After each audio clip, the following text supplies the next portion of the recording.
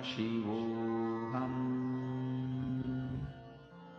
Om Nithyananda Paramashivoham. Om Nithyananda Paramashivoham.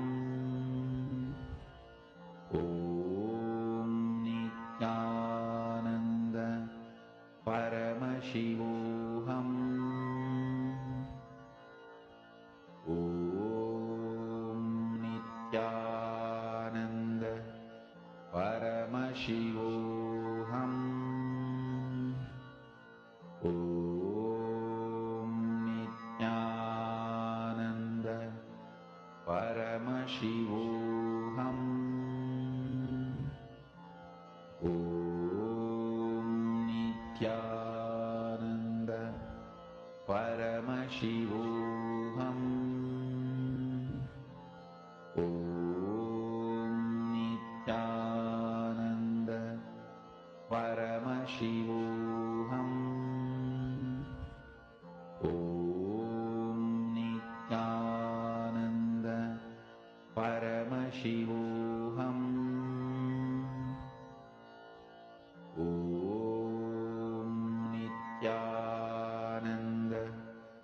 Paramashivoham. Om Nithyananda Paramashivoham. Om Nithyananda Paramashivoham. Om Nithyananda Paramashivoham. Om Nithyananda Paramashivoham. Om Nithyananda Paramashivoham. Om Nithyananda Paramashivoham. Om Nithyananda Paramashivoham. Om Nithyananda Paramashivoham. Om Nithyananda Paramashivoham. Om Nithyananda Paramashivoham. Om Nithyananda Paramashivoham.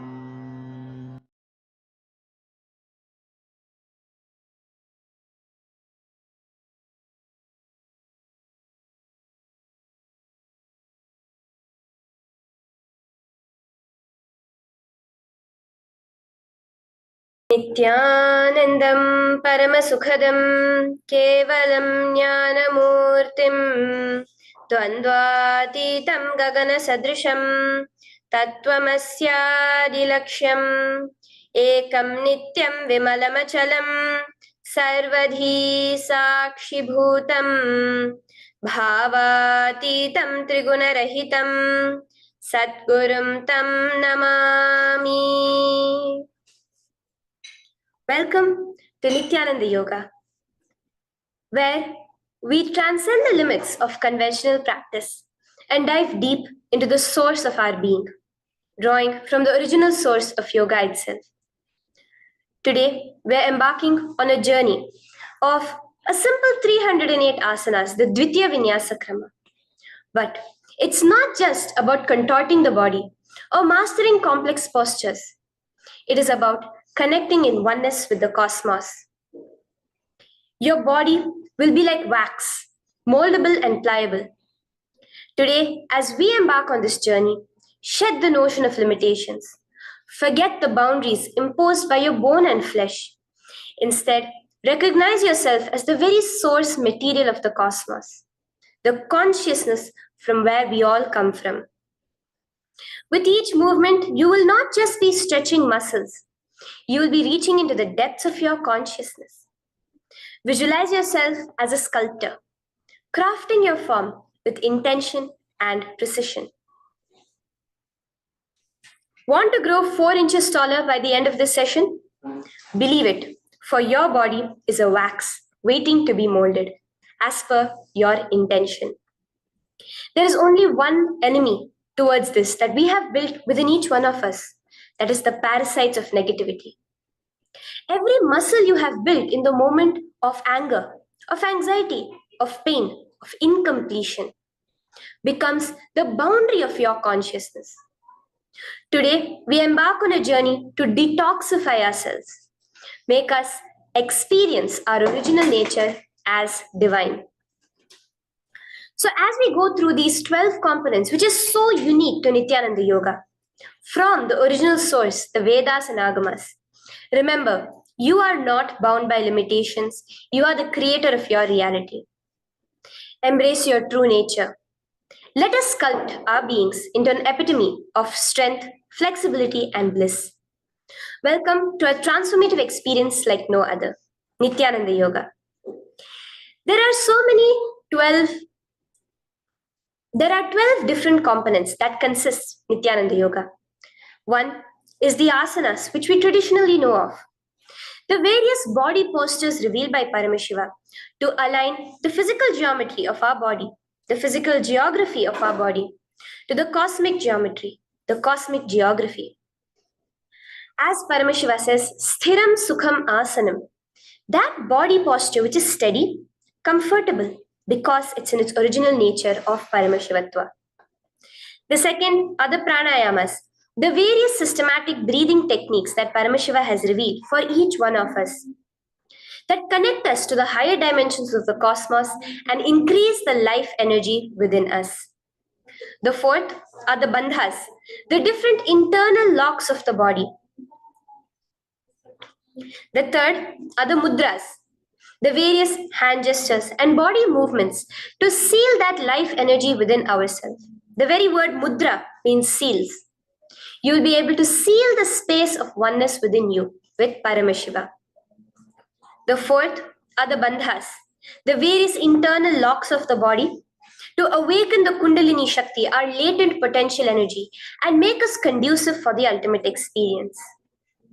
The fifth are the karanas, the beautiful dance movements of the body, revealed by Paramashiva to put you in the space of ultimate bliss, and which engage all the different parts of your body. The next are the visualizations. As Swamiji says, the intention with which you move your body manifests as your reality. As you hold the visualization within you of the various gods and goddesses of KAILASA, of the various beings of this universe, you manifest the powers of those beings within you. The next are the japas, the various powerful energy vibrations of the cosmos that you will be subtly repeating in your throat center, that will cause your very DNA to be bound to the cosmos, to your consciousness with the highest frequency possible.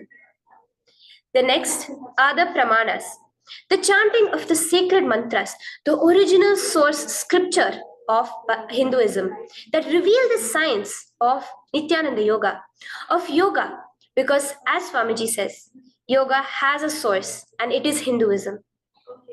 These original verses will manifest the vision Paramashiva had when he created yoga in each and every one of us. There are weights, which is an optional component, helps us to enhance our experience of Nithyananda Yoga as revealed from the source scriptures of Hinduism.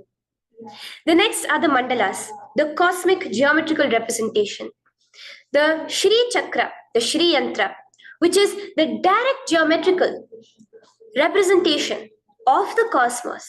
When you keep that in front of you and gaze at it throughout your Nithyananda Yoga, your body will fluidly just align itself to the cosmos. We have the Abharana, the Rudraksha, which we keep on our body, which acts as an energy battery, sucking in, storing the energy that we produce during this Nithyananda Yoga and releasing it to us throughout the day to fuel our entire day with consciousness.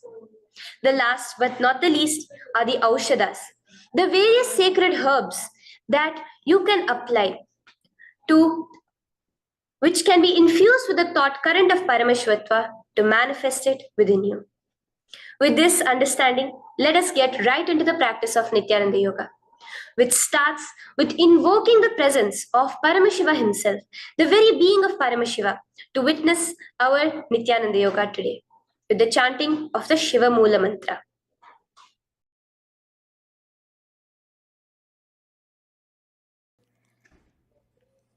Let us now chant the Shiva Moola Mantra 11 times internally. Om Ham Hom Shivaya Namaha. Om Ham Hom Shivaya Namaha. Om Ham Hom Shivaya Namaha. Om Ham Hom Shivaya Namaha.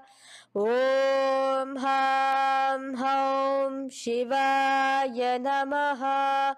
Om Ham Hom Shivaya Namaha. Om Ham Hom Shivaya Namaha. Om Ham Hom Shivaya Namaha. Om Ham Hom Shivaya Namaha. Om Ham Hom Shivaya Namaha. Om Ham Hom Shivaya Namaha. The next step of this ritual of yoga, as Swamiji reveals, yoga is a ritual, a methodology to connect yourself with the divine. As every ritual in Hinduism goes, we cleanse the three elements of our body, of the world, and of the ultimate with the Tattvachamanam.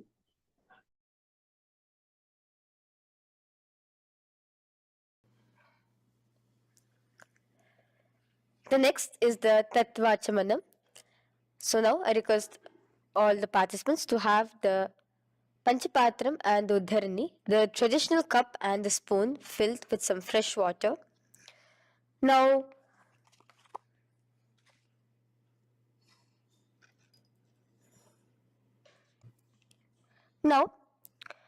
keeping your right hand in the shape of a cow's ear, the Gokarna Mudra, pour an Uddharani of water from the Panchapatram and chanting each of the following mantras internally, drink the water that flows through the base of the palm. Om Atmatattvam Shodayami Svadha. Om Vidyatattvam Shodayami Svadha. Om Shivatattvam Shodayami Svadha. Wash your right hand with water from the Panchapatram. Now, chanting the following mantra internally, wipe the upper and lower lips twice using the base of the right hand thumb, moving the hand from right to the left of the lips. Om Ham Hridayaya Namaha. Wash your right hand with water from the Panchapatram. Now, with the tips of right hand index, middle and ring finger, touch above the upper lips and below the lower lips. Wash your right hand with water from the Panchapatram.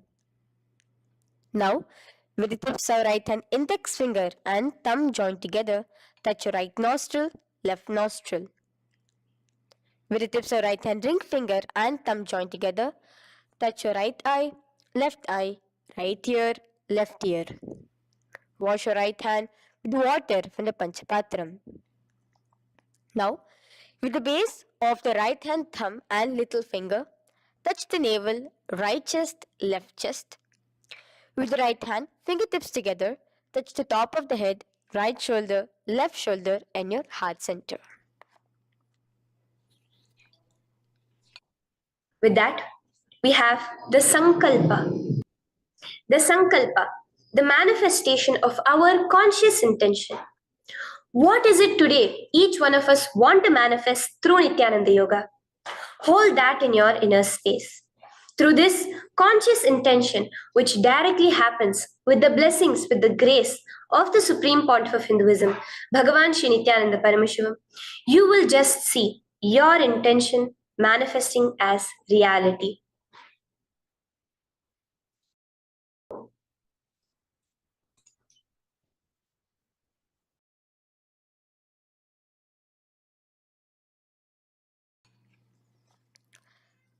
The next is the Sankalpa, the conscious resolution.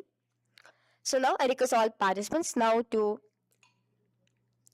with your right hand, cover your left palm, which is the Sankalpa Mudra, and keep both the hands on the right thigh. Continue to keep this mudra till the end of the Sankalpa. Om Mamopata Samasta Duritakshayaddvara Bhagavat Shri Nithyananda Paramashiva Prityartham Shri Nithyanandeshwari Paramashiva Shakti Sameta Shri Nithyanandeshwara Paramashiva Prityartham Cha शुभे शोभने मुहूर्ते अद्य ब्रह्मणः द्वितीय पराध्ये श्री श्वेतवराह कल्पे वैवस्वतमन्वन्तरे अष्टाविंशतितमे नित्ययुगे प्रथमे पादे जम्बूद्वीपे भारतवर्षे भरतखण्डे मेरोः दक्षिणे पार्श्वे शखाब्दे अस्मिन् वर्तमाने व्यवहारिके प्रभवादीनां षष्ट्याः संवत्सराणां मध्ये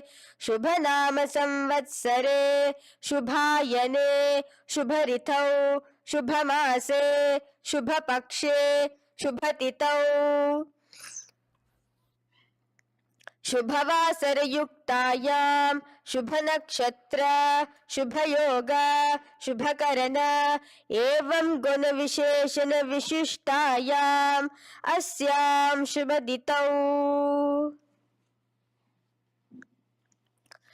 श्री कैलासोन्नत द्वादशान्त श्यामला पीठारूढ़ श्री मीनाक्षी सुंदरेश्वरा भिन्न स्वरूप परशिवपुत्र रत्न कुमार गुरुमन्यतुल्यावतार श्री पार्वती स्तन्यपान लब्ध दिव्य ज्ञान विश्रुत सकल निगमागम सारभूत द्राविड वेद प्रवक्त्रे श्रीमत् परम शिव करुणा समधिगत मुक्तामय चतुरश्रयान गीयमान छत्र चामर श्री चिन्ह काहलादि समस्त बिरदावल्यलंकृत ज्ञान विज्ञान चक्रवर्ती सर्वजन संग सद्यो निर्वाण दीक्षा व्याप वर्ग वर्ष विश्रान जीमूत परमत कलभ केसरी शैव सिद्धांत स्थापनाचार्य श्री राजाधिराज पांड्य महाराज गुरु क्षपन शाक्यादि महांधकार निवारण ज्ञान भानु वीक्षण नरहार ध्वजोच्छेदन पूर्वक श्रीमद वृषभध्वज स्थापक शैव समय कर्त्रे सर्वज्ञ पीठारूढ़ श्री जगद्गुरु श्री ज्ञान संबंध देशिक स्वामी वागीश सुंदर माणिक्य वाचक स्वामी नाम अवतार भूत श्री ज्ञान संबंध स्वामी पुनरुद्धृत श्यामला पीत सर्वज्ञ पीत तृणवद्युत्तर द्विशततम गुरु महासन्निधान अरुणगिरि योगीश्वर परंपरागत अरुणाचल सर्वज्ञ पीठ गुरु महासन्निधान कैलास परंपरागत कांची कैलास सर्वज्ञ पीठ त्रयष्टिंशदुत्तर द्विशततम गुरु महासन्निधान नित्योत्सव नित्य मंगल नित्य कल्याण नित्य रजित कैलास परंपरागत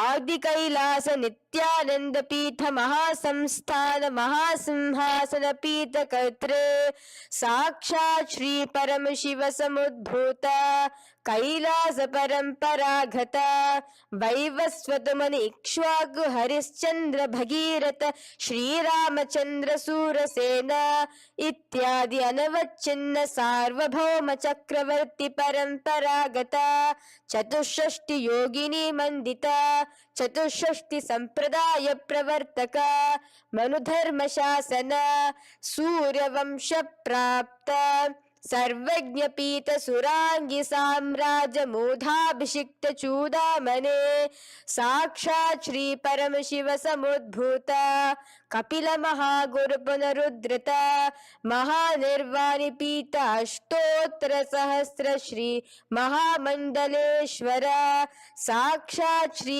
परम शिव समुद्भूत श्री महागणपति समारंभ अनवच्छिन्न पीतादीश्वर गुरु परंपरा प्राप्त अतल पीता अष्टोत्तर सहस्र श्री अतल पीताधीश्वर धर्म मुक्ति स्वर्ग पुरस्वर्ण पीता त्रयोविंश गुरु महासन्निधान कैलास परंपरागत आदिपीठ सर्वज्ञ पीठ जगद्गुरु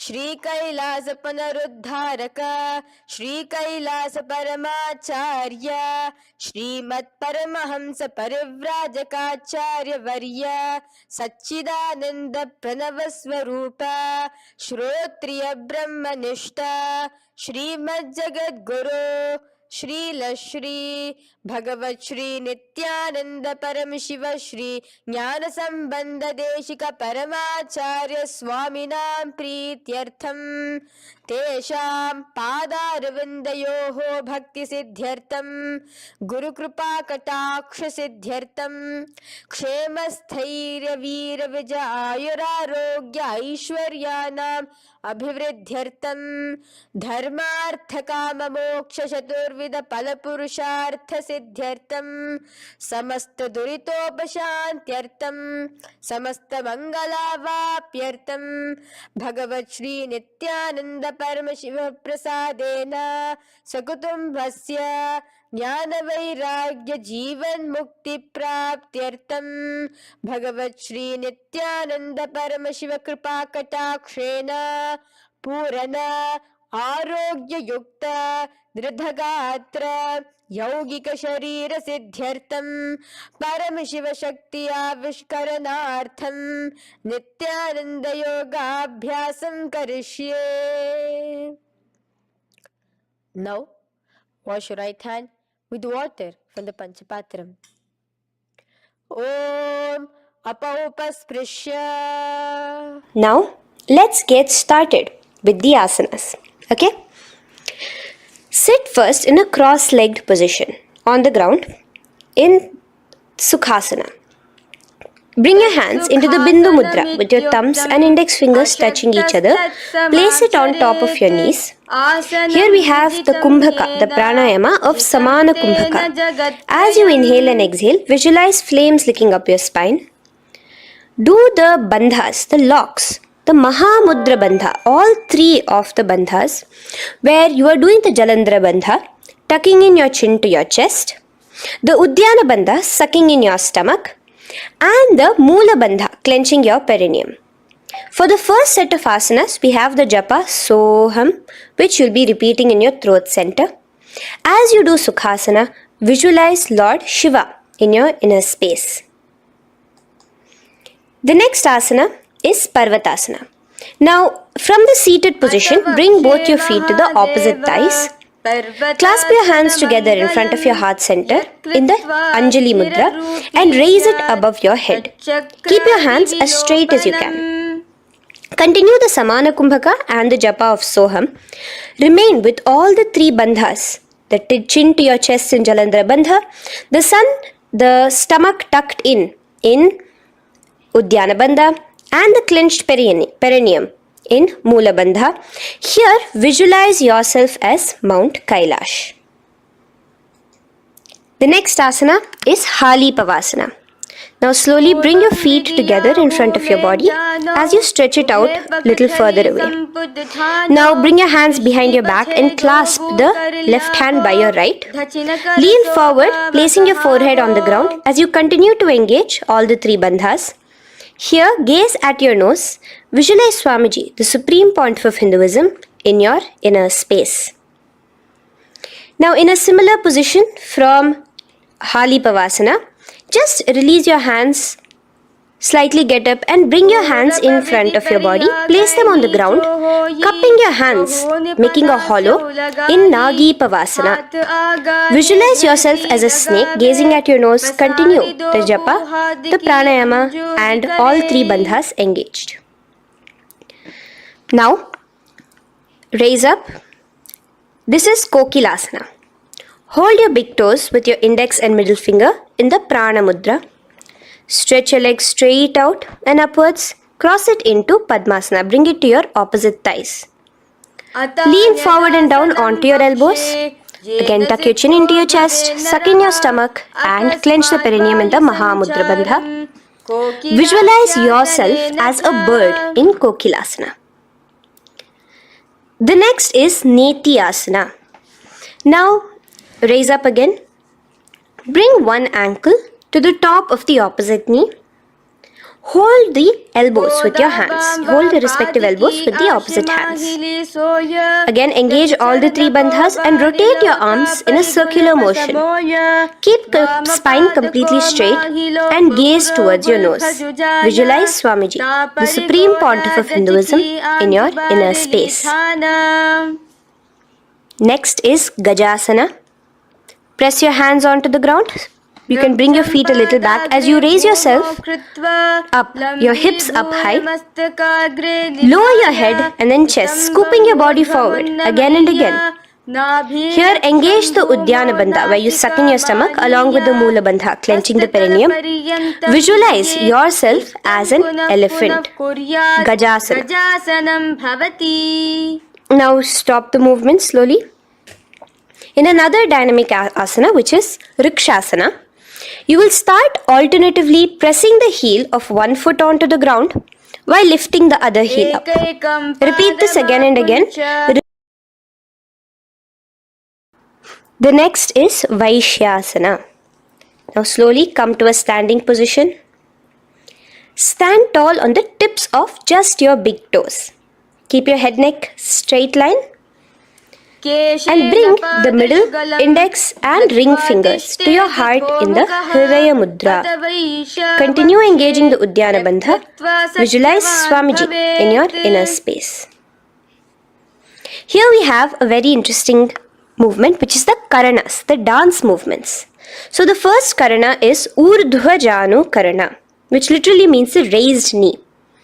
So now stand in the Aramandi position, which is your heels touching together, the toes facing outwards, almost at a 45-degree angle.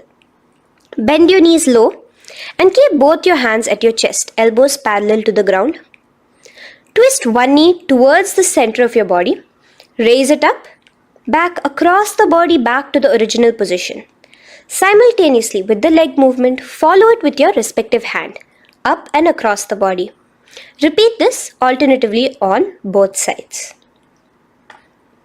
Now, in Balalingasana, come back to a standing position straight and interlace your fingers from outside in. This is the Sarva Vashankari Mudra. Hold on to your knee, pulling it up towards your chest. Pull it tight. Continue to keep your spine straight. Engage all the three bandhas, the Jalandhara Bandha, the Udyana Bandha and the Mula Bandha. As you are holding your knee, visualize yourself holding, caressing a baby. Balalingasana. The next asana is Pada Pidanasana. Now the same foot which is raised, clasp it with your hands and pull it behind towards your body, holding it with both your hands. Again, engage all the three bandhas, standing tall.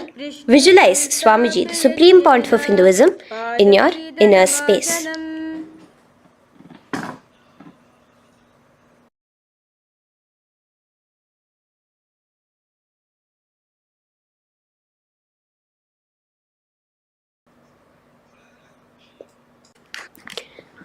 From here, let's enter into Natarajasana. Now, the same foot you're already holding behind your back, twist the same hand of that leg inwards and pull the leg back. Extend the opposite hand forward with the index and thumbs together, again in the Bindu Mudra. Now, pull the foot back and up while leaning forward in Natarajasana. Hold your balance here. Here you will be engaging only the Mula Bandha, visualizing yourself as Lord Nataraja, the Lord of Dance.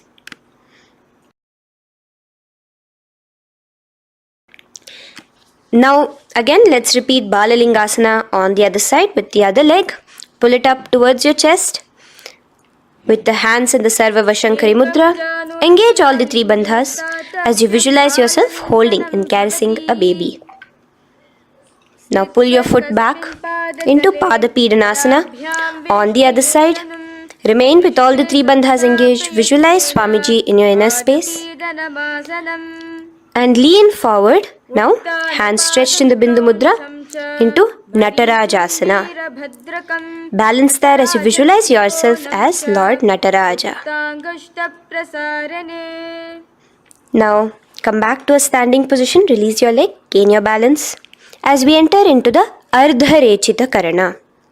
Now again bring yourself to the Aramandi position, heels together, toes pointed outwards and knees bent. Now from this position, bring your right foot onto the tips of the toes behind the left heel. The heel should be up. Bring your left hand towards your chest, parallel to the ground again, and extend the right arm out and wide like a pendulum. Bring it back towards your chest. Now while your arm is swinging, remember to move your fingers one by one inwards towards the palm and then outwards. Now place the right hand over the nose. Uncross your ankles. Let's do this on the other side also. Cross the left ankle behind and stretch the left hand out like a pendulum.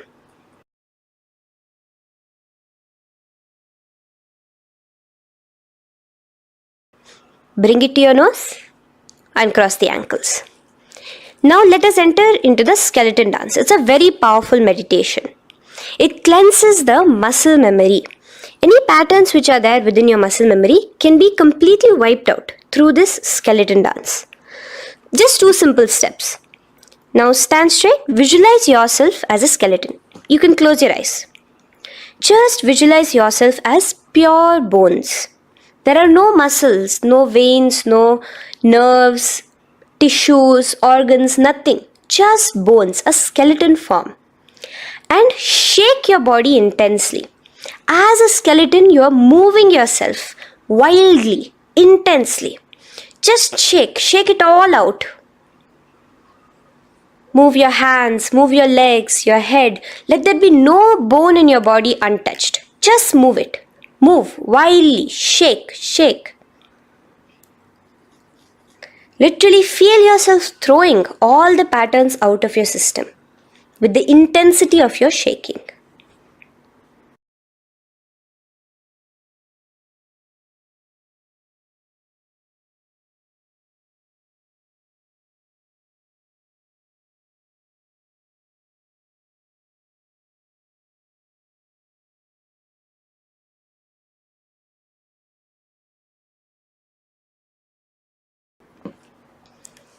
Now slowly calm down. Take a few steps, gain your breath back. That's a powerful meditation we did. Let us do the next Karana. Again, come back to a standing position. Do the Aramandi. Your toes outwards, knees bent with your feet together. Now here, raise your hands above your head. Keep your palms completely straight and cross the wrists with the palms facing forward and the back of the hands outward. Now from the crossed wrists, uncross the wrists, spreading your arms out wide while you turn your hip towards the side. Turn by the waist sideways. Bring your hands back over the head and turn on the other side. Repeat this on the other side. Do it again. Let's twist out. Come back to the middle and twist out again. This is the Kati Chinakarana. Now stand tall. Raise your hands above your head. Bring yourself to the top of the tip of your toes. Let your hands face each other parallel to the ears. You're tall, pushing yourself, stretching yourself. Again, engage all the three bandhas. Tucking in your chin to the chest, sucking in your stomach and clenching your perineum. Visualize yourself as a palm tree. We have the japa changing over here, where you will be repeating Shivoham in your throat center. Tadasana. Now, as we enter into Uttanasana, relax and lean forward, bringing your hands on by the ground next to your feet. Keep your palms flat on the ground. Try your best. Engage all the three bandhas. Remain with all the three bandhas engaged as you visualize Swamiji, the Supreme Pontiff of Hinduism himself, in your inner space.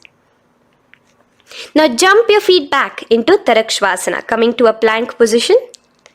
Keep your hands shoulder width apart. Be steady there.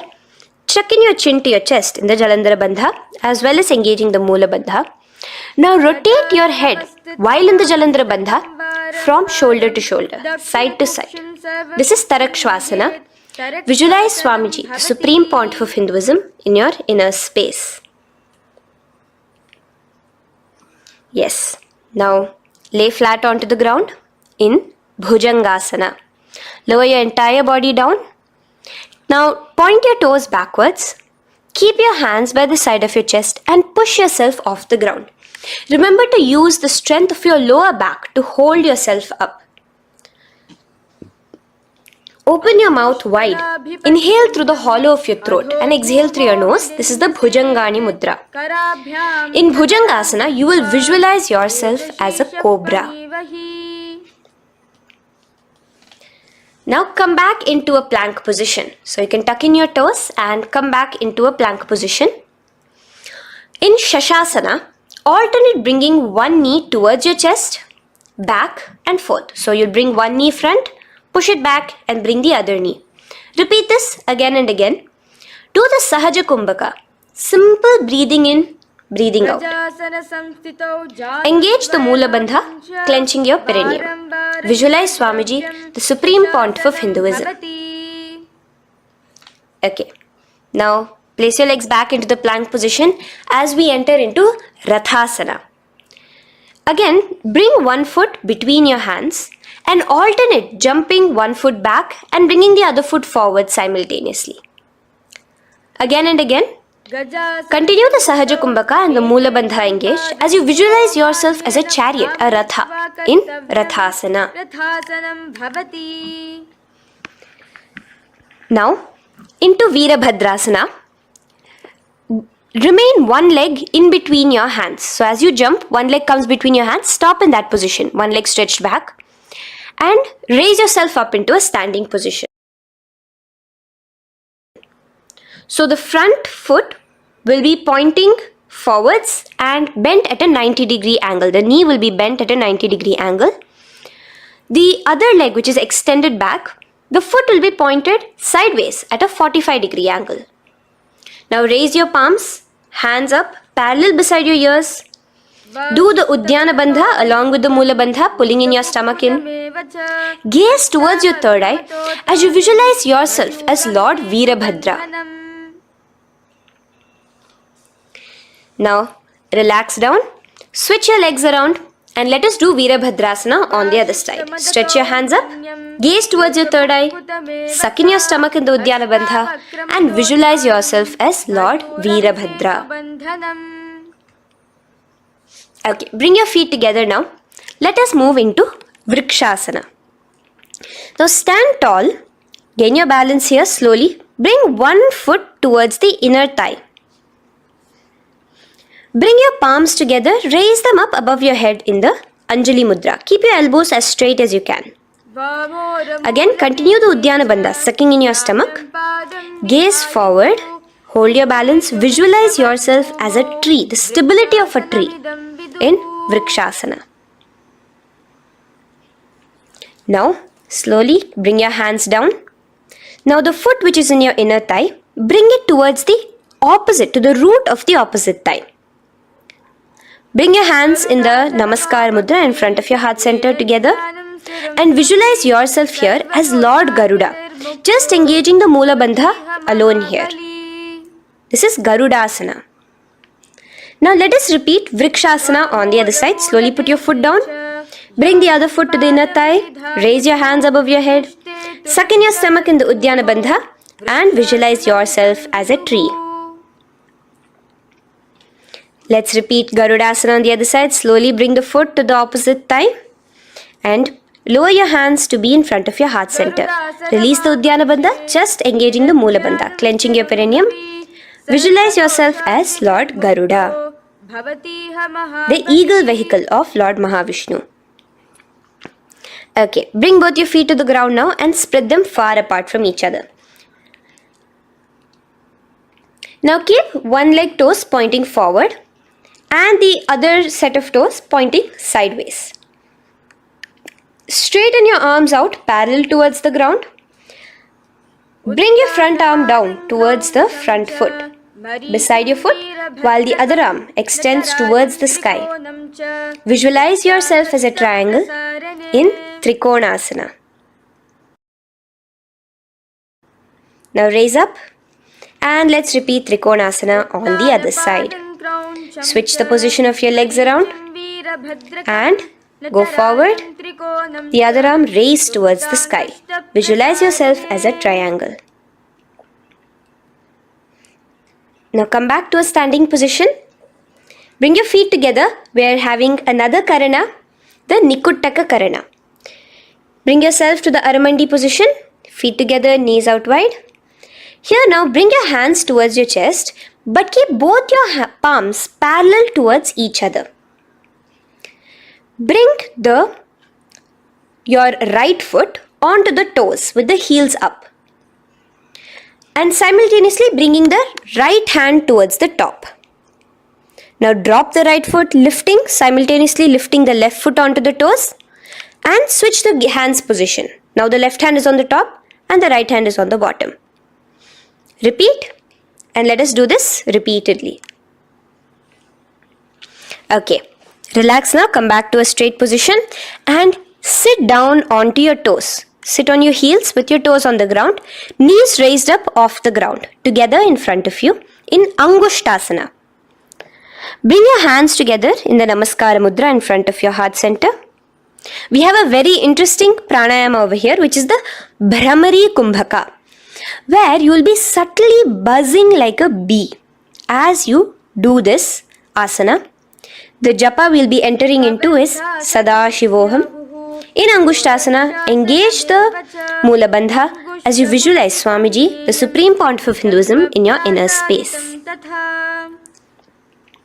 Now in the same position, slowly bring your hands to the ground.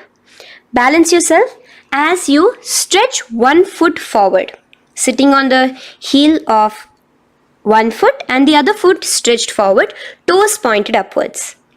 Bring your hands to the Vara Mudra, just the tips of the finger on the ground while the palm faces forward, both your hands. Continue to engage the Moola Bandha, clenching the perineum as you visualize Swamiji, the Supreme Pontiff of Hinduism, in your inner space. Now, stretch, the leg is stretched forward, right? Stretch the same hand, the respective hand forward and clasp onto the big toe of that foot in the Prana Mudra with your index and middle fingers. The other hand, bring it to the back of the respective heel in Vidhunanasana as you visualize Swamiji in your inner space. Okay, bring your 2 feet back together as we repeat Saurasana on the other side. Stretch your left leg forward now. Palms in the Vara Mudra on the ground. Visualize Swamiji in your inner space. And lean forward into Vidhunanasana on the other leg. Clasp your toes. Bring the other hand to the back heel.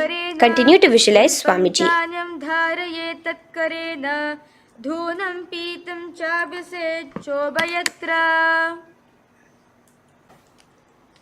Now bring your 2 feet back together as you continue to sit on the heels, getting a nice toe workout here. Balance on your toes, bring your knees together in front of you. Now place your palms on top of the respective knees with the hands facing upwards, the palms facing upwards. Leave a slight gap between your palms and knees. As you gaze forward, engage the Jalandhara Bandha, tucking in your chin to your chest, and look between the gap between your hands. Brahma Jurankushasana.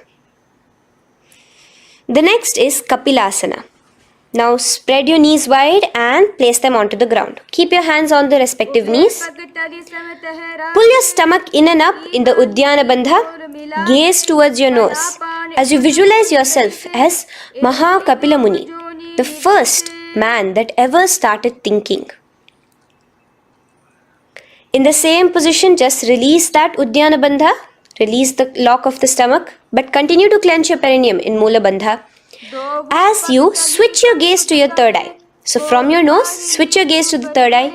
Visualize Swamiji, the Supreme Pontiff of Hinduism, in your inner space. Bhadra Gorakshasana. Next is Suryasana. Now, your toes are tucked. Just lift your knees off the ground, wide apart. Bring your hands together in the Padma Mudra with the little fingers and thumbs joined together.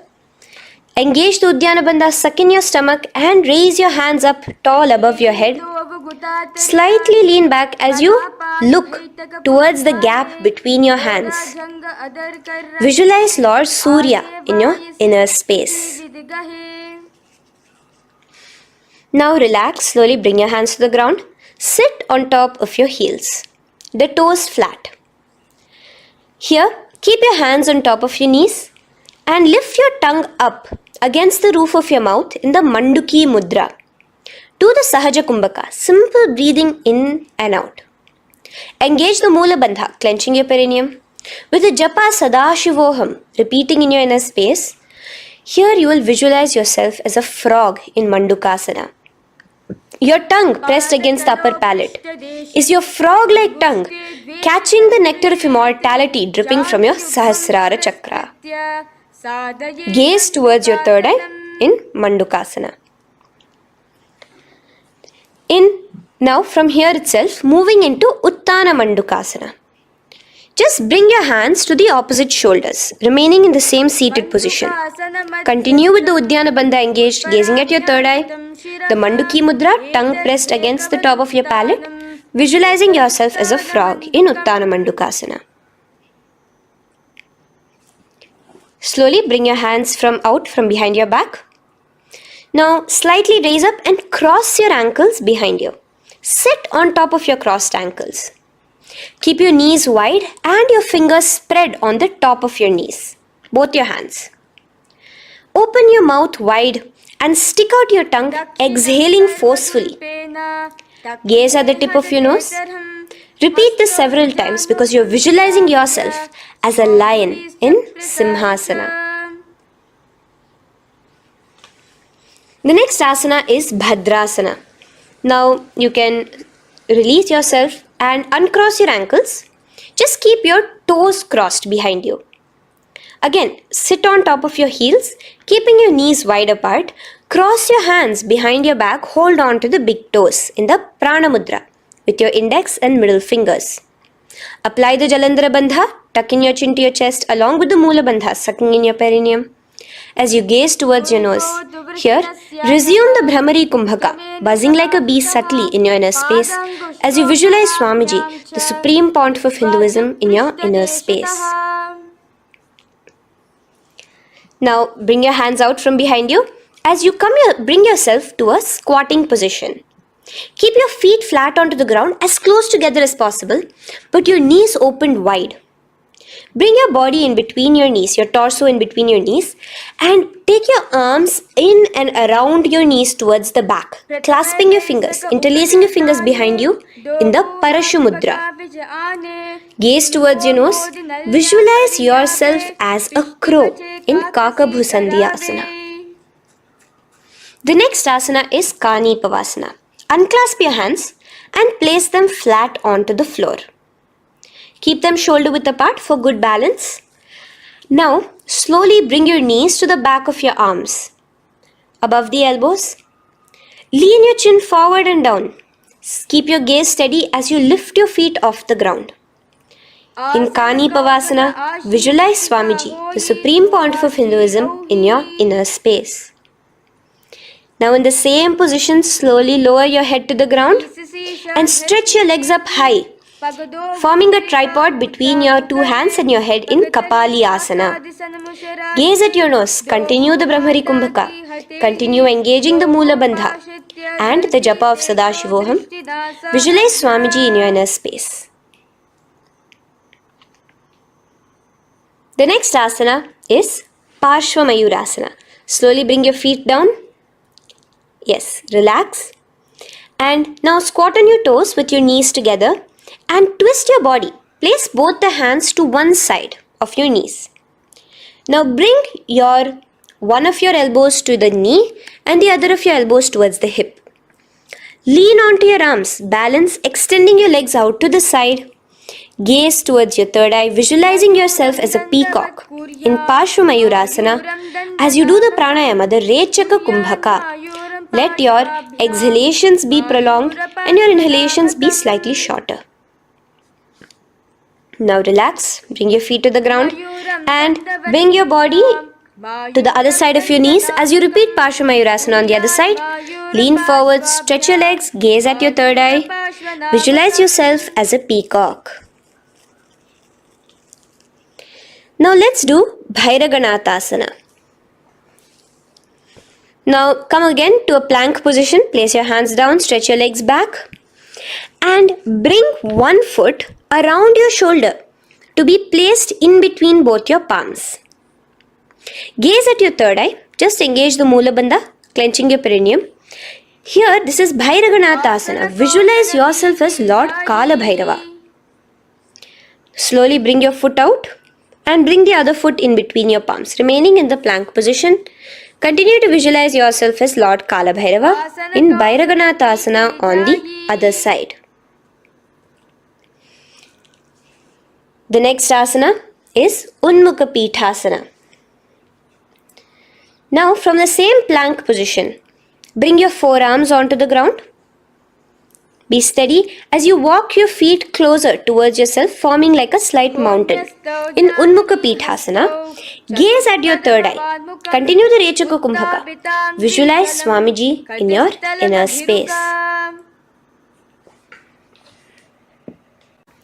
The next asana is Vashishtasana. Now, just raise yourself onto one of your hands. So, release your forearms off the ground and raise yourself onto your right arm. And keep your body completely parallel to the ground as you raise your left arm straight above your head.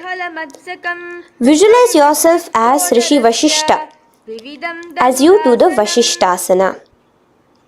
Gaze towards the hand on the top. Now slowly bring that hand down. As you switch the hands, bringing your right hand up towards the sky. Balance there, completely straight on your toes. As you visualize yourself as Rishi Vashishta, the Guru of Bhagavan Sri Rama. Now, bring your feet forward into Anjaneyasana. So here you will be sitting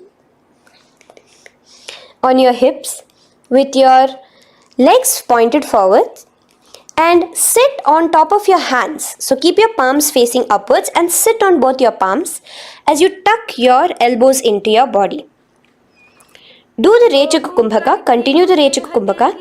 Engage the Jalandhara Bandha, tucking in your chin to your chest, gaze at your nose, visualize yourself as Lord Hanuman in Anjaneyasana. Now, slowly release your hands from under your body as you lean forward into Paschimottanasana.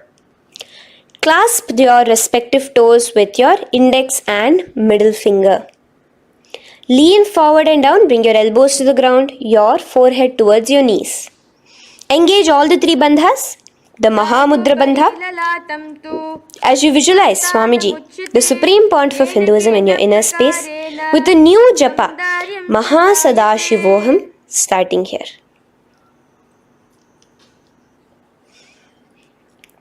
The next is Ugrasana. Now, you can raise up and clasp your hands behind your neck in the Parashumudra. Interlace both your fingers. Lean forward and down, bringing your forehead to your knees and your elbows onto the ground. Again, engage all the three bandhas in the Mahamudra Bandha as you visualize Devi Kali in your inner space in Ugrasana. The next is Marichi Asana. So raise up and keep one leg pointed forward while you bring the other leg towards the groin, the knee pointed upwards. Place the foot flat on the ground. Now lean forward. Bring both your hands, wrap your arms around the raised knee, clasping your hands behind the back together. Bring your chest to the thigh with your head towards the knee. Here engage just the Moola Bandha, sucking in your perineum, as you visualize yourself as Rishi Marichi in Marichi Asana. The next asana is Mahamudrasana. Now slowly raise up and the raised knee, let it rest by your side with your leg towards the inner thigh of the opposite leg. Now again reach down, hold your foot, bring your elbows to the ground, your forehead to your knees. Engage all the three bandhas in the Mahamudra Bandha. Gaze at your nose, visualize Swamiji himself in your inner space. Raise up. Let's repeat Marichi Asana on the other side. Bring the other foot straight while the other foot comes into the groin. Knee up.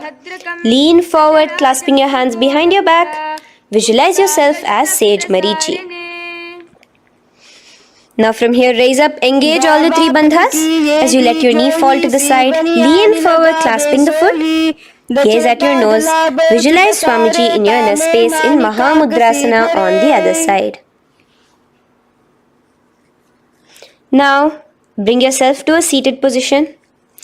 Sit and bring the soles of your feet together. Bend your knees and keep your heels as close towards you as possible. While try to touch your knees to the ground. Clasp your feet together with both your hands. Maintain a straight spine. Gaze towards your nose in Bhadrasana 2. Visualize Swamiji, the Supreme Pontiff of Hinduism, in your inner space. The next asana is Gwali Pavasana. Now, keeping your feet together, just bring your hands towards the respective knees. Just lightly place them there. Tuck your chin to your chest in the Jalandhara Bandha, continuing to engage the Moola Bandha, clenching your perineum. As you gaze at your nose, visualize Swamiji, the Supreme Pontiff of Hinduism, in your inner space. Now, push your soles slightly further away from you. The joined feet, push it further away from your body. And lean forward, keeping both your hands, the fingers inside of the feet. Hold the soles of your feet. Lean forward and down. Bring your forehead to the ground. Gaze at your nose. Visualize the Yoni Mandala in your inner space in Joni Asana. The next is Midiki Pavasana. Raise up.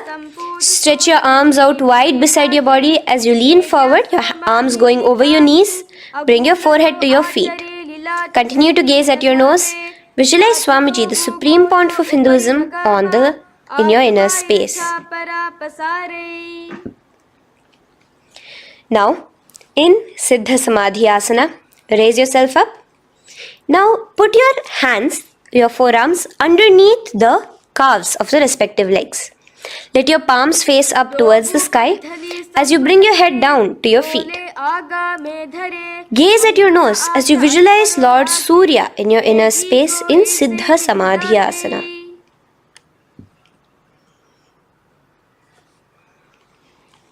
The next asana is Chiniki Pavasana. Raise up now. Bring both your feet together in front of you. Bring your feet back close to your body.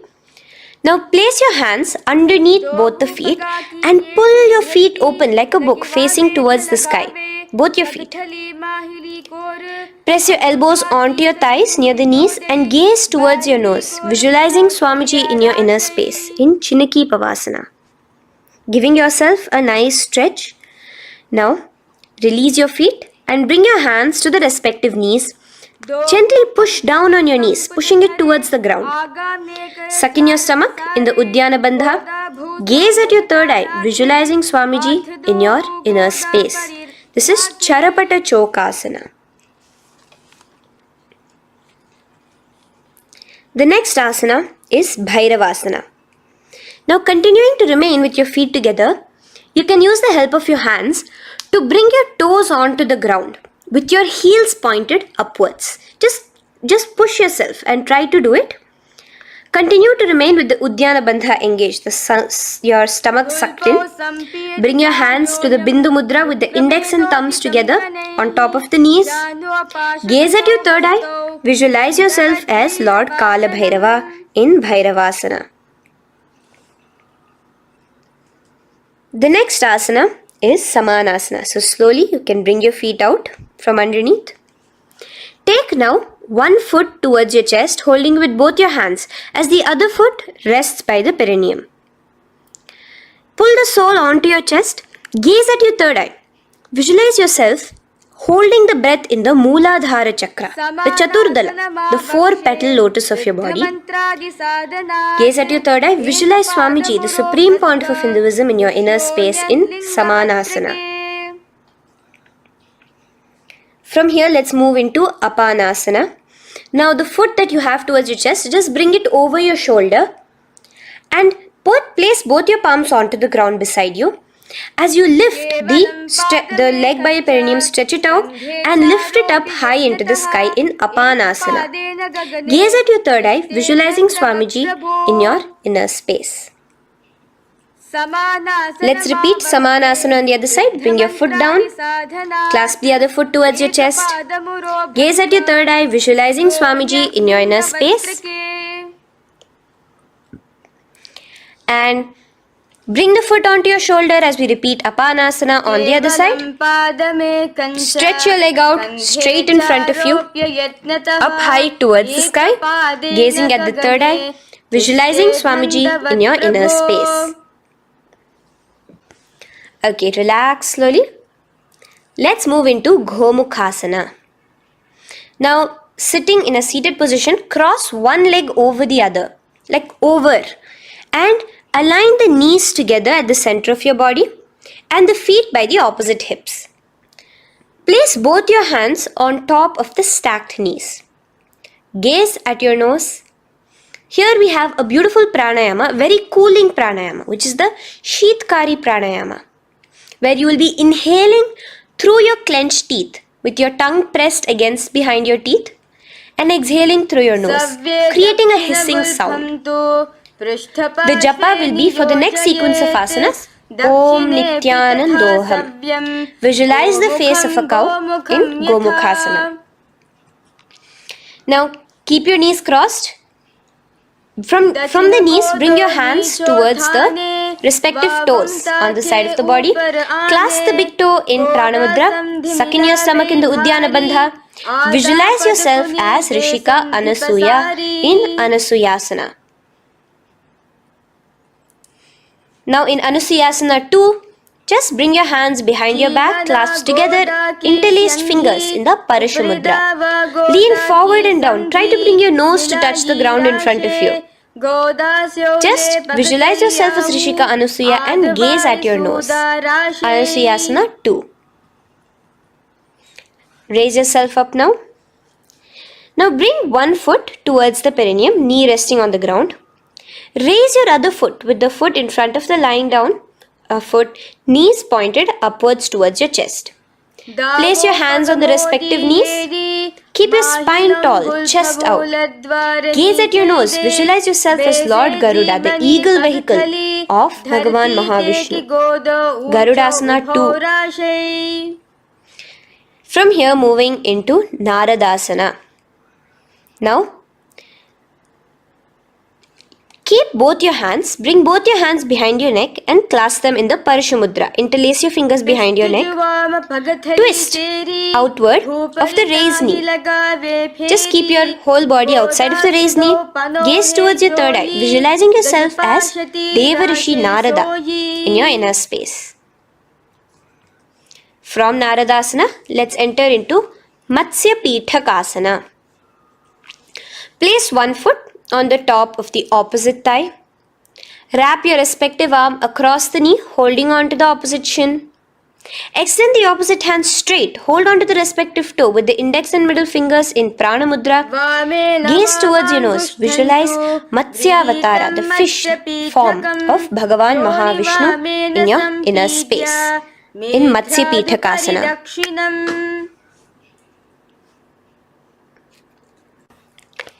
From there, let's repeat the Gomukhasana and the rest of the asanas on the other side too. So slowly you can cross your knees over to the other side in Gomukhasana. Keep your hands on the top of your knees. Gaze at your nose as you visualize the face of a cow in Gomukhasana. Continuing into Anusuyasana on the other side, bring your hands to your toes. Suck in your stomach in the Uddiyana Bandha. Gaze at your nose, visualize yourself as Rishika Anasuya. And lean forward, bringing your hands behind your back in Anusuyasana 2. Interlace your fingers in the Parashamudra. Continue to gaze at your nose, visualizing yourself as Rishika Anasuya. As you relax the Uddiyana Bandha, just clenching the Mula Bandha alone. Raise up, bring your feet together in front of you as we enter into Garudasana 2. Place your hands on the respective knees. Stay straight. Visualize yourself as Lord Garuda as you gaze towards your nose. And twist your body out of the raised knee, hands clasped in the Parashamudra behind your neck. Gaze at the third eye, visualizing yourself as Devarishi Narada. And bring the foot to the opposite thigh as we enter into Matsya Pithakasana on the other side. Clasp your toe in Prana Mudra. Gaze at your nose, visualizing Matsyavatara, the fish avatar of Lord Vishnu in your inner space. Now let's enter into Matsyendrasana. Remaining in the same position with one foot on the opposite thigh, place the other foot on the ground on the far side of the other thigh. Twist. Bring your elbow outside the raised knee. Keep the raised arm by your neck. Turn backwards. Gaze towards your third eye, the other hand straight out. Visualize Matsyendranatha, the great Rishi and master of Hatha Yoga in your inner space. Just switch your hands around. Straighten the hand that was originally bent and bend the other hand towards your neck. As we enter into Kubhasana, visualize yourself as a camel. Continue to gaze at your third eye. Now, straighten out both your hands straight out in the same position. Continue to gaze at your third eye, visualizing Matsyendranatha, the master of Hatha Yoga in your inner space. Now slowly take your foot off from the thigh. As we enter into Matsyendrasana on the other side, bring the other foot to the thigh. Place the other foot on the far side. Twist, bringing your elbows outside of the raised knee, hands on the head. The other hand stretched out back. Twist, gazing at your third eye. Visualize Matsyendranatha in your inner space. Switch the hands around as we enter into Kubhasana on the other side. Remember to visualize yourself as a camel. Now stretch both your hands out in Matsyendrasana 2 on the other side. Visualize Matsyendranatha in your inner space. Now, with one leg on the thigh, bring the other foot too to the opposite thigh in Padmasana. Place your palms on the respective knees. Engage all the three bandhas in the Mahamudra Bandha, tucking your chin to your chest, sucking in your stomach and clenching your perineum. We have a new pranayama here, which is the Shitali Kumbhaka, where you will continue to inhale through the teeth without creating the hissing sound and exhale through your nose. A new japa of Om Nithyananda Mahasadashivoham starts here. Gaze at your nose in Padmasana, visualizing yourself as Bhagavan Paramashiva. Now, keeping your legs in the same position, just cross your hands over each other, clasping onto the toes with your index and middle fingers in the Prana Mudra. Gaze at your nose, visualize yourself as Devi Parvati, the consort of Lord Paramashiva in Padmasana 2. Now, uncross your hands. Take your hands and insert it into the gap between your thighs and your calves. Put both your hands within and pull it out on the other side. As you balance on your hands, lifting your whole body off the ground, visualize yourself as a rooster in Kukutasana. Now relax. Take your hands out from inside your feet as we enter into Baddha Asana. Place your hand onto the ground as you raise up on your knees. Place your palms on the ground, fingers pointing towards the legs. Now keep your elbows together, pressed against your navel. Slowly lean forward, balancing, and extend your knees off the ground, visualizing Swamiji in your inner space. In the same position, stretch your legs out behind you. In Mayurasana, visualize yourself as a peacock. Hold your balance. Relax now. Yes, relax flat onto the ground into Makarasana. Lay down completely flat. Keep your feet pointing outwards, far away from each other. Place your forehead on the mat. Interlace your fingers behind your neck in the Parishamudra. Just relax, visualizing yourself as a crocodile as we go back to the Sahaja Kumbhaka, the simple breathing in, breathing out. Just keep the Moola Bandha alone engaged.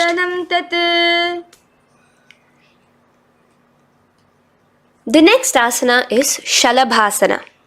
Now lay on your stomach and place your hands on the ground beside the chest. From the laying position, raise your legs up. Use your core strength to bring your thighs off the ground. Visualizing yourself as a locust in Shalabhasana. Relax your feet down and bring your hands to your feet, pulling your feet down towards the ground beside your hips. In Ushtrasana, visualize yourself as a camel. Now slowly kick your legs back. Rise your hand is clasping your feet. Pull your feet towards the sky, lifting your chest and thighs off the ground. In Dhanurasana, gaze at your third eye. Visualize yourself as Paramashiva's bow. Relax slowly and come up to a sitting position. In Bhagasana, sit on both your knees with your head, neck and spine straight. Clench your perineum in the Moola Bandha. Place your hands on top of your knees. Gaze towards your third eye, visualizing Swamiji, the Supreme Pontiff of Hinduism, in your inner space. From here we enter into Gohyasana. We have a couple of headstand postures here, so get yourself ready. Now place your forearms on the ground with your fingers interlocked. Ensure your elbows are at shoulder width for the best balance. Place the top of your head on the ground, holding your head with your hands. Slowly walk your toes forward until your hips are in a straight line with your shoulders, and just kick your feet up slightly. Make sure not to lose your balance. Keep your knees bent together at your chest, toes pointed upwards. Gaze to your nose, visualizing Swamiji in your inner space. From here, stretch your legs out into Shirasasana, continuing to hold the balance there as you continue to gaze at your nose, visualizing Swamiji in your inner space. Bring your feet to the ground, relax slowly. The next asana is Podhyasana. So come to a seated position. Bring your hands behind your calves, stretching your legs up and your forehead to your knees.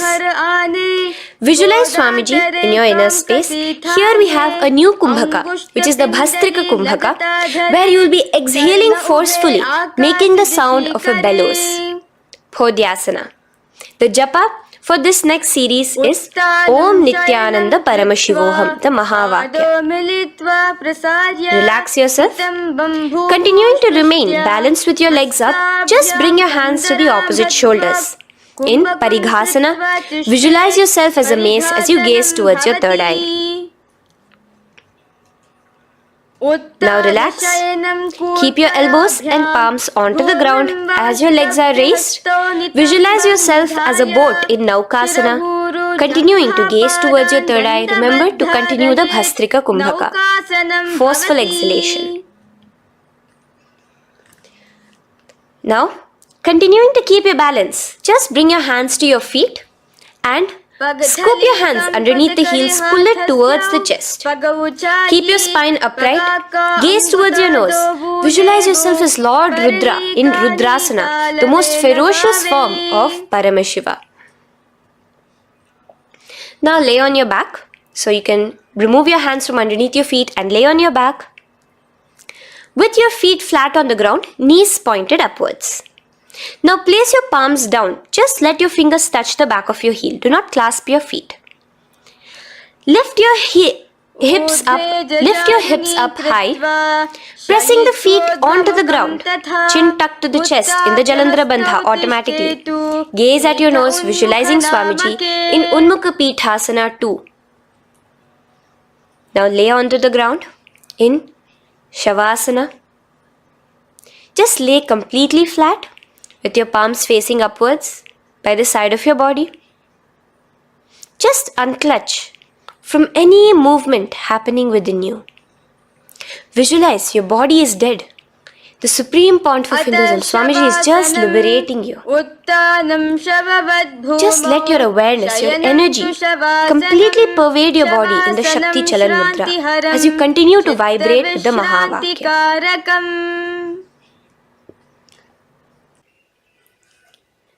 Roll over to one side and come to a seated position. Feel the life entering your body back.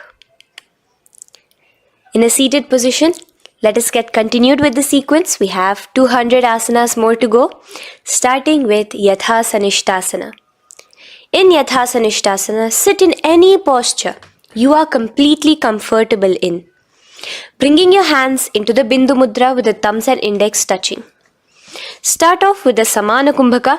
As you're inhaling and exhaling, feel flames licking up your spine. Clench your perineum in the Moola Bandha with the japa Om Nithyananda Paramashivoham for the remaining of the sequence. Visualize Swamiji in your inner space. From here, moving into Samasana, where you bring your feet to a cross-legged position. Keep your hands on your knees with the thumbs and index touching in the Bindu Mudra. Just inhale and exhale as you visualize Swamiji in your inner space. The next is Muktasana. Press your left foot against your genital region.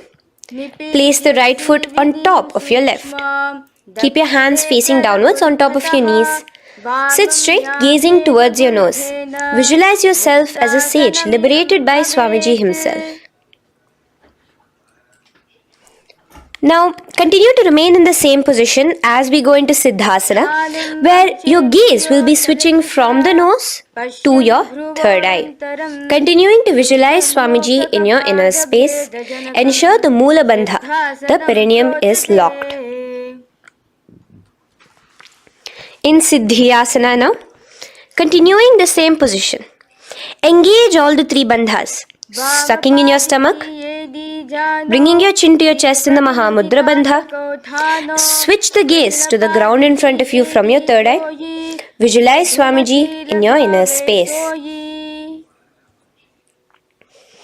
Now, relax the Udyana Bandha and Jalandhara Bandha. Just keep the Moola Bandha, the perineum, alone clenched as we enter Rudrasana 2, where your legs will remain in the same position, just your hands alone from resting on your knees will turn around to the Bindu Mudra, the thumbs and index touching. Gaze towards the third eye, visualize yourself as Lord Rudra, the fierce dimension of Paramashiva. The next is Santadhunasana. Keep your hands in the Bindu Mudra, your legs crossed in the same position as you switch your gaze from your third eye to your nose, visualizing Swamiji, his tranquility, unshakable nature. Now, relax the Bindu Mudra, keep your legs in the same position and bring your hands to your navel, cupping one palm over the other in the Samputa Mudra. It looks sort of like a lotus bud. Continue to visualize Swamiji in your inner space in Siddhasana 2. The next asana is Bandha Yoni Asana. Maintaining one heel over the other in the same position of the legs, Bring your hands to your face in the Shanmukhi Mudra. So just listen carefully now. Bring your little fingers beneath the bottom lip of both hands. Your ring fingers above your upper lip. Your middle fingers closing your nose, your nostrils. Your index finger covering your eyes. And your thumbs pressed into your ears. This is Bandha Yoni-asana, visualizing Swamiji in your inner space.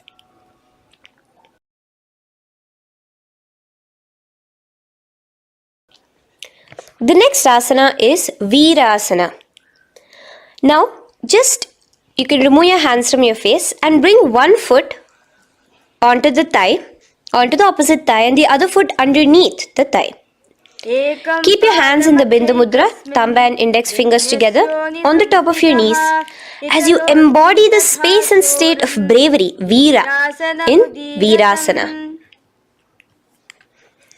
Now, changing the leg position again as we enter into Valmikasana. Keep your left heel on the right side of the generative organ, toes under the thigh.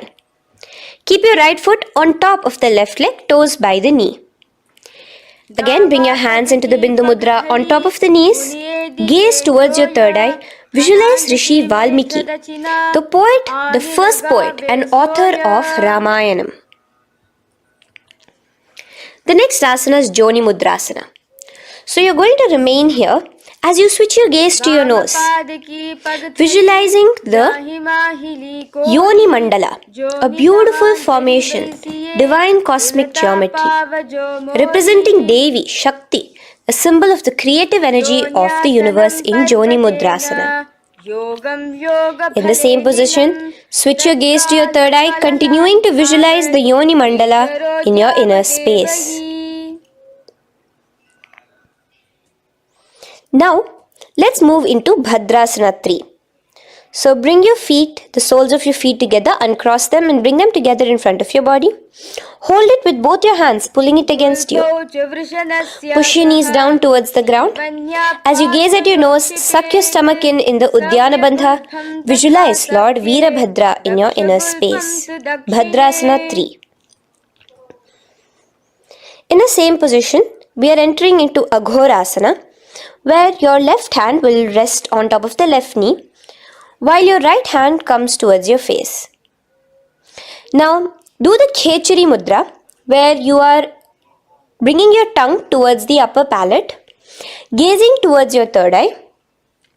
Now, with your right hand, cover your mouth, close the left nostril with your index finger, inhale through the right nostril. Close both the nostrils, hold your breath and exhale through the left nostril in the Abhyantara Kumbhaka. Repeat this on the other side. Visualize yourself as an Aghori, completely dedicated to Paramashiva in Aghorasana. The next asana is Kaneri Pavasana. So you can distance your feet a little away from your body. As you lean forward, place your elbows onto the soles of your feet and rest your chin on your palms. Gaze at your nose, suck your stomach in Udyana Bandha. Here, continuing with the Rechaka Kumbhaka, where your exhalations are prolonged than your inhalations, visualizing yourself as a female elephant drinking water in Kaneri Pavasana. The next asana is Parasana. So now, come to a seated position, raise yourself up and keep your knees raised. Bring your hands underneath your knees, between your calves and thighs, and clasp them together. Interlace your fingers in the Parashamudra in front of your navel. Lift your feet off the mat. Visualize Swamiji, the Supreme Pontiff of Hinduism, in your inner space as you gaze at your nose in Parasana. The next asana we'll be moving into is Gopi Chandasana. Now, take your hands out from in between the feet as you let your feet rest on the ground. Take your hands out from underneath your calves. Interlace your fingers around the feet with the soles of the feet together and raise it up towards your chest. Rest your knee on top of your feet. Gaze at your nose. Embody the state and space of a king in Gopi Chandasana. The next asana is Udarasana. So now just quickly release your legs, bring your hands underneath your calves and hold on to your feet again from inside out. Both your feet together. Bring your feet up to your chin, resting your chin on top of the interlaced fingers. Bring your feet to your chest, gaze at your nose, visualizing your body, the supreme pontiff of Hinduism, free from any defects in Udarasana. Now, in the same position, just lift your legs up towards your head. Let the top of your hands come towards the top of your head, your forehead. And this is Vishishtasana. Visualize yourself excelling in everything in this posture. Now, slowly relax. Keep your hands underneath your shins as you take your hands up to the shoulder, pulling your hand and interlacing your fingers behind your neck. In Bhujasana, visualize yourself as a cobra. The next asana is Kalyanasana. So in the same seated posture, bring your hands around from behind your neck, remove them and put them around your back, interlacing the fingers behind you. Gaze at your nose. Visualize yourself as a beautiful, auspicious goddess in Kalyanasana.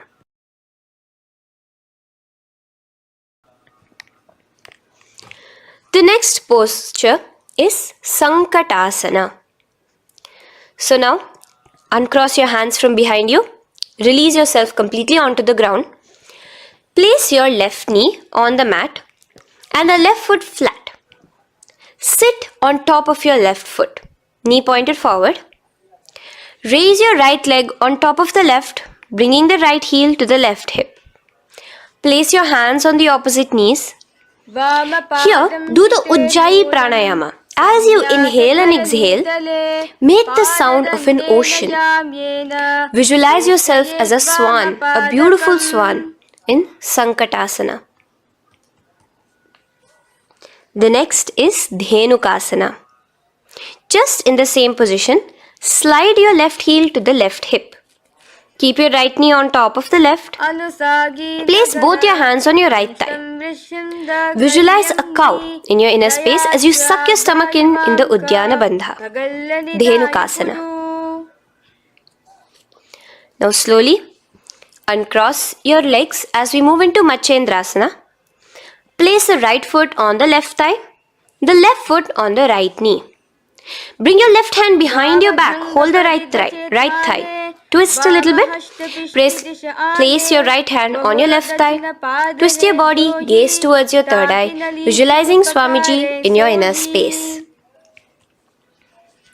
The next asana, Matsyendrasana 2, just untwist your body. As you clasp the respective toes of both your feet with your hands, lean forward and down, bringing your forehead to the ground in front of your feet. Visualize Swamiji, the Supreme Pontiff of Hinduism, in your inner space. Raise up now. Keep your legs in the same position. We have the Guru Asana. Interlace your fingers together and place it over the topmost knee. Suck in your stomach in the Udyana Bandha, clench your perineum in the Moola Bandha, tuck your chin to your chest in the Jalandhara Bandha. As you engage all three bandhas, visualize Swamiji in your inner space. Let us now repeat Sankatasana on the other side.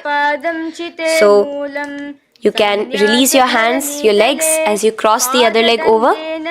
Visualizing yourself as a swan, remember to put your hands on the opposite knees. The next asana, Dhenukasana, repeating it on the other side. Slide your leg out, bring both your hands to the topmost knee. Suck your stomach in the Udyana Bandha. Visualize a cow in your inner space. Matsyendrasana again, repeating it on the other side. Bring your legs to the cross-leg position. Twist your body around as you gaze at your third eye, visualizing Swamiji in your inner space. Untwist as we enter into Matsyendrasana 2 on the other side. Hold on to your feet, bring your forehead to the ground, continuing to visualize Swamiji in your inner space. Slowly raise up and let us do Guru Asana on the other side. Engage all the three bandhas in the Mahamudra Bandha. Interlace your fingers, place it on top of your knee. Continue to visualize Swamiji, the Supreme Pontiff of Hinduism, as we do Guru Asana. Now, slowly uncross your feet and place them flat on the ground, knees towards the chest in Pashasana. Keep your hands holding the opposite knees, thighs together, and keep your spine completely erect. Continue the Khechari Mudra, where your tongue is pressed against the roof of your mouth. As you gaze at your third eye, visualize Swamiji in your inner space. Continue the Ujjayi Kumbhaka. As you breathe in and out, make the sound like an ocean. Now in the same position, just bring your chin towards your knees in Bodha Shokasana. Lean forward, gazing at your nose, and visualize Swamiji, the abode of bliss in your inner space. Now raise up and bring your hands, uncross your hands, bring your hands underneath your knees, clasping the opposite elbows in Kurakatasana. Gaze at your nose, visualizing Swamiji in your inner space. Now, in the same position as Kurakatasana, just cross your ankles into Sumati Asana. Toes pointed upwards. Gaze at the nose. Visualize the great sage and Maharishi Sumati in your inner space. The next asana is Dandasana. Extend your feet out straight in front of you. Keep your arms straight above your head. Interlace the fingers from inside out. Let your wrists point outwards. Engage the Mahamudra Bandha, all the three bandhas. As you gaze at your nose in Dandasana, visualize Swamiji in your inner space. The next is Arambhasana. Now keeping your legs straight, release the Jalandhara Bandha and the Udyana Bandha, keeping your perineum clenched in Mula Bandha. Lean forward and down.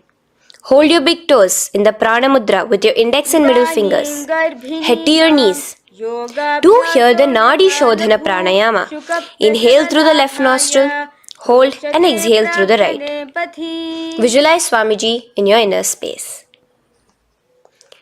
The next is Bhidokasana.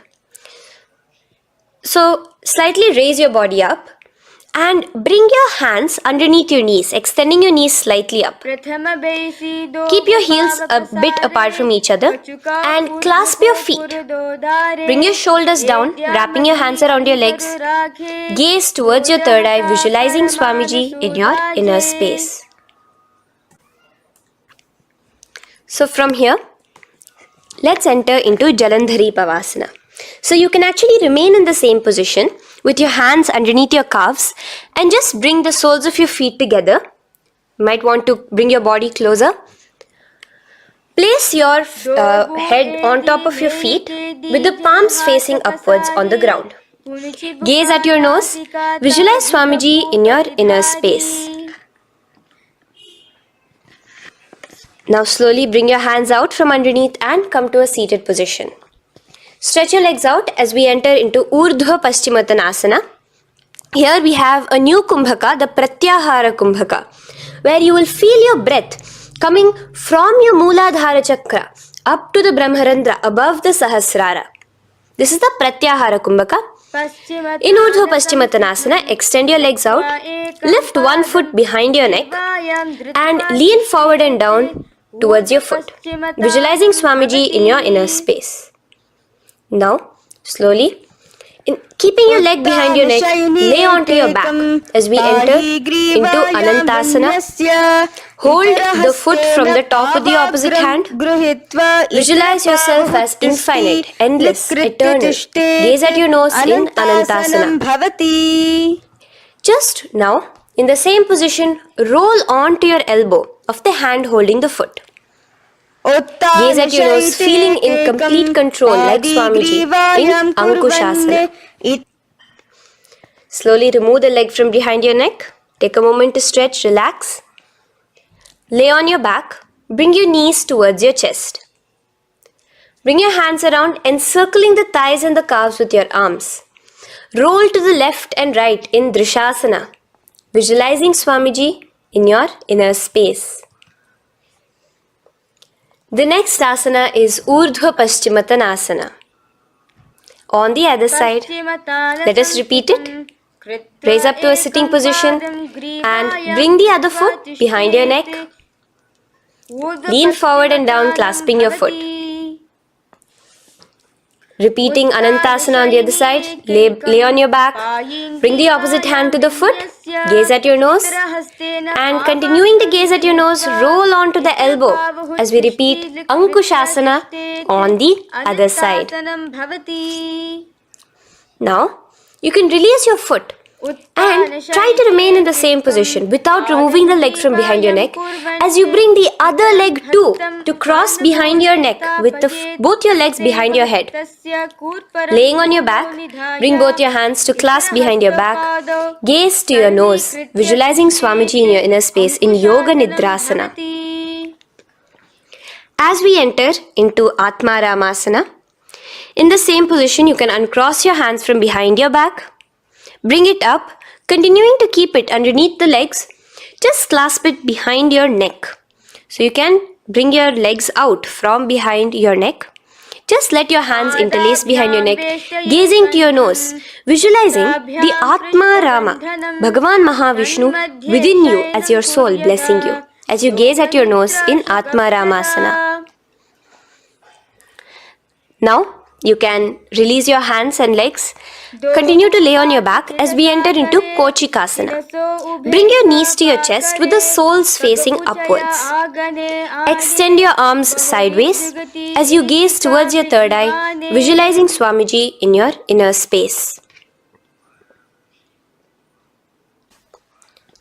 Now, from Kochikasana, keep your arms reached out to the sides at shoulder level. As we enter into Jatara Parivritti 1, keep one knee bent, twist it and bring it to the ground on the opposite side with the other leg extended straight. In Jatara Parivritti 2, keep both the knees bent to one side. And in Jatara Parivritti 3, keep both the legs straight to one side. Throughout this, keep your head looking in the opposite direction. And let us repeat this on the other side. You can bring your knees back to your chest. Let your legs out, go to the other side and do Jatara Parivritti 1, 2 and 3.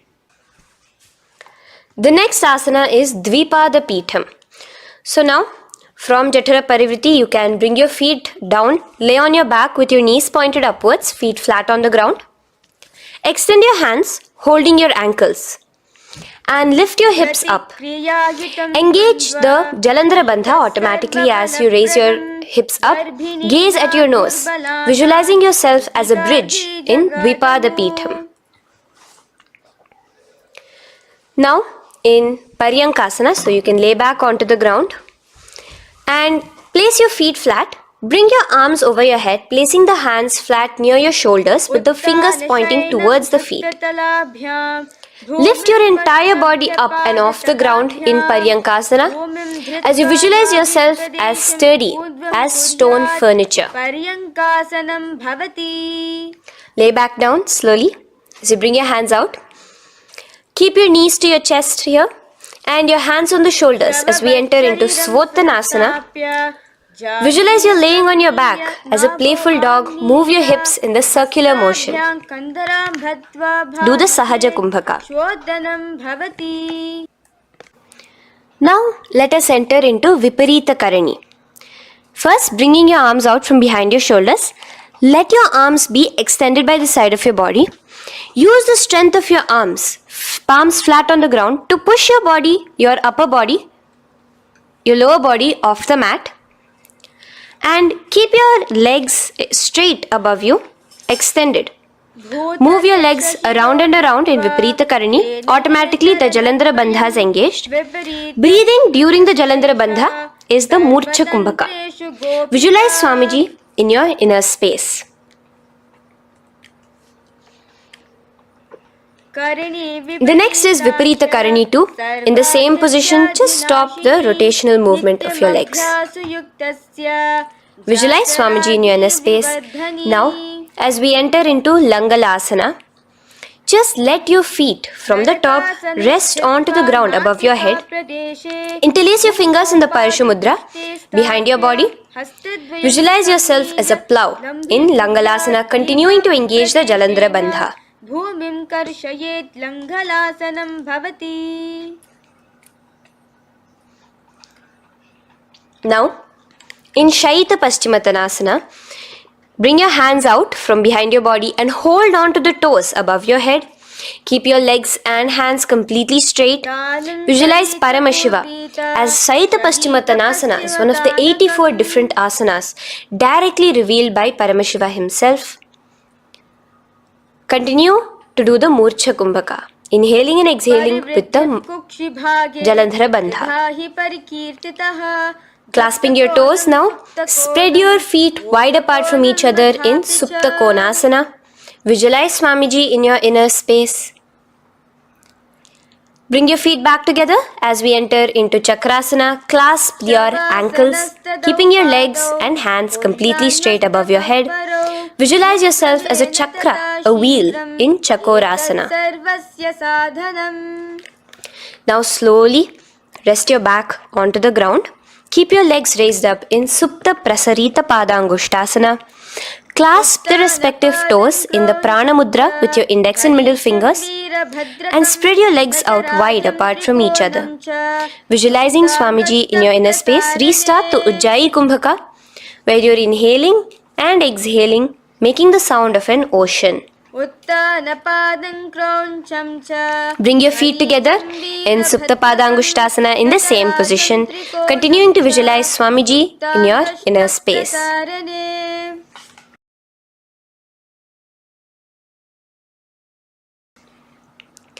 Now, release your feet and bring them into Padmasana.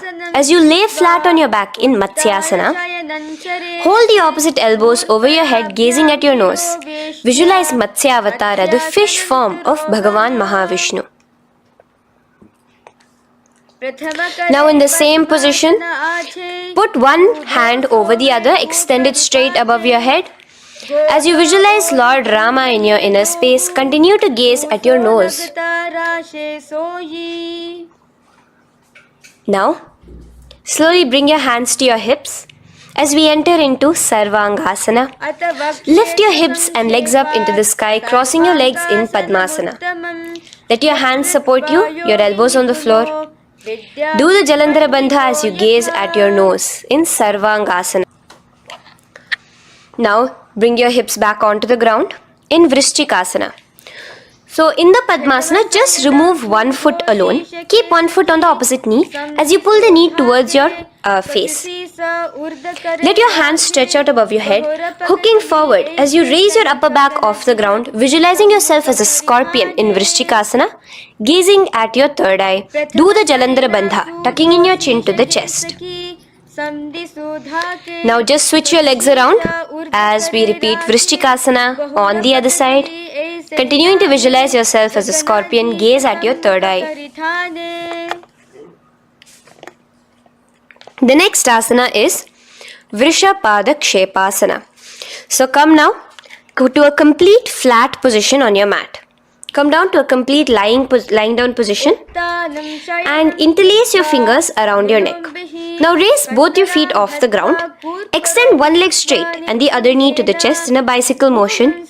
Alternate between extending and raising the knee again and again, bringing your opposite elbows to the respective knees. Visualize Swamiji in your inner space. Breathe in and out in the Sahaja. From Vrishapada Kshepasana, now lay flat onto the ground with your hands by your side as we enter into Marottanasana, where you will be lifting your legs one by one, touching the ears with your knees. Visualize Swamiji in your inner space. The next asana is Vrikasana.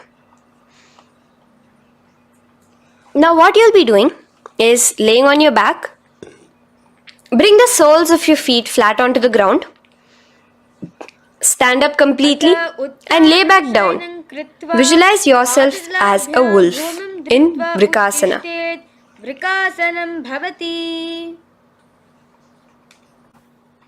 Now, come back to a seated position as we enter into Luthasana, where you are going to be quickly throwing your legs above your head as you roll over completely, finishing in a prone position. Do this a couple of times. Come forward, roll over. Come forward and roll over again. Visualize Swamiji, the Supreme Pontiff of Hinduism, in your inner space. Now, take a moment to relax. Lay on your belly with your toes extended in Sarathasana. Keep your hands onto the ground by your shoulders. Now here, contract your lips and make a sound like a flute, whistling while inhaling. Visualize yourself as a ratha, as a chariot carrying warriors into battle for dharma on your back. Now from Sarathasana, let us enter into Dehalyullanghanasana. So place your palms on the ground and bring yourself to a plank position. Jump your leg forward and back between your arms, visualizing Swamiji in your inner space. Jump forward now. When your legs are between your hands, stand tall. Holding your toes with your hands, walk back and forth. Visualize yourself as a wise 60-year-old elephant in Jatyasana. Now come to a standing position.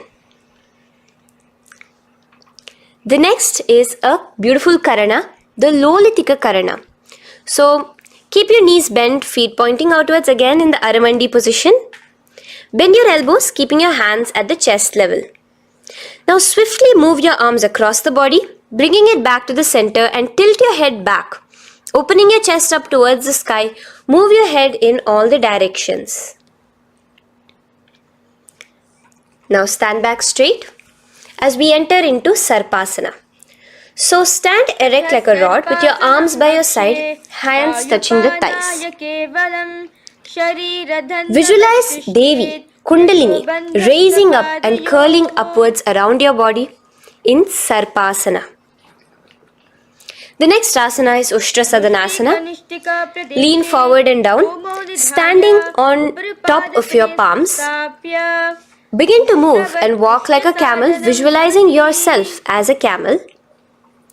In the same position, continuing to walk around, switch your visualization to visualizing yourself as a horse as you start to walk around like a horse in Ashvasana. Now raise up tall as we enter into Kapota Nitakasana. Interlace your fingers behind the back, pulling them down towards your calves. Open up your chest. Keep your hands in the Parashamudra. Visualize yourself as a soaring bird diving down in Kapota Nitakasana.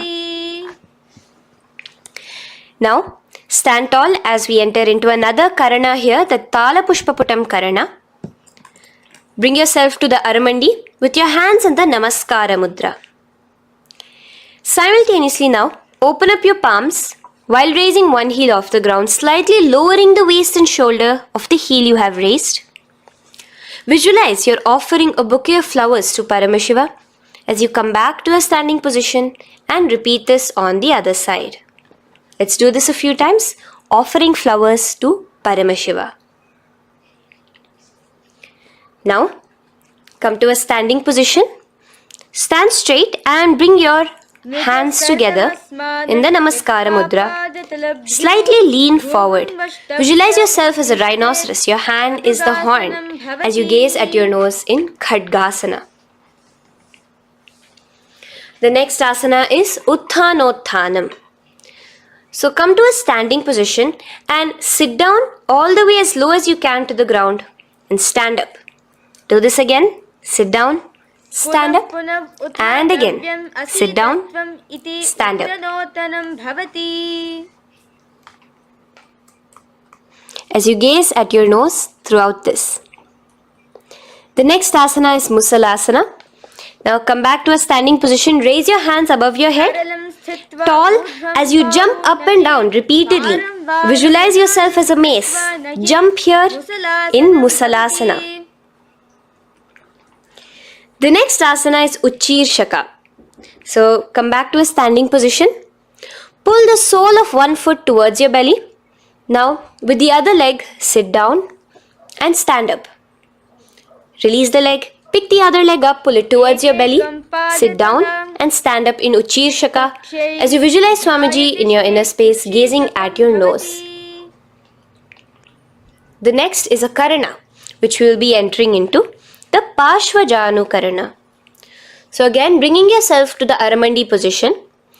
Bend and lift one knee towards your chest, pointing the toes downwards.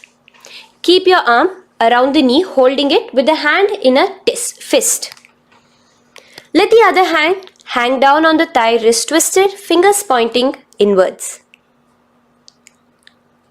This is the Parshvajanu Karana.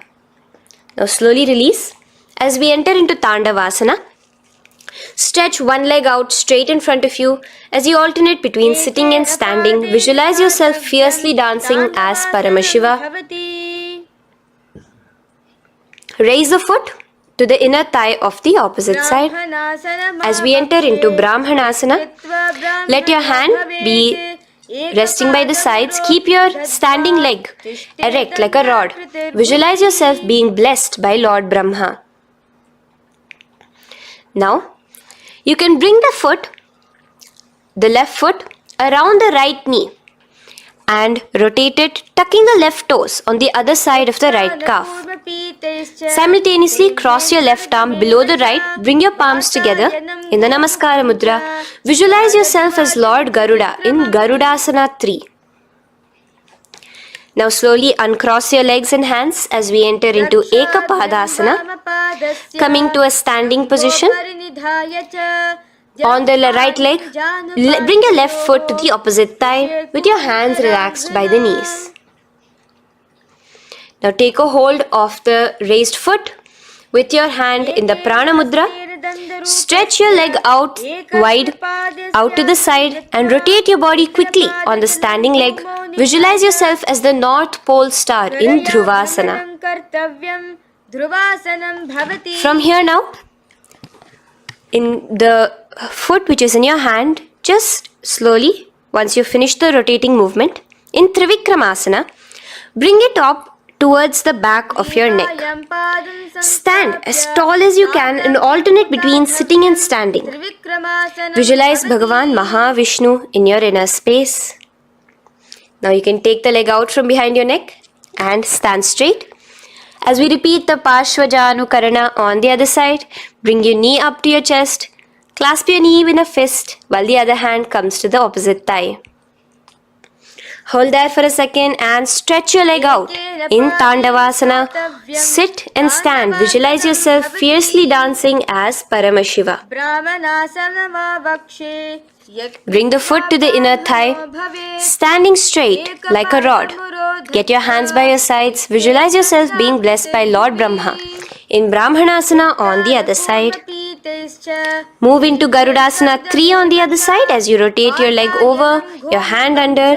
Visualize yourself as Lord Garuda. And uncross yourself as we move into Ekapadasana on the other side. Bring your foot to the inner thigh, to the root of the thigh and stand straight. Clasp your toes, stretch it out as we go into Dhruvasana on the other side. Visualize yourself as a pole star rotating quickly.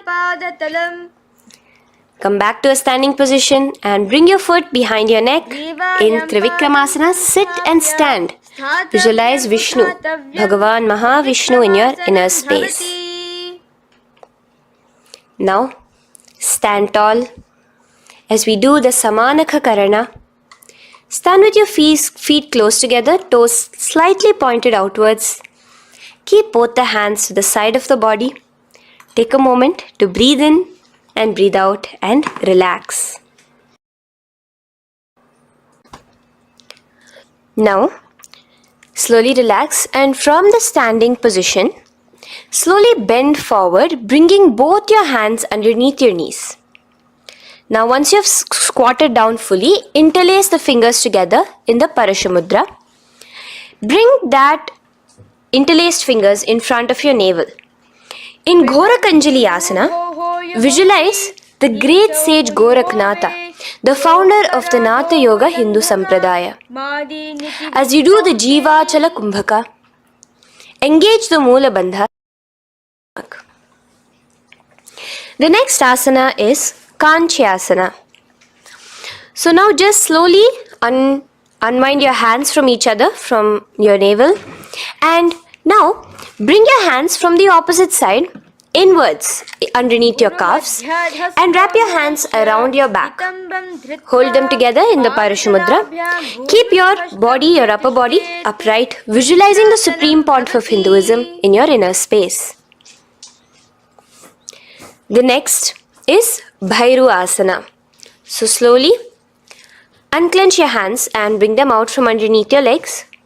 Keep your feet and knees together and in a squatting position.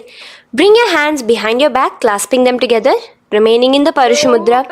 As you gaze at your navel center, visualize Bhagavan Kala Bhairava, the Lord of Time, in your inner space. The next asana is Varahasana. Now to gain your balance, you can lightly spread your legs apart and bring your hands to the back of your behind you in the Anjali Mudra, palms together. Visualize a boar, one of the 10 incarnations, the Varaha Avatara of Mahavishnu, gazing at your nose. Now slowly relax, bring your hands out from behind you as we move into Pripithasana. With your hands in the Prana Mudra, with your index and middle fingers, clasp the respective big toes and come to a half squatting position where your hips are at your knee level. Visualize Swamiji in your inner space as you do this asana, Pripithasana.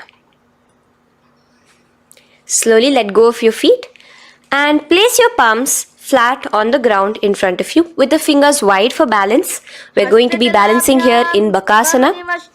Place your knees on the back of your arms. Focus your eyes on one spot as you raise your feet off the ground, balancing here. Visualize yourself as a crow. The next asana is Shushtanga Kapali Asana. So now come to a kneeling position. So from there itself, you can directly put your head onto the ground, or else come to a kneeling position and place your head onto the ground. Palms spread for support. Raise your body onto your head, bringing your legs into the Padmasana. Gaze at your nose. Visualize Swamiji himself in your inner space. Come down now, uncrossing your legs as you come down. Sit onto your knees, keeping the toes flat. Now, let your heels come outside of the hips. Keep your hands on your knees in Guptasana, sit straight. Keep your gaze on your nose. Visualize you're sitting in the sacred secret seat with Paramashiva and your Guru, Swamiji himself. Now we are going to be kicking up into a handstand. So get ready, place your palms on the ground, fingers wide for support. Do take support of a wall if you need it. And lift your body up straight above your hands. Visualize you are a tree in Vrikshasana 2 with deep roots into the ground. Breathe in and breathe out slowly. In the same position as we move into Shibhu Asana, switch your gaze to the third eye. Hold it there for a few seconds and relax. Bring your feet back to the ground. Now lay flat onto the ground in a plank position and slowly lower your body towards the ground and push yourself up again. In Matsyasana 2, go down and come up, visualizing yourself as a fish. The next asana is Sarpasana 2. So here you're going to lay prone, completely flat now. You can lower yourself to the ground. Bring your hands to the hips. Extend your legs together and point your toes backwards. Lift your chest up and move left to right. You're moving like a snake while visualizing yourself as a snake in Sarpasana 2. Relax slowly, bringing your chest back to the ground. Now, keep your feet together, pointing backwards. As you bring your elbows onto the ground, rest your upper body on your elbows. Bring your hands together in the Padma Mudra with your little fingers and thumbs together and rest your chin on your hands. Niralambanasana, where feeling yourself completely supported, knowing that Swamiji is there in your life. Now, slowly relax. Place your palms on the ground beside your chest and push yourself up, your hands straight up completely. As you bend your knees, bringing your feet to touch the top of your head. Lean your neck back, touching your head with your tip of your toes. See yourself, visualize yourself as an umbrella, protecting your Guru from the sun's rays in Chhatrasana. Slowly relax, you can bring your feet down. As we move into Vajrasana, just push your body back and sit on top of your knees, on your knees with the heels flat on the ground. Now stretch your arms in front of you with the palms facing downwards. Place your forehead on the mat. Visualize you are the weapon of Indra, the Vajra, symbolizing indestructibility as you gaze at your nose. As we enter into Meshasana, raise yourself into the same Gajasana position on your hands and legs with your hips pointed upwards and alternate striking the ground with the opposite hands. Experience yourself, visualize yourself as a powerful ram as you alternate striking the ground in Meshasana. Now stop striking the ground, bring your palms down again. As we move into Ajasana, kick your legs off the ground and lower your forehead to the mat. Let's do it again. Kick your legs off the mat. Lower your forehead to the ground. You are unborn, existing for all of eternity in Ajasana.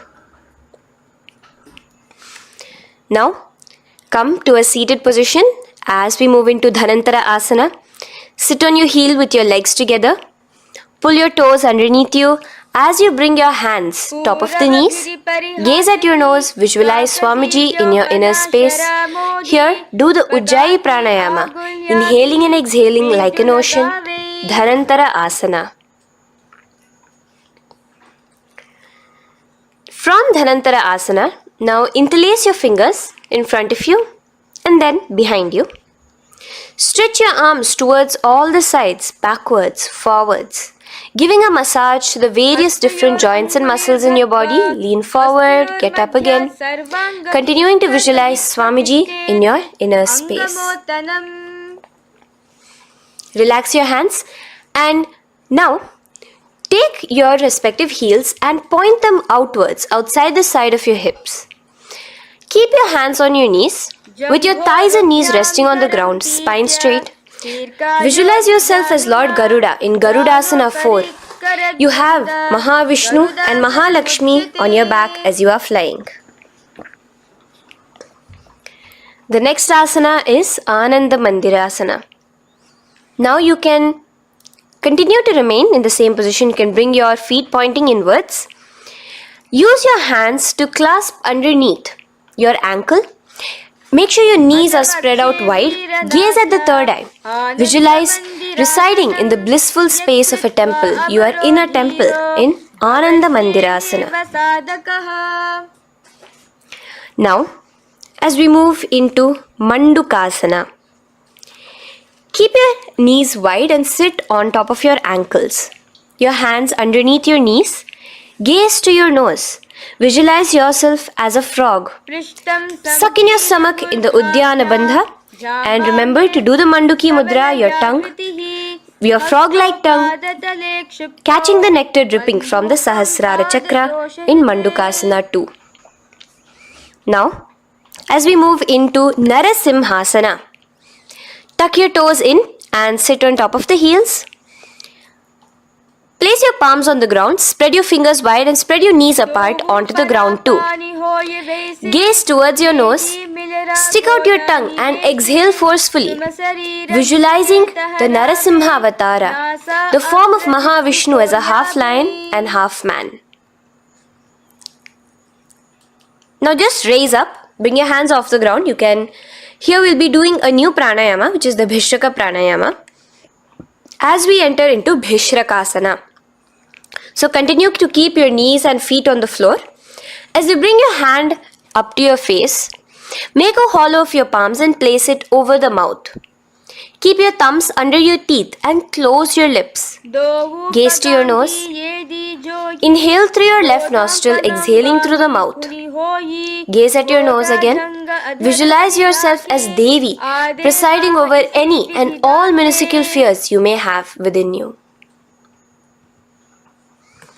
Now moving back into the Ujjayi Pranayama, let us do Makadasana. So you can take your hands off your face and slowly remaining in the same position, bring it to your armpits. Bring your fingers to your armpits. Imitate as if a monkey is scratching. As you gaze to your third eye, visualize yourself as a playful monkey in Makadasana. From Makadasana, let's move into Vajra Sangharasana. So you can slowly lift your knees off the ground, just balancing on your toes, sitting on the heels. Bring your hands behind your back and clasp the opposite elbows. Gaze to your nose, embody a diamond, visualize yourself as a diamond-like strength for yourself and your Sangha. The next asana is Khanjanasana. So now you can uncross your hands, rest on top of the heels with your knees on the ground. Keep the toes down, ankles crossed behind. Place your palms on the mat to your side. Suck your stomach in the Uddiyana Bandha as you gaze at your nose in Khanjanasana. Now, you can uncross your ankles and just sit with your toes flat. Keep your knees wide on the floor. Rest your hands on the knees. Just relax the Uddiyana Bandha, just sucking in your perineum in the Mula Bandha. Gaze at your nose, visualize yourself as a turtle with a stable body and mind to live for hundreds of years. And without changing anything in your physical posture, just visualize yourself uniting with Swamiji himself in Yogasana. Now, raise up onto your knees, cross your ankles behind your back until the feet are coming towards the opposite knees.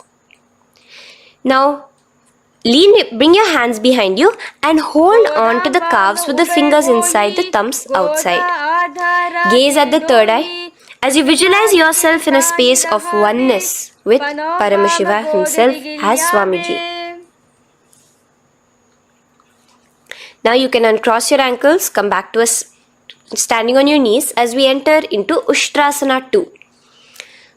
So now, in a kneeling position, bend backward, hold your ankles with your hands. Keep your arms straight. As you push your hips forward and tilt your head backwards, visualize yourself as a camel in Ushtrasana 2. Slowly, in the same position, lower yourself onto your back in Jatyasana 2. As you are lowering yourself, experience yourself as a blooming lotus. Bring your head, the back of your head onto the mat. Gaze to your nose. Now, let's move into Viratasana. So, try your best to do this without the support of your hands, but you can use your hand support if needed as you raise up from Jatyasana and back down. Raise up and go back down as you gaze at your nose. Raise up and go back down. Visualize Swamiji in your inner space. Now from Viratasana, raise your hips up higher, bringing your forearms onto the mat behind you in a short back bend posture. Hold the back of your heels in Kapotasana. Visualize yourself as a beautiful dove, a Kapota, in your inner. As we move on from Kapotasana into Varasana.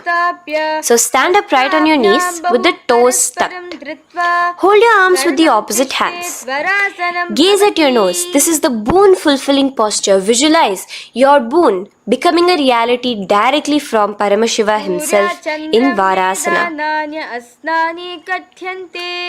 Now, keeping your knees together, toes tucked, just lean forward, bringing your head onto the mat, holding your head with your hands. Visualize yourself as a boar, as the Varaha avatar of Bhagavan Mahavishnu in Varaha Asana 2. Now, just kick your legs off the ground as we enter into Mundasana. Raise yourself up into a headstand posture, visualizing yourself as a lopped tree. Gaze at your nose. Breathe in and out in the Sahaja Kumbhaka. Slowly come down now. Relax. Come to a kneeling posture. Sit on your heels. Bring your head down beside your knees, your elbows adjacent to the knees, your hands holding your head.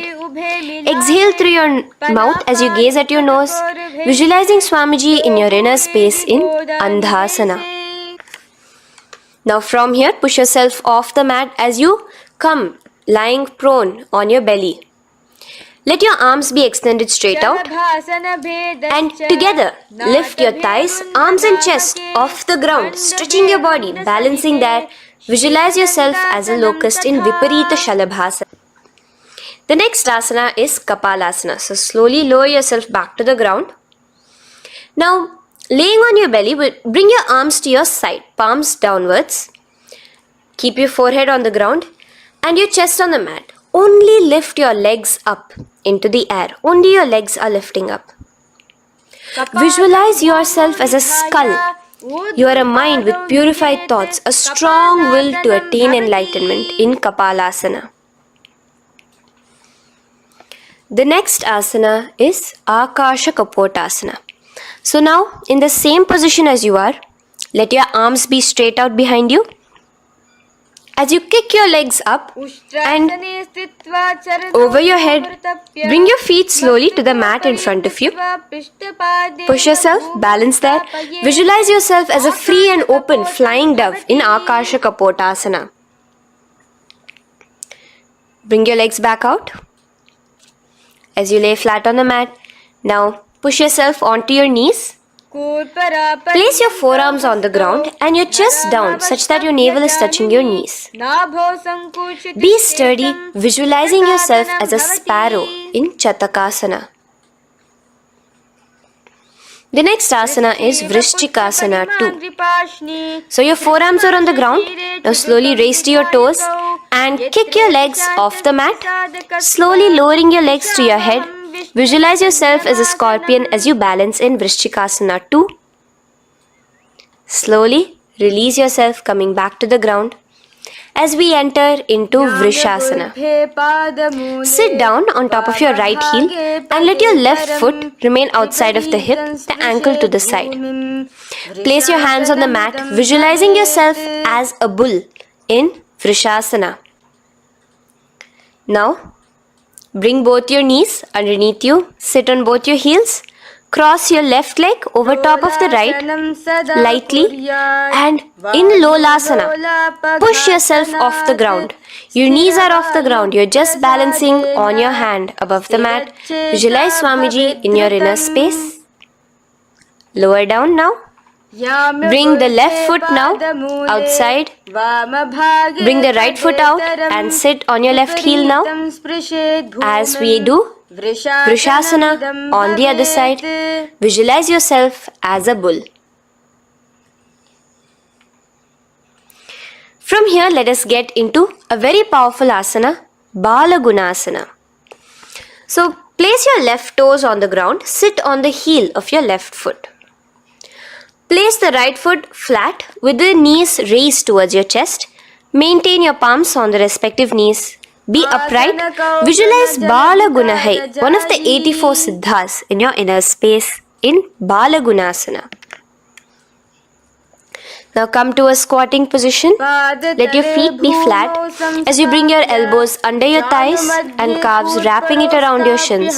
Hold on to your ankles from the outside in Grahasana, visualizing yourself as an entire planet. Now, you can unwrap yourself as you sit on top of the opposite heel in Balagunasana on the other side. Maintain your palms on the respective knees. Visualize Balagunahai, one of the 84 siddhas in your inner space. Now, sit upon both the toes with the heels up and knees off the mat, knees pointing forward. Now, keep your hands downwards on the respective knees. Keep your spine upright as you visualize Swamiji in your inner space in Utkatasana. The next asana is Vajra Sangharasana. Just spread your knees out wide in Utkatasana. Spread your knees out wide. Clasp the elbows behind your back. Visualize Swamiji in your inner space in Vajra Sangharasana 2. The next asana is Anilasana.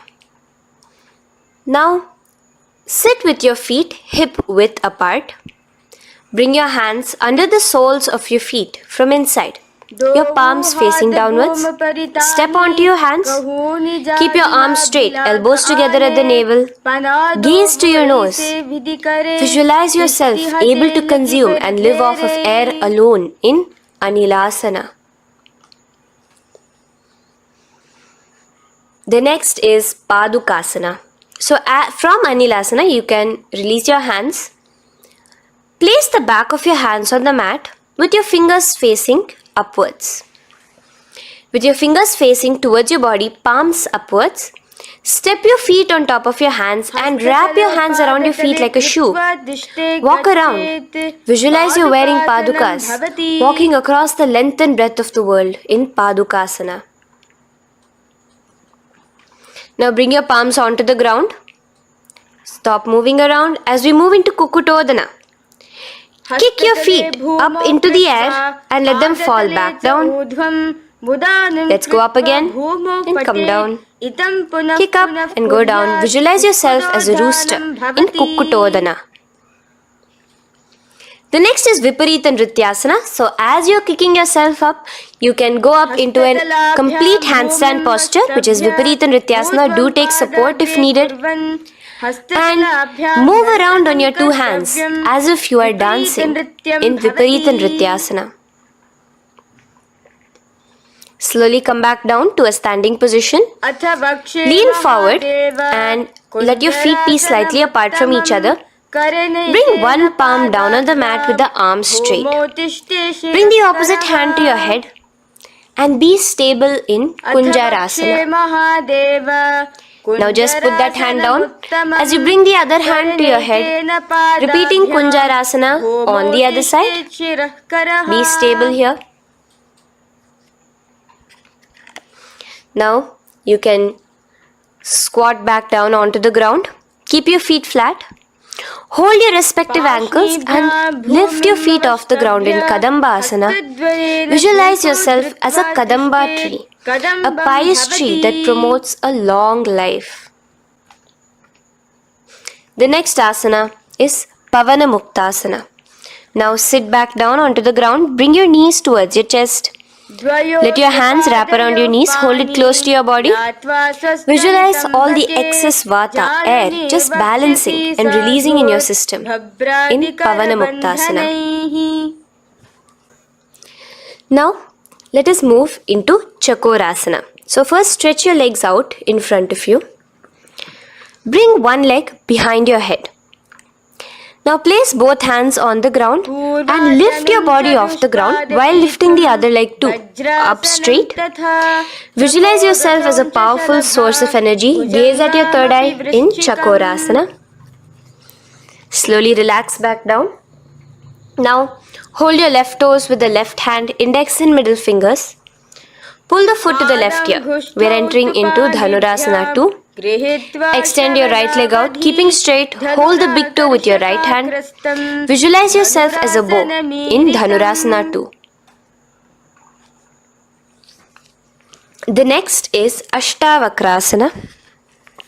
So lift your left leg over top of the left shoulder. After releasing your hands, bring the right foot across and hook it on top of the left foot. Lean forward and down. Keep your palms onto the ground. Extend your legs out to the left. Lift your head up and chest. You're completely balancing only on your hands as you visualize yourself as a flying crane in Ashtavakrasana. Now slowly relax down. From here, bring your right foot to the left thigh and your left foot flat onto the ground. Knees raised up. Have your left shoulder underneath the respective leg and place your hands flat on the ground. Gaze towards your third eye. Visualize you are immortal, able to exist solely from prana alone in Pranasana. From here, moving into Parshva Matsyendrasana. Place your right foot at the root of the left thigh. Then the left leg by the side of the right knee. Hold the left leg by the right hand. Twist your body out. Remain steady here, gazing at the third eye. Visualize Matsyendranatha, the great Rishi, Yogi, master of Hatha Yoga, in your inner space. Now slowly Unwind yourself. As we repeat Chakorasana on the other side, lift the other leg behind your head. Place both your hands on the ground and keep your entire body off the ground straight up. Gaze at your third eye, visualizing yourself as a powerful source of energy. Now relax back onto the ground. Let's repeat Dhanurasana 2 on the other side. Clasp your respective hands with the feet. Pull one foot back, the other foot extended forward, visualizing yourself as a bow. Release your feet as you cross them over each other, over top the shoulder in Ashtavakrasana on the other side. Raise off the ground. Visualize yourself as a flying crane.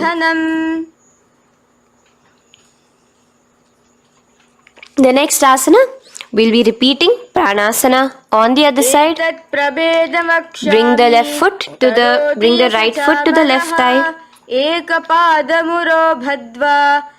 Bring your hands onto the ground with the knee raised. Gaze at your third eye, visualizing yourself able to live off just prana, just air alone. And relax as we do Parshva-Matsyendrasana on the other side. Twist yourself, visualizing Matsyendranatha, gaze towards your third eye. And from there, let us enter into Ardha Paschimottanasana. Keep one leg straight and press your perineum with the other heel. Bring your chest forward and down. Hold your toes and feet and bring your head towards your knees. Here in Ardha Paschimottanasana, visualize Swamiji in your inner space. Now raise up, and the foot which was at the inner thigh, now rotate it outside of the hip. Now hold the sole of your other foot and lift your leg up towards your forehead. Try to bring your knee to your forehead as you keep your knee straight. Gaze to the nose in Kraunchasana. Visualize yourself as a crane. Now slowly relax down your leg. Now the leg that is now straight, you can bring it to the inner thigh as you straighten out the other leg. As we repeat, Ardha Paschimottanasana on the other side. Lean forward and down, clasping your foot. Bring your forehead to your knee. Visualize Swamiji in your inner space. Slowly raise up. Place your right ankle outside of the hip now. Hold the sole of the left foot, lifting the leg up towards your forehead. Stretch yourself there. Gaze at the tip of your nose. Visualize yourself as a crane in Kraunchasana on the other side. Now from here, bring the soles between the thighs and calves. So once you have relaxed yourself, bring your soles between the thighs and calves. Keep your spine straight. Palms resting on your knees. Visualize a swastika, embodying peace, well-being, good fortune and prosperity as you gaze at your nose in Swastikasana. Now without changing anything about your position, just take your hands alone. Cover the respective heels with your hands in Gorakshasana as you tuck your chin to your chest in Jalandhara Bandha. Gaze at your nose. Visualize the great Rishi Gorakhnatha, the founder of the Natha Yoga Hindu order. Now release the Jalandhara Bandha. Continue to keep the Mula Bandha engaged throughout the whole sequence. As you raise one foot to the opposite thigh, bring your hands to your face in the Shanmukhi Mudra, closing your eyes with your index finger, nose with the middle finger, ears with the thumbs. Gaze at your third eye as you meditate on Swamiji himself, the Supreme Pontiff of Hinduism. Now release the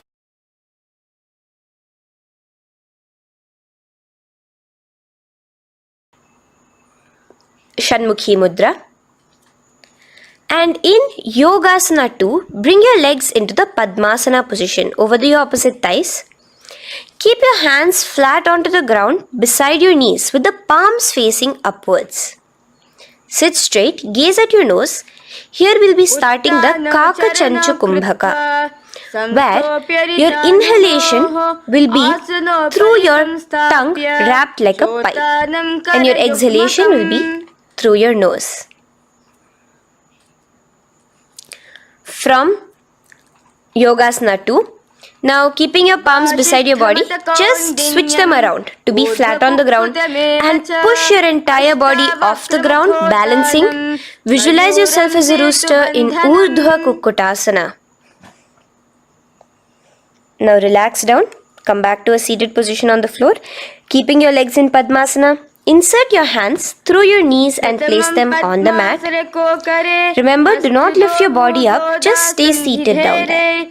In Siddha Harituliyasana, gaze to your nose, visualize Swamiji himself in your inner space. From there, let's enter into Hamsasana, where you will actually be pushing yourself off the ground. Lift your thighs up high above your shoulder, above your elbows as much as possible. Gaze to your nose, visualizing yourself as an elegant swan in Hamsasana. Now release yourself. Now, do not take your hands out from between your thighs and calves. Just go onto your knees and reach your hands behind your body with your fingers interlaced in the Parashamudra. Bring your forehead to the floor as you gaze at your nose. Visualize yourself as Lord Paramashiva's bow in Karmukasana. Now, slowly come back to the seated position as we move into Kurmasana 2. Keeping your hands in between your thighs and calves, bend your elbows and hold your respective shoulders with your hands. Visualize yourself as a turtle, a stable body and mind to live for hundreds of years. Now in the same position, just engage the Jalandhara Bandha, tucking your chin to your chest as we move into Granthi Bhedasana, gazing at your nose. Rejoice, knowing you are in Paramashiva's secret knot posture. And from there, release the Jalandhara Bandha as you roll onto your back. Keep your hands on the shoulders, laying flat on your back. As you visualize yourself as a turtle on its back, playful, gaze at your nose in Uttana Kurmasana. Now rock yourself back to a seated position as we do Pangu Kukkutasana. Now it's the same as your hands between your thighs and the calves, except you will be placing one hand flat on the mat. Hold the wrist with the other hand. Lift your body up and holding only on one hand. Visualize yourself as a rooster in Pangu Kukkutasana. Now release back to the ground. Hold. Let's do Pangu Kukkutasana on the other side. Place the other palm flat and bring the other hand holding the wrist. Push yourself off the ground. Visualize yourself as a rooster. Continue the Kakachanchu Kumbhaka, sucking in your breath through your curled tongue and exhaling through your nose. As you slowly extricate your hands from between your thighs and calves, let's do Girdharasana here. So now, interlace your fingers in the Parashamudra as you place your elbows on the feet, remaining your legs in Padmasana. Lean forward and down, resting your chin on your knuckles. Place your thumbs to your throat in Girdharasana. Visualize Swamiji in your inner space. From there now, sit straight into Padmasana 3. So with your legs in Padmasana, bring one hand over the other near your navel center. Engage all the three bandhas, suck in your stomach, clench your perineum, tuck your chin to your chest and gaze at your nose in Padmasana 3. Slowly now, as we move into Padmasana 4, bring your hands to the respective knees. Release the Jalandhara Bandha and release the Uddiyana Bandha, just engaging the Moola Bandha alone. Visualize Paramashiva in your inner space as you gaze at your nose in Padmasana 4. Now we'll be entering into Karmukasana 2. So in the Padmasana position, hook your right hand index and middle finger in the Prana Mudra around the toe. Pull it back while your left hand rests on the knee.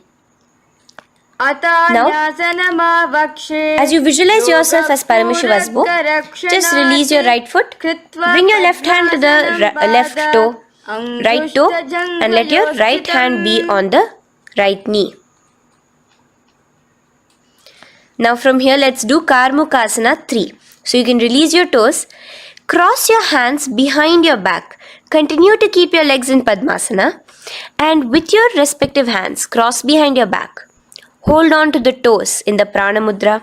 Engage all the 3 bandhas. Suck in your stomach. Clench your perineum. Tuck your chin to your chest. Visualize yourself as Paramashiva's bow in Karmukasana 3. Slowly relax the bandhas. Just keeping the Mula Bandha. Continue to hold on to your toes.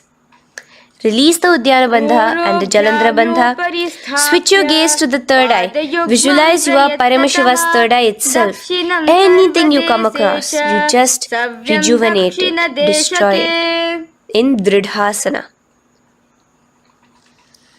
Now, try to keep your hands at the toes. If not, just keep your hands crossed behind you. As you lean onto your back in Padmasana, where you are entering into the Nagrasana position. Lay flat onto the back, visualizing yourself as a snake, gaze at your nose. In Nagrasana, do the Sahaja Kumbhaka, simple breathing, inhaling and exhaling.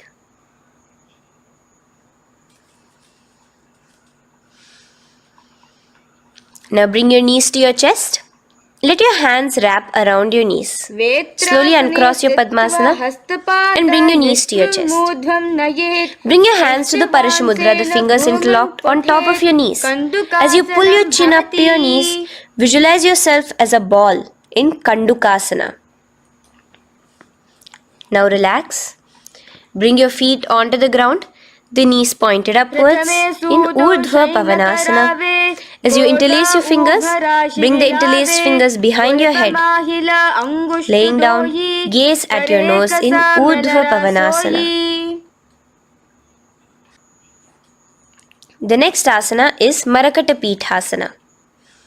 Now, from behind your head, take your hands out and clasp onto your feet. Just step lightly onto your palms. As you push your hips up into the sky, automatically engaging the Jalandhara Bandha. Visualize yourself as a powerful alpha ape in Marakata Pithasana. In the same position now, bring your hands to your hips as we enter into Uttanashiki Pitakasana. Let your weight rest on your elbows as you stretch your legs out straight.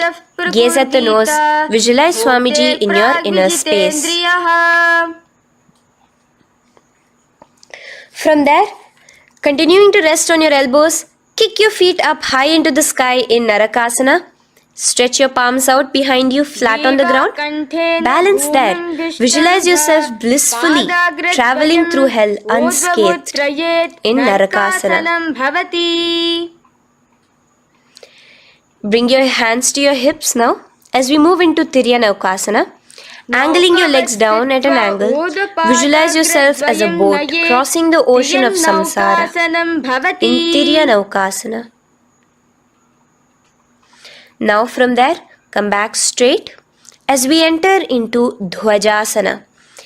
Keep your legs up high above your body, your hands stretched out down behind you. As you push yourself up, visualize where Kailasa's flag respected across all nations in Dhwajasana. Hold there for a few seconds and relax now. Flat onto the ground, palms slightly away from your body. Do not move at all in Mritasana. Your body is dead. Visualize that. Visualize the Supreme Pontiff of Hinduism liberating you. Let your awareness travel to all the parts of your body in the Shakti Chalan Mudra as we do Mritasana.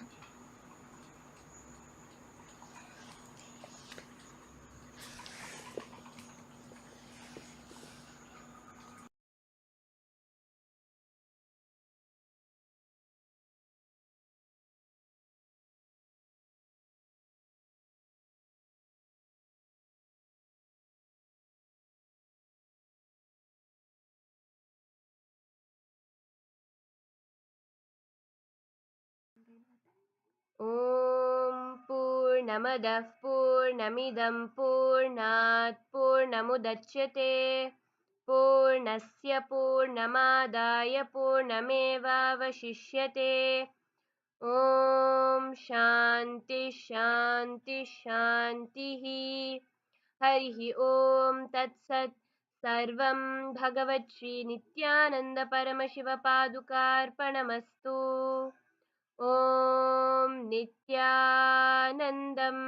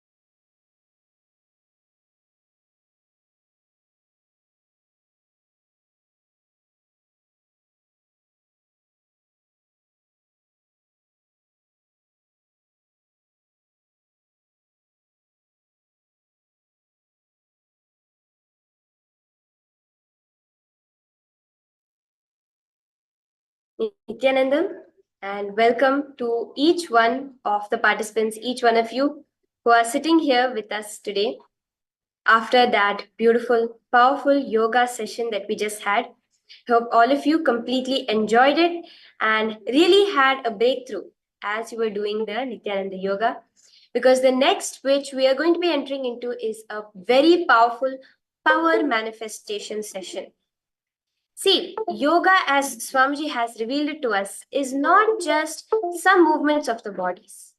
It is the way of connecting to Paramashiva himself, connecting to Swamiji and manifesting the powers of the cosmos.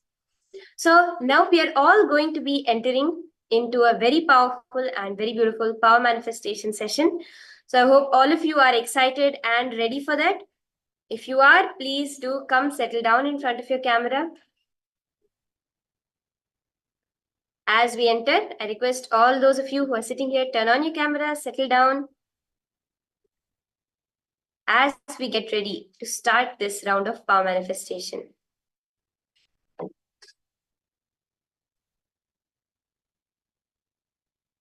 Yanandamma, Mahabhairava, Jnanaswarupini, yes, ma, you can come, settle down. Ma Jnana Pradata, Ma Sari Chen, I request all of you can come and settle down in front of your camera as we start this round of power manifestation.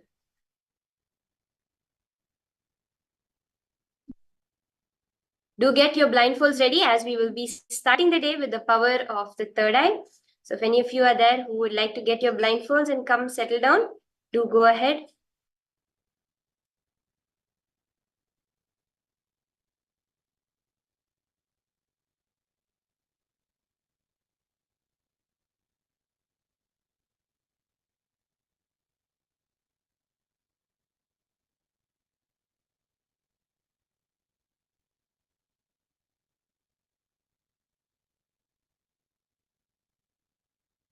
Yes, now let us understand a little bit about this power of third eye. Swamiji, Paramashiva himself, has revealed this science in the Vedas and Agamas, especially in the Vijnana Bhairava Tantra.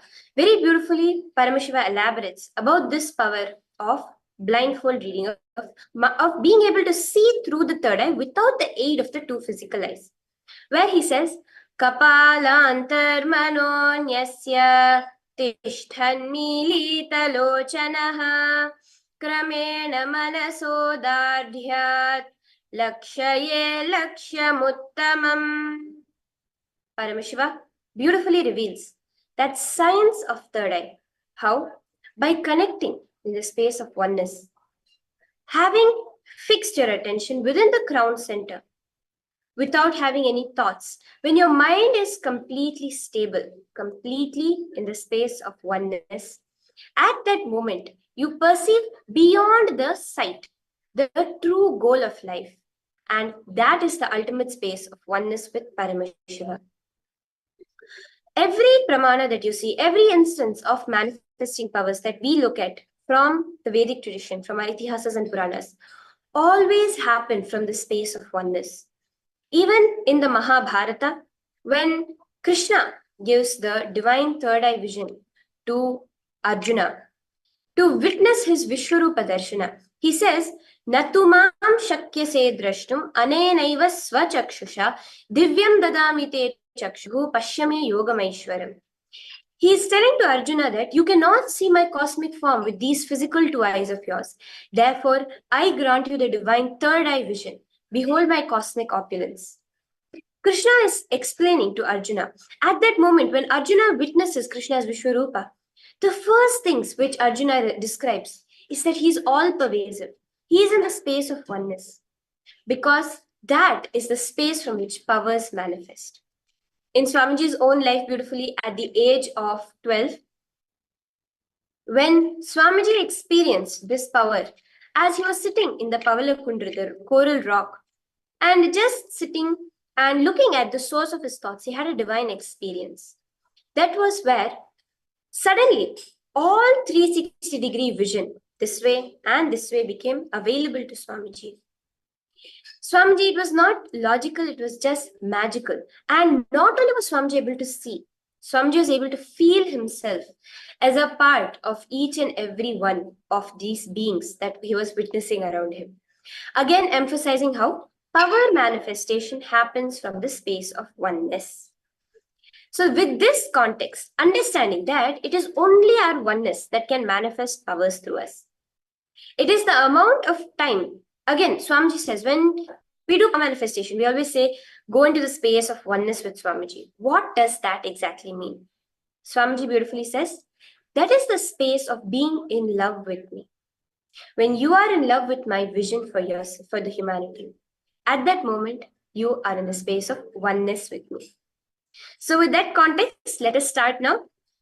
I request all the participants, all of you can go ahead and tie your blindfolds on, put on your eye bands, as we manifest this divine power of being able to witness, see through the third eye.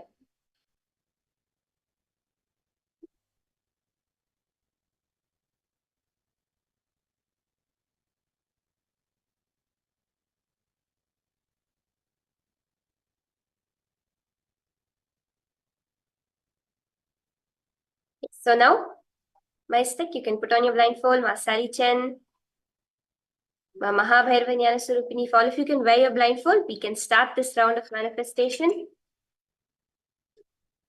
Just start with chanting the Mahavakya. Connect to Swamiji.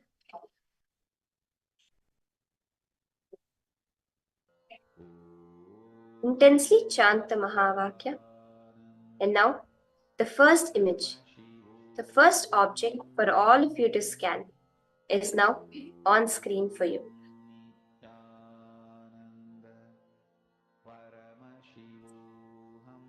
Om Nithyananda Paramashivoham.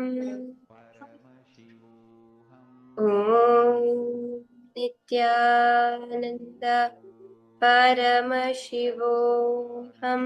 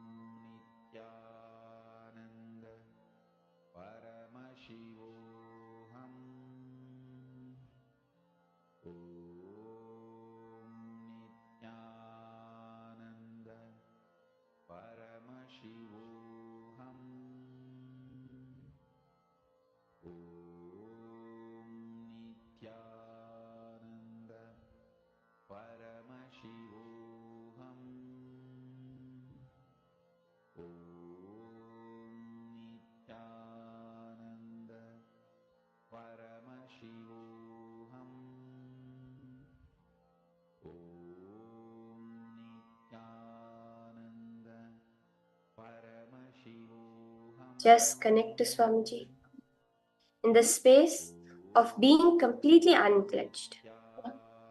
Know that He is the one that is going to show you. He is the one that is going to talk through you and reveal whatever He wants to reveal.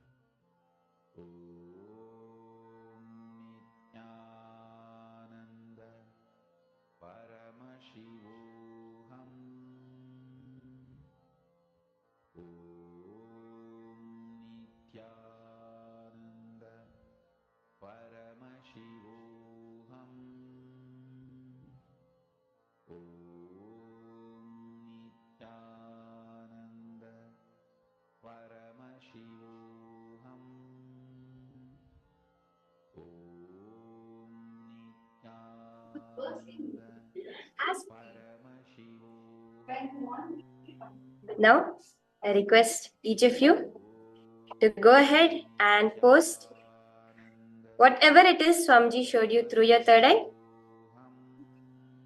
It can be any details that Swamiji has shown. Go ahead and post it immediately.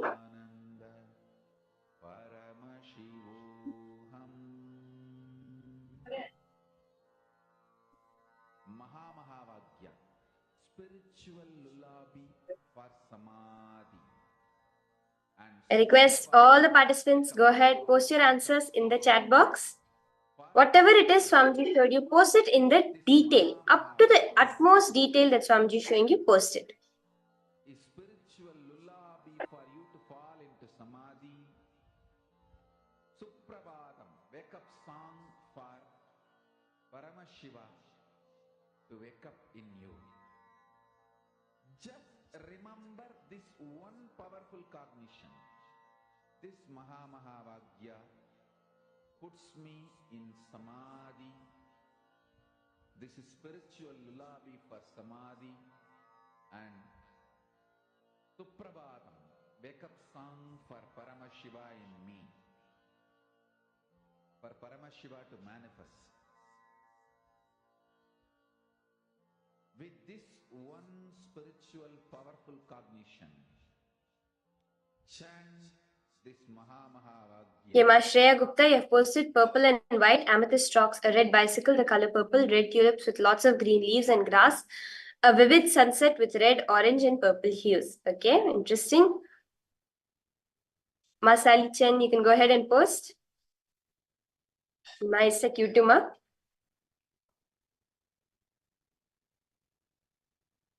Go ahead and post whatever it was that Swamiji had revealed to you before we verify this answer. Mahamahavaagya, spiritual lullaby for samadhi. And Suprabhatam, wake up call, wake up song for Paramashiva. For Paramashiva to manifest. With this one spiritual powerful cognition. Yes, Pavanaya, you too can go ahead and post whatever it was that Swamiji showed you in your third eye as you are doing this round of manifestation. Nithyananda, Paramashivoham.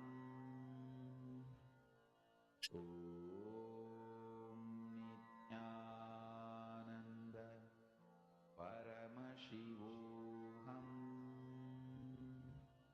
Okay, Maistek, you saw a third eye. In your third eye, you saw a white outside tree, mountain snow on the top, flowers, white, long petals, hand holding a candle with a flame passed on faucet, water, drop, water, white background, hanging bridge, pine trees, elephant, waterfalls, arrow. Okay.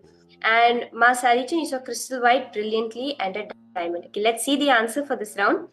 As you can see here, the exact image that I had projected to each and every one of you was a picture of a Trishul actually.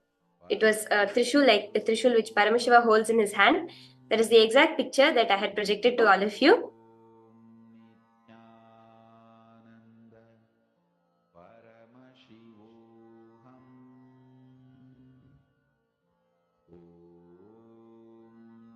Nithyananda, Paramashivoham.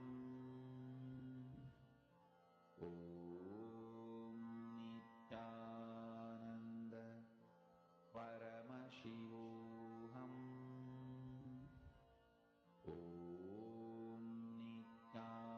Nithyananda, Paramashivoham.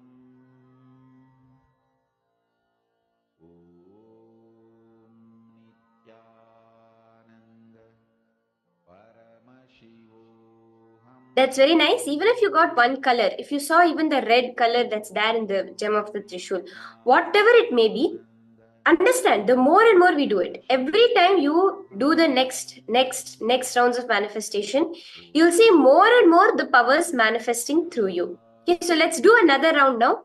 Just close your eyes, connect to Swamiji, chant the Mahavakya. Can put on your blindfolds. You will see how, yes, Okay, ma, it's like if posted, I can relate the flower with the long petals similar to the both sides of the Trishul. Yes, man, you saw Kailash, Paramashiva's place. That's so nice. This is what is manifestation. When you are recognizing the manifestation that has happened. Manifestation is not about getting it right or getting it wrong. It is about recognizing how Paramashiva has manifested through you. So that's very nice. All of you can blindfold yourself as we enter. Just put on your eye bands as we enter into the next round.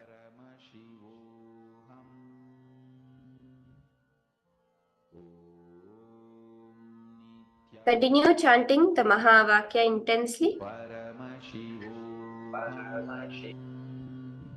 The next picture is now projected for you.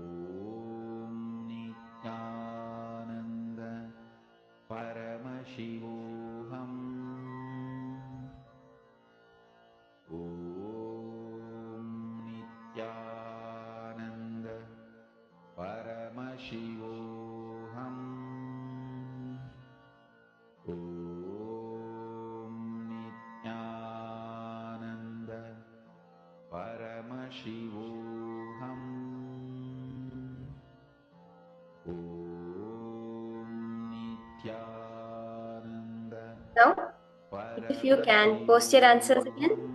Any colors, any shapes, any numbers, anything that Swamiji showed you, go ahead and immediately start to post it.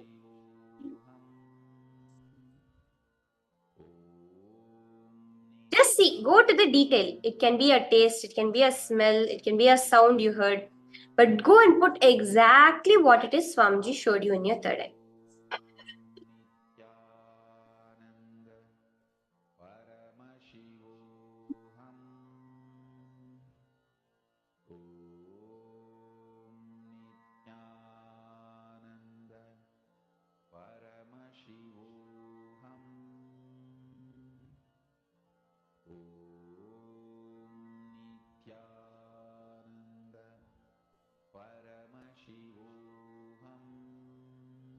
Hima Shreya, you saw yellow color, green, and a purple ball. Okay.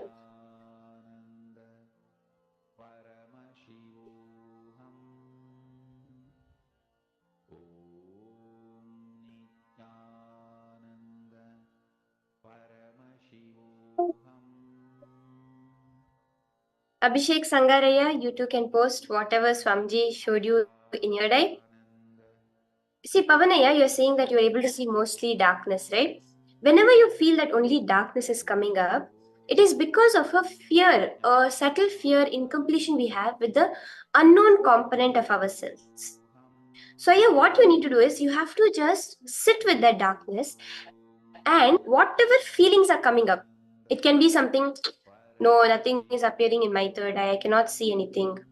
It can be that, why am I even doing this? This is pointless. See, whatever thoughts like that are coming up, just sit with it and go through it. Say that, no, I am going to manifest today. I am going to sit with this feeling. Okay, my stack you have posted round 2. Swamiji showed me in my third eye bird flying, a being standing on top, and okay, a serpent around a shaft, wings open, green, blue, dark V shape, book wing, children related, water being born from the earth. Okay, let's see the answer as to what this image exactly was that I had projected to all of you. So as you can see here, the image was actually that of a fruit basket. I think Mashreya, you got a lot of the colors right. The green, there's grapes, there's apple, there's an orange, and there's coconut. So that's amazing. Just see how each of you got the colors in the image. Paramashivoham Nithyananda Paramashivoham. Yes, so beautiful. Understand whether you manifested or not, Paramashiva is manifesting. It is about us recognizing that manifestation. So with that, now we come to the end of this power manifestation session. And we'll be now moving on to the first session of the day. Today is an amazing, powerful day which we are going to be entering into. We're going to be cognizing Bhagavan Kalabhairava. We're going to be understanding who he is and where each of us are going to be liberated from death today. So I hope all of you are excited for this. We have a beautiful death meditation coming up where Swamiji will personally be guiding us through the process of death and being reborn. For this will be exclusively happening on the Zoom rooms. So if anyone is there who wants to go through this experience, complete with any incompletions that may have been there from the past, go ahead, join us within the Zoom rooms, and you will see how beautifully the manifestation flows through you. So with that, let us enter into the first session of the day, where we are going to be understanding Bhagavan Kalabhairava. And what is the science that he reveals? What does he hold? That Akashic records. Stay tuned and don't forget to invite your friends and family for them too to have a breakthrough in their full life today by attending the death process.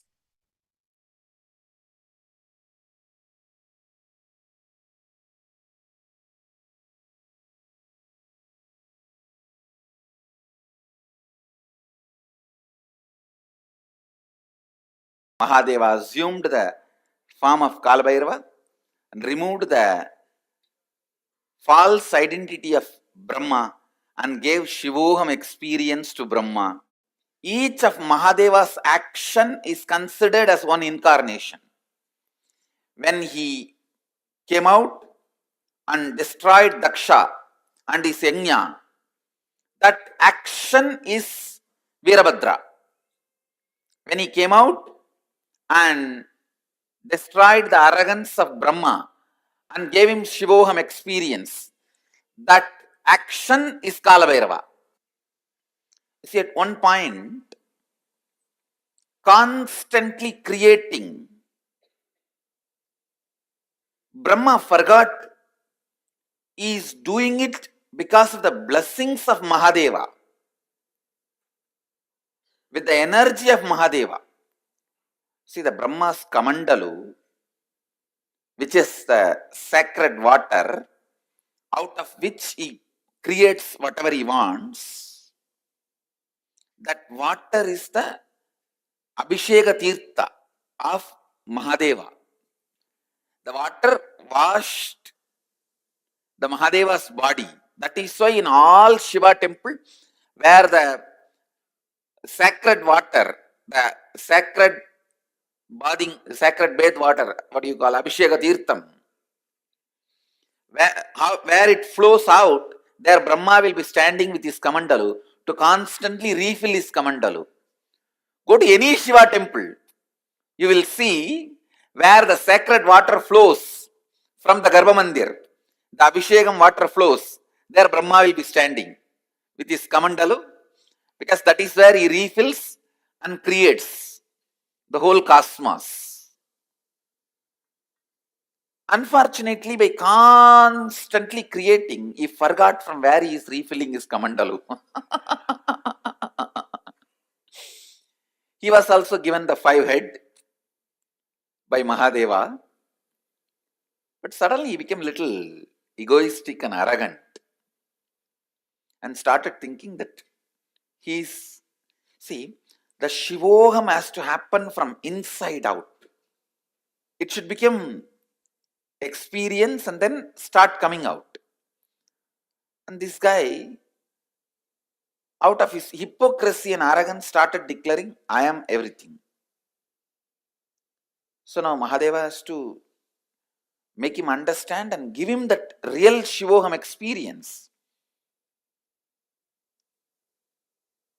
So he just wakes up from his samadhi. Kalabhairava comes out. The Lord of Time comes out and just cuts that fifth head, which has become a little arrogant. The moment the fifth head is gone, Brahma realizes he is also bound by time. And he realizes that it is hypocrisy that made him feel he is the superior.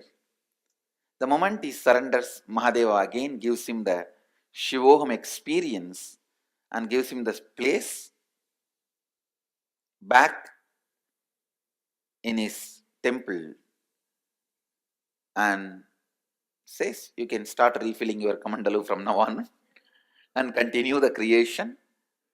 And he gives a permanent place in all temples of Mahadeva, where the Abhishekam water, the holy water, the sacred bath water goes. In that place, it's called Gomukam. In that Gomukam, always the Brahma will be there to fulfill his Kamandalu and do the creation. But you should not think Kalabhairava is somebody else separately born. No. It is Mahadeva's action is considered with the identity of Kalabhairava. It is Mahadeva himself is Mahakala and Kalabhairava. Kalabhairava is one of the most powerful expression of Mahadeva. Most powerful expression of Mahadeva.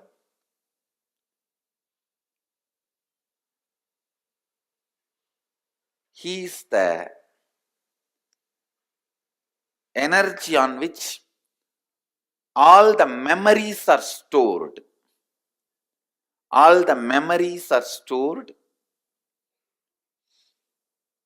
Space is the energy where all visualizations are stored. Time is the energy all memories are stored. Cosmic record keeper. All the word documents are kept with Kalbhairava. All the visual documents are kept in the space. The space, embodiment of space is Nataraja. So Nataraja keeps all the visual documents and Kalbhairava keeps all the word documents.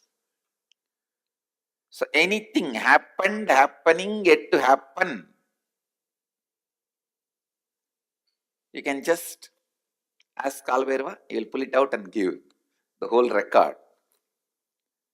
And moreover, most powerful expression, easily accessible. The moment you call, he will be there. That's the beauty of Kalbhairava.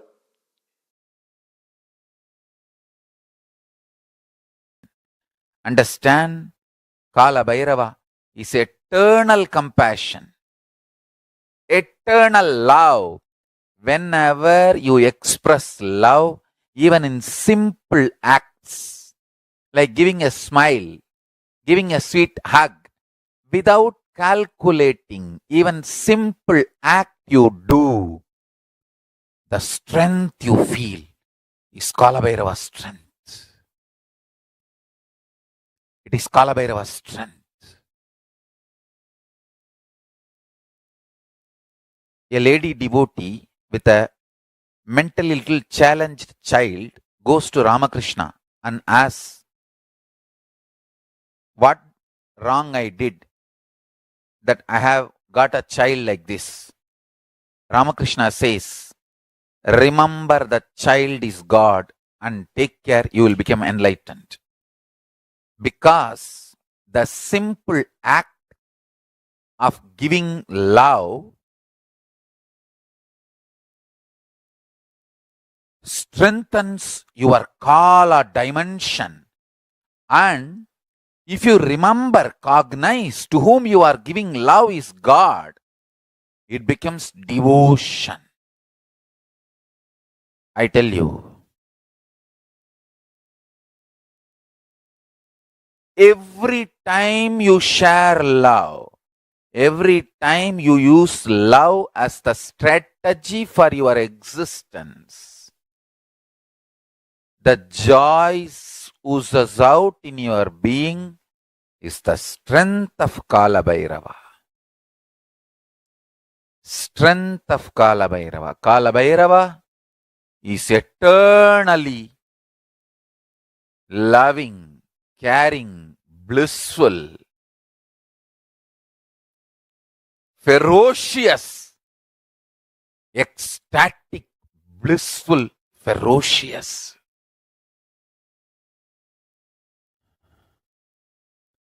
Meditate on him. Be eternally loving like him. You will be just. Understand? All justness manifests from extreme love.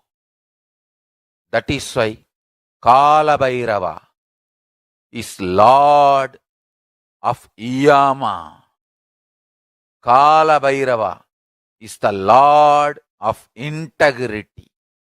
Kala Bhairava is Lord of justice. All justice is delivered cosmically only from the pure space of love. Maintain the intense space of love.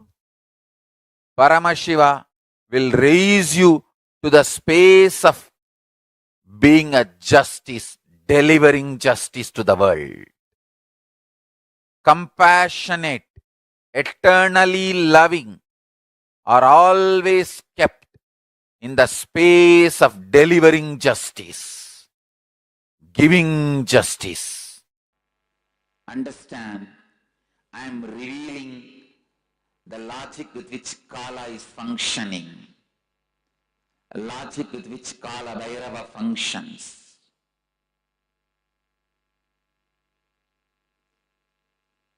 Out of completion, from powerfulness, every decision you make, every action you do, every thought you have is fulfilled. From the space of completion, when you operate, you are fulfilled, blessed, showered, and completion is possible. But more and more you struggle, saying, I am not able to complete, because of your laziness to internalize your incompletions. Discover your incompletions. Discover your patterns. Because of your arrogance,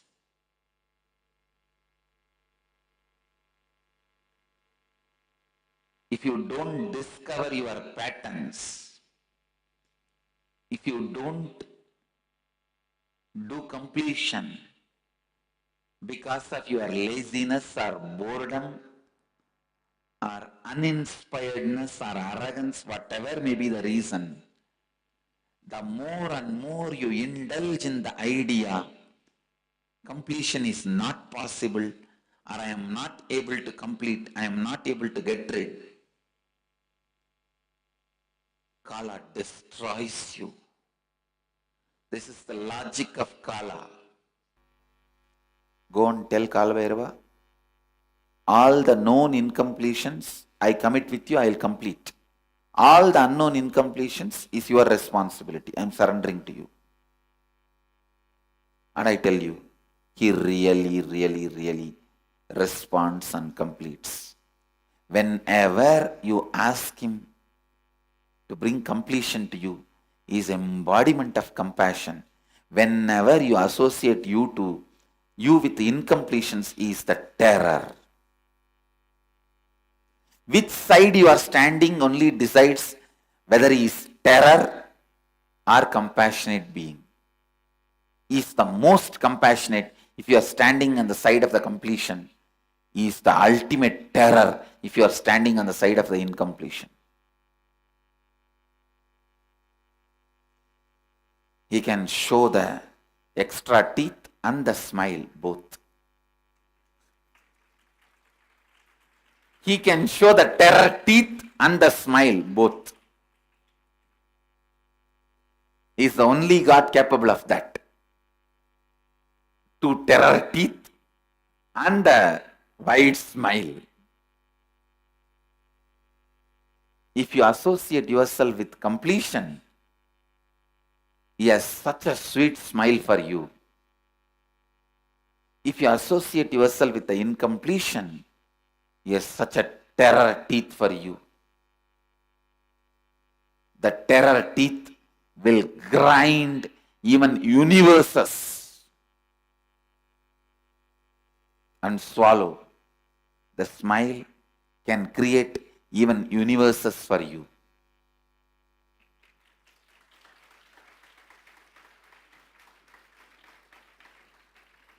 Always have this agreement with Kalbhairava. All the incompletions you make me known, I commit with you, I will complete them. I am responsible for it. All the incompletions unknown to me, you are responsible for it. And I tell you, he always agrees for this agreement because he is teaching you this agreement.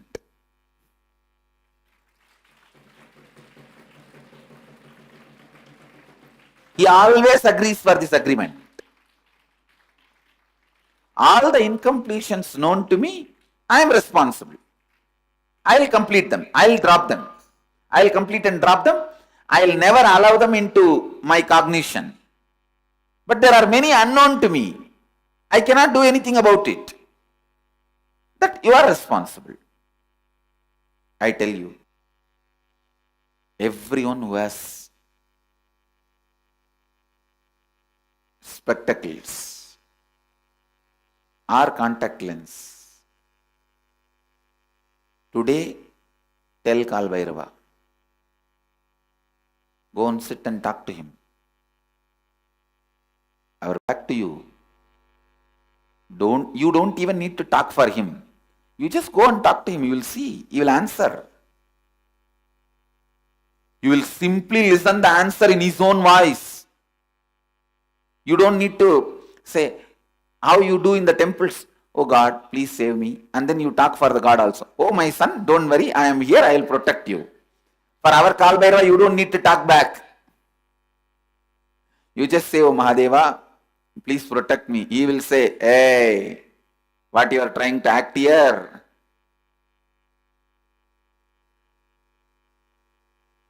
Complete with all this incompletion. Others I will take care. He will talk to you in his voice. He is Swayam Prakasa. And alive.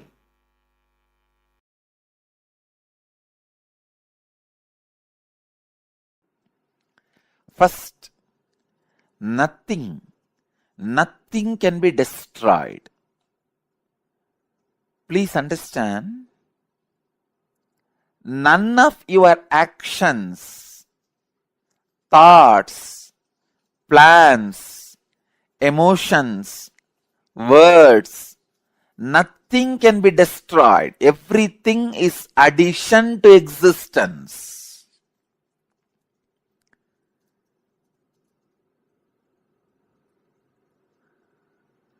Every moment, every one of our thoughts, words, actions, everything just go on, gets added to existence.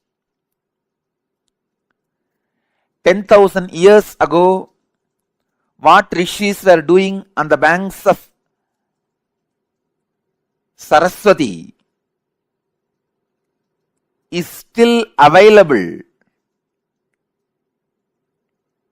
in the cosmic archives as if it is happening now. Please understand, 60,000 years before, what human beings are doing in the Ganges civilization is available as if it is happening now with the 4D clarity, not just 3D, 4D clarity. Nothing can be destroyed in the world. Everything is stored.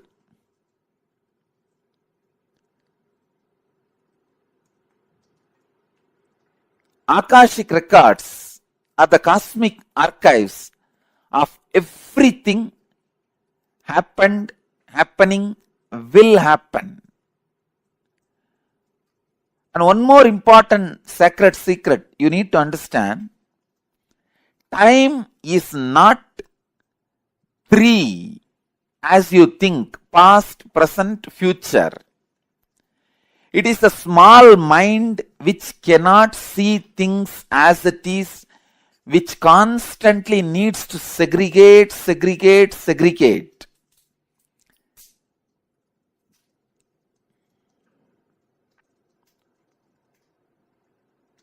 For example, if you keep a fruit basket on the table, ordinarily if you look, you will look in one moment and you know it is a fruit basket and 5 different fruits are there. But for a child, it cannot grasp the whole thing immediately. It will say first, oh, banana, then mango, pineapple, apple. It can understand only one by one. Same way, the past, present, future. In Sanskrit, we call it Kala.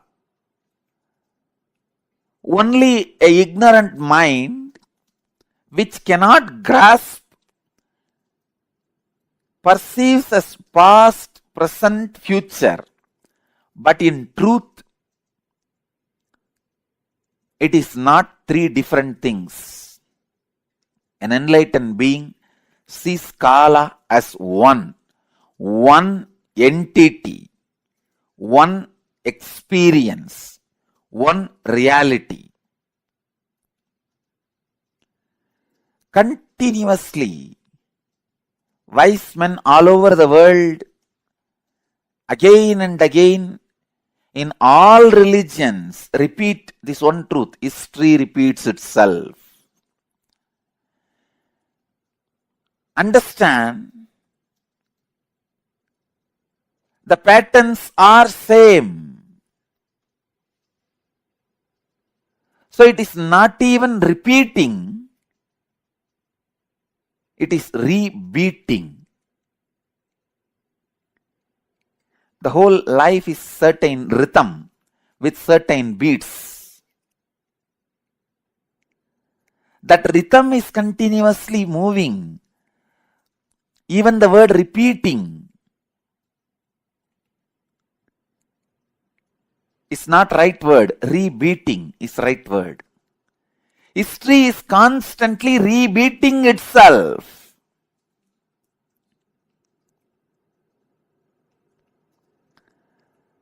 Because past is not independent of future and future is not independent from the past.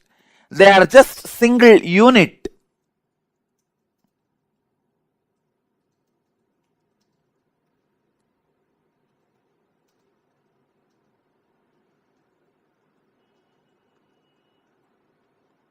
Your innermost consciousness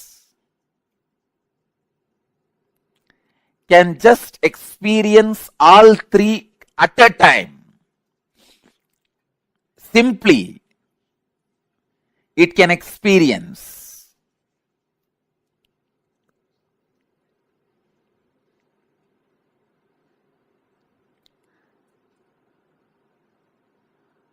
Past, present, future.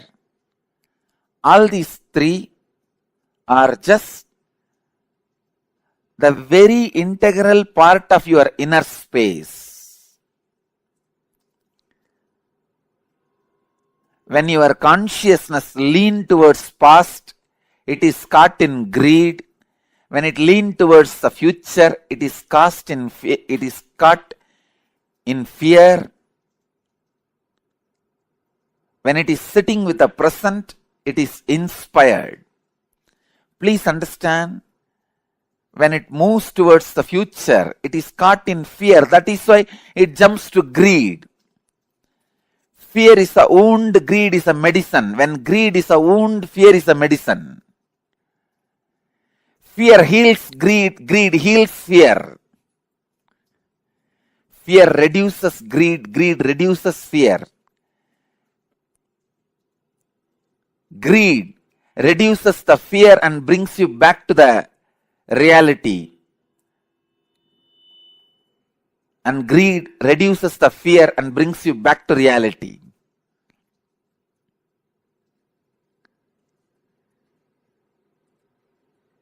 Past, present, future. All three are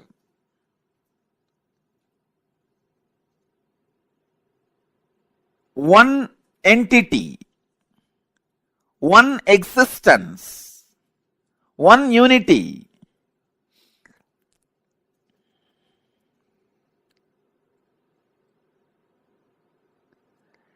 Just with the consciousness which does not get stuck in the fear or in the greed, you can see the whole. You can see the whole. Please understand. You can see the whole.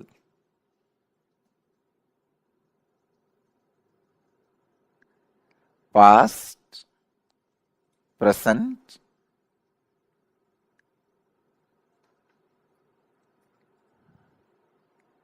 and future.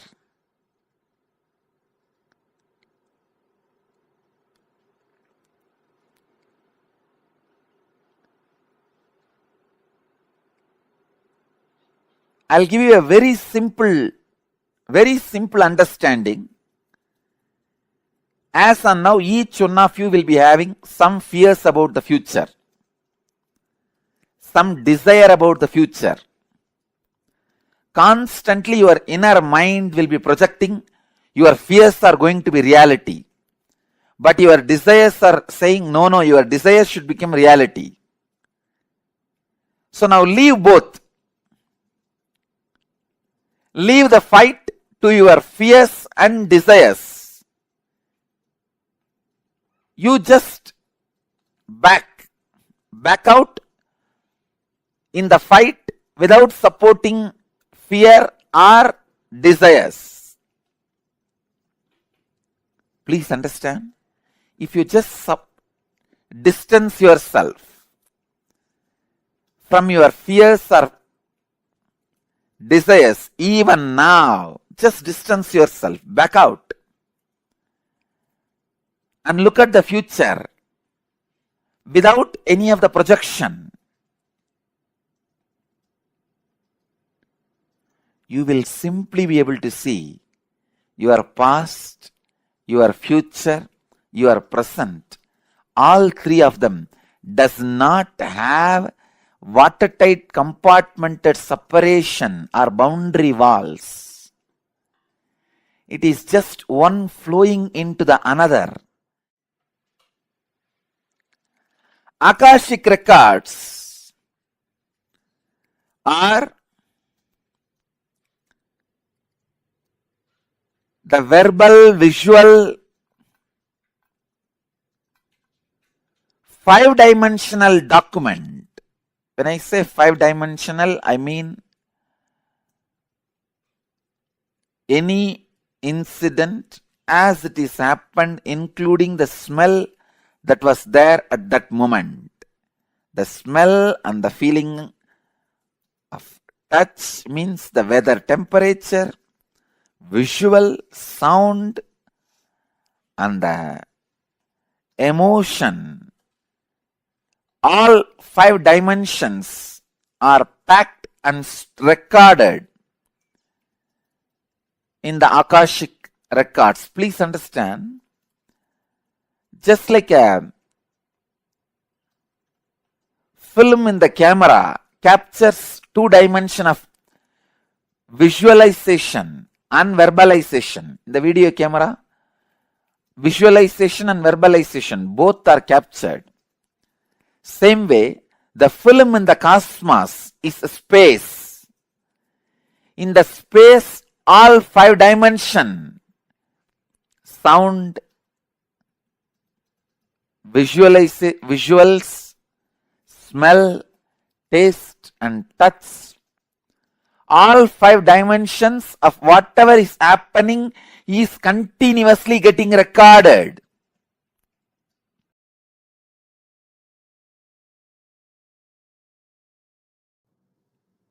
Akashic reading,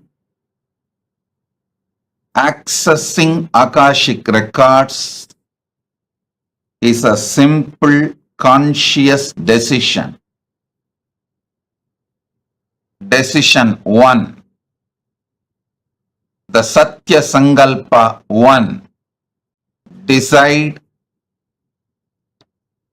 the life energy, consciousness, you feeling alive is because Paramashiva is feeling alive inside you. Because Paramashiva is alive, his life, his consciousness exists inside your body mind. You experience life. You experience aliveness.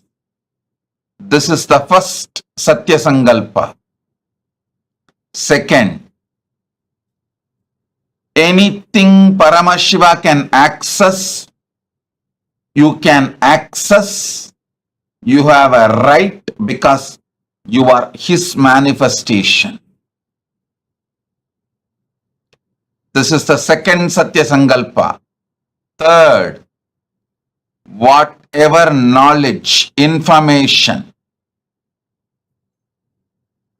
past, present, future in the cosmos is alive. Nothing is destroyed. Nothing is deleted.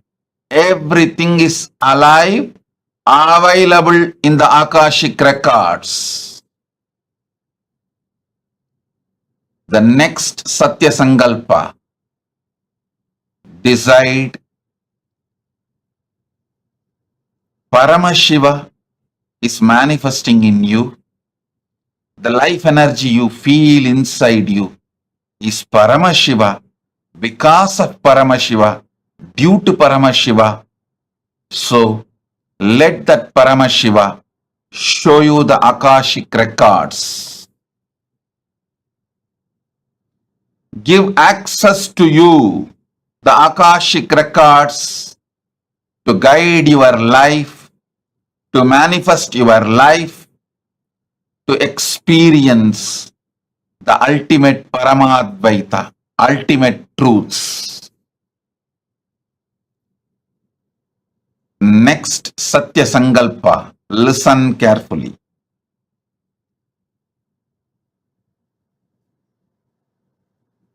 The quality of the great mind is seeing the ultimate happening to itself, expecting the ultimate happening to itself is the quality of the conscious people. Expecting always bad, negative things to happen to you is the quality of the mediocre mind. Expecting the highest, best, auspicious happening to you is always the quality of consciousness. So decide to look into the Akashic records without fear.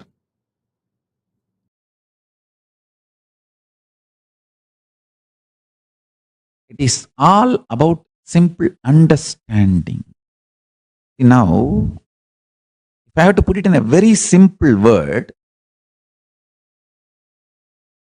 just like how the Microsoft puts all their software open source, and you connect with internet and you just press download.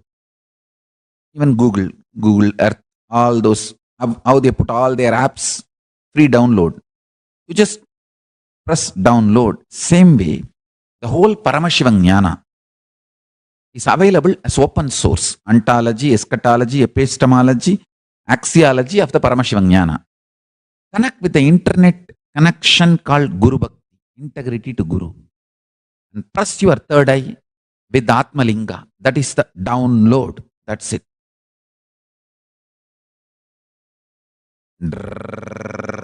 Go on, things will get downloaded.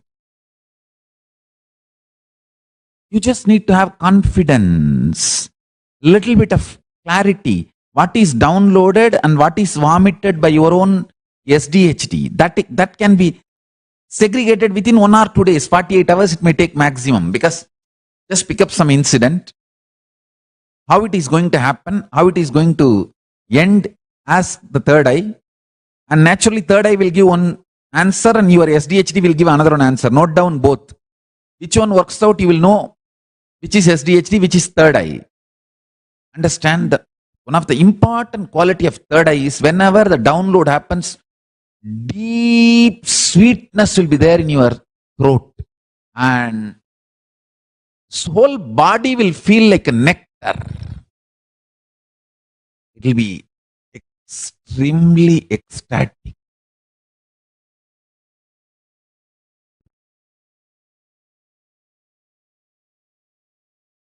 Extremely ecstatic. And there will not be conflict or confusion whenever the third eye downloads. With SDHD, you know exactly how it feels.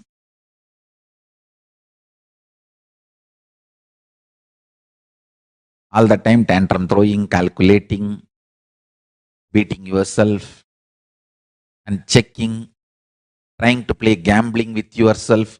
If it happens, I will accept Paramashiva. If not, I will reject. All these bulbul, jil, chickbook, you know it is SDHD.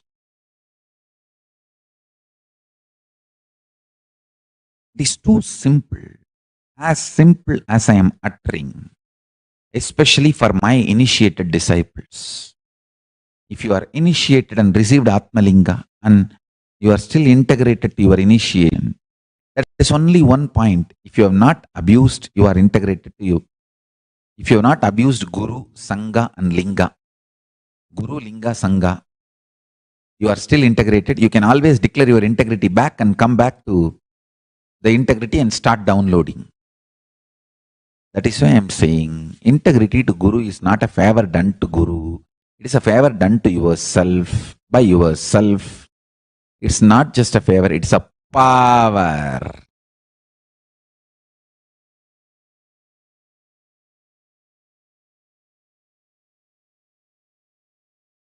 The Akashic records are, it's like a password being handed over to you. All the informations are there and this is the password, please see it, that's all. The Akashic records are like DNA of the universe. Each soul has its own Akashic records. And there are collective records of all souls of all journeys. That's what I call all souls of all journeys, is what I call Hiranyagarbha. So now I'll add some of my insights. First thing, understand, all the information you collected through all your births is available in your DNA. Second, you can access some of them just to understand and not to waste the time doing the same actions again and again, thinking you will have the joy end of this action. See, it's like if you have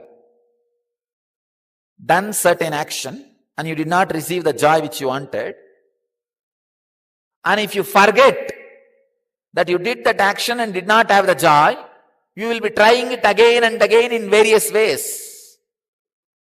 But if you remember, you did this action, did not have the joy, you will not try it again. You will not waste your time on it again. So accessing DNA code, reading Akashic record will be useful in that way for you to become enlightened. Not to waste your time on the foolish things which you are trying to do again and again and again. But if you have the access to Akashic record, even once or twice, if you have access to the past once or twice, through your DNA, suddenly you will be awakened. Oh God, how many times I will be doing this same foolishness? It is time.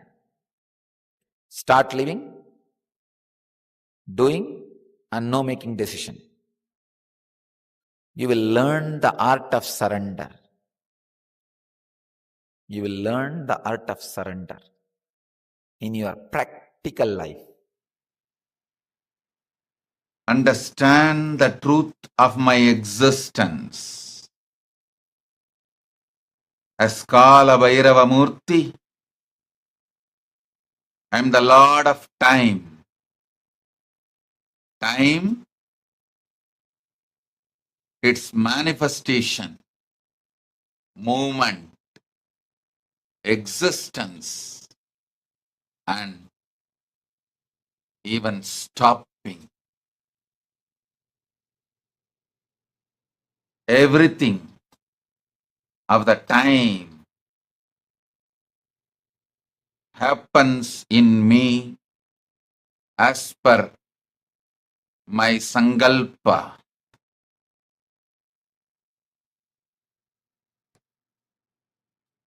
As Kala Bhairava Murti, I give you all the boon I manifest in all of you now.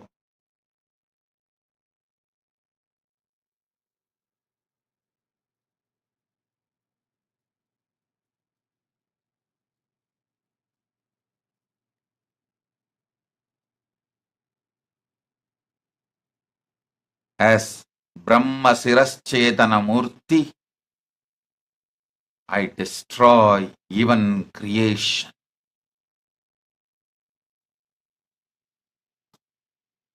I give you all this boon, ability to stop, destroy anything you want. Many things you may want to stop and destroy in your life. As Kala Bhairava, I manifest in you all. You will all be able to stop or destroy anything you want. As Kshetrabala Murti, even when I stop the creation, when I destroy creation, I protect my Kshetras. Due to my pure will, from my pure will, as per my pure will, I protect what I want, even when I destroy creation itself.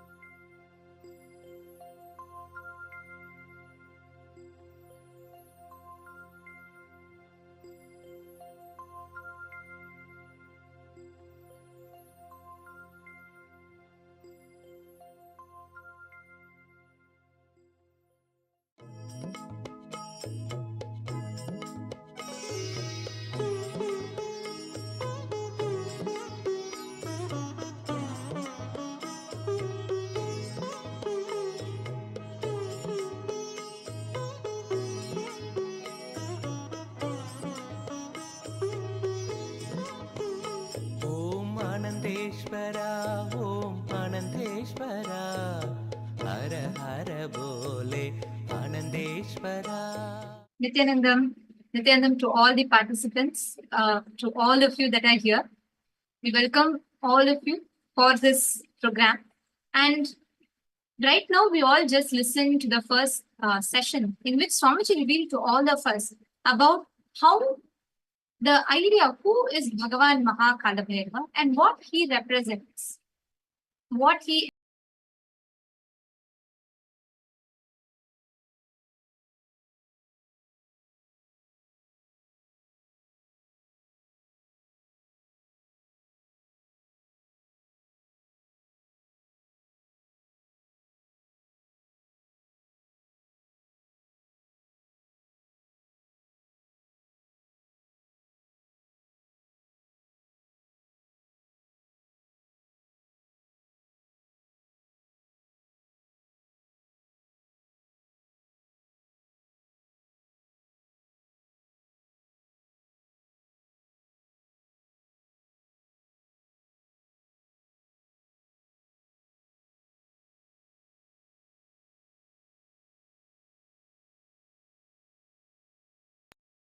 Nithyanandam, sorry for the technical glitch.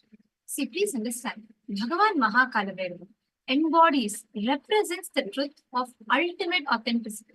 He will reflect to you precisely, exactly what you are having in the secret corners of your heart, the inauthenticities or whatever you cherish. He embodies the ultimate authenticity, which precisely reflects that and points it out to you.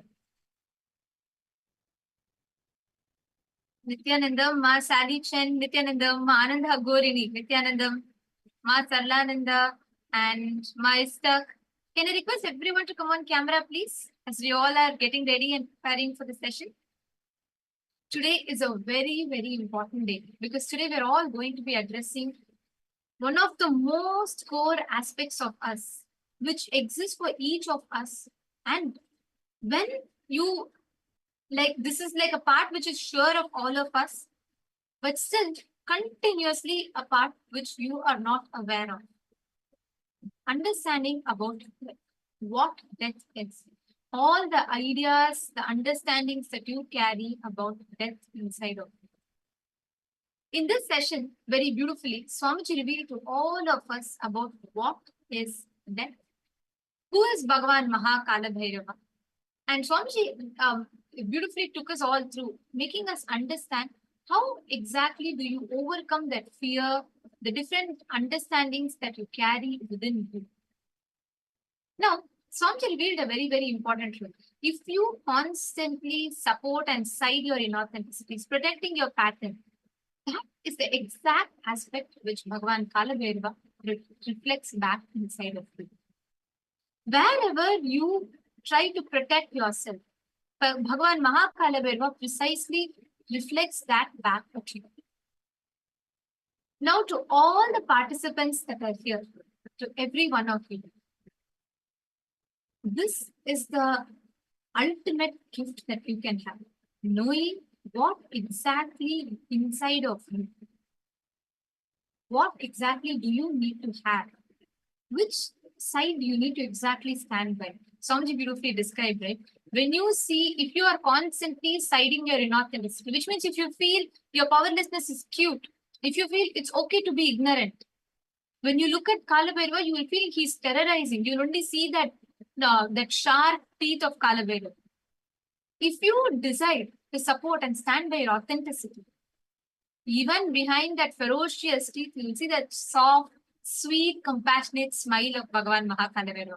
I should say, Kalabhairava is one of the most loved forms in the Nithyananda Sangha, in the entire KAILASA, because for every one of us to see how Swamiji embodies Kalabhairava, to receive the Kalabhairava darshan, the special boons and answers from Kalabhairava, it's something too special.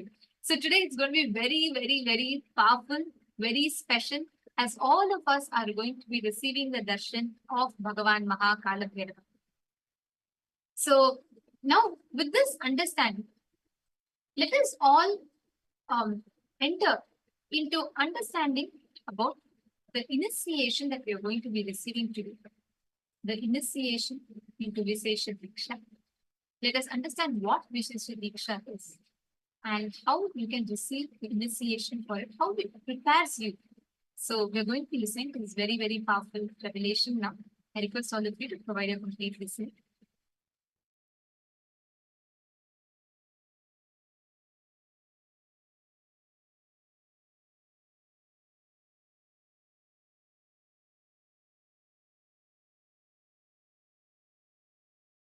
Super conscious sovereignty.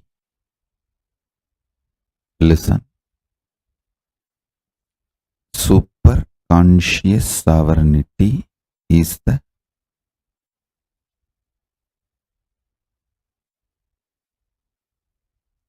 principle, superconscious DNA of Paramashiva will be manifesting today in all of you. Listen. Superconscious sovereignty. Let me explain. Listen intensely. What I am going to say now, the superconscious sovereignty, you don't need to practice.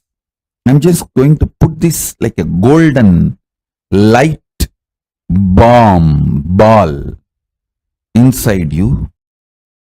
It will just start manifesting. Listen to this. Your super consciousness is the most supreme, and your super consciousness makes all the patterns, the self-doubt, hatred, denials, or anything restrictive in you, makes all of that irrelevant. Your superconscious sovereignty does not fight with your problems. It just makes your problems irrelevant.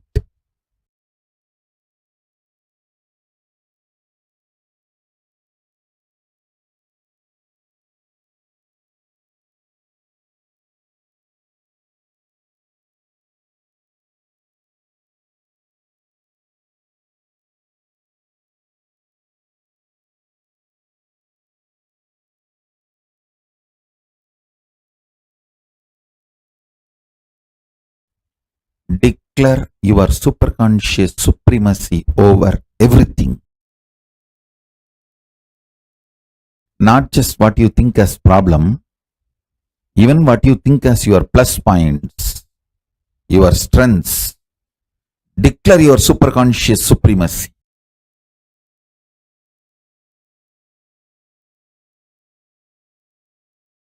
As Paramavatara of Paramashiva, I'll make it happen for all of you. You just declare. Understand?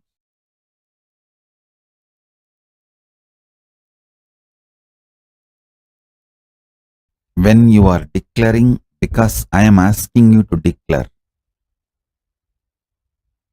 you are just doing Paramashiva's will. You will simply manifest it. This is Visesha Diksha. This is the real Visesha Diksha.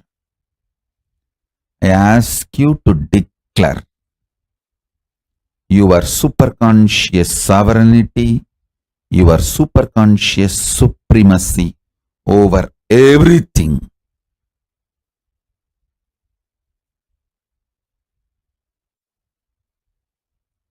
You will see your problems and solutions all become irrelevant.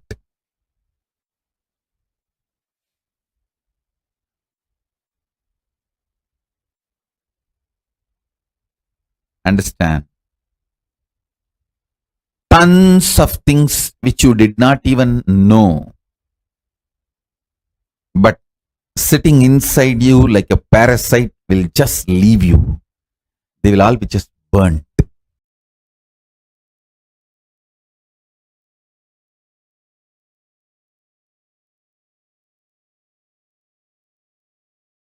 Super conscious sovereignty, I can see from the time that Pachapatni Vratam started, last 24 hours, I am seeing the way the Samadhi is intensely manifesting. Don't think I was yawning. Actually, when my body yawns, it's like an indication from inside. Body need to be just rested because it's moving into frequency space. The body will not be visible to all of you in a normal way. It will move into frequency space. That is when what you call as yawning happens in my body.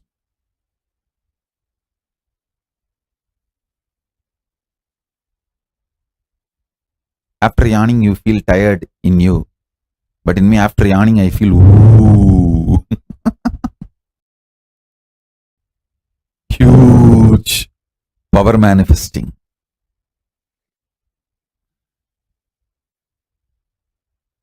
So get ready for the superconscious sovereignty mutation process. I'll put the superconscious sovereignty DNA of Paramashiva in you and make you manifest it. Om, listen. Instead of just sitting, if you pen down on what all you declare your superconscious sovereignty and supremacy, your whole inner space will be filled by the Paramashiva's DNA I am pouring. You will consciously start clicking and manifesting this mutation process. See, if you want, Paramashiva should see how you are declaring, you can type it as a direct message. If you don't want me to see, you just want to do it on your own, at least take a paper and pen and write. When you don't write, you don't organized way declare to yourself. You just start sleeping off dose, or you are thinking you will declare your supremacy over your wife and you start thinking, oh, she all the time beats me, fights, all that, and suddenly you will be drifted away. You will be getting ready to get beaten once more.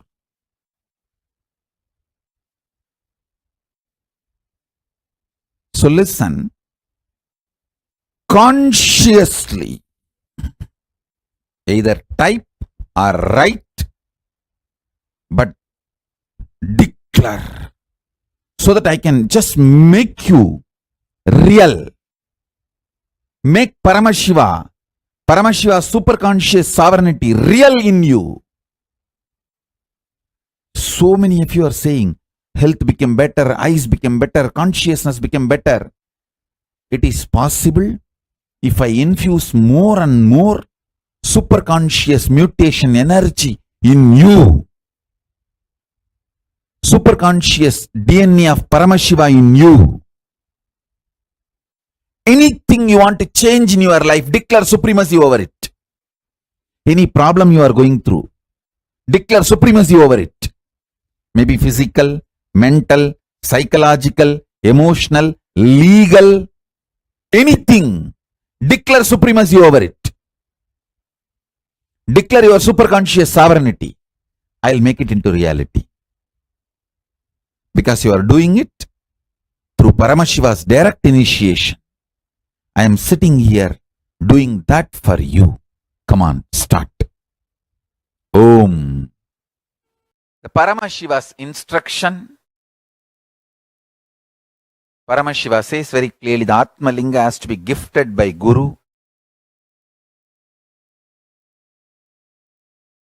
So I am gifting it to all of you.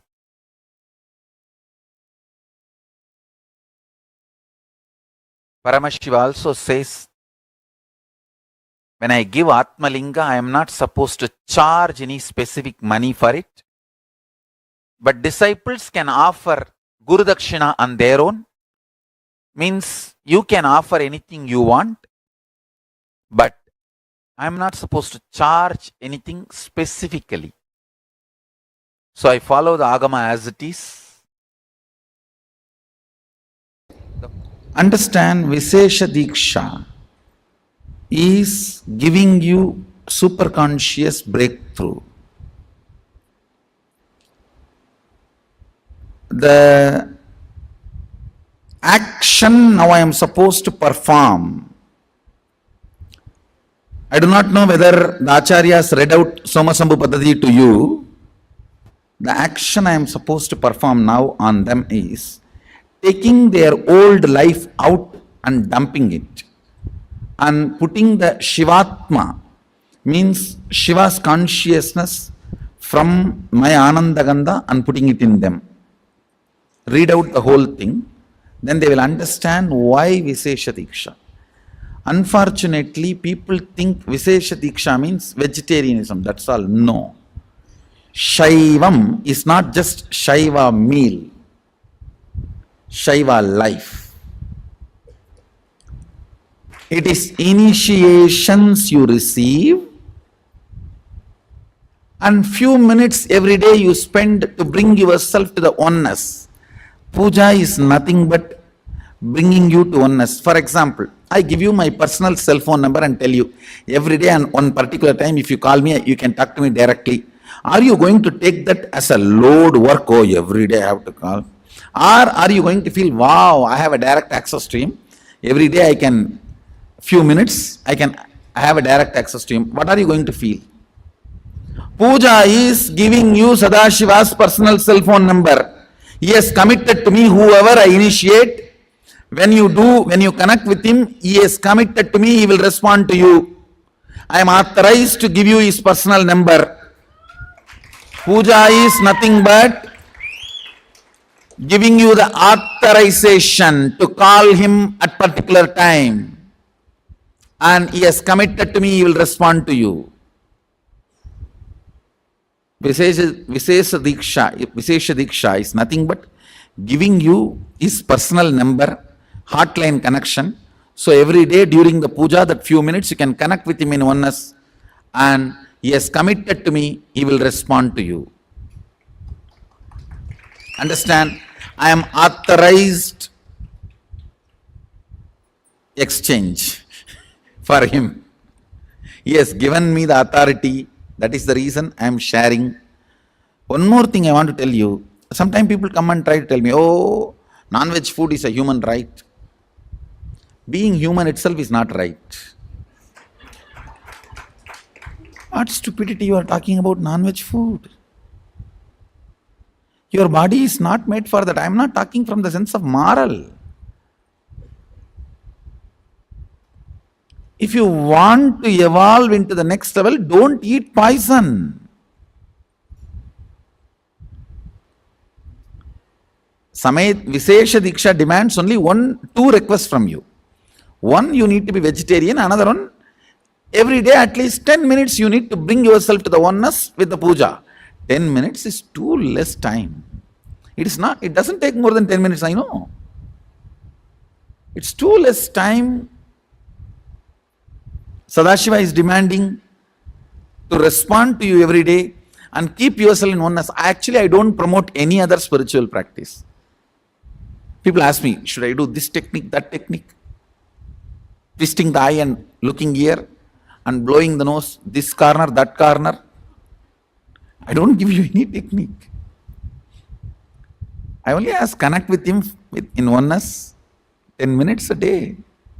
I think maximum it takes 11 minutes.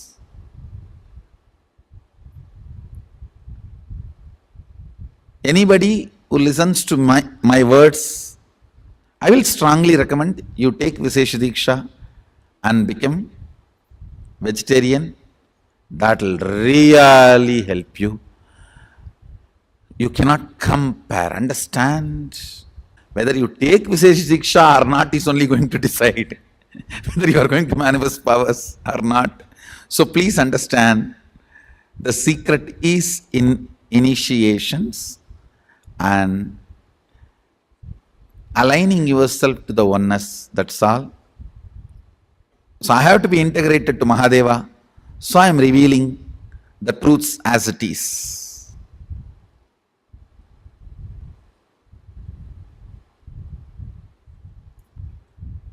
Whatever is said and done, Visesh Diksha is something extraordinary.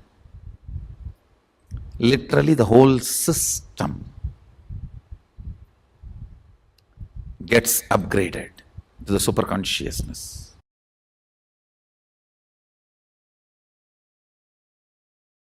Understand? Whoever experiences that conscious decision in their very core DNA level, they are incarnations. It is possible for you. It is possible for you. Decide, continuously hold that conscious decision, you are Paramashiva. And tell Paramashiva, Prabhu, Mahadeva, I know you reside in me. I invoke you with all my being. Please open up.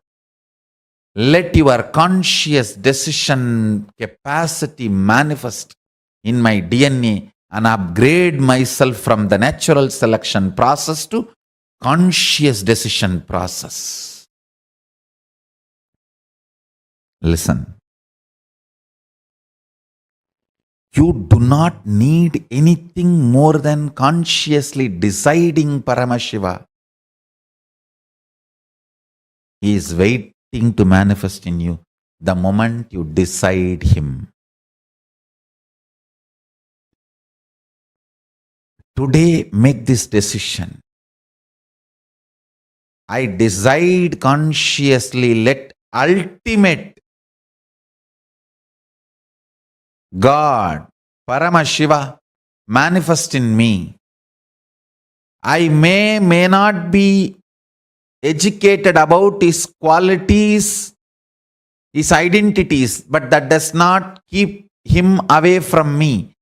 My ignorance is no way interfering my decision to invoke Him in my being.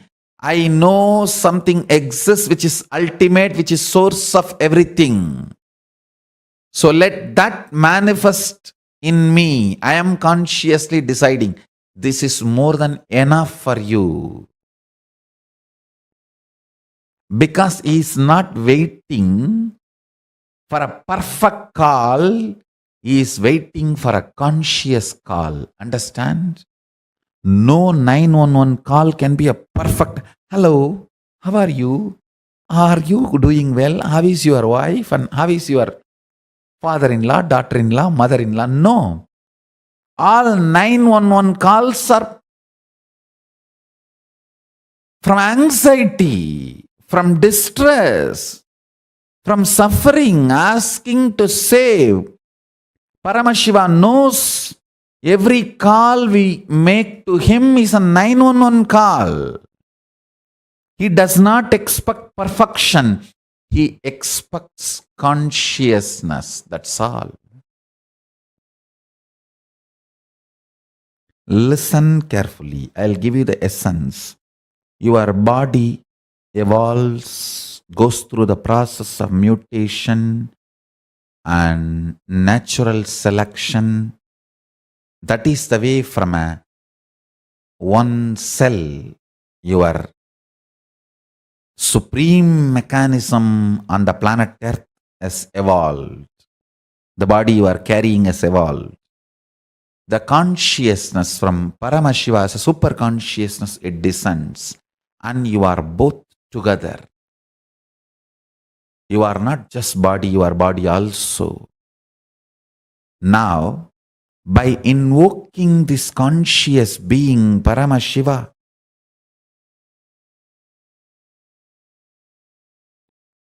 you are letting Him manifest His quality of conscious decision as a default natural functioning mechanism of your DNA instead of natural selection methodology. In natural selection methodology, you can only select from any available possibility, and permutation combination of that. It will only lead to only growth, maximum good growth, that's all. But if you allow this conscious decision process of Paramashiva in you, by invoking him, connecting with him, declaring oneness with him, declaring your integrity and allegiance to Mahadeva, Paramashiva, just the very declaration is enough, because he is waiting. With that declaration, he rushes into you, gushes into you. He just opens the floodgates and explodes into you and changes your DNA's natural selection methodology to conscious decision methodology. Understand, when your DNA decides to shift from natural selection to conscious decision, you manifest powers. Because power manifestation is a breakthrough, not growth. Now what I am talking is real initiation into Hinduism. Only when you understand what I am talking now, you are initiated into Hinduism. This is the real introduction to living Hinduism. No words minced. I'm a ferocious guy. Ferocious people doesn't know to mincing the words. I'm Shivagana. I don't know how to mince words. Understand?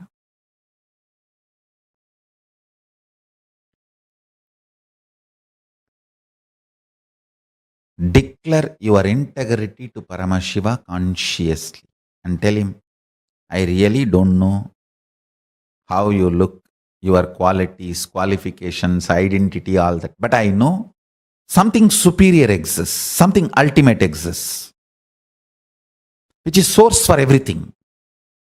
Me, everything, our thought currents and whatever, this world or universe or the hills, ocean and nature, planets, for everything, I know the source exists. And I know that Paramashiva, that source, is waiting to manifest itself in us for our conscious decision of choosing him. Understand? A simple conscious decision can really shift you from natural survival process to conscious decision process. And your whole DNA gets upgraded. Your whole system gets upgraded. Your body, your internal organs, your intra-organs, your consciousness, your will persistence, your everything gets upgraded.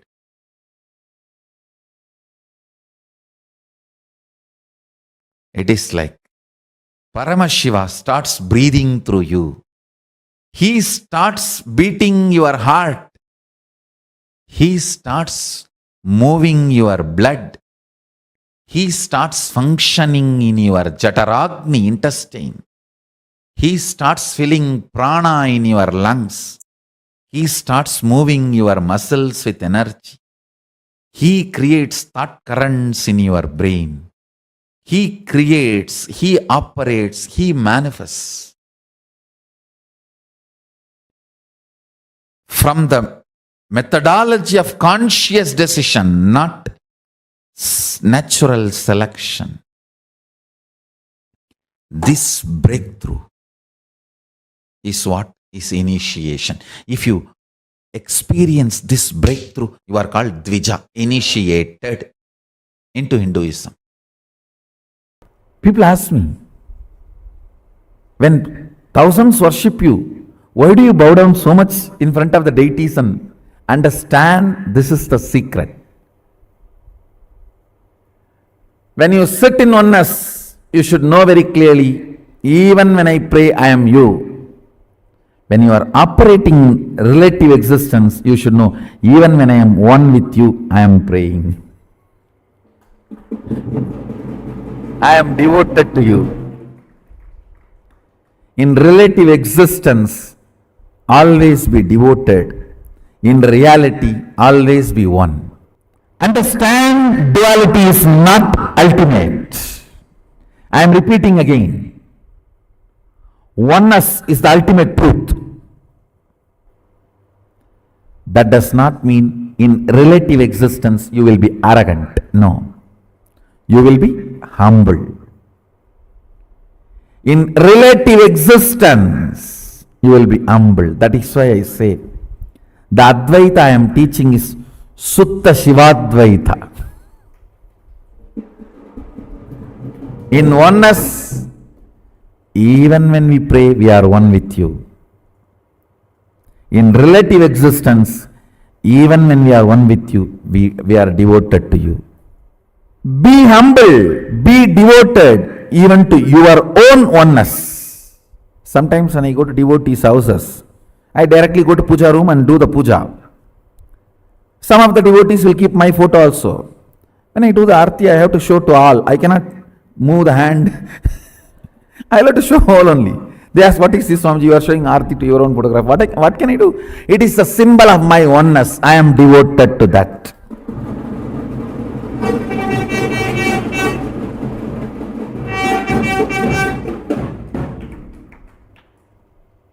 Even I bow down to. See, you have both component. Your oneness, Shuddhadvaita, and your relative existence, to which you are going to be devoted, that is going to manifest in you more and more.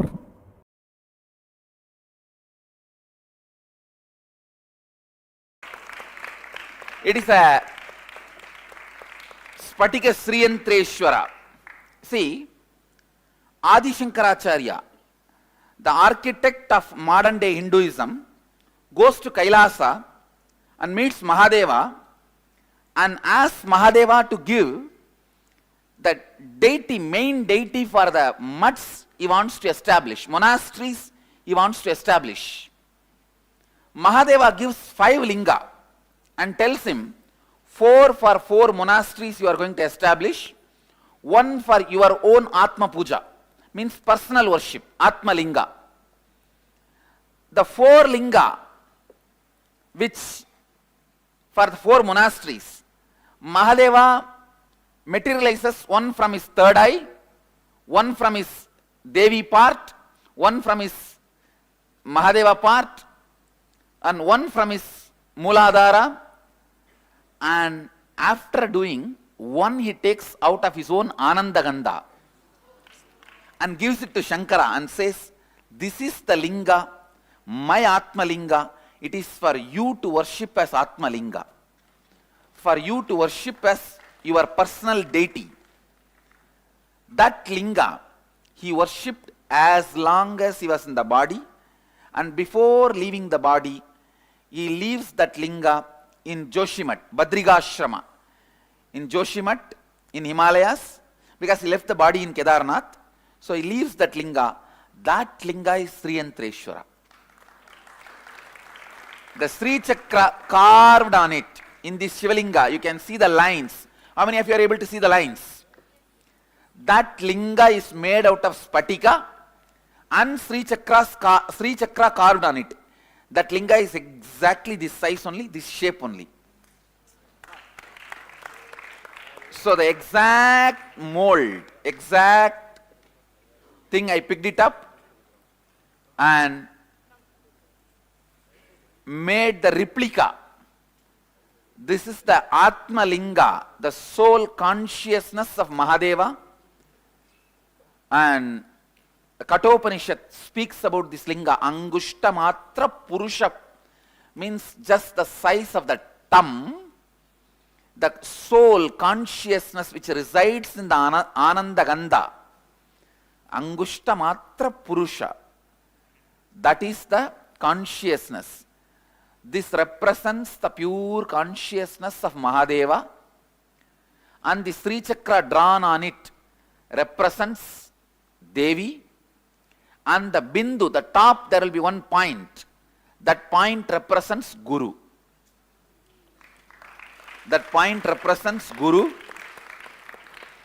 All the three, Nithyanandeshwara, Nithyanandeshwari, Nithyananda, all the three are in one form. And as Mahadeva himself declared this as Atma Linga and shared it to Adi Shankara, I declare this as a Atma Linga of our whole Sangha.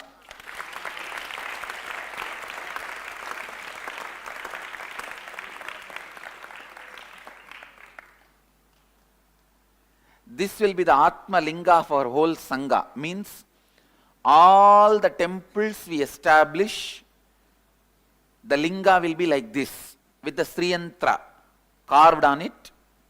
Even the temples which we already established, we are going to be replacing the Lingas one by one everywhere with the Sri Yantra on it. Even the Houston Linga which is coming, already the Sri Yantra is getting carved. All the Shivalingas in our temples will be the Sri Yantreshwara, like this, the Sri Yantra carved on it. And now, not only it is energized, I am going to make this as a Atma Linga for all you guys. For each one of you, I will be personally handing this out to you. If you are in the male body, I will be initiating you with this Linga on Ananda Gandha. If you are in female body, I will be initiating you on the third eye, the Anya Chakra, and handing out this to you. Means this becomes your pure consciousness. And I have already energized this also for both purpose. If you want, you can just keep it as a souvenir. It will radiate energy. There is no need that you need to worship it or you need to do any rituals to it. But if you want to do rituals, great, enjoy doing it, do it. It is the Prana Pratishtha is done for this, for both purpose. If you want to do ritual, you can do everyday puja, ritual, celebrate, and it will radiate its presence and grace. If you just want to keep it also, it will be just like me, non-demanding and happily living. It's literally carrying Mahadeva and Devi and Guru with you. If you ask me personally, what should you do with this? I'll recommend always keep it in your purse. Let it be in your purse, and it is just Mahadeva being with you always. Keep it in the puja room.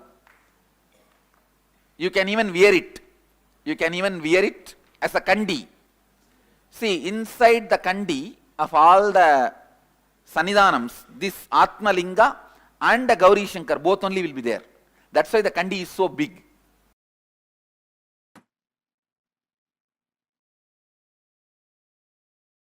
I liberate all of you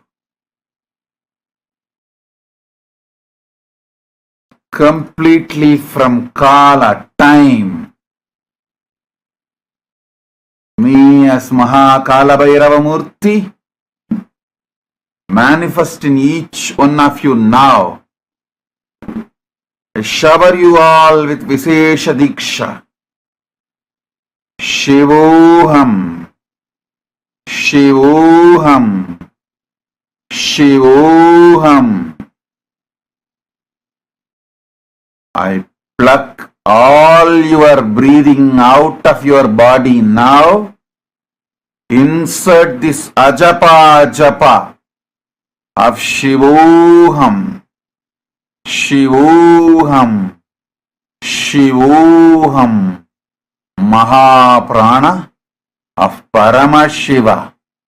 in you all.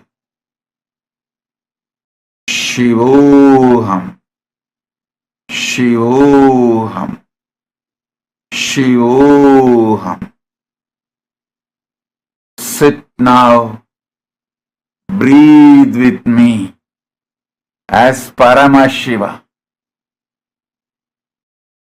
All of you exist as Paramashiva, as me, in the parallel universe of Maha KAILASA. Now, Paramashiva and the KAILASA, Shiva Ganas, Paramashiva Ganas, let them all land in all of you here.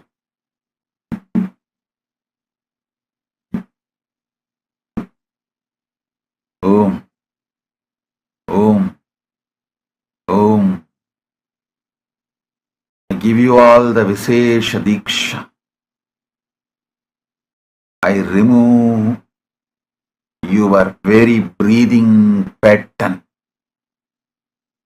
and the root of your breathing and replace it with the Maha Prana of Paramashiva.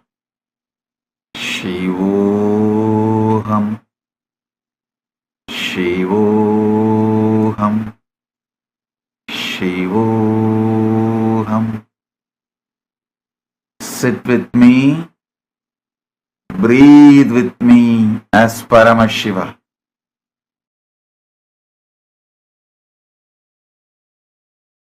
So during the Vishesha Diksha, there will be Vishesha Diksha, the Shiva Diksha second level. If you commit, you want to become vegetarian from now, I am authorized to remove your past karma of non-vegetarian and I will do it. First thing, stop believing you are a human being. The moment I invoke Paramashiva in you, you are a divine being. Paramashiva having human body. The moment I have given you Vishesha Diksha, during Vishesha Diksha, I remove the human being from your human body, invoke Paramashiva in your human body. So, the moment you have taken Vishesha Diksha and received Atmalinga, Paramashiva. Listen, I'll repeat. Paramashiva is real and he is available now, here, for all of us. Keep this as your inner space and cognition. Listen carefully, I'll repeat. Whatever cognitions you carry is the source of energy, life for your system. The cognition you carry decides how this is going to function. Your inner image, outer image, others image, life image. All the four are defined by the cognitions you carry. Your cognitions are your fuel. Your cognitions manifest your life. So carry this powerful cognition today. Paramashiva is real and is available now here for me. Carrying this cognition inside, chant Mahavagya, Om Nithyananda Paramashivoham. Based on this cognition, build your inner image, outer image, others image, life image, and manifest powers. You will manifest all the powers.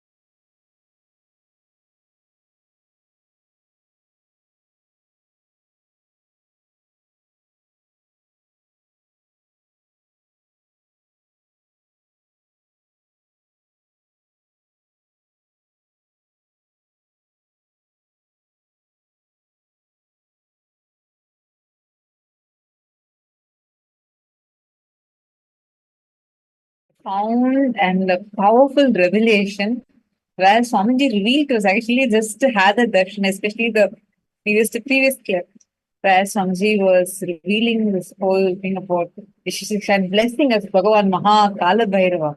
This is so powerful, right? This is the very initiation we all are going to be receiving today. And to all the participants that are here today, Swamiji is going to be literally infusing that software to go beyond that. You see, understand, anyone who receives Vishesha Diksha at the time of you leaving the body, Yamadutas will not come, Shivadutas will come, which means Shivadutas will appear and Swamiji will himself personally come at the time of you leaving the body, and you will get an option as to what you want, like, whether you want to have mukti after you leave the body or whether you want to take another birth, both. See, please understand, listen very carefully. To every one of you today, you are going to be receiving the most powerful initiation, the initiation into Vishesha Diksha. Something that can enable you, something that will empower you to experience the space beyond death and having a personal hotline connection with Paramashiva.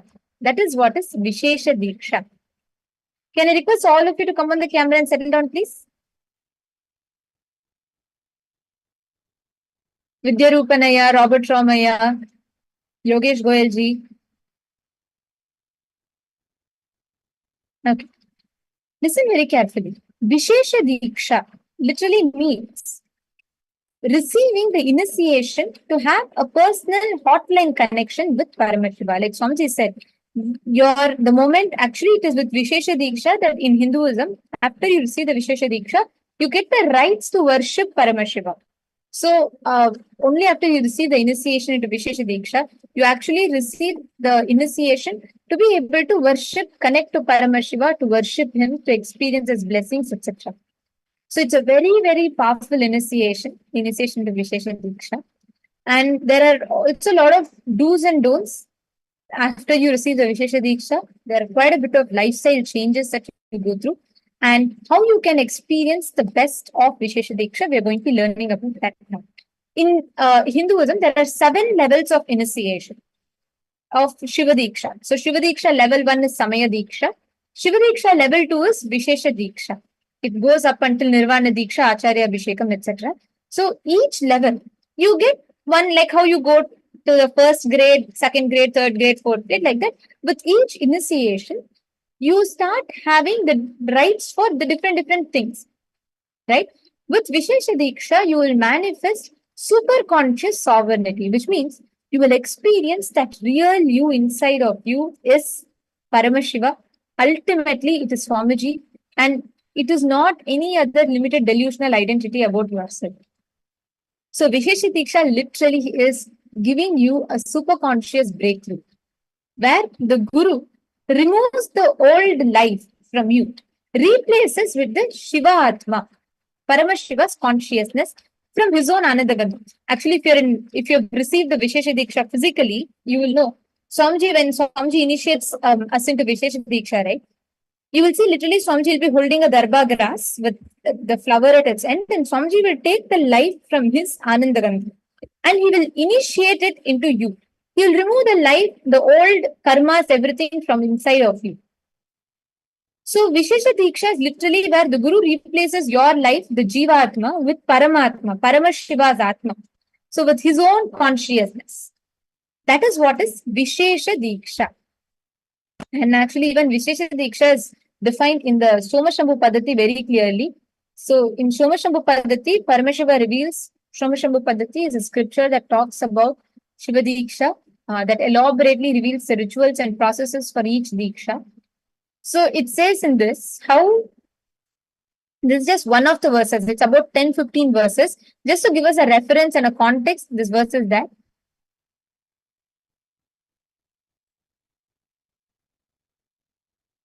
Here it says how the Guru should throw the flowers invoked on the mantra with Astraya Humpatil at the disciple's chest. Imagine in the heart of the disciple the globe-shaped supreme spirit of extreme effulgence of the subtle body. Actually, in this, it very clearly defines the entire process of how Vishesha Diksha is received.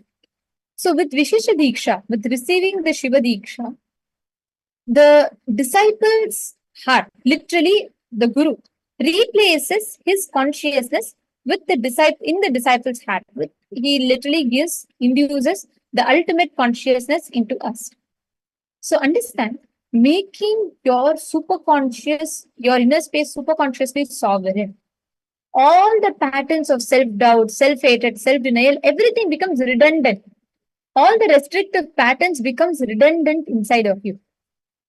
Vishesha Diksha bestows blessings to offer prayer and gratitude through personal puja. So whatever you share with Paramashiva during the everyday's puja, he literally listens to you.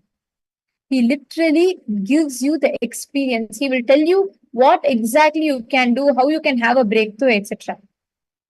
So the moment you receive Vishesha Diksha, right, every day there are few lifestyle changes you need to do as soon as you start the Vishesha Diksha. Perform Nitya Puja daily. Every day, take a few minutes.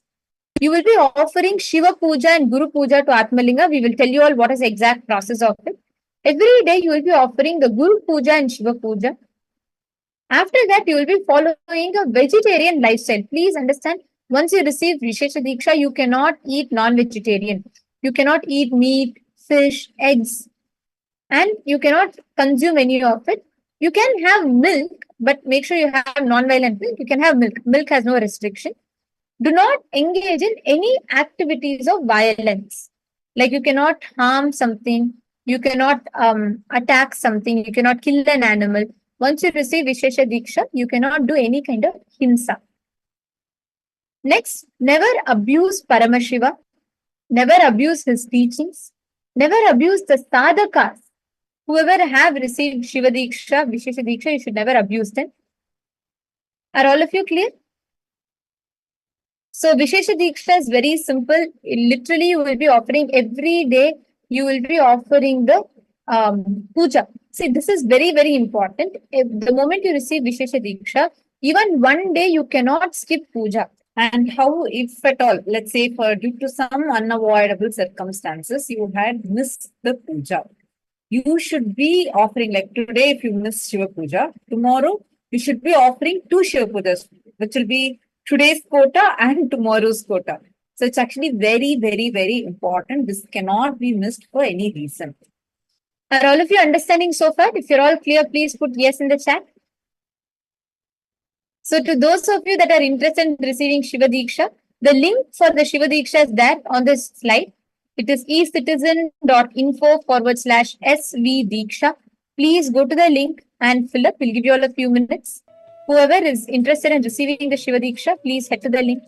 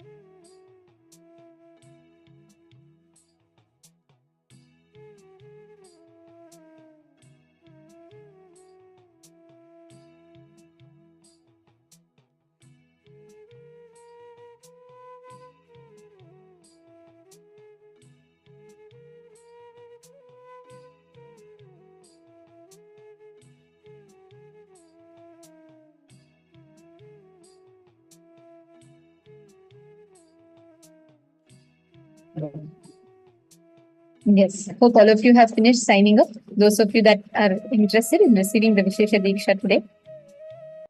Now, please relax. I request all of you to share, confirm in the chat if you have finished signing up in the link. If any of you had any difficulties, please let us know so we'll be able to help you out. All right. And now it is time for all of us to enter into the power manifestation. Today we are going to be manifesting a very, very interesting power. We are going to be manifesting the power of Akashic readings, which means your ability to see the past, present, and future. Yes, you heard it right. You can see what happened in someone's life 10 years ago. You can see what has happened if how were someone in their previous life. It is possible. And this power will enable you to access anything in the canvas of time. Any happening, what happened in the time of Mahabharat to what will happen in 2000, let's say, all of it you will be able to clearly see it. Each time for every one of us, every incident in this cosmos is recorded in the cosmic archives, what we call as Akashic records.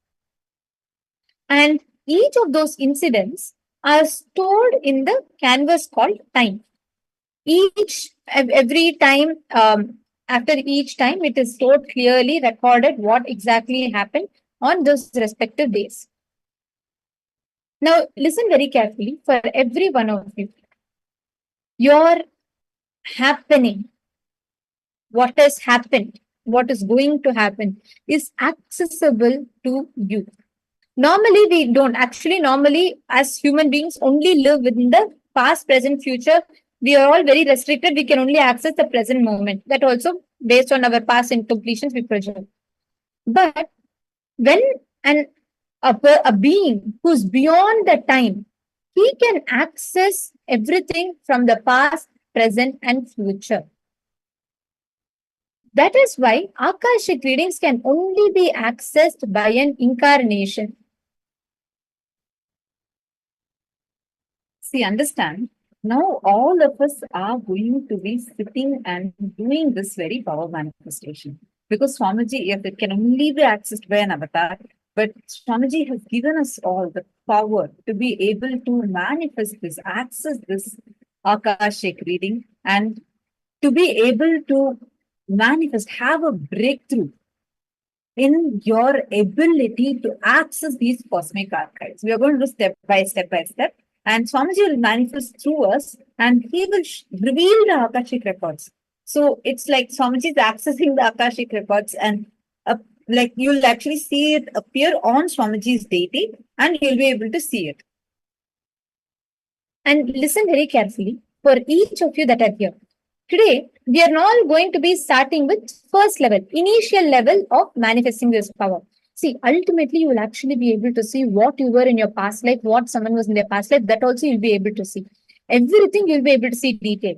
But right now, for you to go to that level, first you need to be able to do verifiable past, which means something that you can verify. If you do that consistently, successfully 21 times, Swamiji will initiate you, give you Trinetra Tilak, which will enable you to do properly for the future, for others also continuously, consistently and correctly. Okay. Now for this power manifestation, can I request all of you to please bring your Atma Murti? All the participants, can I request all of you to bring your Atma Murti, please? For this power, you will have to have Swamiji's form, Swamiji's Atma Murti.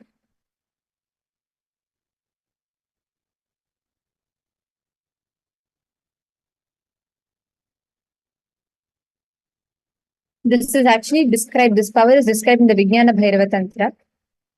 Akasham vimalam pashyan kritva drishtim nirantaram stabdhadevi bhairavam vapurapnuyat. Looking at the spotless infinite etheric space, Akasha, beyond the sky and clouds, one should fix one's gaze in the third eye without blinking continuously and make the body inner space steady, motionless. In that very moment, one attains the nature and powers of the infinite space, Bhairava. Now, understand, This power is where you will be able to access anything happening anywhere in the cosmos. Tons of references are there in our Hindu scriptures where the great enlightened masters and incarnations were able to see clearly, precisely, whatever happened on a particular time. Ma Stephanie Lail is asking, we should choose Vishesha Diksha only, ma, on the font? Yes. You choose Vishesha Diksha, ma. If you've already received Shiva Diksha level 1, you do not need to receive it again. Okay, so can I request every one of you to get your Atma Murti and please settle down? Ma Kalahantrika, Ma Prema Bhaktika, Ma Kareen, Ma Anupama Menon. Do you have an Atma Murti, ma? Can you bring your Atma Murti and settle down?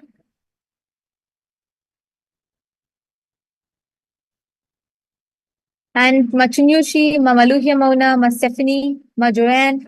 Can I request all of you to settle down with your Atma Murti? Vishwanathanaya, do you have an Atma Murti with you? And Chandrasekharaya, do you have Atma Murti with you? Last time you used a small picture of Swamiji, right? Okay, I remember. All right. See, you should get Atma Murti, Chandrasekharaya.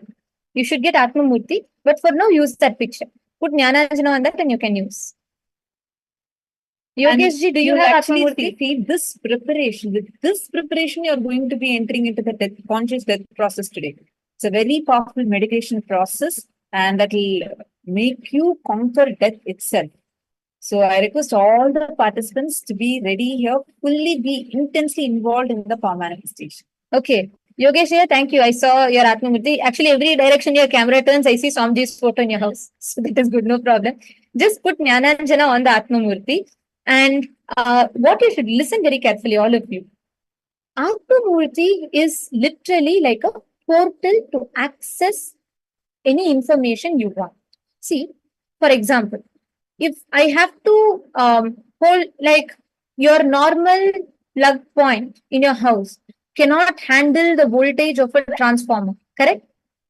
If I need to run some high tech something, I need an adapter that can handle high voltage of current. The amount of current you need for charging your mobile phone is different from the amount of current you need for charging, let's say, your electric vehicle. Correct? Same way, Akashic readings can be accessed only on Atma Murti because only an Atma Murti has the ability for holding the high energy, the highest energy. So, all of you listen carefully. I request all of you to now put Jnananjana on your third eye on both of your temples. Can you all do that? On both of your temples and on your third eye. And you're going to be putting it on Swamiji's third eye and Swamiji's Ananda Gandha. In these two regions, you will be putting the Jnananjana. Now listen very carefully. Akashic readings. Any answer of Akashic readings, you will always see it only in golden letters. And that golden will be like fire gold. Like that golden will be like very bright, pure gold color.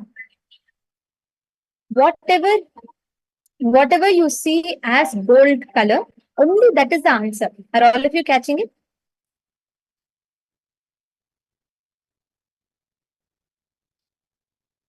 If you're all understanding, please put yes in the chat.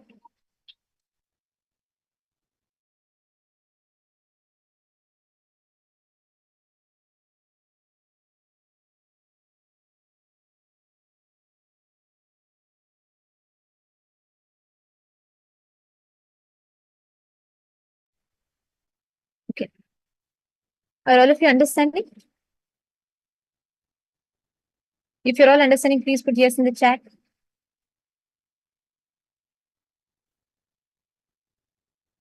Okay.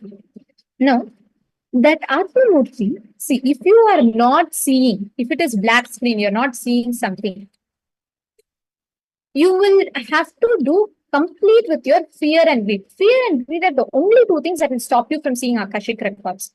So anything to do with Akashic readings, you not being able to see, it is either the fear that you are not manifesting or the greed that you want to manifest. Both are wrong. So other than that, nothing else will stop you from manifesting Akashic readings. Are all of you catching it? So right now, what we are going to be doing is we are going to be manifesting the power of Akashic readings. I will give you all I'll give each of you any random date. Okay. In this first round, what you're going to do is you're going to be scanning and identifying whatever happened on any particular given date. Clear? And see, the moment I tell a date, connect to Swamiji, see the see the Atma Murti. On the Atma Murti, you will actually have the answers appearing to you. Whatever is appearing to you as golden letters, as visuals, you're going to be noting that down. If nothing appears to you, that is fine. Sit, complete, and you will see Swamiji will reveal something to you. Clear?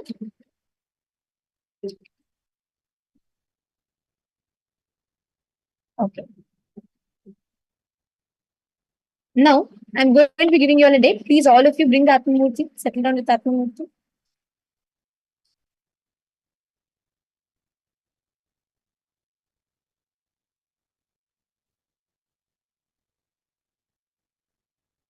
All right. On the 28th of April 2018, what happened? Where was I? Where was Swamiji? What happened on that day? Where was Swamiji exactly and what happened that day? If you tell, you can tell these different things. One, what was Swamiji doing and where was Swamiji on this particular date? And you can even tell the place name, which place is this, and any highlights you see from that date. We're actually seeing the photograph from that date right now. So you all can just connect to Swamiji, ask Swamiji to reveal to you. You will see it appear on Swamiji's Atmamurti. Please start now. Chant the Mahavakya, connect to Swamiji. Whatever happened on that day, on April 28th, 2018.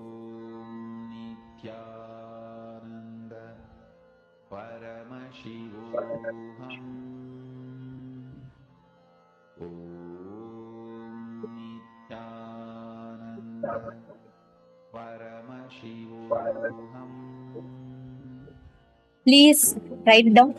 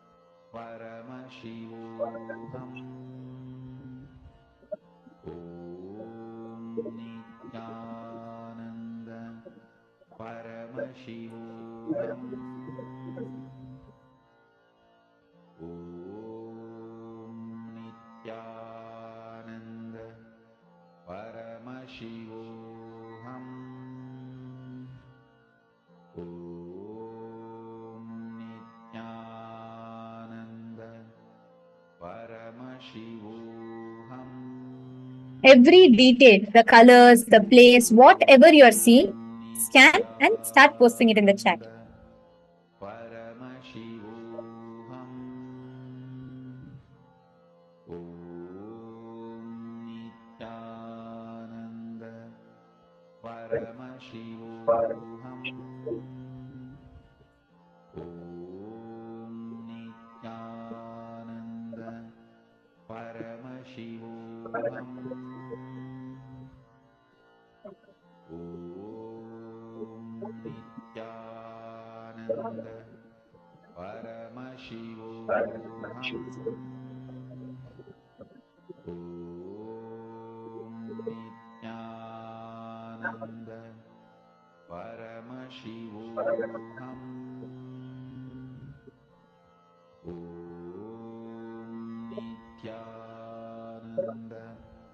Paramashivoham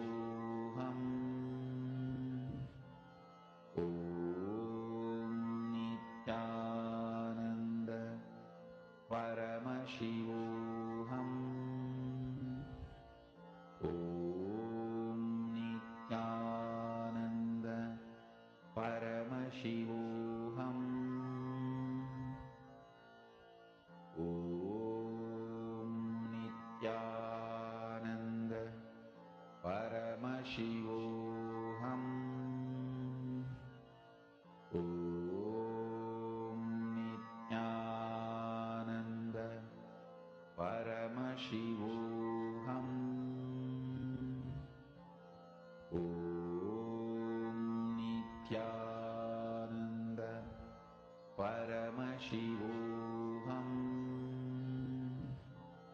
Om Nithyananda Paramashivoham. Om Nithyananda Paramashivoham. Om Nithyananda Paramashivoham.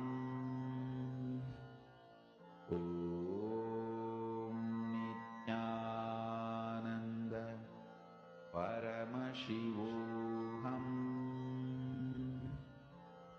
Om Nithyananda Paramashivoham. Om Nithyananda Paramashivoham. Om Nithyananda Paramashivoham.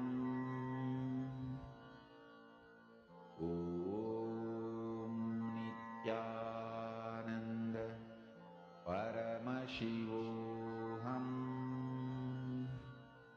Om Nithyananda Paramashivoham. I request all of you to now please start posting whatever you are seeing in the chat.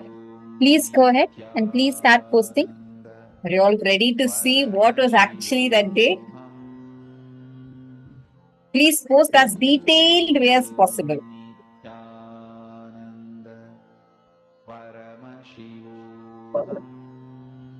Come on, describe everything in detail. Whatever you are seeing, post all of that in detail. Paramashivoham. Om Nithyananda Paramashivoham. Describe all the aspects, whatever you are seeing. Nityananda Paramashivoham. Om Nithyananda Paramashivoham. Om Nithyananda Paramashivoham. Om Nithyananda Paramashivoham. Om Nithyananda Paramashivoham. Yes. Okay, shall we see what was the answer on that day? What was happening on the 28th of April 2018? I see different answers that each of you have posted. So are you all ready to see actually what happened on that day? On the 28th of April 2018, we were in Rameshwaram. Rameshwaram is a sacred city. It is one of the main places where the Jyotirlingas are there. And that is the day Swamiji went and Swamiji himself did he made a Shivalingam in the exact spot where Bhagavan Sri Ramachandra Prabhu made the Shivalingam. And Swamiji offered the worship to Bhagavan Paramashiva. And it was on the same day. And you all can see here, this is Swamiji on the Rameshwaram Dhanushkodi beach. And here you all can see Swamiji offering the puja.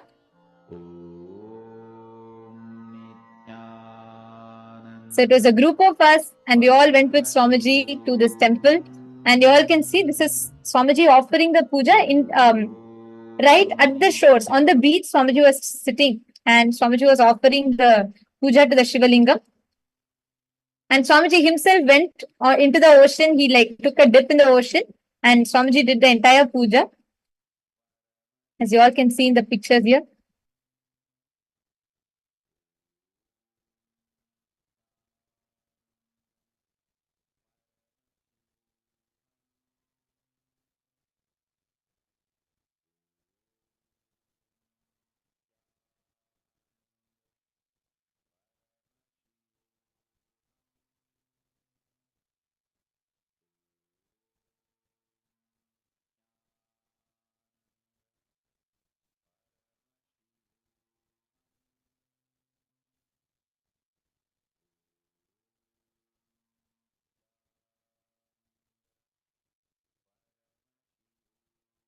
I request all of you to go ahead and see. You all can describe in the chat how many of you have manifested.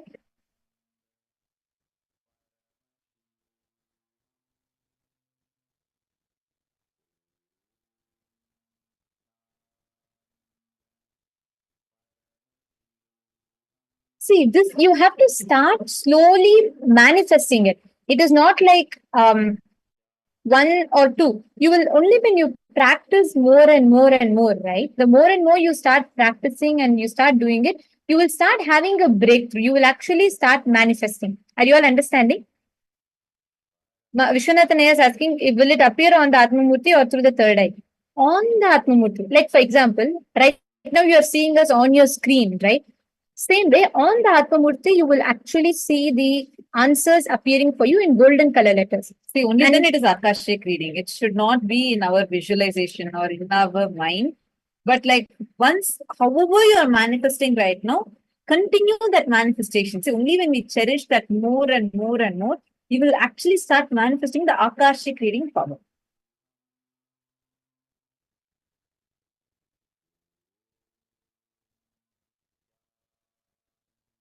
All right, now it is time. Let us all enter into the next session. Today we are having the powerful conscious death process. So let's enter into that. Now we are going to be learning about fear and the types of fear.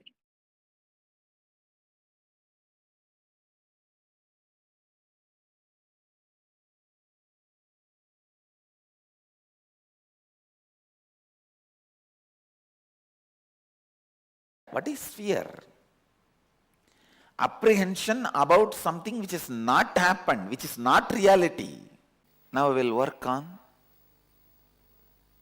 the thought current of fear, the being center.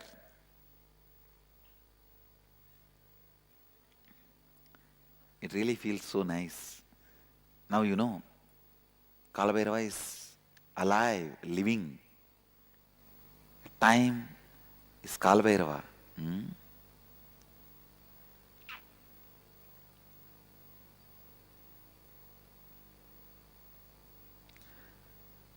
So, everybody is ready? We'll move to the next session.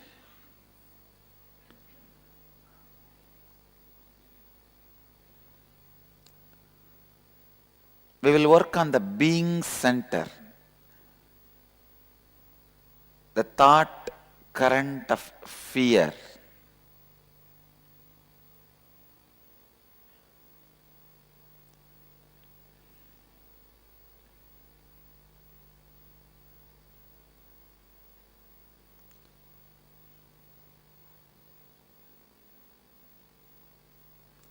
When there is a constant hangover of fear and insecurity inside you, your swadhisthana, your being center collapses. Please understand.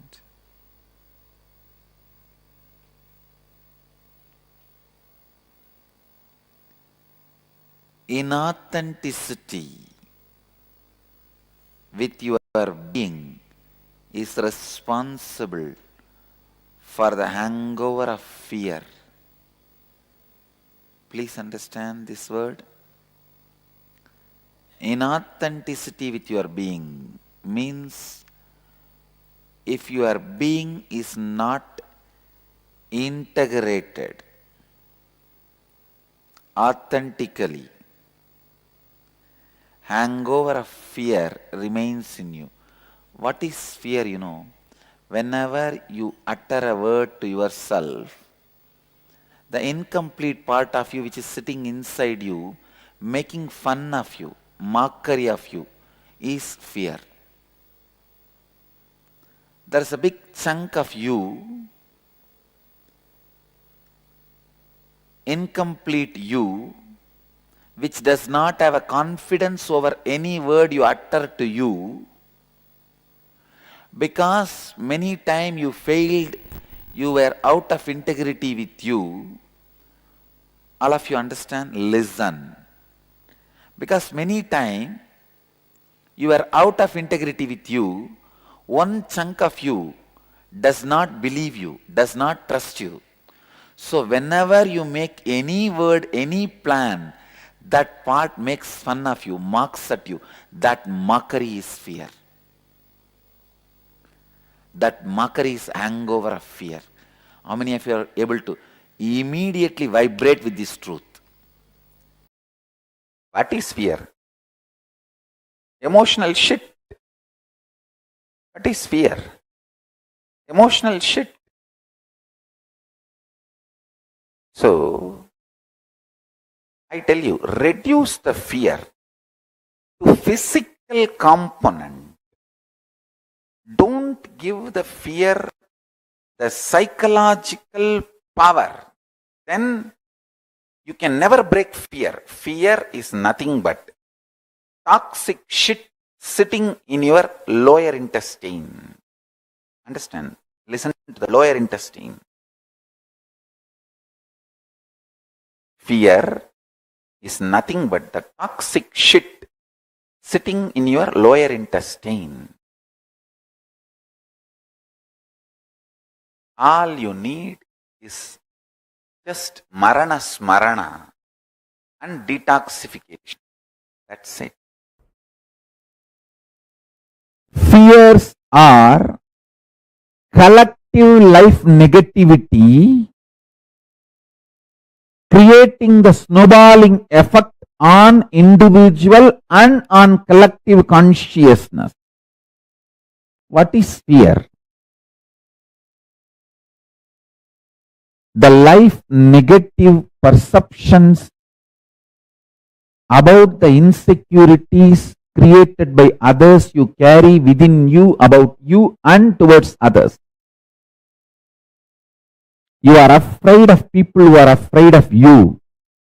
You are bothered about others' opinion who is bothered about your opinion about them. Listen to this carefully. You are afraid of person who is afraid of you. You are bothered about the other's opinion who are bothered about your opinion about them.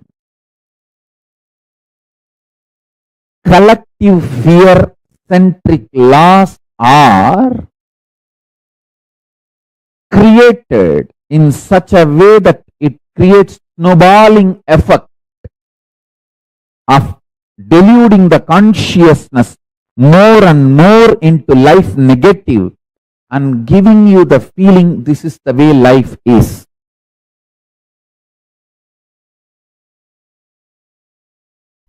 What you believe as you is inner space. What you feel is going to be you. Your reality is Ulam. If you know your purpose is Sadashiva, no Maya matrix can touch you. A vivid description of all the possible problems without even having one iota of the fear. That is what is actually the definition of courage is not absence of fear, powerfulness where fear cannot make you powerless is courage. Absence of fear can be sometimes absence of information, ignorance. No. Courage means not absence of information, inability of the informations to make you powerless is courage. If you sit and consciously involve intensely in all your fears and the root cause of fears and insecurities, you will be completely free from all fears and the kind of the boldness, courage you will manifest. See, at one point you will reach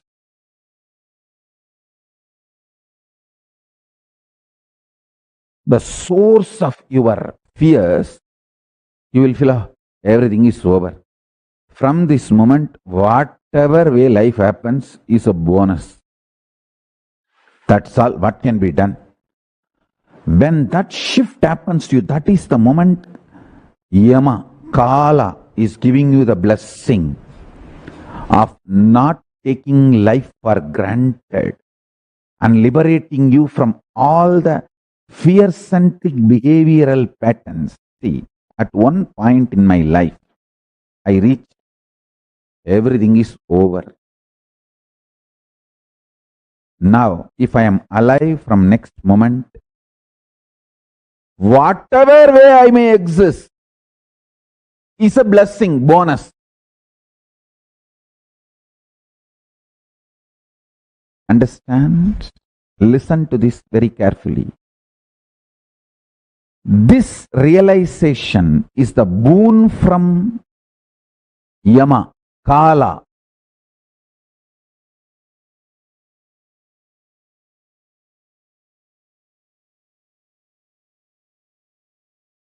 Decision.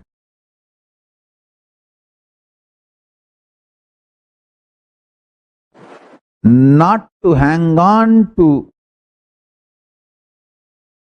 our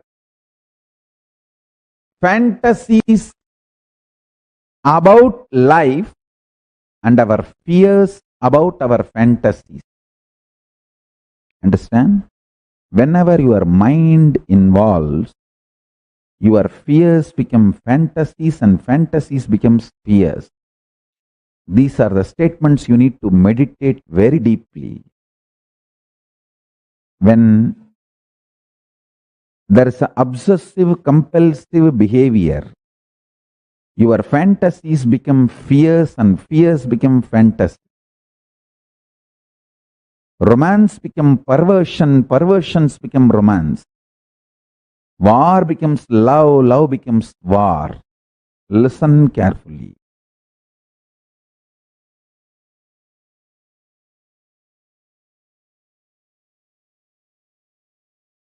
At one point in my life, I reached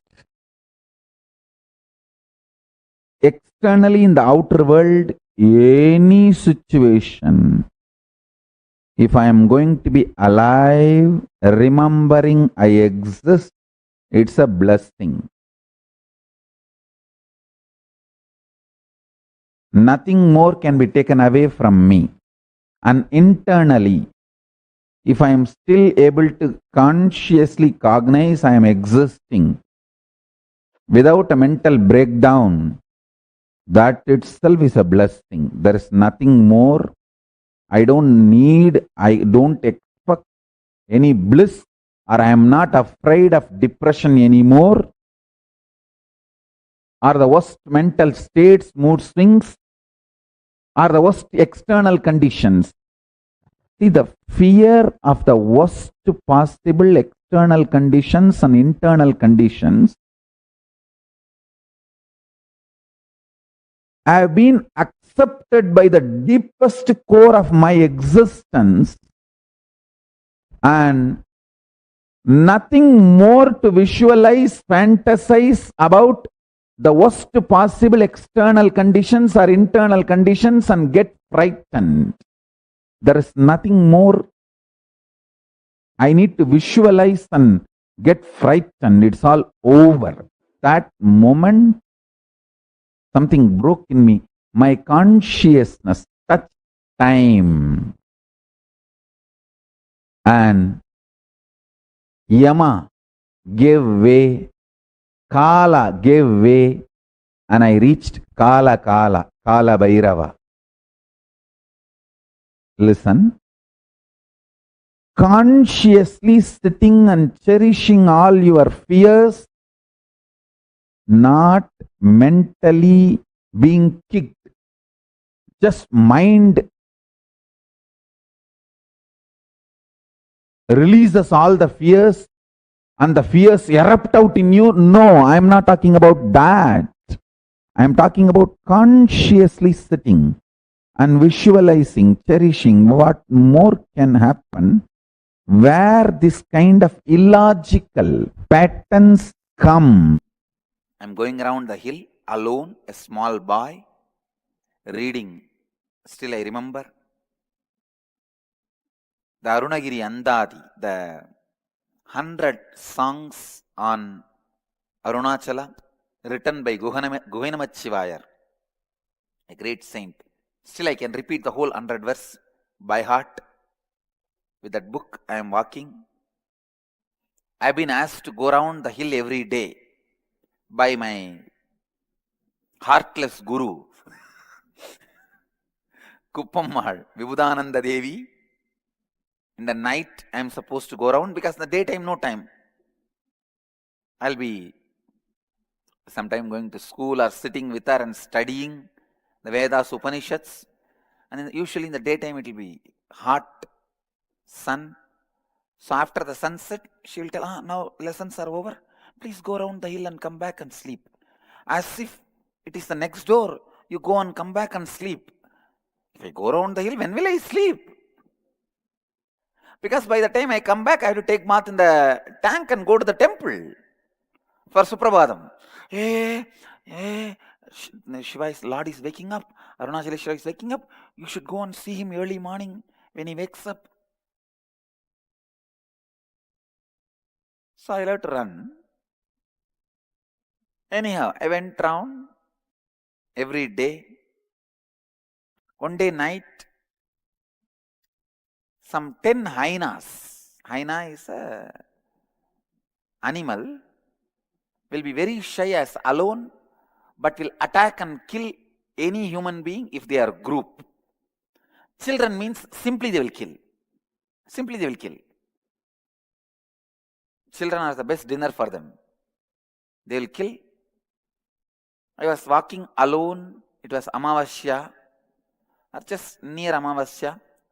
No light, dark. In those days, the path for going around Arunachala hill was very dark, a narrow road, not even a road, like a forest road. Some 10 hyenas are standing in front of me suddenly. In the midnight, I am all alone with just that one book of songs of Arunachala. From the lower abdomen, Swadhisthana, I gave the voice, Arunachala. I don't know whether the whole Arunachala hill vibrated with that. There appeared an old man with a stick, drove the hyenas away. They all ran away. Somehow I got saved. Otherwise, I would not be here. I will not be sitting here. I would have been sitting in their stomach within next few hours.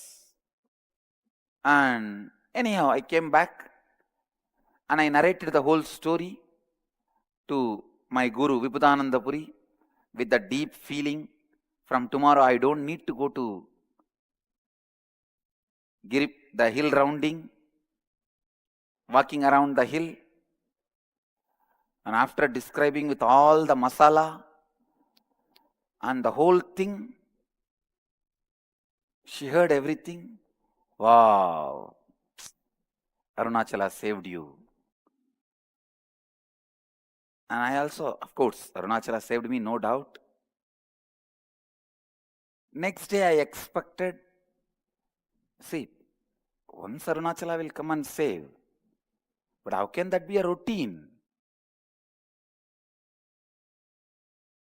So, next day she said, come on, go for the hill rounding. I was shocked. I asked, what do you mean? Will every day Arunachala come and save me? She just hit at me with one question. Will every day hyenas will come and attack you? Listen. I asked her, will every day Arunachala come and save me? She said, will every day hyenas will come and attack you? That's it. My mother, who is always overprotective of me, I'm going and telling her. She heard the whole thing. Then end of the day, she asked me, end of the whole story, what did Pati tell? Pati means my guru, Vibhudananda Puri. What did she tell? I said what she said. Then she just walked into the room, into the house and said, all right, you go for the walking around the hill. She just walked into the house and said, you go now. Really, I'm telling you, it was a hit on me. Yes, will every day hyenas come and attack me? Then she said, if every day Arunachala also will come, go. I tell you, even now I am seeing it in my life. Whenever hyenas come, Arunachala comes and protects me.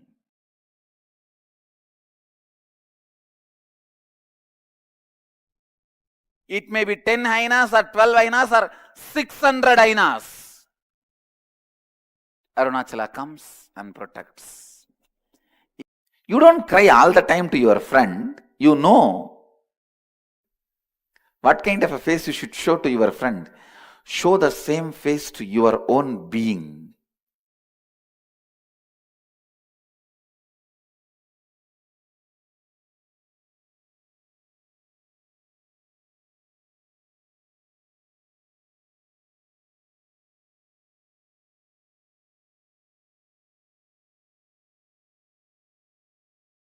Even to yourself.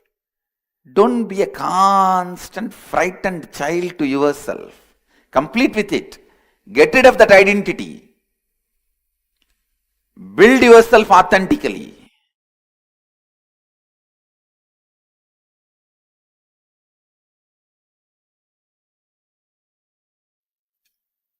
Don't constantly be a frightened baby.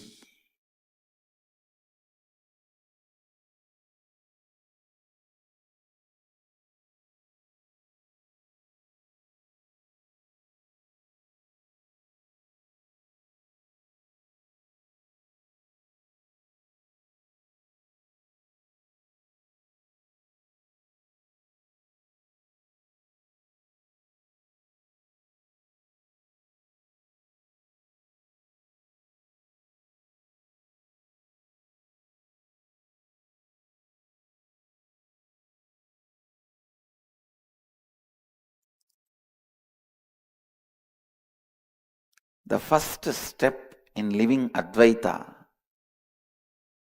is to get rid of the... Please understand, your fear is not cute. It is nothing but your own violence which you don't want to accept as violence, because you thinking you have violence is too much.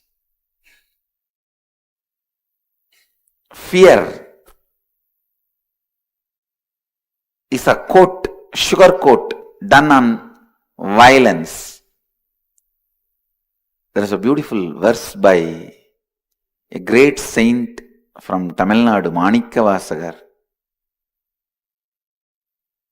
He sings, people who carry inside a deep violence but believe that they have fear, oh Mahadeva, let me be afraid of them and keep them away from me.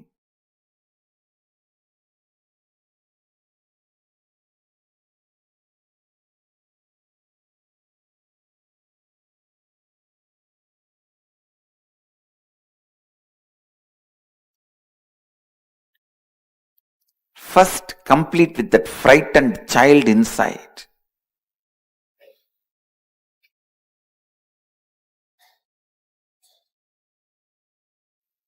Show yourself as a friend to you. Let you seeing you bring tremendous confidence to you. When a man feels insecure, his first reaction is sexual activity. When a woman feels insecure, the first reaction is frightening, terrifying, fear, and destroying everything, doubting everything around her due to that fear. Understand? In both situations, you just need little bit of unclutching and relaxing into the truth you are cosmos. develop this one phase in you, your cosmos, you will see tons of your reactionary assumption-based destructions will reduce.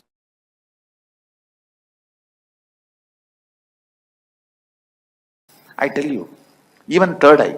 Please listen.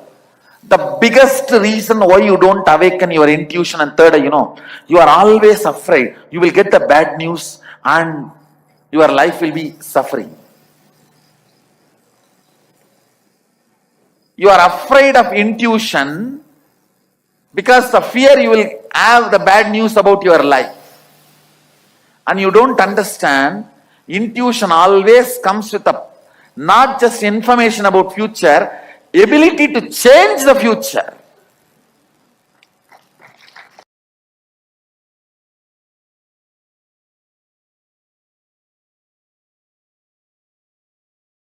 It is your own pains and hurting.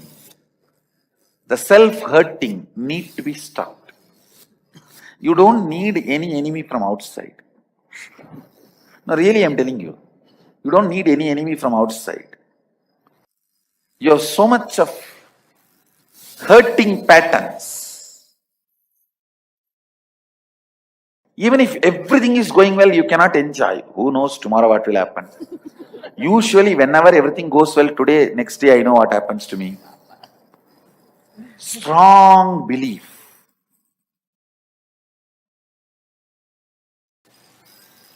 When things go bad, you are very comfortable. When things go good, you feel, this cannot be my life. Looks like somebody else's life. Fear need to be used like a pickle wherever required. Not more than that. If you know how to use fear as pickle, you know the realistic threats and unrealistic lies. And the life can never cheat you, life will never cheat you. You will never be cheated. Phobia means, see, fear itself is a illusion. Illusion square is phobia. Illusion about the illusion is phobia. Listen. For example, if you are seeing a snake and shaken, become powerless, it's a fear of snake. And you imagine there is going to be a snake and get into the same mood of powerlessness and frightened, then it is phobia. Means square of the fear is phobia. All phobia is compulsive attitudes, compulsive mental thought currents, compulsive mental attitudes.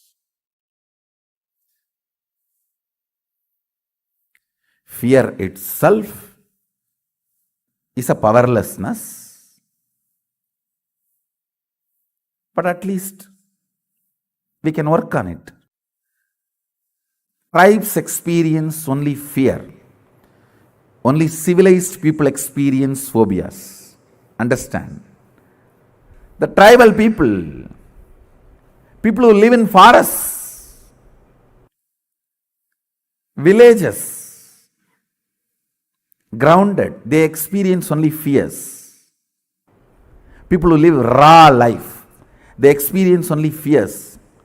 But people who live sophisticated lives, the so-called civilized countries, so-called developed countries, they experience phobias. You will never see a phobia in a tribal village. Among the tribes, you will never see phobias.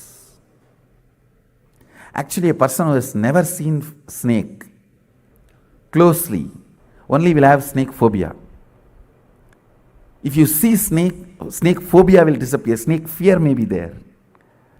Fear is 1,000 times more healable than phobia. Understand? Fear is healable. Phobia is only treatable, not curable or healable. Everything which can't be treatable, everything which can't be treated or cured is phobia based. Whether it is your blood pressure, diabetes, whatever Western medicine claims can't be cured or healed permanently, is phobia pattern based. Listen carefully. I am connecting whatever statements I uttered together. Fear breaks your integrity, phobias break your completion. Listen carefully. If you look in, what breaks your completion? Completion is a state, integrity is the way you function.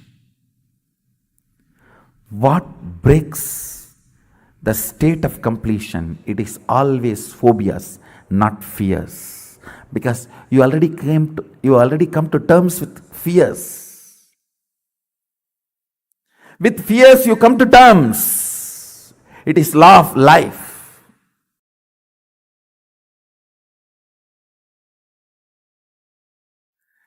Anything which agitates you, disturbs your completion, unclutched space or the Sadashivatva or inner peace,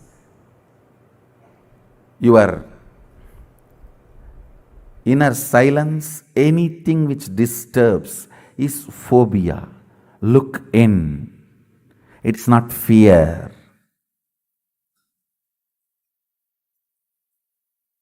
Listen. In actuality, you may not come to terms with reality, but in the inner space, you always come to terms with reality. And make it into virtuous circle. Understand? In Kailasa, first thing, I am utterly feeling secure and safe. So I declare Abhayam Sarvabhudebhyo to my first circle.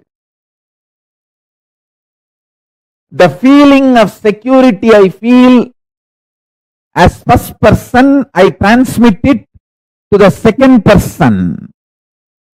And through the second person, I transmit that same feeling of security, Abhayam Sarvabhudebhyo, to third person. I decide to treat you all, experience you all as Paramashiva and make you all feel confident to treat others as Paramashiva, and this ripple effect is called virtuous circle. I am responsible to start this virtuous circle, Dharma Chakra, Jnana Chakra, and make every one of you experience it and radiate this joy, life, positivity towards others from first person. I make it infectious to second person. From second person, I make it infectious to third persons. From third persons, I make it infectious to fourth persons. From fourth persons, I make it infectious to fifth persons. From fifth persons, I make it infectious to sixth persons. This is what is virtuous circle. Law of Kailasa is life positivity. The intense feeling, secure, protected, nourished, enriched, loved, I experience from Paramashiva, my Antaratma, Paramatma. I radiate it through my first person to my second person, you. Kailasa government. From my second person, you, to third person, they, the whole world, the whole humanity. from the third person to fourth persons, all the animals, below the ocean, above the earth, below the earth, from fourth persons to fifth persons, plants, trees, rivers, hills, ultimately to the whole universe. Reversing of the fear-based law into love-based existence is the purpose of Kailasa. This is what is all about life. This is what is all about Kailasa. This is what is all about superconscious breakthrough. In the society, all laws are made with the principle, you are afraid of me, I am afraid of you. You try to control me, I try to control you. But in Kailasa, all the laws are life pro. I love you, you love me. Let both of us love whole world.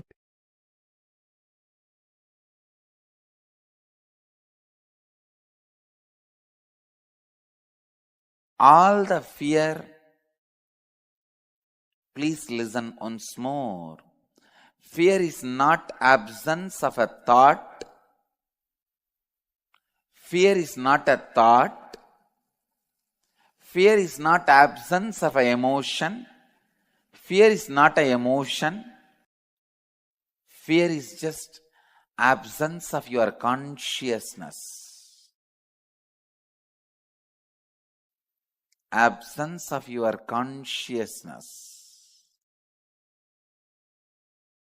Fear is absence of your consciousness. Ultimately, all fears comes out of your inauthenticity. Listen. When you feel something you have can be lost, and you are not ready to face the loss, fear starts. It can be as simple as little money you have in your purse to your life itself. Listen. When something can be lost and you can't face the loss, you feel you can't face the loss. It is your inauthenticity with your life. Inauthenticity with your life is the source of all fears.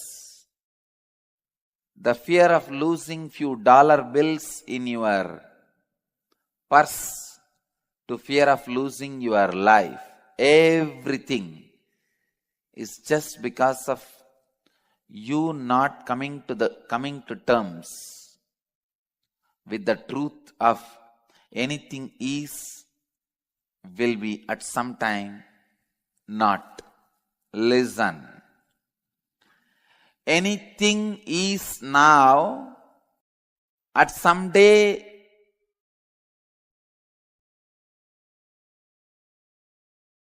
will become non-existence, will not be there.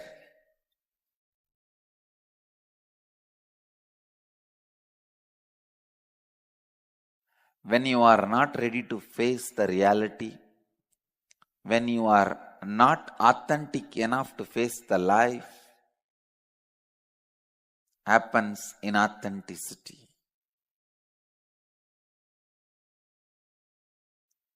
Look into your life. Now, I want you to internalize all layers and layers of inauthenticity, fears in you. Look into your life and list down all the fears you have had and are still having in your life, look into your life and list down. Internalizing means analyzing for the purpose of internalizing.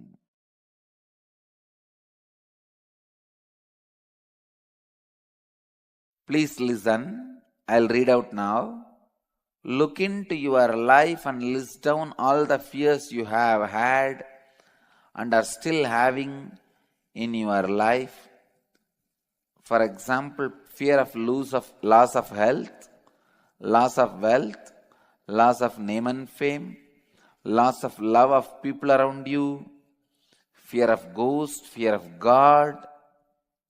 Please note that this includes both your own direct experience of these fears and your experience when you observed others going through these fears in their life. Identify the out of integrity and inauthentic thoughts, words, actions that exist in each of these aspects. Write the earliest concepts, all your childhood memories and beliefs you received about death in your life. You may have received these ideas from your parents, teachers, relatives, church, temple, etc. Describe your experience when for the first time in your life you face the death of someone close to you. Make a list of the top 3 people who are currently alive in your life and whom you never want to die. Describe the impact their death will have on you. Examine and identify the various out of integrity and inauthentic thoughts, words, and actions that exist in your relationship with each one of them. Please answer these questions. Then I'll help you to face your major fears, inauthenticities, ultimately death fear itself. We'll gather for next session so that we will experience the process of death, going through the fear of death. So let's gather for next session. Thank you.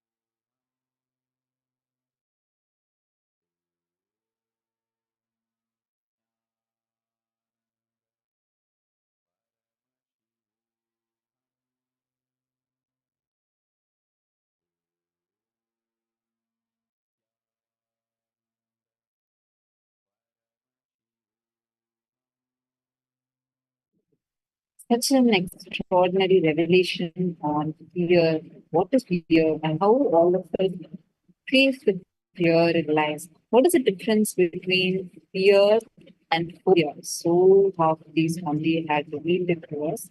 Now, we are going to do a very powerful internalization process. I request all the things participate in this from this point onwards. We're going to be entering into important sessions. These are all mandated preparations for the death meditation. So I request all the participants to not skip any of these sessions and intensely do this workshop. It will help you tremendously. And we are going to be doing it in a very in more faster pace so that we are able to finish all the syllabus that we are going to be covering for the death meditation process. So we have the best experience today. All right. I request all of you to kindly come and settle down. Please turn on your cameras. I still see some of you with your cameras off. Can I request all the participants to kindly come on cameras and settle down?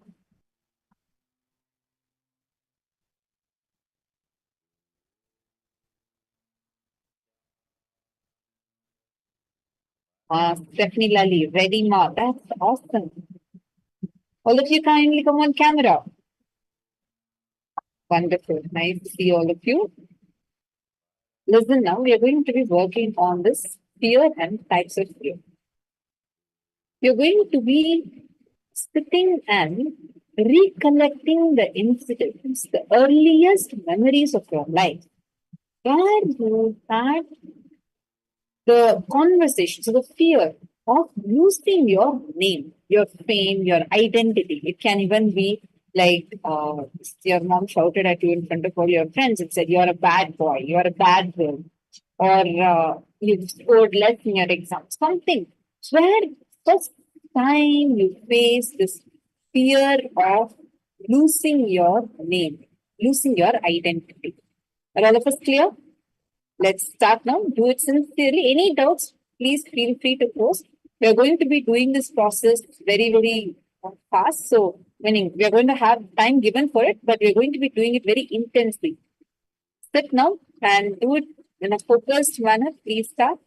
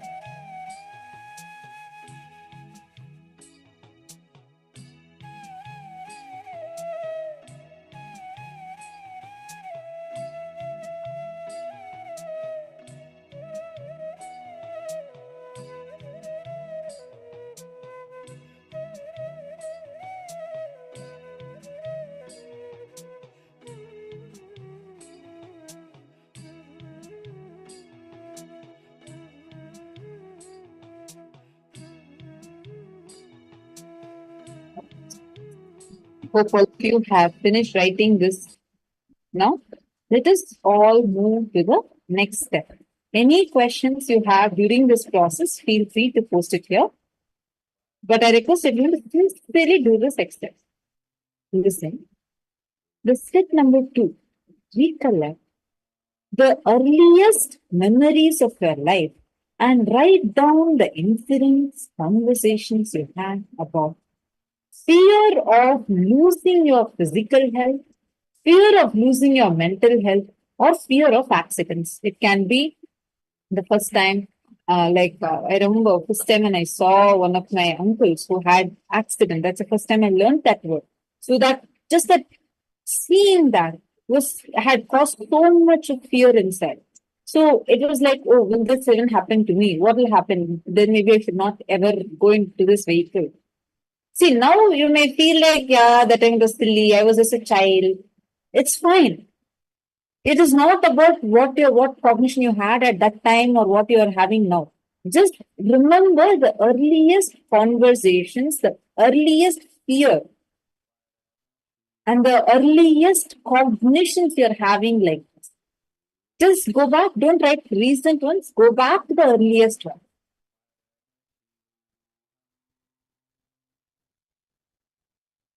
Yes, Ma Stephanie, you should just choose Vishesha Diksha on the form. I just see your question. Yes.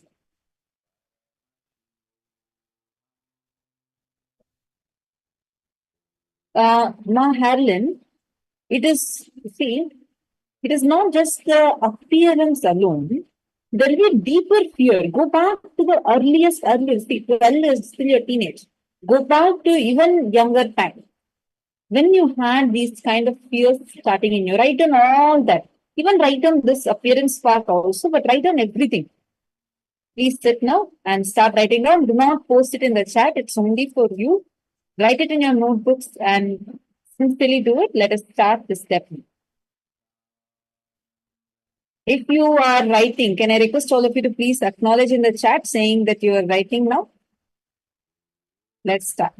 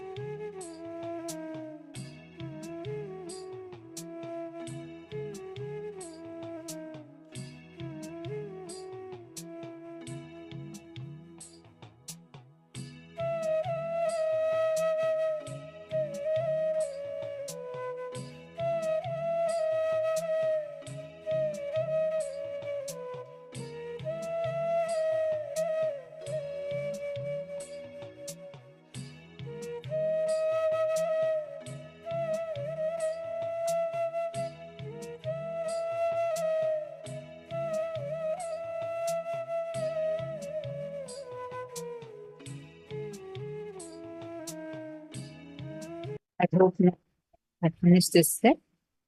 Now we're going to be moving on to the third step. All right.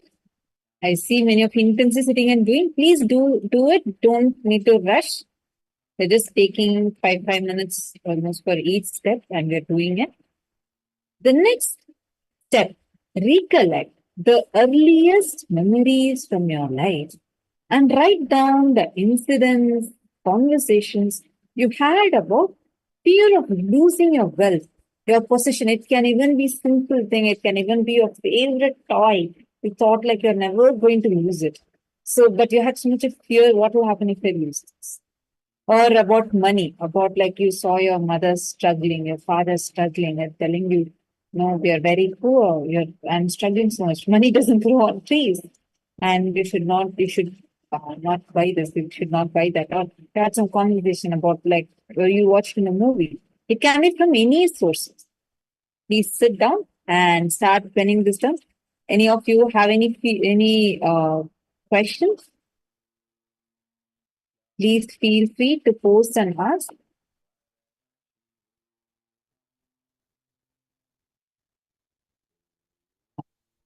Ratmo?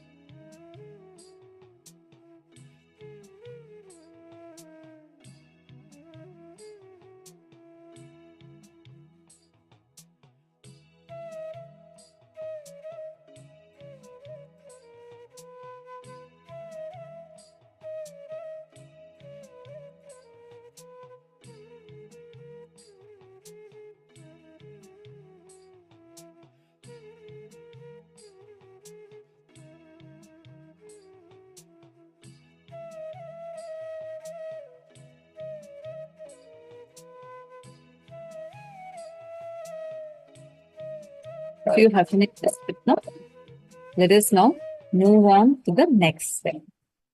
Once again, any of you have any questions, doubts, feel free. Maharin is asking, how many steps? There are 3 so far done. Yes, we have 5 steps totally. It's layer by layer by layer we're attending.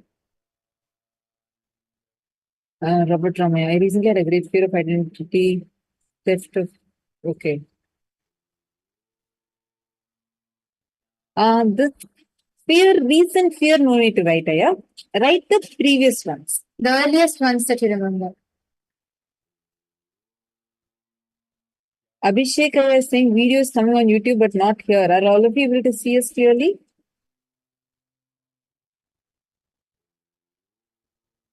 Maybe I have a lot of incidents, but I'm not getting. No. Vishnaya, sit with yourself. Okay. Forget about the first time you wanted. Leave it. But there'll be one earliest time you remember. No. For example, fear of losing your health. Maybe the first time when you were very small kid, maybe you don't remember what happened when you were 6 years old, 7 years old, but you remember what happened when you were 10 years old. Write that down. Are you understanding? Do not worry about when was the first time. Just write down which, according to you, you remember something as the earliest incident. See, there may be something that happened even before that also. It's okay. What you remember as the earliest incident, write that down. Are you understanding, Aya? Are you getting what I'm saying? Okay, wonderful. So sit now and just connect this Swamiji and you sit with yourself.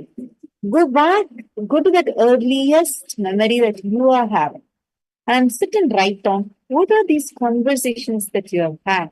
What are these fears that you have had? Sometimes maybe your mother is struggling with her health and she's complaining of, let's say, oh, I'm having severe back pain and like I'm having severe issues. You're not even understanding me this much. Only when you have it, you will understand. You'll understand my pain. Then you'll have had a fear. Oh my God.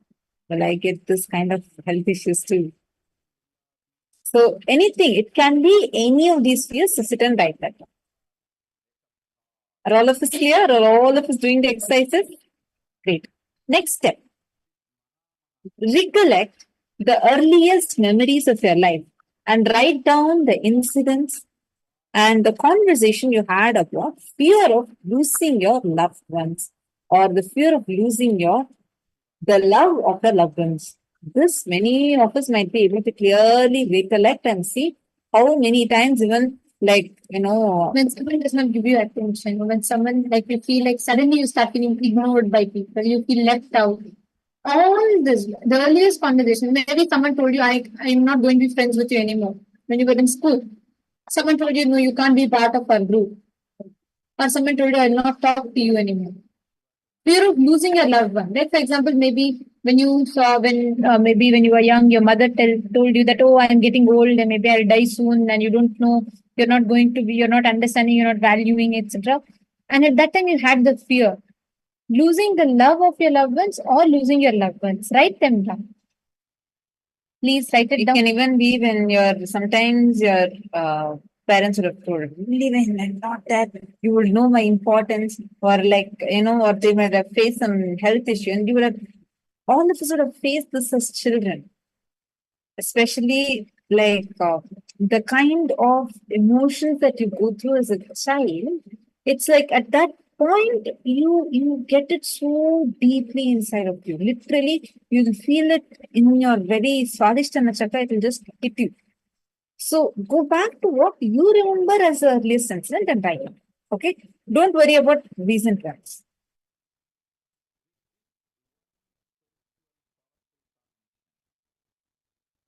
Please start.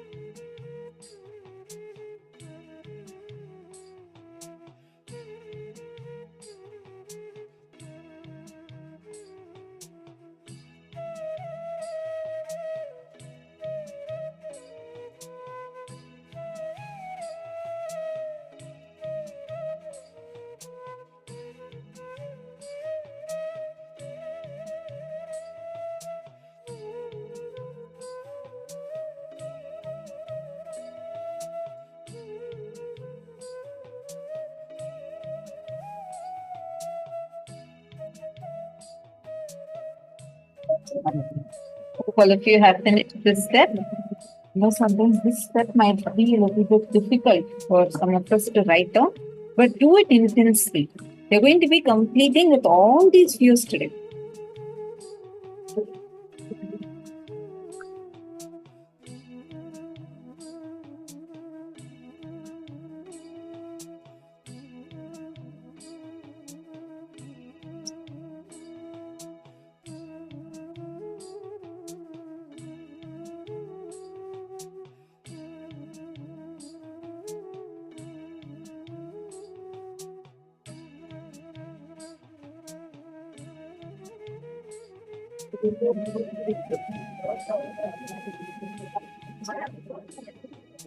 Now, we're going to be moving on to the next step. Listen carefully. In this step, you're going to be writing down if you have had any, go back to your earliest memory. Earliest memory means from your childhood, what you remember as like the earliest, the very first time, the earliest time when you had these fears. You don't worry about if that is the first time, but you go back to the earliest time that you remember, the incidents, conversations, fears you had about the unknown, the darkness, sometimes fear about God, fear about ghosts, or sometimes they'll threaten you when you were a child. They'll say, I'll actually take you and give it up to this person. Like for example, they'll say, "Oh, don't nighttime, don't go out." Then ghosts will come and catch you. And like many times, it may sound funny. We just like laugh it off. But when we are young, these conversation impact us a lot. Understand? Whenever you hear like when I was very young, my pre-monastic grandmother used to constantly tell me, if you don't eat food, this man will come and take you and go away, like that. We all do. We all hear these as conversations, but these all instill a certain amount of fear in us growing up. So look into all of that. Fear of God, unknown. Like you don't know, you are some friend might have told you about ghosts when you were young, or you watched horror movies and you were very afraid of going to, like semi-constructed houses. So all of that, look in and write down the earliest conversations you remember. Write down all the conversations. Please take a few minutes. Please pen down all the memories and all the conversations about ghosts, God. For example, when someone tells you, God will punish you if you don't do it, and God will, you will get punished because of something. Write down all of that.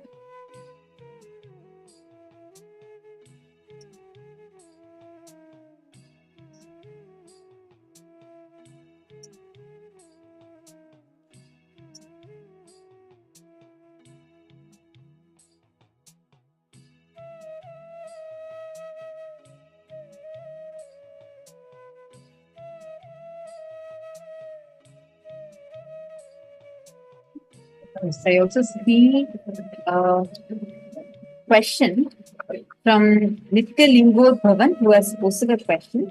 When others actually say, when someone told me he might leave the body, what I felt was sadness, not fear at this time. No issues. See, right now you're only going to be addressing the fear that you experience during the time when you are actually having a fear. What if this person dies? What if that person dies? So that was the fourth step. The sadness, powerlessness regarding someone leaving the body, we are going to be addressing it in the next session. Okay, so don't worry, we'll be working on this also. Right now, you're going to only address the pattern of fear. You're getting it? Nithyananda.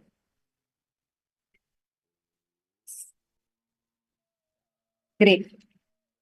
Now let's continue.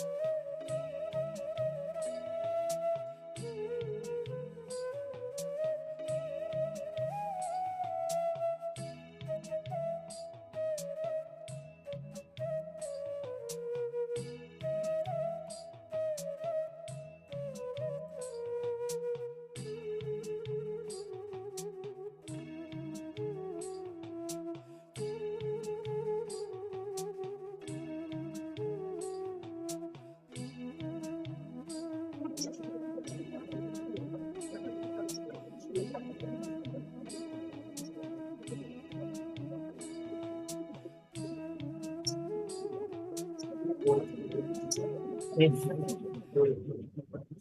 Now, let us all enter into the next session. Hope all of you have finished these 5 steps.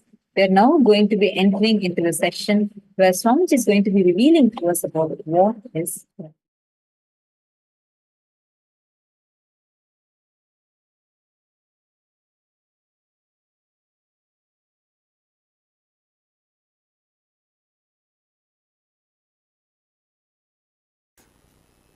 Listen. From the right context and understanding, there is no such thing as death. When there is a wrong context, every moment you will be dying. Please understand. When there is a right context, even what you think as the so-called death is not death. With a wrong understanding and wrong context, every moment, even a small ant. Sometimes you don't even need to see the ant, just the thought, will this roof fall on my head, is enough to put you into a panic attack. Just a small jolt in the flight is enough. Sometimes it is not even required, just your thought, a jolt in your thinking is enough to put you in the fear of death and make you go through death.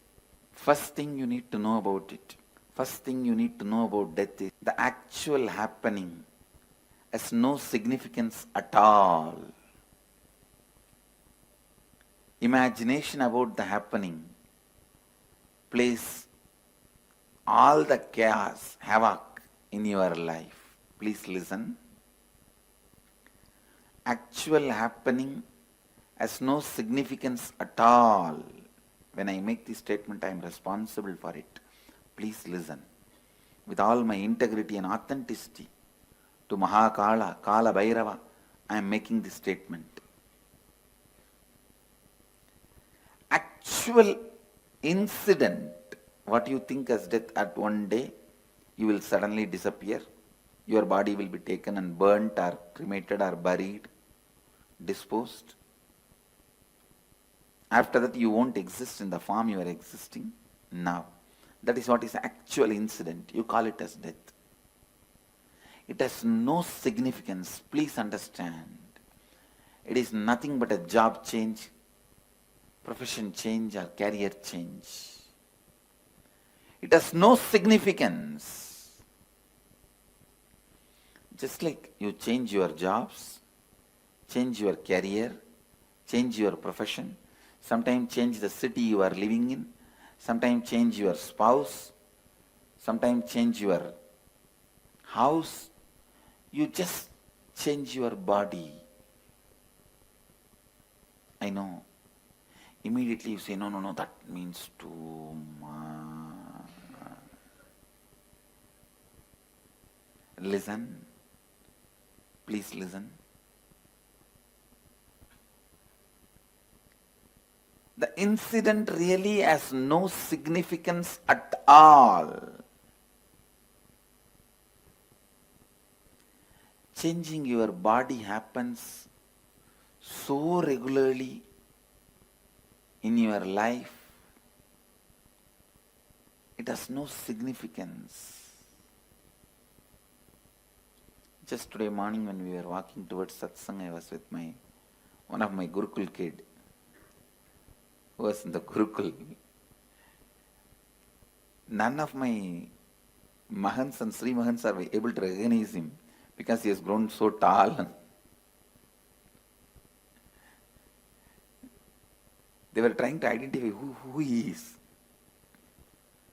And when I explained, they understood. Understand, body changing has no significance. It is regular phenomena. Then what is that? That makes death so frightening, fearful. Listen. It is cleaning of all the memory. Please listen. There is only one thing in the death actually happening which you are not seeing during the life. That is you forgetting the whole memory, cleaning of all memories. But I tell you, that is the beauty of death. Never try to demystify that. Because just like once in a while you need stomach cleansing, stomach washing, once in a while you need all the memories getting cleansed. You get the fresh slate, you get the fresh life, you get the fresh energy, you get the fresh space. I can say this is the Hindu way of approaching the death. Please understand. This verse gives so many unsaid, deeper level of understandings. Vayuranilam amritam adedam basmandaggun sariram kratosmara kritaggun smara kratosmara kritaggun smara. Let the vital life energy wind present in the body now merge into the all-pervading eternal cosmic life energy. And now let this grass body along with subtle body disintegrate into its basic elements and be reduced to the sacred ashes. Please understand, each of these verses are very important. The way Sanatana Dharma approaches death, it's very clear. The body has nothing useful. It has no use after death. That is why they say, let it disintegrate. Basmandaggu sariram. This verse declares about the need of cremation for Hindus. Why cremation in Hinduism? It is this verse shows the way. Why cremation in Hindu tradition? Because Vayuranilam amritamadedam. Let the prana merge with the cosmic prana. Basmandaggu sariram. Let the body go back to its basic elements. No use. After you leave the body, it has no use. You don't need this after that. If you want, you will have one more body. You will take a new body, but this itself is not required. Vayuranilam amritam basmandaggum sariram om kratosmara kritaggum smara kratosmara kritaggum smara. Please understand, the sacred secrets, truths about life and death, our Upanishadic Rishis know, is clearly presented in this verse. Body assumes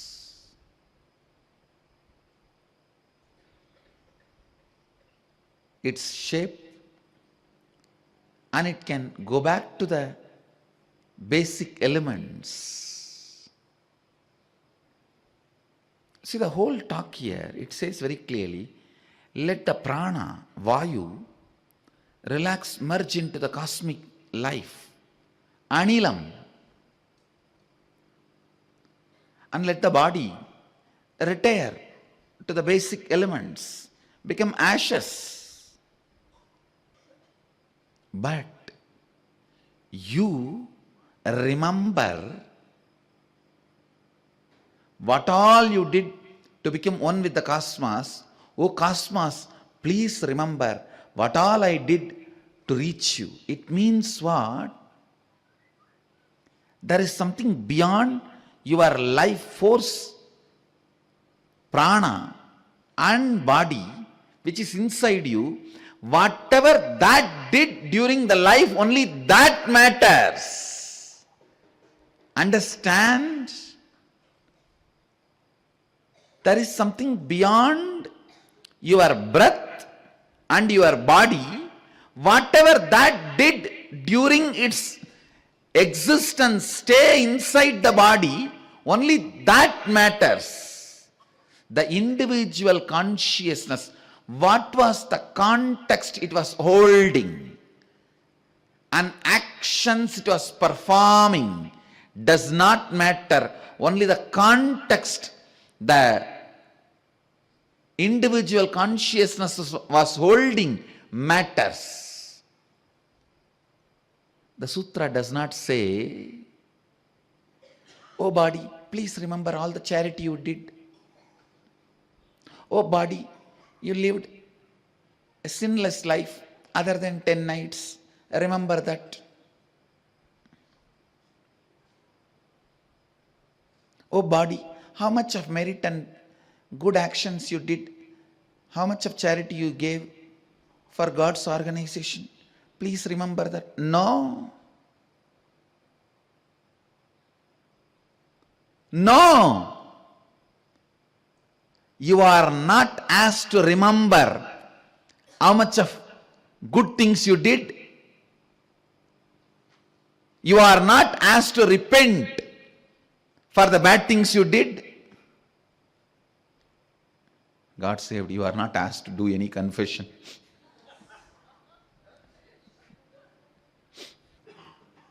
You are only asked to remember what all you did to achieve the oneness. And God has been requested to remember what all you did to achieve oneness. Om Grato Smara Kritagam Smara. O Lord, please remember what all I did to achieve oneness with you. Oh my being, remember what all you did to achieve oneness with him. That's all is worthy of being remembered in the last moment. Do not ever do, oh, whatever sins you did, please repent for it. This is the last moment. And based on the sin, put charity. No. No. We are not interested in the money of the fellow who is about to die. We are interested in liberation of the fellow who is leaving the body. A real Hindu priest will not stand next to the dead body and plan for harvesting his property. Asking him, if you have done so much sin and if you give all this property to these people, all that sins will be forgotten. A Hindu guru can never do negotiation. The Upanishads does not teach you to remember sin or merit while you are dying. It only asks you, remember what all you did to achieve oneness with him. Oh God, remember what all this being did to achieve oneness with you. Both sides has been asked to remember whatever each did to achieve oneness. The remembrance is all about what has been done to experience oneness. The concept of death, after death, before death. Before death, what you need to do? During death, what happens? After death, what is life? Everything in this one verse. I tell you, anybody with a simple logic can see how can life end with one body. Just to do this drama of 100 years, I don't think you need so many tools and weapons and instruments like a mind, intelligence, consciousness. No. The fear of discontinuity is only for those short-sighted fools. Please understand. Krishna is not promoting any religious concept or philosophy. He is not teaching any theology. He is talking to his close friend who is in a big crisis. He is counseling his personal friend who is in a big crisis. He is naturally not only honest, too straight. Come on, Arjuna. Just as the consciousness goes through the tenderness of the boyhood and bloom of the youthfulness and infirmity of old age in this body, in the same manner it takes another body. The awakened one who knows this does not get perplexed. I am not able to add one word in this verse and delete one word. There are many other translations which says very blindly, oh, just like a spirit passes through a childhood, youth and old age. No, the spirit does not pass through childhood, old age and youth.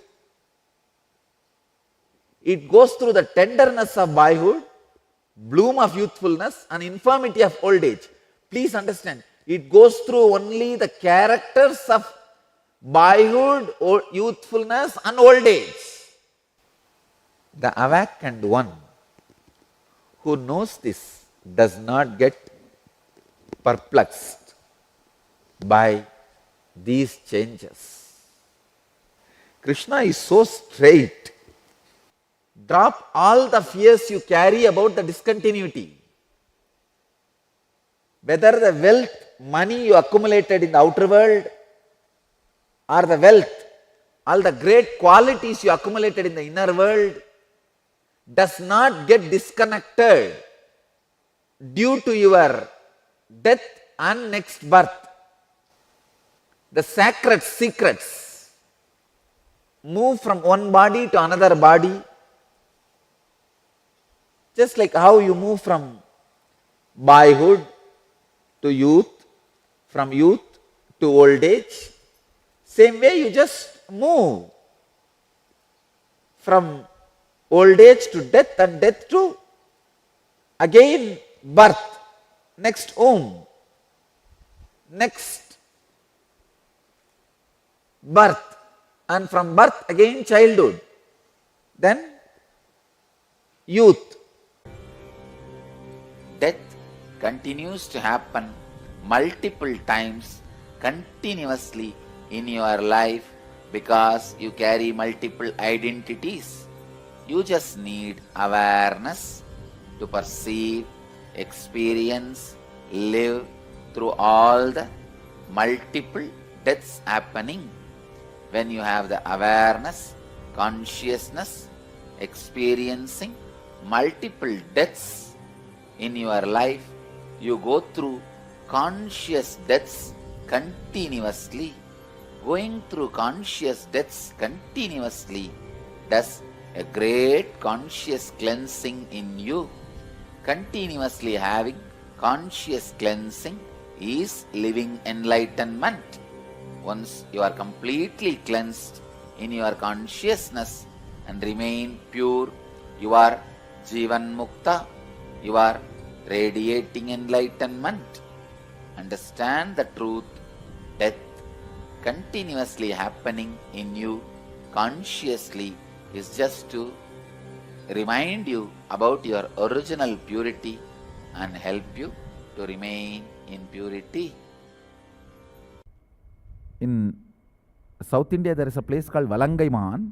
The deity name is called Padagatti Mariyamman. Means, if you are in deathbed, you offer your prayers to her, that Mariyamman, my family deity.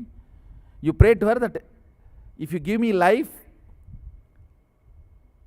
they will bring my dead body, like a dead body, they will bring me and we will go around your temple. It's a very unique offering. You will see on the day of festival, not just few hundred, few thousand, tens of thousands of people lying like a dead body. And how in India we carry, see, we have a unique tradition of carrying these dead bodies with a huge flower decoration, with all that special vadyam, dance and everything. How we carry the dead body from home to the cremation ground for burying or cremating. Exactly the same way they will decorate you. You have to lie down like a dead body and they will carry you around the temple. And I tell you, I was laughing at that ritual till I went and personally watched once. Only after I went and watched, I understood, oh God, this is what I am doing as a death meditation. What we are doing as a death meditation process here, traditionally practiced. I tell you, I spoke to few people. They all literally go through that death meditation and the rebooting by the grace of that Mariyamman, Padagatti Mariyamman. She is actually a Adishakti herself, came and walked on planet Earth and blessed that whole area with her breathing space. Anybody does this ritual. I'll show you a small video clip.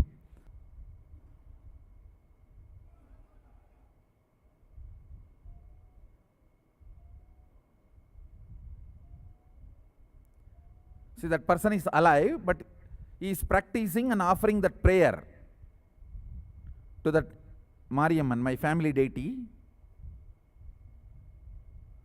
The place is called Valangaiman. Literally, this is the way in Hindu tradition, a dead body will be carried to cremation ground. They will put that coin, and she is the wife. Wife is giving the Vakarisi, means she is declaring him as a dead by giving that rice and giving farewell to him. All the relatives have come and they are giving farewell to him. And his dead body is now being carried. He is actually alive. He is alive. You can see now. He will come back and he will get up. Now around the temple, they will carry his body. Not one or two or few hundreds. Understand? Tens of thousands of people. See, all of them are alive. Nobody is dead. It is not one is dead body. This deity, my family deity, she is Adi Shakti.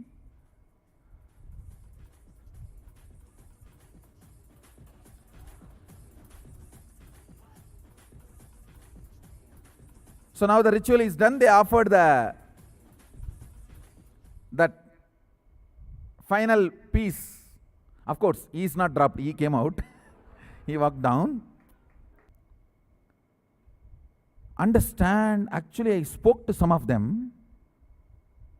They all shared, Swamiji, the moment I was put the neem leaf of that Devi, Prasadam, which is given in the hand. Did you guys observe? In the hand he was holding that. That neem leaf and that turmeric on the face is from Devi. They bring that and give it to that person. The moment that is put, I felt I have switched off.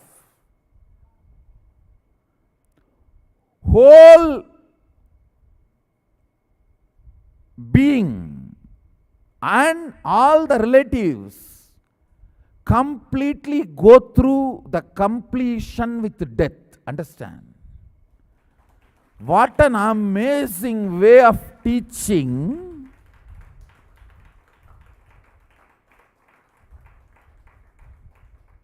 And making a person powerful and family powerful.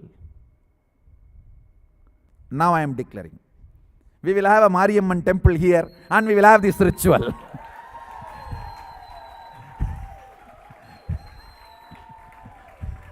We will have Mariamman temple here and we will have this ritual done.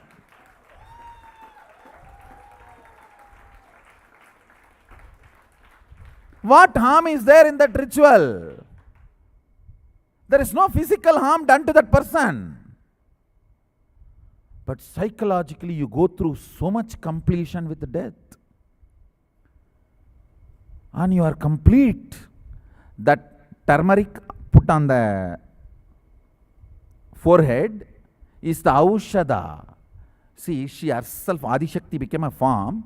She declares, any turmeric put on me is Aushada, apply that on that fellow's forehead and make him lie down. I'll reboot his consciousness and give him completion with the death.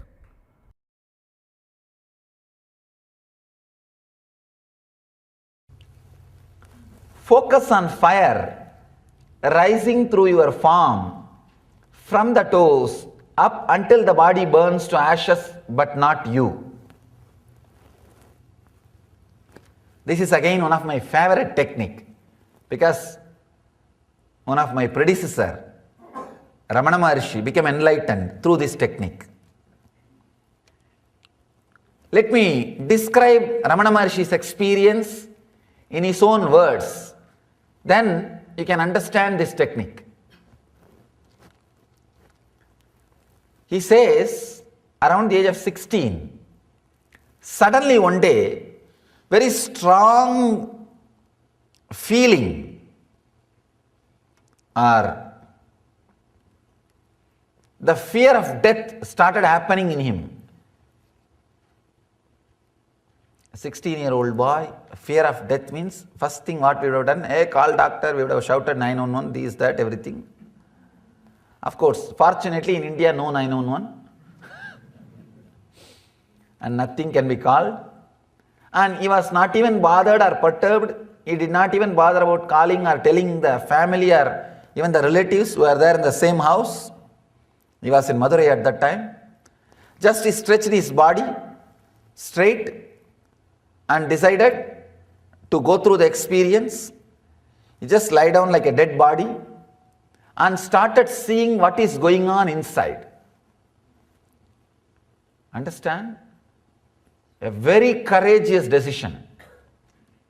Very courageous decision.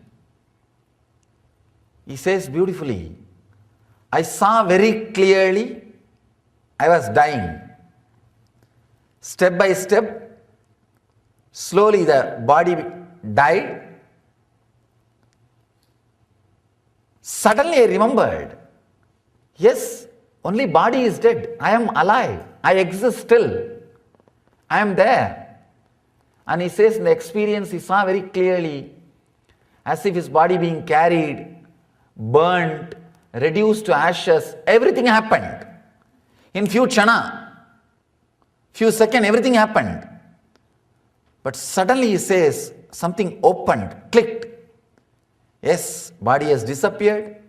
I died. It is burnt. Everything is over. But I exist. I exist. I am not dead. This was such a strong experience. Bhagavan says, once for all, the death fear left me. The fear of death has left me. And that experience, I exist, stayed forever. Once for all. Understand? In half an hour, you can become enlightened. That is what Bhagavan is saying. by expressing this. All it takes is half an hour. Logical mind, an ordinary mind, very difficult for the mind to understand. How can just one simple experience give so much of clarity and courage? An experience transform the whole life. He says within that experience, after that experience happened, within few days he left the house all alone and travelled and came and settled in Arunachala and never left the Arunachala after that. Maybe Ramana Maharshi should have practiced this technique for many janmas before that birth. Whatever he practiced, that experience only just automatically opened up and pulled him inside and gave the truth. Let me repeat the sutra and we will try to understand. Focus on fire rising through your form from the toes up until the body burns to ashes, but not you. Of course, in Vedanta, this is one of the, I can say that most used technique in Vedanta for enlightenment is this death meditation. Kathopanishad describes this technique wonderfully. Most used technique in Vedanta. Everybody before taking sannyas has to go through this technique. And in Buddhism, anybody who is initiated into sannyas, first thing he has to do is he has to go and sit in the graveyard for 3 months and see continuously dead bodies being burnt and visualize that he is also being burnt. If you have that much courage, it's good. You can go and sit in graveyard and see the dead bodies being burnt every day. Of course, unfortunately here in this country you can't see. It's all electrical. In India you can see it's a open burning. Natural process. They will arrange the wood and put the body and burn. I have seen, I myself personally had this experience in Varanasi. Let me describe this sutra, then I will add my personal experience. Focus on fire rising through your form from the toes up until the body burns to ashes, but not you. Mahadeva says, visualize the fire rising out of your body slowly, step by step. Let your form be burnt. He is saying beautifully, let your form be burnt. Let your body turn into ashes, but not you. Let me describe exactly what happened with me when I had experience with this technique. I always used to think I should have the experience of death or face death directly, face to face. But somehow that thought never became a priority. See, any thought has to become priority. Only then experience can happen. If it is just in corner of one mind like a 100 work, it should become priority in your laundry list. Not last. It should become priority. Usually in our laundry list, washing, cleaning the house and paying the rent and phone bill. If time permits, enlightenment also. If time permits, meditation also. That's all. But here, that way things will not work. Only when it becomes top priority, when urge becomes urgent, things starts transforming in you. Otherwise it is okay, but nothing much can be done.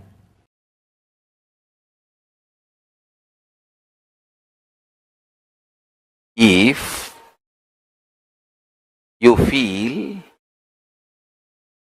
your death is going to take away lot of things from you and you are terrorized, afraid frightened, don't know what to do about death, the same thing will exactly you will feel about your past. If you are feeling very threatened, frightened, overwhelmed by your birth, I don't know where I am going to be born, I don't know what will happen to me, I don't know how I am going to grow up, I don't know what kind of body I will get, I don't know what kind of parents I will get, I don't know what kind of people I will be surrounded by. If you have all this about your birth, you will have exactly same thing about your future. Listen. If you feel very calm, cool, comfortable, matured about your death, I know whatever I am integrated to, that cannot be taken away from me. If I am integrated to Paramashiva, that cannot be taken away from me. Understand your SDHD, self-doubt, self-hatred, self-denial, does not have power over to steal your conscious treasures from you. For example, every day you have done sincerely Shiva Puja and lived very joyful, sattvic, vegetarian lifestyle. Suddenly your self-doubt or self-hatred, self-denial cannot take away that whole spiritual understandings and powerful cognitions you had. Maybe this SDHD can cloud your spiritual powers and sun, but cannot take it away. Please listen carefully. I made one statement just few minutes before. Life has nothing to do what you do. It has something to do about what you experience. This is what I mean. Your powerful conscious understanding. For example, when you are cool, calm, meditating, connecting with me, listening to satsang, you feel like, what death? I know Swamiji will simply come. It's like a department change. And I'll hold his hand and I'll have a private time with him. Now, all the time people are around him. I can't talk to him what I want. I can't spend time with him. I think at least after I leave the body, I'll be just alone with him. If you feel that way, there is no fear instigated in you by the remembrance of the death. Marana smarana, listen to this word. Marana smarana, what it kindles in you is your natural organic existence. Listen. Marana smarana, what it kindles in you is your natural organic existence.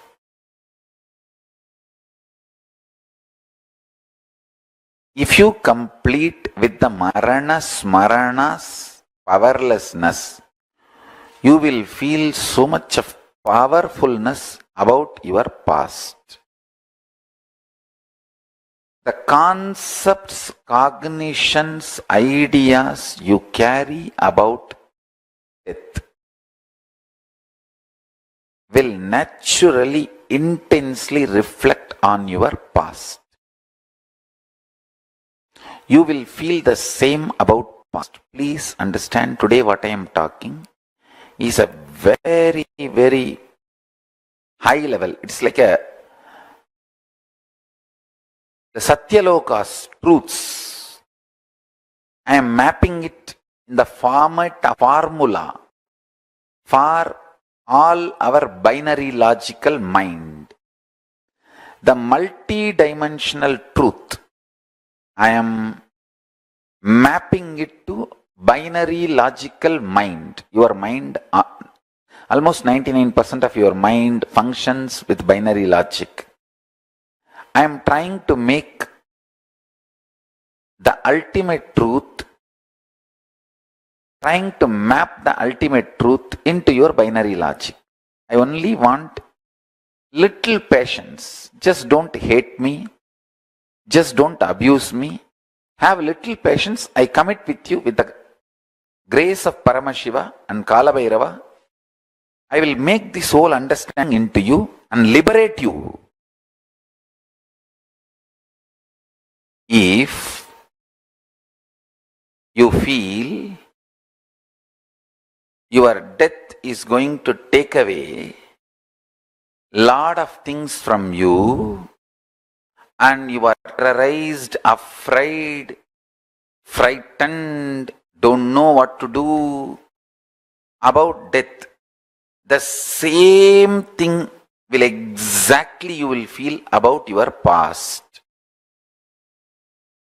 If you are feeling very threatened, frightened, overwhelmed by your birth, I don't know where I am going to be born, I don't know what will happen to me, I don't know how I am going to grow up, I don't know what kind of body I will get, I don't know what kind of parents I will get, I don't know what kind of people I will be surrounded by. If you have all this about your birth, you will have exactly same thing about your future. Listen.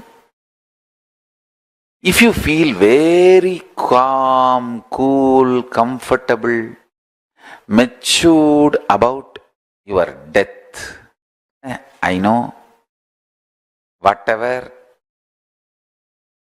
I am integrated to, that cannot be taken away from me. If I am integrated to Paramashiva, that cannot be taken away from me. Understand your SDHD, self-doubt, self-hatred, self-denial, does not have power over to steal your conscious treasures from you. For example, every day you have done sincerely Shiva Puja and lived very joyful, sattvic, vegetarian lifestyle. Suddenly your self-doubt or self-hatred, self-denial cannot take away that whole spiritual understandings and powerful cognitions you had. Maybe this SDHD can cloud your spiritual powers and sun, but cannot take it away. Please listen carefully. I made one statement just few minutes before. Life has nothing to do what you do. It has something to do about what you experience. This is what I mean.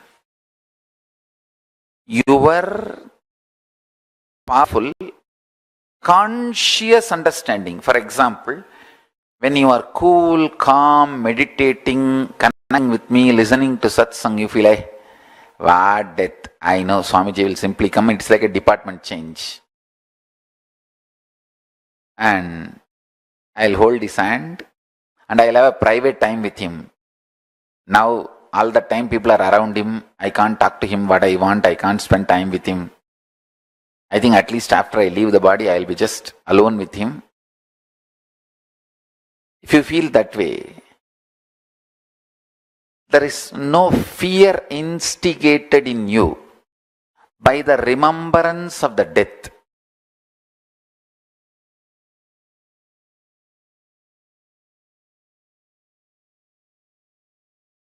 I tell you, if you feel these three statements, I think Swamiji loves me. And I know for sure Swamiji knows the ultimate truth. And I think Swamiji tells the ultimate truth to me. If you believe these three statements, or even any one of these three statements, just stand up and do a pradakshina. Namaskar means circumambulation of yourself. Atma pradakshina. Just love yourself. Celebrate yourself for being yourself. You are worthy of namaskara, pradakshina namaskara. That's a powerful blessing, I tell you. If you cognize even any one of these three statements, now what I am telling you will straight go into your system. I'll just nail it straight on your brain. Decide, be arrogant, I am disciple of Nithyananda. எங்க சாமி எவனையும் care பண்ணாது, அத மாதிரிதான் நாங்களும். With this clarity, deny the existence of all kinds, types, dimensions of pain and suffering. Even if your brain tells, even if your mind tells, you are sinking in the ocean, the lava is surrounding you, burning your skin. Just tell, pain doesn't exist, suffering doesn't exist. I'll throw my jata and just lift you. Don't worry. Just lift you to KAILASA. And I tell you, death is not end. Mental breakdown is the greatest loss in the life. Not death. Be very clear. Death is not end of the life. It's not full stop. It's just a comma. The greatest loss in life is collapsing from powerful cognition, not death. Fools are those who teach death is the loss. Collapsing from powerful cognition is the greatest loss. Hold on to this powerful truth. Be very clear inside you. Powerfully deny the existence of suffering and pain. This is the truth. This is the truth. This is the truth. When you decide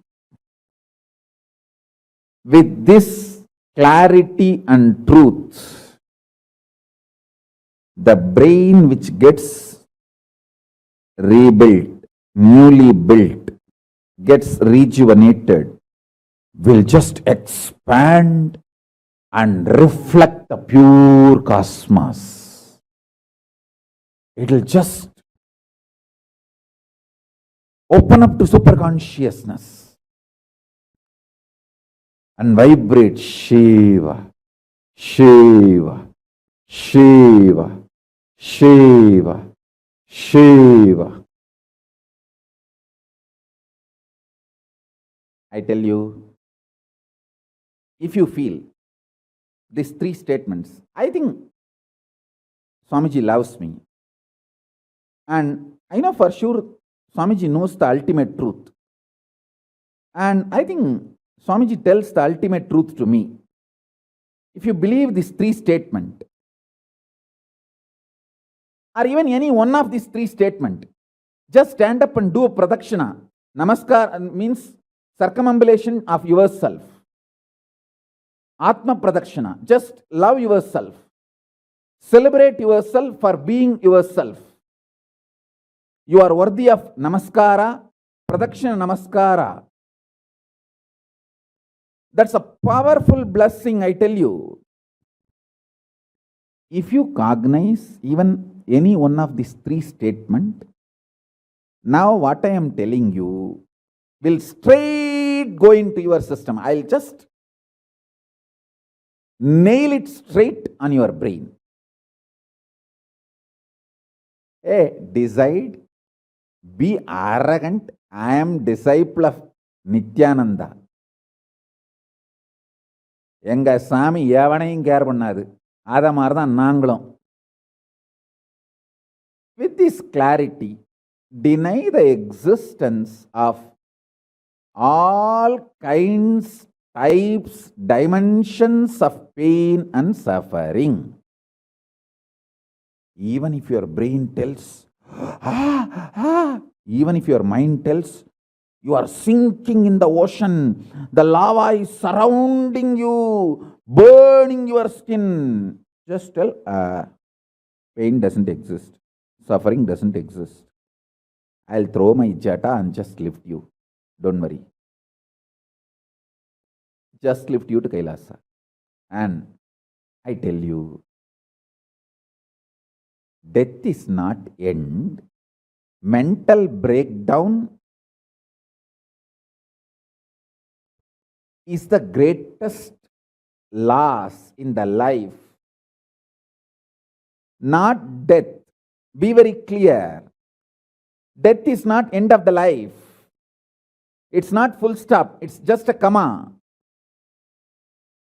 The greatest loss in life is collapsing from powerful cognition, not death. Fools are those who teach death is the loss. Collapsing from powerful cognition is the greatest loss. Hold on to this powerful truth. Be very clear inside you. Powerfully deny the existence of suffering and pain. This is the truth. This is the truth. This is the truth. When you decide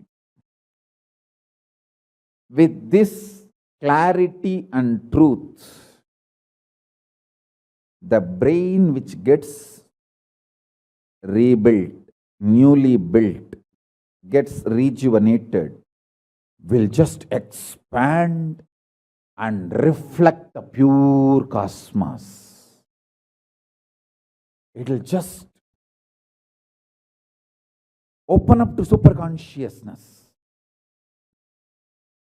and vibrate Shiva, Shiva, Shiva, Shiva, Shiva. You don't have death. There is nothing called destruction. I am only saying, die after realizing there is no death. Don't die before that. Because if you die before realizing there is no death, you may have death, but not the real undying experience.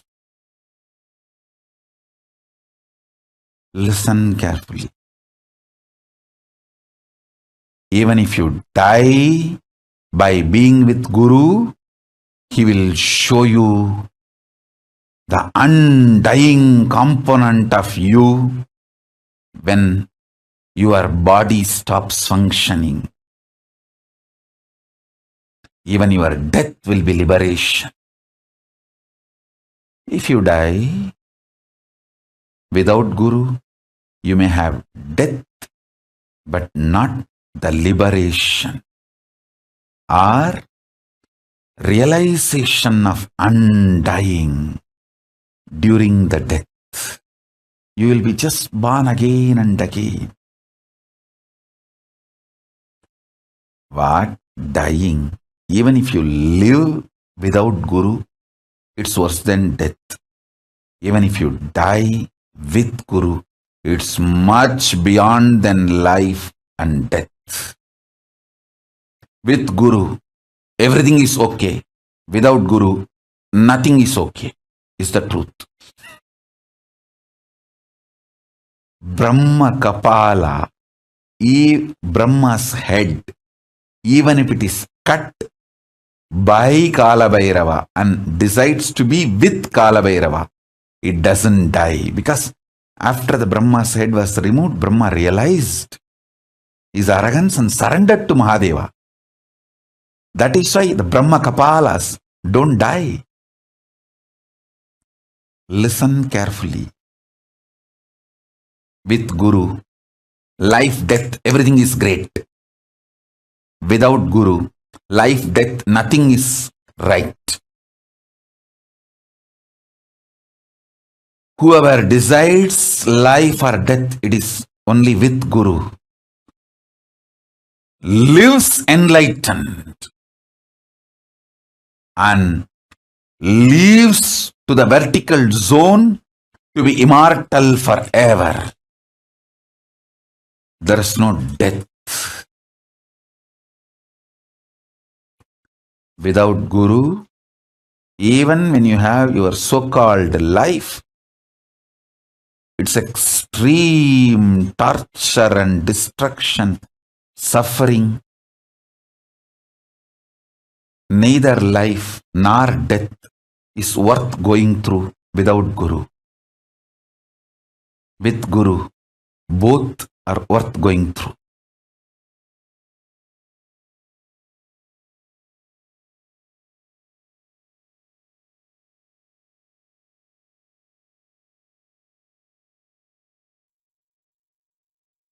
You don't have death. There is nothing called destruction. I am only saying, die after realizing there is no death. Don't die before that. Because if you die before realizing there is no death, you may have death, but not the real undying experience. Listen carefully. Even if you die by being with Guru, he will show you the undying component of you when your body stops functioning. Even your death will be liberation. If you die without Guru, you may have death, but not the liberation or realization of undying during the death. You will be just born again and again. What? Dying. Even if you live without Guru, it's worse than death. Even if you die with Guru, it's much beyond than life and death. With Guru, everything is okay. Without Guru, nothing is okay. Is the truth. Brahma Kapala, Brahma's head, even if it is cut by Kala Bhairava and decides to be with Kala Bhairava, it doesn't die. Because after the Brahma's head was removed, Brahma realized his arrogance and surrendered to Mahadeva. That is why the Brahma Kapalas don't die. Listen carefully.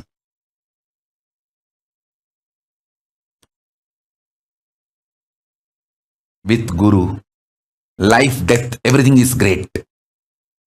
Without Guru, life, death, nothing is right. Whoever decides life or death, it is only with Guru, lives enlightened and leaves to the vertical zone to be immortal forever. There is no death. Without Guru, even when you have your so-called life, it's extreme torture and destruction, suffering. Neither life nor death is worth going through without Guru. With Guru, both are worth going through.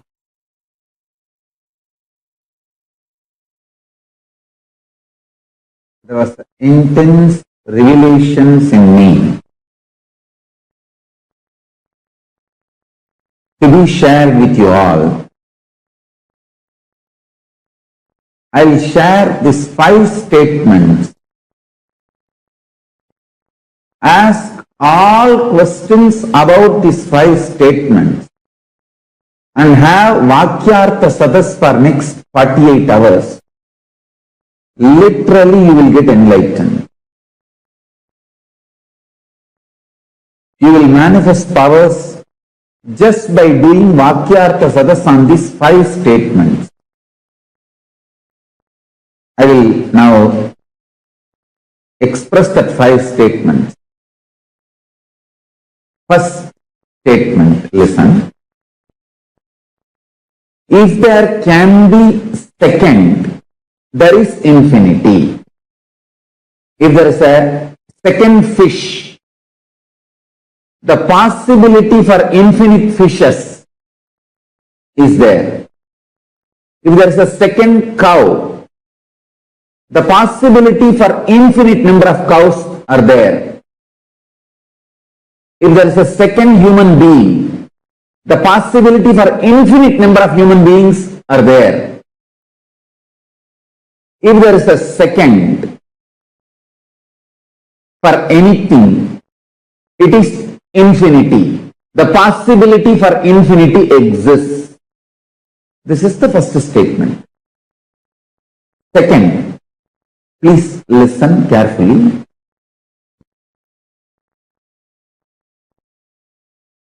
Each one of you are universe. I'll tell you, each one of you. Each one of you. I can read out the names. Banu, Sri Lakshmi Devi Neni, Uma Balaji, Devaswarupananda, Dinesh Rathore. I'm seeing each one of you. Listen, each one of you are universe. This is the second statement. Understand? Ask all questions you want to ask about these 5 statements. After I finish making, now listen and internalize. Each one of you are a universe.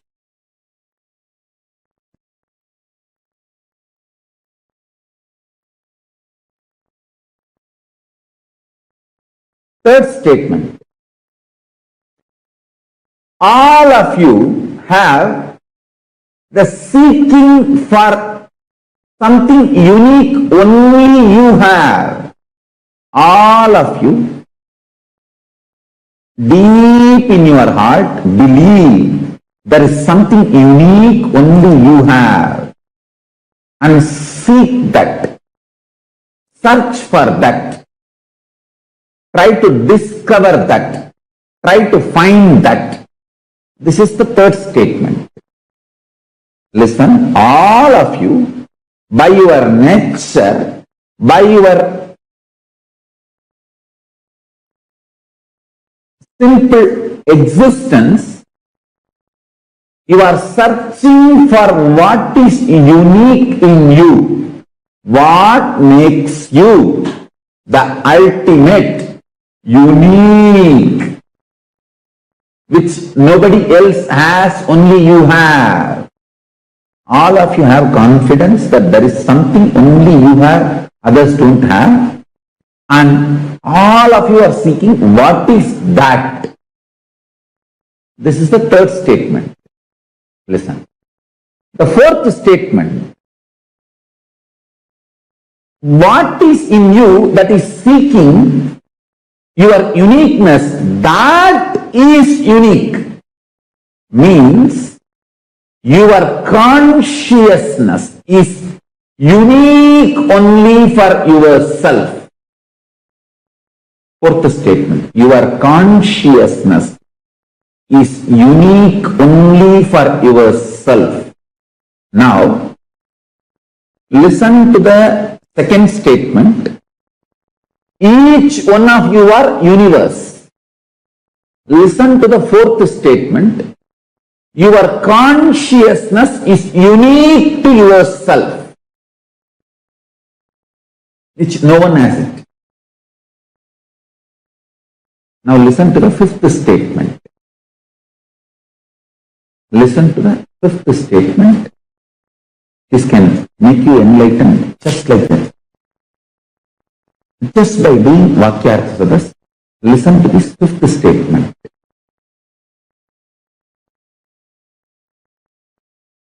All of you please sit straight and bring your whole attention so that you listen to the fifth statement thoroughly. Each one of you are universes. You have your consciousness which is unique, which no one else has, only you have. The unique consciousness you have is only one, and universe you have is infinite.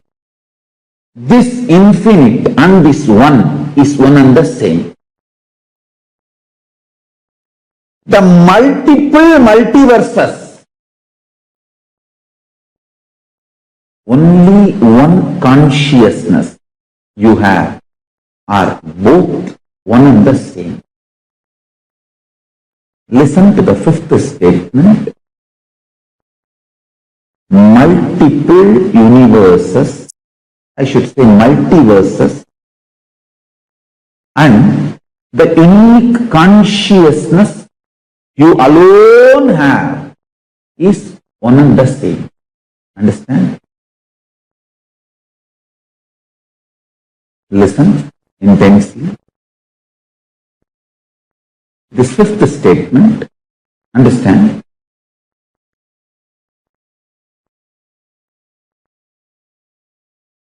Just this five statement, if you understand, you don't have death. Hey, I am Paramashiva, I am telling you. I am here to give you ultimate immortal life in a very simple way. I tell you, immortal life is not difficult. It is just small few understandings and keys I have to insert in you. So, when you are about to leave the body through natural death, those keys will open up. There is an automatic system. Just will connect with you with that higher understanding, higher existence, where you and me are one and the same. I am just doing that connection of spiritual umbilical cord now through these five statements, five understandings.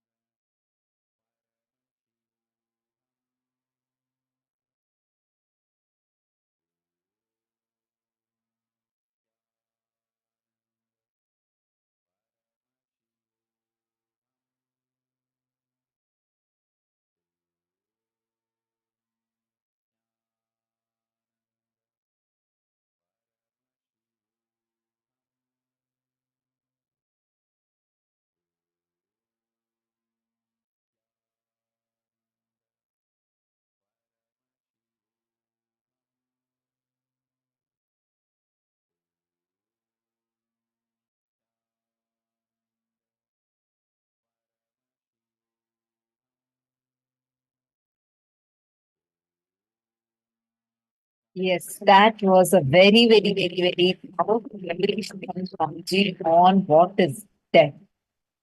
What did each of you understand from this powerful revelation? Can I request all of you to please post? Because right after this, we are going to have a very important session. Yeah, I mean, today's all sessions are important sessions. So do not miss out on any of today's sessions. Every single session is very, very, very, very important for all of us. And I request that everyone sit straight. And we are going to be sitting and working on a very important session right now. Please, can I have a big camera? The session we are going to be entering into is a session where you're going to be understanding the experience. What does that mean? Usually there's no one to tell us because by that time the person has experience, they're already gone. We don't have someone to tell how the experience of death is. If you want to know about, like today, if you want to buy a product, we all search for reviews, right? We see YouTube, how people review the latest smartphones, laptops. We read a lot of reviews. Same way, only a person who has experienced, who has lived through death can actually tell us about what. And death is not a normal one, because our normal introduction to death is filled with so many fear, patterns, etc. Only a being who's beyond death, who's beyond time, only he can. Swamiji, as the avatar of Paramashiva, has literally lived through death. He has surpassed death. Not just that, Swamiji, there are multiple different Swamiji's life, which will make us, help us understand about what actually death is in a much, much more deeper level. So let us listen to Swamiji's revelation. Different experiences of how Swamiji himself went through the death. And we will be doing a very quick internalization exercise before that. See, understand the concept of death, after death, before death, what you need to do during death, what happens after the death, what is life. Everything is given in that one verse that we have chanted. Right? So powerfully, Swamiji revealed to us that Ishavasya Upanishad line. Now we are going to go through the 5 statements that Swamiji revealed, which if you just listen, organize it, if you just have these 5 statements in your inner space, you will not have death. Let's listen to that now. Swamiji already revealed, I'm just going to quickly recap. The first statement, if there can be second, then there is infinity. If there is second fish, the possibility of infinite fishes is there. If there is a second cow, the possibility of for infinite number of cows are there. If there is a second human being, the possibility for infinite number of human beings are there. If there is a second for anything, it is infinity. The possibility for infinity exists. This is the statement. Second statement. Each one of you are universe. Listen, each one of you are universe. All of you, deep in your heart, believe there is something unique which only you have, and seek for that, search for that, try to discover that, try to find that. What is in you that is seeking your uniqueness? That is unique. The fifth statement. Each one of you are universes. You have your consciousness, which is unique, which no one else has. Only you have. The unique consciousness you have is only one. The universe you have is infinite. This infinity and this one is one and the same. The multiple multiverses, only one consciousness you have, are both one and the same. I'm going to give you all a few minutes. sit and contemplate on this.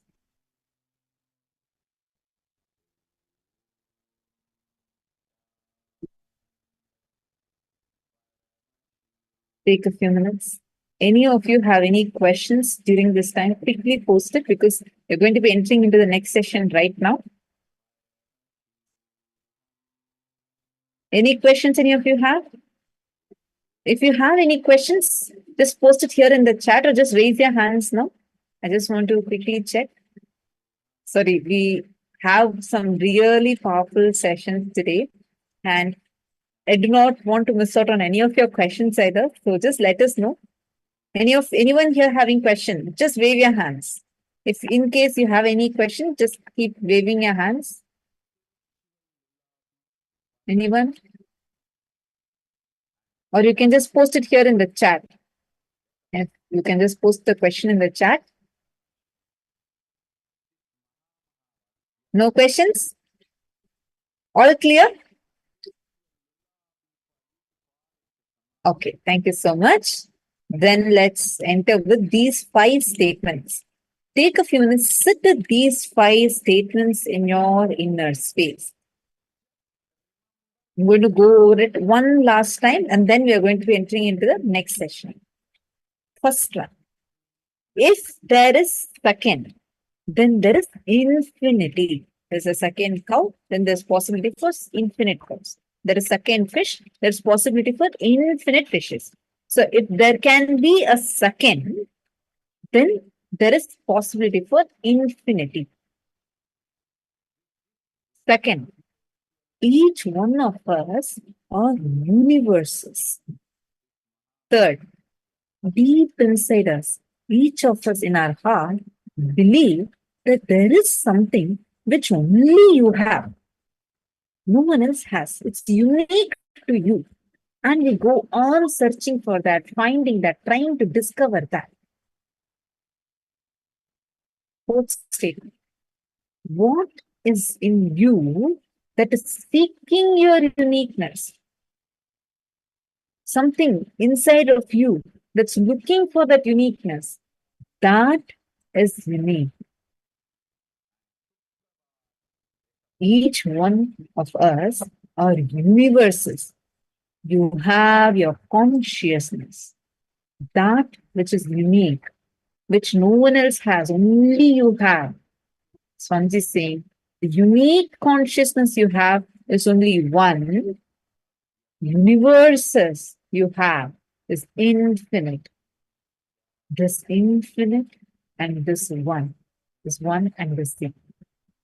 The multiple multiverses and one consciousness you have are both one and the same. Now, let's enter into the session where we are going to be listening to the powerful 6 death experiences of Swamiji. Very, very powerful session. Just intensely listen and you will have this experience directly entering in your biomemory.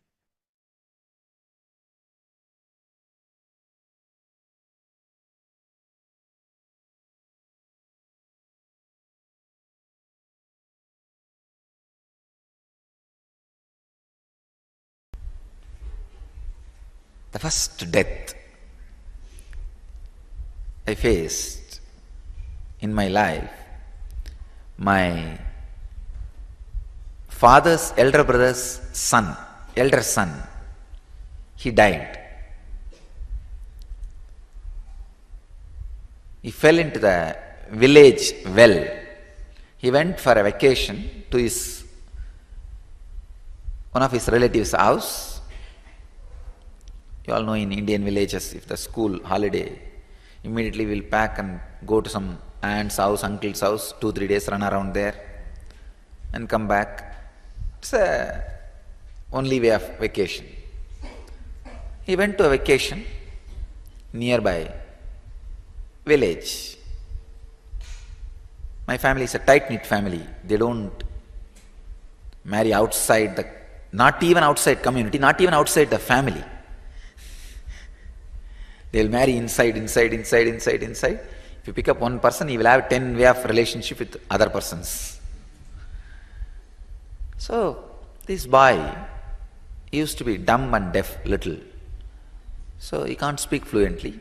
He went for vacation and the villages will have a wall, the well without wall.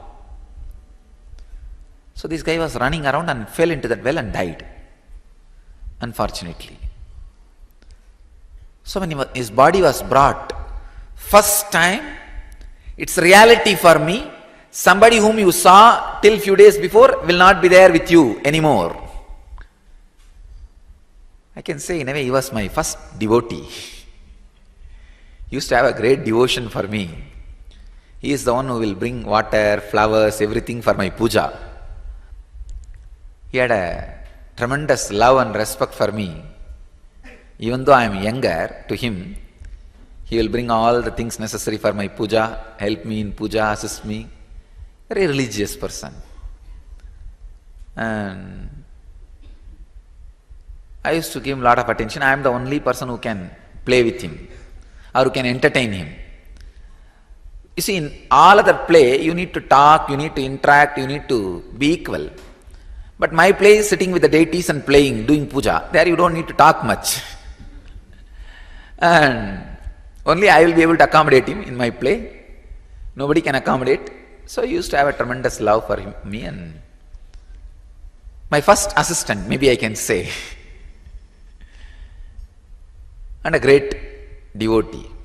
Suddenly, he is not there. Apart from my practical problems of who will assist me in my puja and all that, who will fetch me water, who will get me flowers, who will get me sandal paste, then with that only you can do puja. I was thinking, who will do all this work? Such a big shock.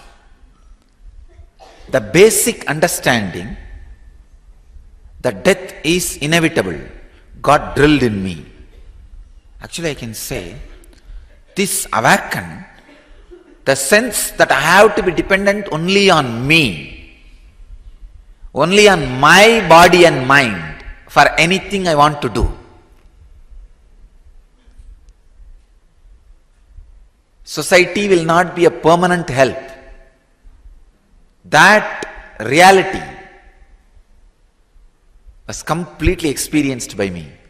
I can say, surely it has awakened a very deep next level strands of DNA in my body. So independence. I can say, this was one strong shift in my body. My body has started becoming yogic body. See, my whole idea of depending on somebody was lost. I have to be completely dependent only on the 6 feet frame for anything I have to do. And he was one more close disciple of Raghupati Yogi. Raghupati Yogi was actually working on him to make him speak. I have seen Raghupati Yogi actually made him speak at least on 3 occasions very fluently. But that boy finally asked Raghupati Yogi, no, I think I'll be better if I just live the same way I came, so that I will not have much responsibility in the world. Again, the conscious decision. I have seen Raghupati Yogi made him speak at least on 3 occasions, very fluently. He gave some herbs and asked him to keep on the last part of the teeth and hold. And he started speaking fluently. That funny thing is, holding his teeth, he was speaking fluently. That's the most funny thing. Still I remember, the jaws are completely holding the herb, but he is speaking. He is able to create the sounds very properly, very clearly. That was the most funny part. Still I am not able to understand how Raghupati Yogi made it. Anyhow, the first death, that is responsible for my body becoming yogic body. So God, because He used to bring me the Nagalinga flowers, which will grow, the flowers will happen in the tree at least some 6-7 feet high. He is little taller than me. He will climb that tree and get that flower. The flower will be like a 1,000 hooded snake, and inside there will be Shivalinga. It's called Nagalinga flower. So he used to climb the tree and bring the flower. First time I realized, oh God, now I have to climb by myself. Even though Raghupati Yogi has trained me, climbing pillars and all that, the necessity to become an independent yogic body has happened in me with that first death. The second death was my grandmother's, my grandfather's elder brother's wife. She lived the ripe age of more than 103. And till the end, very healthy. The funny part in this is, please understand, the most funny part in this is, all these deaths I am describing happened like a process, one by one by one. Now if I look back, it was such a great preparation.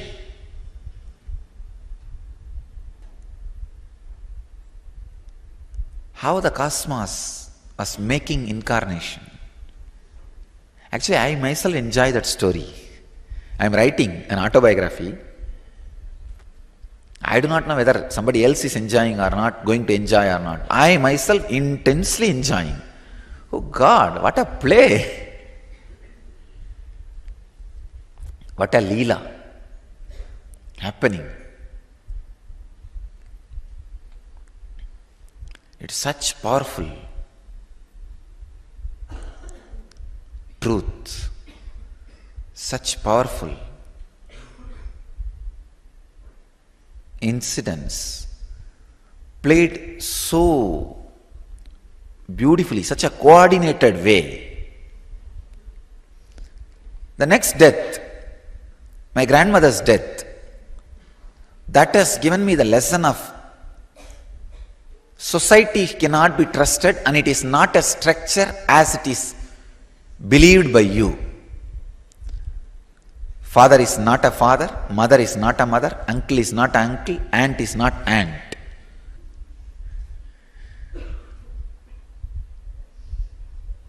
Things can be completely different. See, first time I realized people can talk one thing and think something else. I never understood you can think something and talk something else. First time I realized during my grandmother's death how people behaved. I saw, see, she died, and there used to be a doctor opposite to my house, very nice person. This old lady, our house had a big well in the center. In villages, you know, the common wells will be there in center of the houses.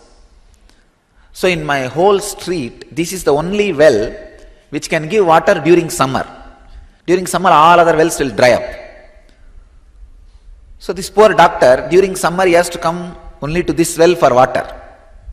And in villages, it's like they will, water and food and all is practically any house you can go and eat. I have seen, at least when we were born and brought up, that we all kids will go to any house and eat in that 30-40 houses. It will be aunt, uncle, father, father's brother, brothers, in-laws, sisters, husband. Some way it will be related. And so this doctor also has to come here for the water. This old lady who died, my grandmother, she had a strong belief that after the sunset, the needle, water, fire, all these three should not be given. So, for some urgent thing, after sunset, if they come for the water, this lady will shout and she will take away that vessel with which they fetch water from the well and hide it. Once the doctor came for very important, urgent reason.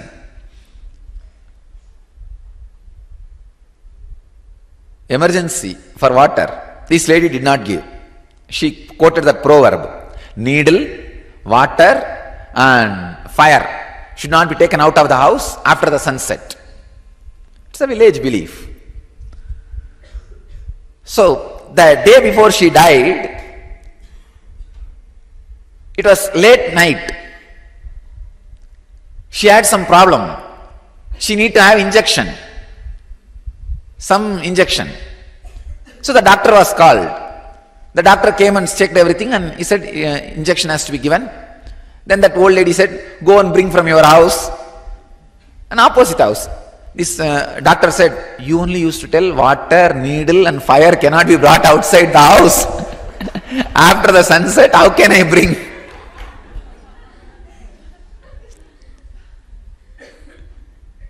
That old lady could say neither say yes nor say no. She said, no, somehow save me, save me. Then finally the doctor is a good person. He went and brought and did whatever he can, but he couldn't save naturally because she's too old. And next day she passed away. I just remembered, oh God, this lady to whom she's not giving, but that guy is giving so much. That's one understanding. Second, when the death was declared, I saw my family people, they were all sitting and they were all very normal, happy, actually waiting for her to die because she had a lot of money, jewelries. Those days, that silver coin, in India we had a habit of silver coin, pre-independence, silver coins. Lot of those coins she had under her bed in a trunk box. So now all these fellows will get a share. But she herself did not have any kids, but her brothers and their kids many, and finally each one will get one, maybe little. But they are all waiting for their share. They are waiting for her death. The moment she died, I saw these fellows were very cool. They did not cry immediately. They went to their rooms. Each one will be given one own room, usually in the joint families. They all went to their rooms and changed the dress, put on very simple clothes, removed all the costly jewels and put on simple jewels, came and assembled in the hall, center hall, as if like a scene. And the first one say, start, oh, they started crying. It's almost like a Divya Shariri. The moment I say, they start jumping.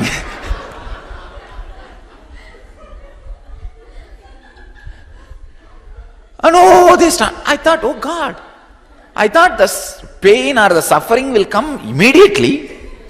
The moment you say, she has died, but these guys all went and did removed their makeup and they all opened their hair. Almost preparation for the whole scene.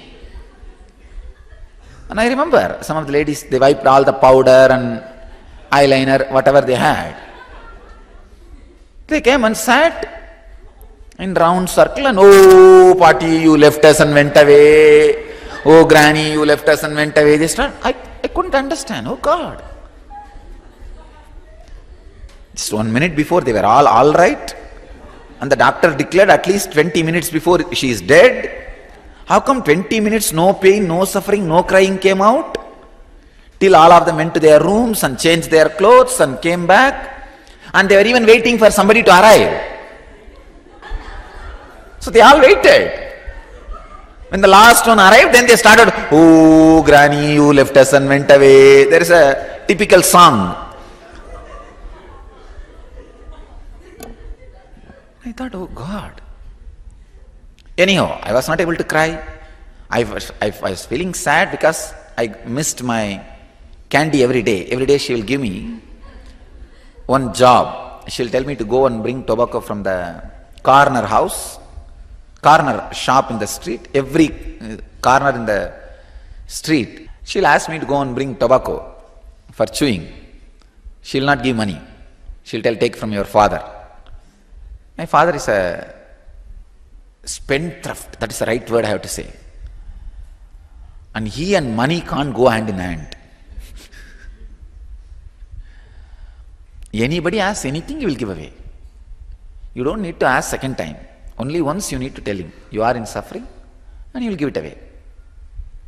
And he will give me the money, and I will get tobacco for her and candy for me. And from today, no candy, because she is gone. And I was only feeling bad for that, but I was not crying. I know all these fellows are trying to fake that crying.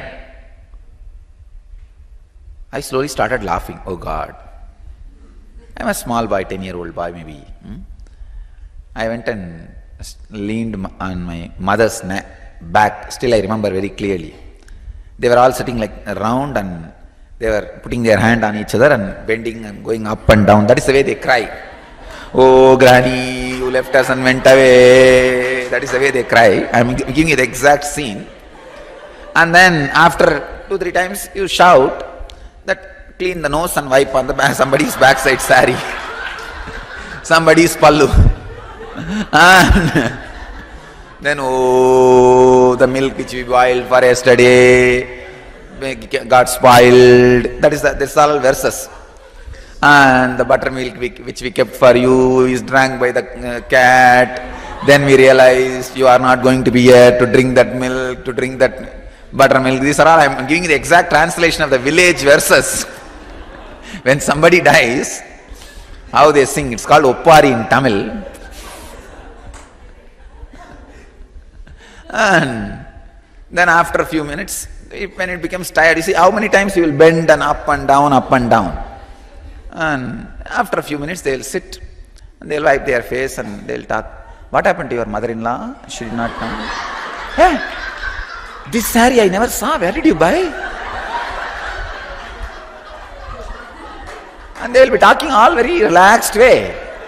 If some new relative comes, then, oh mama, our granny went away, leaving us.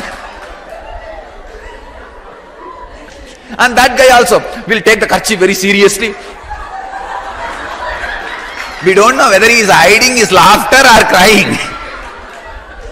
No, really, see, really, how many of you felt when you went to a death house feeling like a laughing? Raise your hand. See? But you can't laugh there. What to do? Take the kerchief and hide the face. No, I saw the whole fun happening.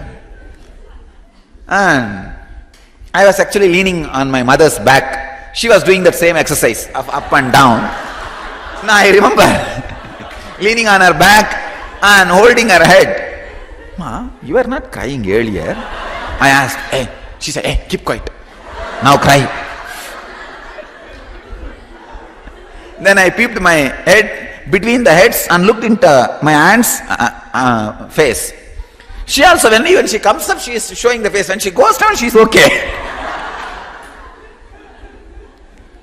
When she was going down, she is okay. She is just wiping the face and she is not showing any face. When she comes up, when others are able to see, she starts crying.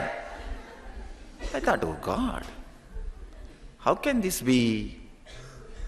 And still I remember very clearly all the scenes, very vividly. And these guys were not crying earlier, now they are crying. How can this sudden? And not only that, after a few minutes they settle down, and only when the new relative comes, again the burst. And that guy also will sit in that circle and he will say, okay, what to do? After all, she lived her life completely.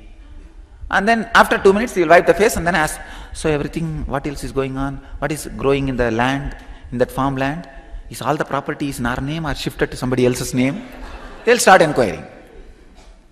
And after dropping that body, after 1 hour I saw all these fellows got into our room and locked themselves. And I also somehow sneaked into the room. I saw they are sharing the wealth under our bed. Now the fight started among the family. Who will get that? She had a pavala mala, the pearl mala. Who will get that mala? Who will get this coin? Who will get that jewelry? Who will get this jewelry? And they are cutting all that mala. and jewels into pieces and weighing. And dead body is lying down in the hall, but already the sharing has started. When I looked at all that, I thought, oh God, this lady had so much under her cot and she will never give a penny for the tobacco. First thing I thought, if she would have given a little bit of this, I would have given it to the chettiar, and whole life she would have had tobacco and I would have had candy. And neither she enjoyed nor she gave me, and she just left the whole thing and died. Then I suddenly realized, even these fellows who are fighting and sharing, they are also going to live and die like this.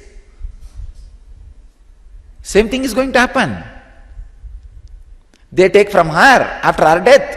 Somebody else is going to take from these guys after these guys' death. I thought, oh God, that's right. So, what is the use of this whole thing? Then what is happening in this whole thing? Just somebody steals from somebody, legally or illegally. But it is all just stealing. If you are caught, it's illegal. If you are not, it is legal. That's all. Otherwise, from here to there, it's all just stolen. Nothing else. First time, my idea about society crumbled down. Because one of my uncle was forcing me. I cry. I said, no, I don't feel like crying. He said, no, everybody is coming, cry. I said, no, I won't. Then he slapped me. I just held his hand and said, if you touch me once more, I'll tell everybody what all you guys did in the room. Fighting for our jewels. Then my father intervened and said, you know, this fellow will really tell. Why are you playing with him? Why are you beating him at this moment? He will really sit outside and tell everybody before they come inside. Then they understood the danger. They put me in a room and locked me. They locked that room. I was inside that room. I can say, I cried for maybe half an hour or 1 hour. Then when I just fell, it was a big opening, a kind of a breaking. My whole being settled. My respect for society has disappeared.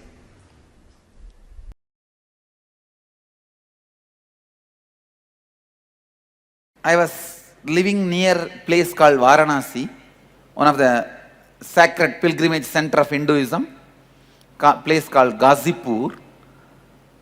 I was serving a sadhu, old monk, who was very sick. It's a small town, a small hospital, a small ward, some 2-3 steel cot and bed, and few old steth and BP machine, and a green screen. You can visualize an Indian village hospital, you can imagine. This sadhu whom I was taking care, next bed, the patient was about to die. This old doctor and that old nurse, both of them are trying to revive him, support him. He was, the patient who was dying must be less than 50. So they were trying to help him.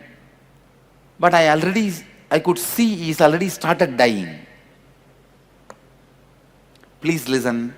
First time I saw death in 4 dimension. I'll describe as much as I can. You have 7 parts in you.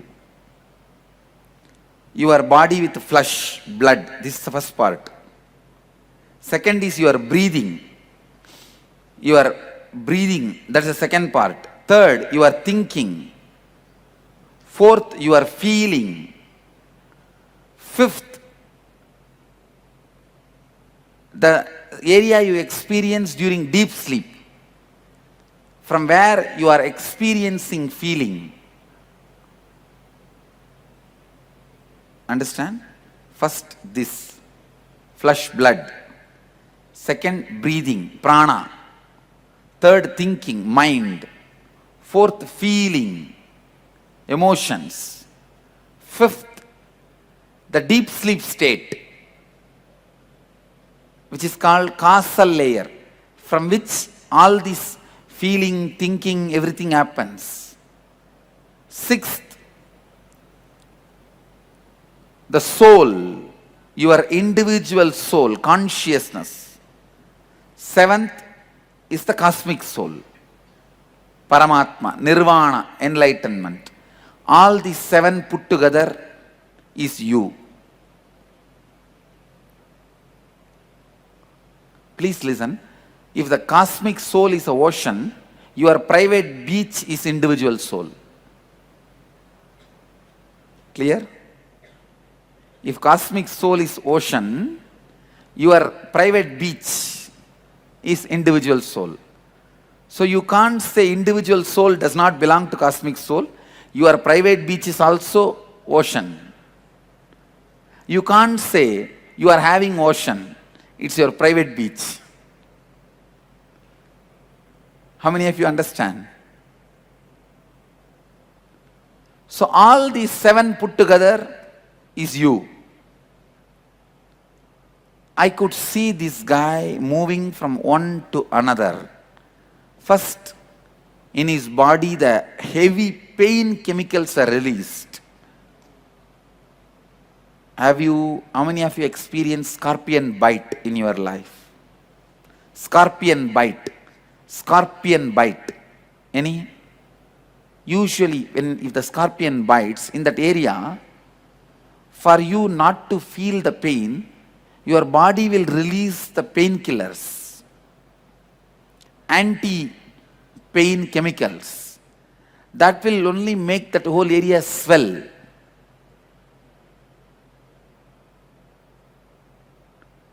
Any doctors here? Your body has a natural anesthetic methods. Do you know that? If the pain goes beyond certain limit, your body itself will release automatically painkiller inside, the anesthesia, and you will fall into unconscious state, coma. First, exactly that is what has happened to that guy.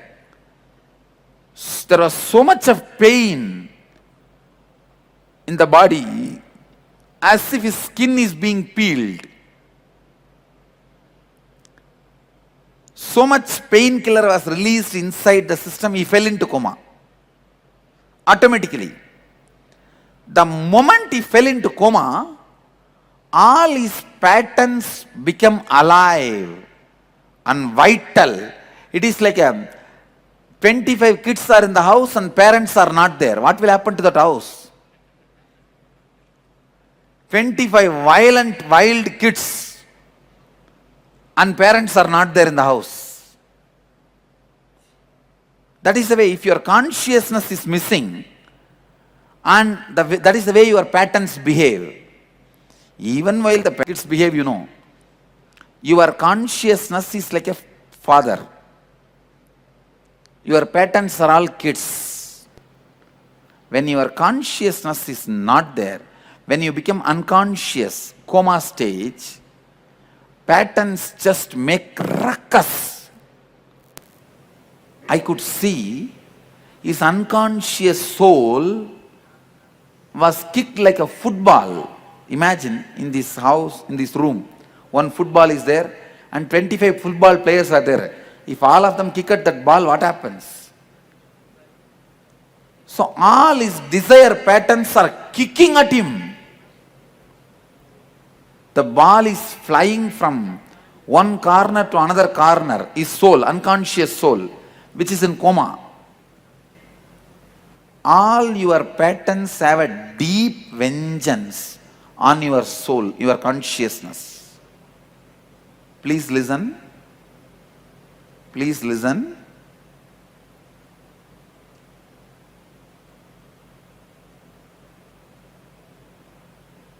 I could see in that person all the desire patterns are kicking him, asking, I told you, fellow, I want to live, I want to live, I want to live. You did not fulfill me, complete me. Desire is nothing but the commitments you gave it to you. Understand? The commitments you gave it to you, all stands there and questions you. Why you did not fulfill me, honor me. Then somehow that soul jumps to the next level. Next level, all the guilt, inauthenticity comes up. And say, I told you we should have lived like that, like that. Why did you do this, do this? The first, the lack of integrity patterns are kicking you. Desire. Next, inauthenticity. The guilt patterns. I can say this is the space when the individual soul feels hell. So individual soul experiences hell. Getting it? Hell is not actually separate. Geographical, it is psychological.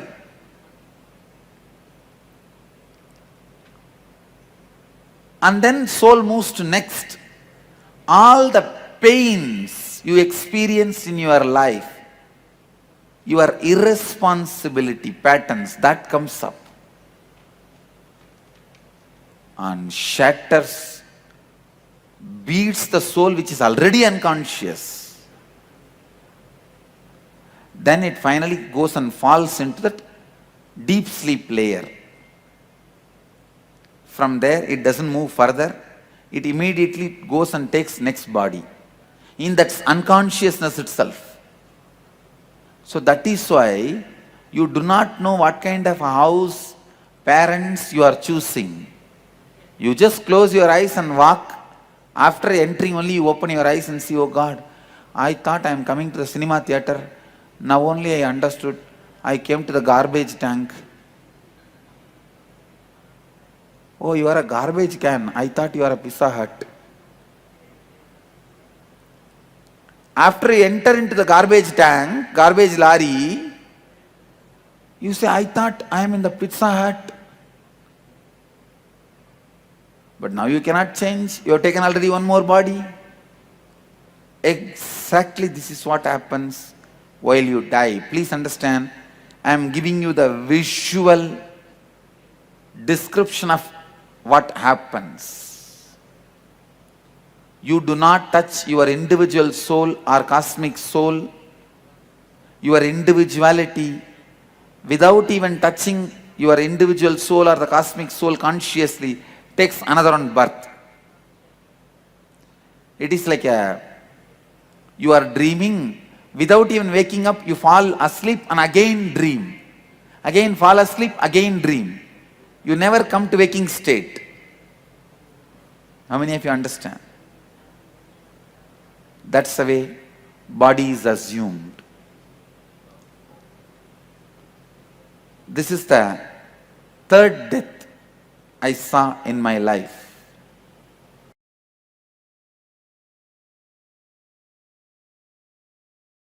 When you remember that death is going to happen to you, the respect which you carry for your ego will come down. Because whatever you think should not leave you is ego. When you know for sure everything is going to leave you, then the respect for ego just drastically drops. And especially, I am a kind of a too sharp, straightforward guy. So straight away the respect for ego dropped. Then I decided, after all I am going to die. either I should have a death experience now itself and live without the death fear, or die and see. That's all. But I have to see the death. There is a small Shiva temple in one corner and a small tower above the temple. I went and sat in that tower so that nobody will disturb me. In one corner I sat. If you see in the biography souvenir, you will see the photograph where I had the first death experience. I sat there. From there I started seeing the dead bodies being burnt. Still I remember the strong click was when an elderly lady's body was being burnt. I saw her, she had a big belly, the cloth burnt and the fat which was there in the belly started burning and melting and flowing. Sorry for describing too vividly.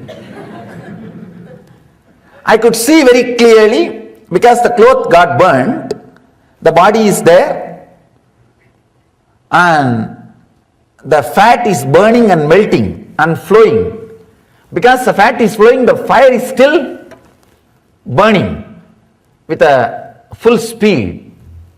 That gave a very strong click into me and said, oh God, yes, same way it is going to burn. And same thing is going to happen to this body also. Let it happen.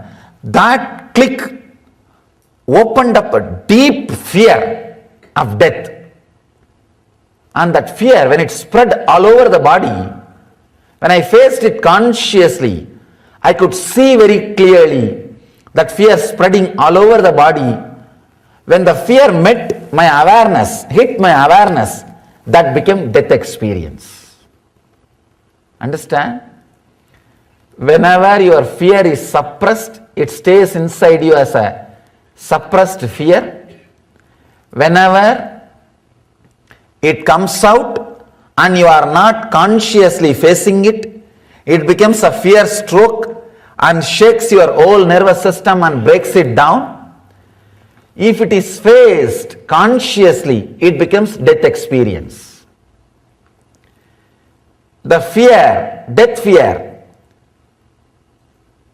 if you just escape, run away, when that fear happens, it becomes death. When you face it consciously, it becomes death experience. Death fear plus subconscious is suppression. Death fear plus unconscious is nervous breakdown. Death fear plus conscious is death experience. Understand? I have given a clear explanation, clear equation. Death fear plus subconscious is suppression, perversion. Death fear plus unconscious means you don't suppress, but neither you face, you just get shaken, frightened, fear stroke, nervous breakdown. Death fear, conscious awareness is death experience. I was able to see very clearly the fear which rose when I faced it consciously with awareness became death experience. Means I saw clearly the body is dead. It's not moving. 2.5 days, no food, no water, no thought, no question, no doubt, body was there. Only after the experience I realized 2.5 days passed. It was there. I could see with closed eyes, the body is dead and there is no movement. Suddenly, after 2.5 days, the click happened. God, body is dead, but I exist still. I am there. That clarity, that click, when it clicked, it became such an intense ecstasy. The fear of death left once for all. And it has become such a deep ecstasy such a joy, such bliss, and slowly opened the eyes. I was able to move the body. First thing I felt was such a deep ecstasy and gratitude. I went down to the Ganga. It was just few feet. Sprinkled little Ganga water, took the Ganga water in Kamandalu, little ash from the pyre, straight went to Vishwanatha and put that ash and did the puja. That was the first thing. It was such a deep gratitude. I saw Vishwanatha was alive. Understand? Because I died, Vishwanatha became alive. Till the day before, because I was alive, Vishwanatha was always dead stone. Because I was alive, Vishwanatha was just dead stone. Because I died, Vishwanatha is the Shiva in Varanasi.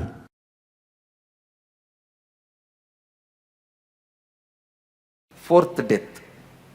Fifth death is in Bangalore. See, after my own death experience, I came to Central India. In the Central India, I realized my incarnation hood in 2000. Then 2001, I came and settled down in Tamil Nadu. And 2002, I came to Karnataka. 3, I started this Sangha organization. In 2002 end, or I can say 2003 beginning, I think. In Bangalore, I was attending a patient, one of our devotee. To heal, I went to hospital. In the hospital, the next bed patient was dying. That time I watched. The patient was dying without any pain, like a knife in the butter.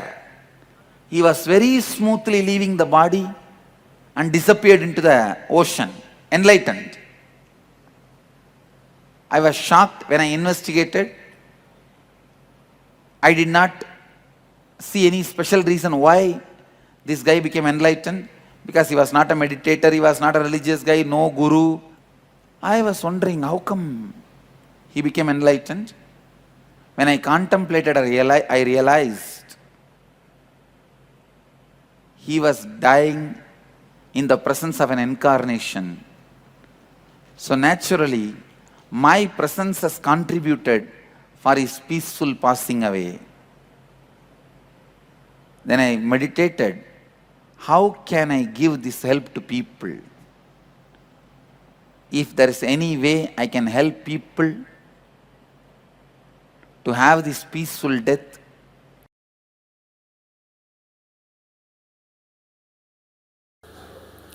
let me tell you one incident happened in my life. In Bangalore, I was giving a satsang on Ashtavakra Mahagita. I received the information my father passed away, massive cardiac arrest, and he passed away. My mother was in the satsang. So I continued the satsang, and after the satsang, after darshan, when I got into my car, called the mother and made her sit in my car, and she's a village lady. First time in her life, she is leaving my father alone and coming and staying somewhere outside in her 27 years of marriage. And he passed away. I don't know how many of you will believe. I lived there with them 17 years. I never saw them even once arguing with each other. I'm sure they would have had difference of opinion, arguments, because they are human beings. Even Mahadeva and Sati had argument. What about, come on, even he had marital problems. So, no, I'm not saying they would not have had, but at least they managed such a way that never in front of us, never in front of kids, I've seen them raising their voice or arguing. Very happily they lived. So she's sitting next to me and I'll tell you exactly just few words I told her. First word I said, Ma, I think father is not feeling well, he is in serious condition. She just looked into my eyes. Next statement I said, I think he is dead. She looked into my eyes. Third statement I said, please understand, I'm talking to my mother inside the car where nobody is there. It's a complete private conversation. I told her, you know, I can bring him back. Do you want? That's all I asked. You know, I can bring him back. Do you want? The statement she made, I tell you with all my integrity, Swamiji, that is between you and his soul. I will not interfere. That is between. Just now she received the news and she knows I can bring him back. She's a village lady. She did not have time to think and answer. Spontaneous, straight answer. I know how dependent she is on him. She said, in Tamil she said, Swami, அது நீங்களும் அவரும் முடிவு பண்ணணும், நான் தலையிடக்கூடாது சாமி. I just hugged her and said, that's why I chose you as my mother. There are many moments you are proud of me, now I am proud of you, I told her.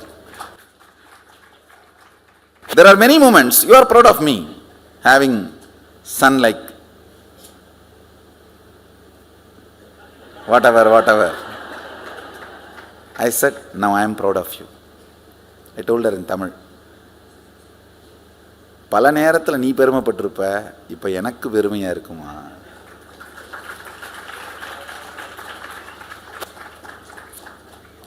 Understand with mother,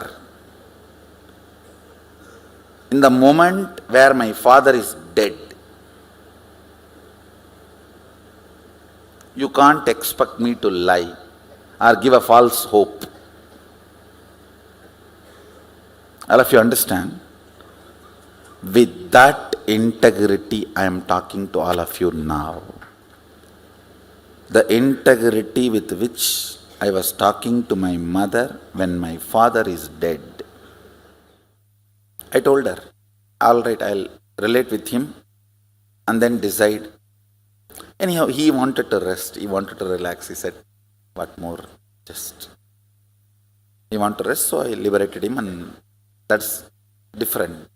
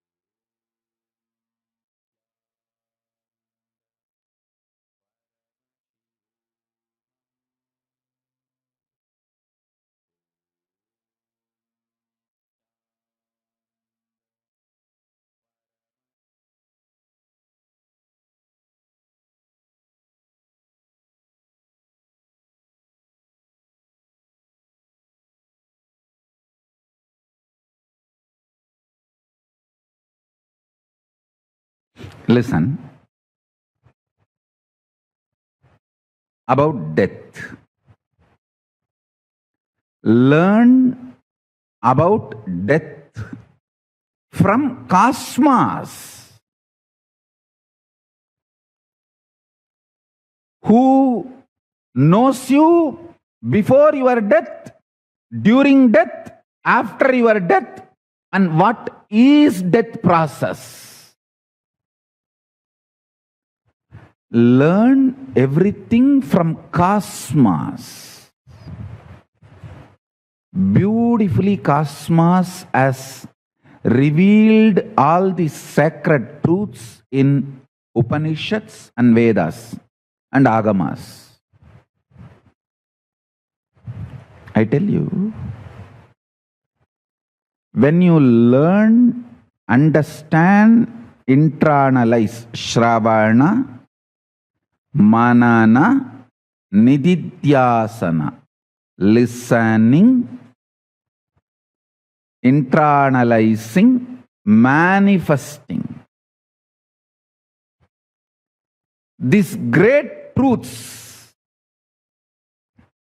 from cosmos, your consciousness becomes enlightened consciousness.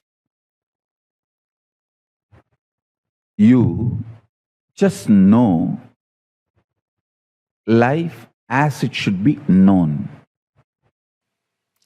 It's like the whole 6 feet was being, whole body was being toned. That's what I felt, that consciousness. See, if you are a small finger, if you have a cut, how you feel the pain. The same kind of cut is happening in the whole body. The skin is being peeled. That's what exactly. No, I saw that consciousness. Please understand, whatever I am talking is truth. I have to describe. It's like thousands of scorpions biting at a time. Have you had scorpion bite? Anybody? So 1,000, just multiply it. Every pore, the scorpion is bitten.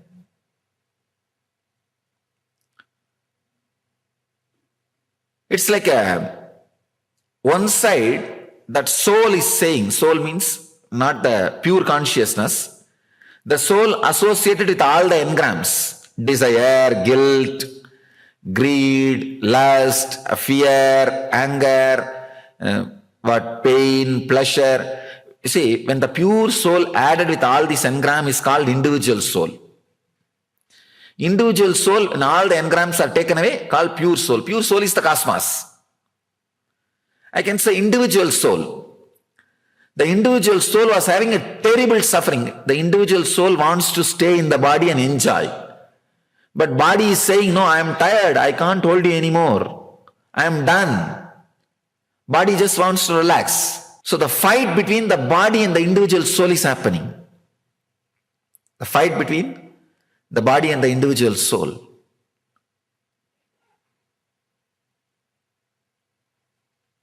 Every inch the fight is going on. The individual soul feels, even if the right leg goes, it's okay. Catch on. Hold on to left leg.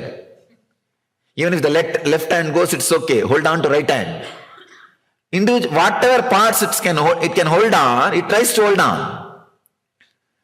But slowly, that part is saying, no, I am done, relax. I am done, relax. That part by part, it's dropping.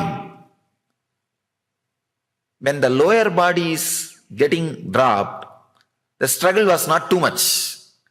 Only when that higher upper body it started, I could see very clearly the pulsating pain. I can say the whole being was vibrating with pain. See, yesterday after energization, I saw so many of you vibrating with peace and bliss. How many of you felt that vibrating with the peace and bliss? And now understand, imagine the opposite. That is what is. Now you know what I mean by vibrating. How you vibrated with the peace, same way I saw that being was vibrating with pain. whole being. It was such a shock. Slowly, that individual soul started moving out of the physical body with all this suffering and pain. Finally, physical body dropped. When the breathing stops, that is the moment individual soul leaves the physical body. Then starts the next level fight, the next level body, the prana sarira, the next level body, that fight starts. See, there are 7 layers in you. I'll give you a simple description now for you to understand. It's a 7th part of you. The body made out of flesh and bones and blood. This is the first layer, first body, physical body. The energy which is moving in you as a prana. See, in the 5 kind of air circulation happens in you. Prana, vyana, udana, samana, apana. Means going in, staying in, spreading all over the body and coming out and cleaning. These are the 5 air process happens in you. Going in, staying inside the body, spreading all over the body as an oxygen, as a life force, coming out and cleaning. Cleaning means even through skin, even your sweating is because of the prana movement only. So 5 air movements are happening in you. All the 5 air movements are called the second body, second layer body, prana sarira. The third, the inner chattering which goes on continuously in you. The inner chattering is the third body, mental body. Fourth, the emotions which you are experiencing, fear or greed or anger, the emotion which spreads all over the body without the usage of words. Please understand. There are some emotions which can shake your whole being without the usage of any words. No need for any word to be uttered, but that emotion can shake you. That is what is 4th layer body, emotional layer. The 5th is the body you experience in the deep sleep.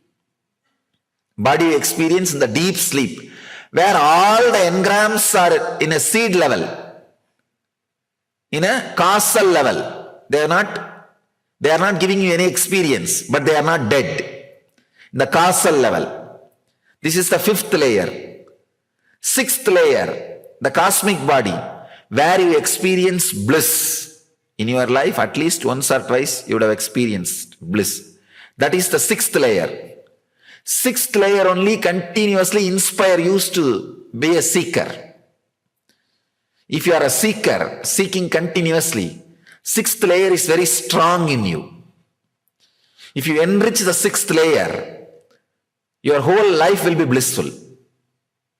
So that is the 6th layer. 7th is the enlightenment, the ultimate enlightenment itself. So these are the 7 parts of you. It's like a 7 spare parts of you.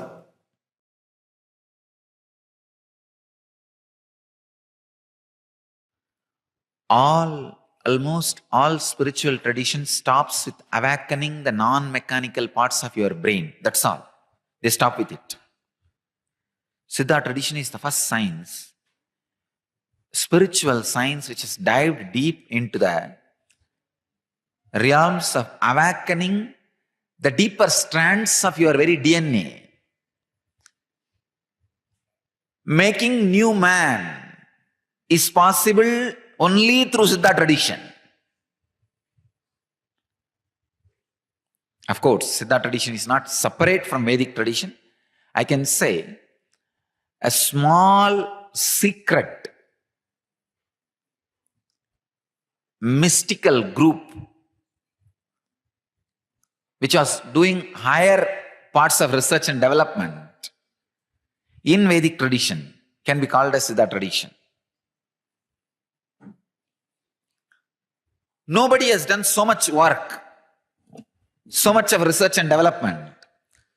Nobody has revealed so much in the line of awakening the deeper strands of your DNA. Siddha tradition works with such powerful process. straight away they work with death to awaken your deeper strands of DNA. Please understand, death is not actually, as you think, something negative. Siddhas have mastered the science, how to use every death to awaken the deeper strands of DNA. Every death can be used to awaken deeper strands of DNA. Please understand. At the time you are disillusioned about the stability of the society, your third level DNA strand can be awakened, because disillusionment about the society creates a deep insecurity in you, and when you face that insecurity, next level of DNA, the very physical structure, physical ability gets awakened in you. I can tell you really, when you face a deep insecurity with the society, you have two choices. Either you can build completely new muscles and new body, or completely get broken, go to pieces. You have two choices. Because when the insecurity is attacked, when the insecurity is awakened in you, if you just go into the death of moment to moment to moment, you will start living more into the conscious state. Living more into the conscious state will awaken the deeper strands of DNA. Your mind records your past death experiences, and the pain happens during those death experiences, clinging to life, which I was talking yesterday, that attachment, the constant search for security happens in you. What is the way then? At least once, if you go through the death consciously, means without creating pain engram in you,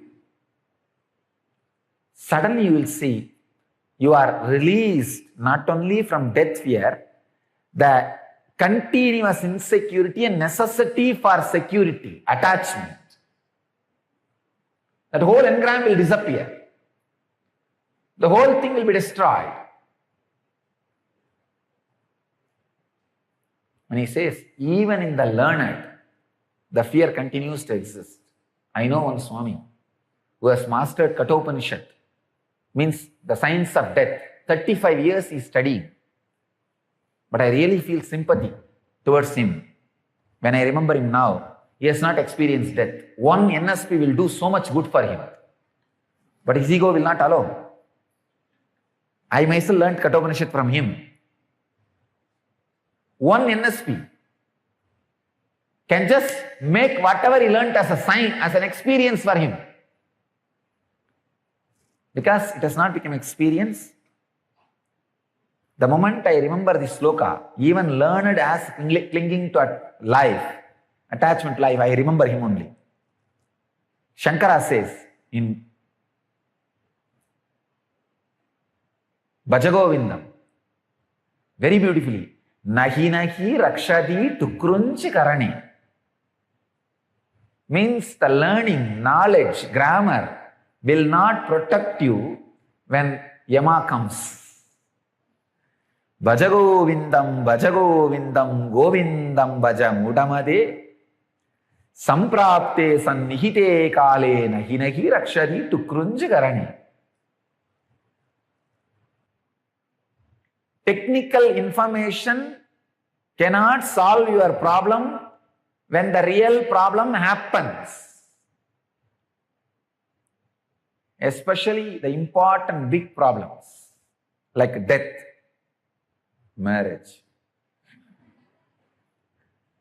You might have read manuals, hundreds of books, might have even got hundreds of people married,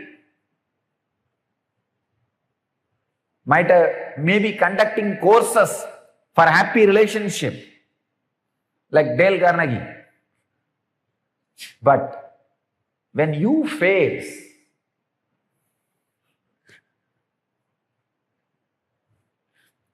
nahi nahi rakshadi to krunji karani,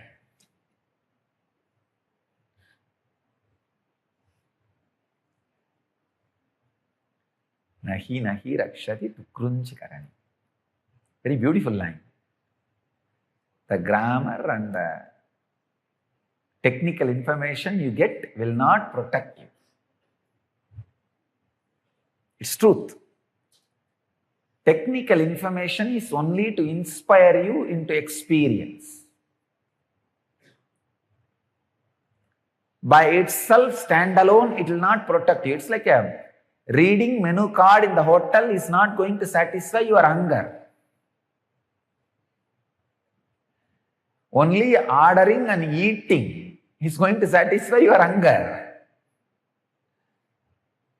So the technical information won't satisfy. Now the technical information is this 3 sutra. Attachment, idea about attachment, idea about hatred, idea about the death. This is technical information. You need to go through this as an experience at least once. Means you should stare at pain when it happens to you without responding or trying to solve.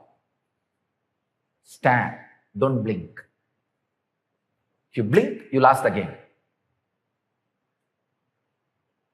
Second,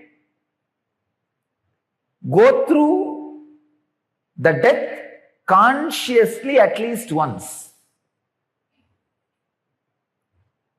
It's like there's a big rope with which branches, small ropes are taken and many cows are tied. Due to some reason, that main rope got burnt. But these foolish cows do not know this rope is already burnt, because even after burning, that looks like a rope. If they just move their body, they can run away. But these guys don't understand that rope is burnt, it is no more a rope, it cannot bind them anymore.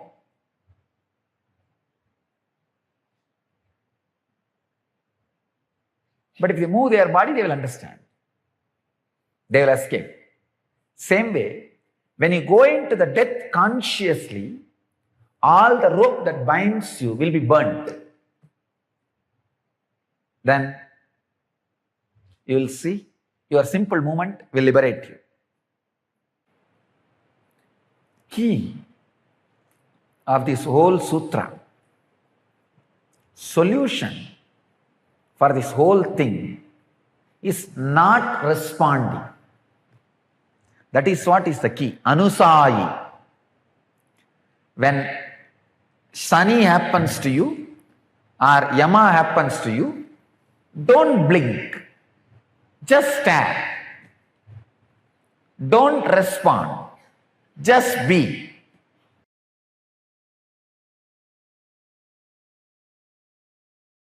Why are we afraid so much about death?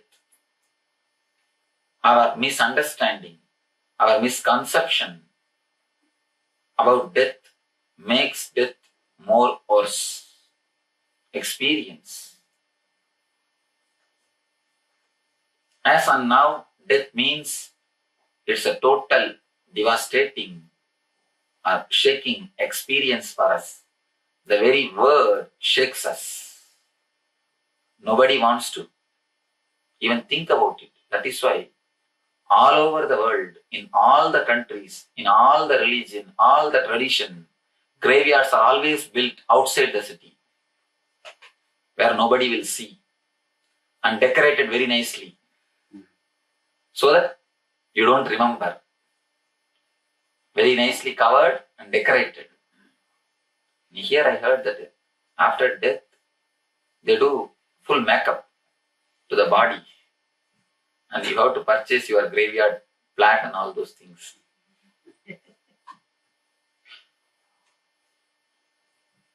That's nice. You can reserve for your sight.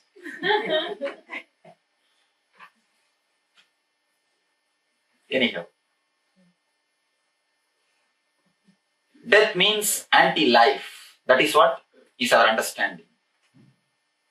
Let us go to sex. Again, because of our fear, we think too much about death. The original experience, death, is not so bad. But because of our fear about the death, we project and see that as a very big thing. If the real death is 6 feet tall, because of our fear, we see that as a cutout size 60 feet tall. Because of our fear, we make 6 feet death as a 60 feet tall. Most of us don't have the fear about death. All our fear is we have not lived to feel it. We have not lived as we want to live. There starts the fear of death. We are not fulfilled. We are not felt that we are fulfilled. We are not lived what we want to live. Continuously compromising for the sake of society. Continuously living for the sake of society. Continuously living for the sake of somebody else. When we continuously live for the sake of others, others means what is not destined for us. We live in a way which is not ours. It is not our destiny. Just for the sake of living. When you are not lived with full satisfaction, when you are not lived deepest possible way, you will be having the fear of death. If you are lived the best possible way, if you are lived with full satisfaction, a way in which you want to live, you will not be having the fear of death. You will be saying, yes, come on, let the Emma come, let's start. I finish my duty. The way in which I want to live, I will. So, live without having fear of any outside thing. Live in a way which you want. Live with the deepest individuality. You will not be having the fear of death. The fear of life only creates fear of death. When you are afraid to live, if you are afraid to live as you are, you will be afraid to have death. Death is liberation and celebration. It is a natural conscious digestion process, gift given to every individual soul tormented by the ignorance that they are separated from the whole, constantly reminding them anything which separates them, including the concepts, is impermanent. Anything which makes them feel as departed part of the whole is impermanent. To make every individual soul understand that the concept of your individuality is imagination and impermanent, death is given as a natural boon to the whole universe.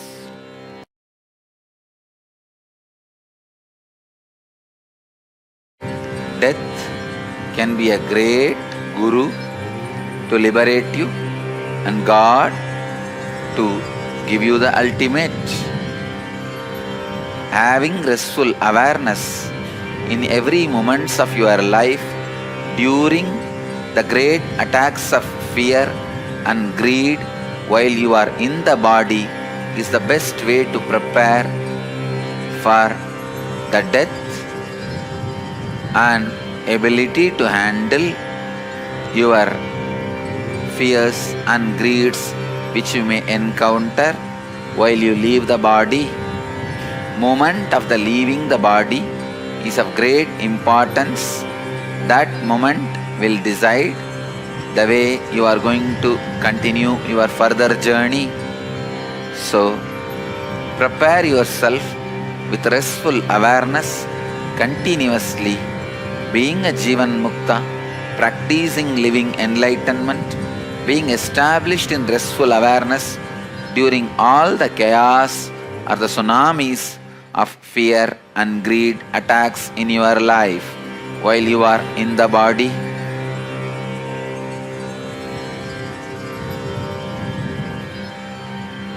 In unconscious way, without having awareness, perception on death before dying or during dying can bring tremendous suffering and can bring a big damage to the conscious evolution process, which is termed as nivritti in the Upanishadic records. So understand, moving consciously into the death process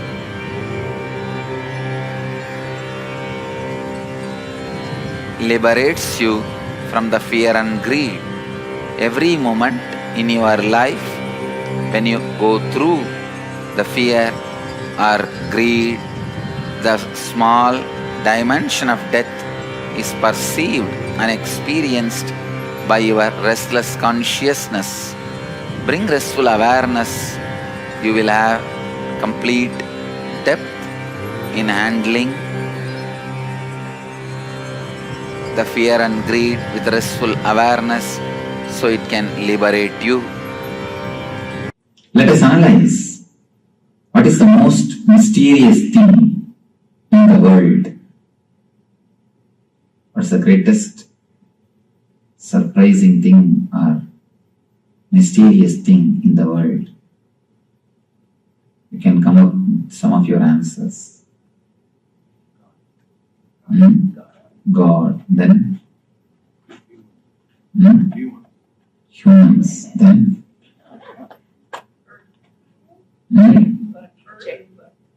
Earth, then universe, outer space, then life, then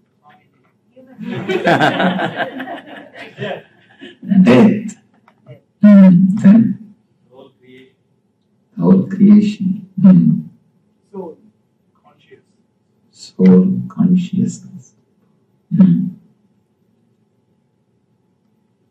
Each one has got their own answers. 5,000 years ago, the same question was put to a great man called Yudhishthira Raja, hero of the Indian epic Mahabharata, one of the greatest epic ever written on the planet Earth, Mahabharata. The hero of that epic is called Yudhishthira Raja, a great king. The same question was put to him by a demon, by a demigod. It asks him, Kimascharyam itak param? What is the greatest surprising thing on this planet Earth? What is the mysterious thing, most mysterious thing on the planet Earth? Yudhishthira gives a beautiful reply with a Sanskrit sloka. I'll give you the Sanskrit sloka and then give the overall meaning. agani bhutani gachantiha yamandiram seshasthiramischanti kimascharyam ataparam. Means every day so many lives are going to the Yama's abode, the death's abode, to the death's house. But the people who are staying here, they think they are going to be here eternally. They think they are never going to die. This is the greatest surprising thing for me on this planet Earth. After seeing every day so many people dying, so many deaths happening, again people continuously believe, feel and live with the idea that we are not going to die. Our life is not going to end. For us, it is not. We always think only somebody else is going to get into the accident. We always think only somebody else is going to die. Death is not end or extinction of existence. It is just climate change on your body and mind. Whenever many deaths of mind happens in same body, it is spiritual evolution. If many bodies die in the same mind, it is unconsciousness, spiritual endarkenment. If more minds die in same body, you are spiritually growing, evolving. If more bodies die in same mind, you are spiritually going down, destroying yourself. Continuity is the law. Even if you die, there can be thousands of realizations, freedom from thousands of problems. The moment you understand the truth of continuity, nothing is going to discontinue. Everything continues to exist. To the detail of your experience, if you have felt money plays a major role in your life, that will continue after your death. If you feel your spiritual struggle plays a major role in your life, that will continue after your death. If you feel your relationships are important experiences in your life, that will continue even after your death. You will be associated with the same group of people again in some way, till you realize the truth, till you experience the ultimate, till you liberate yourself. Continuity happens in all planes. Only when you have inner awakening, when your Kundalini is awakened, when you realize, when you take the right cognizance about yourself. I tell you, if you the moment you take the right cognizance about yourself, that your body, mind and spirit also, immediately Kundalini awakens in you and body starts levitating. Just this understanding is enough.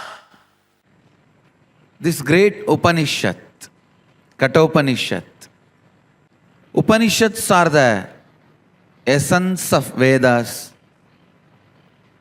Among the Upanishads, Kathopanishad is Upanishad Siromani, Upanishad Shikamani, means it's one of the best Upanishad because the subject it deals is death. Please understand. With right understanding, death can become rejuvenation energy. Energy which will rejuvenate you. Don't think death is always a curse. When you don't understand, it's a curse. Actually, when you don't understand, even Siranjivitva, eternal life, is a curse. Do you know the Siranjivis of the world? Prahalata, Margandeya, Hanuman, Ashwatthama. In all these Siranjivis, Ashwatthama was cursed to be Siranjivi. Please understand, Ashwatthama Siranjivitva is not a boon for him. That he will never die is not a boon given to Ashwatthama. It was a curse given to him. Just imagine, you are never going to die. You will literally be swallowing tons and tons of depression pills and boredom pills. If you don't understand life, if the life is not understood, life is a curse. If death is not understood, death is a curse. If you understand both, I tell you, every time death happens, it is a possibility for you to rejuvenate and take a new body. Kathopanishad talks about death. So many secrets about death and how you need to live your life to understand death, have liberation when natural death happens to you.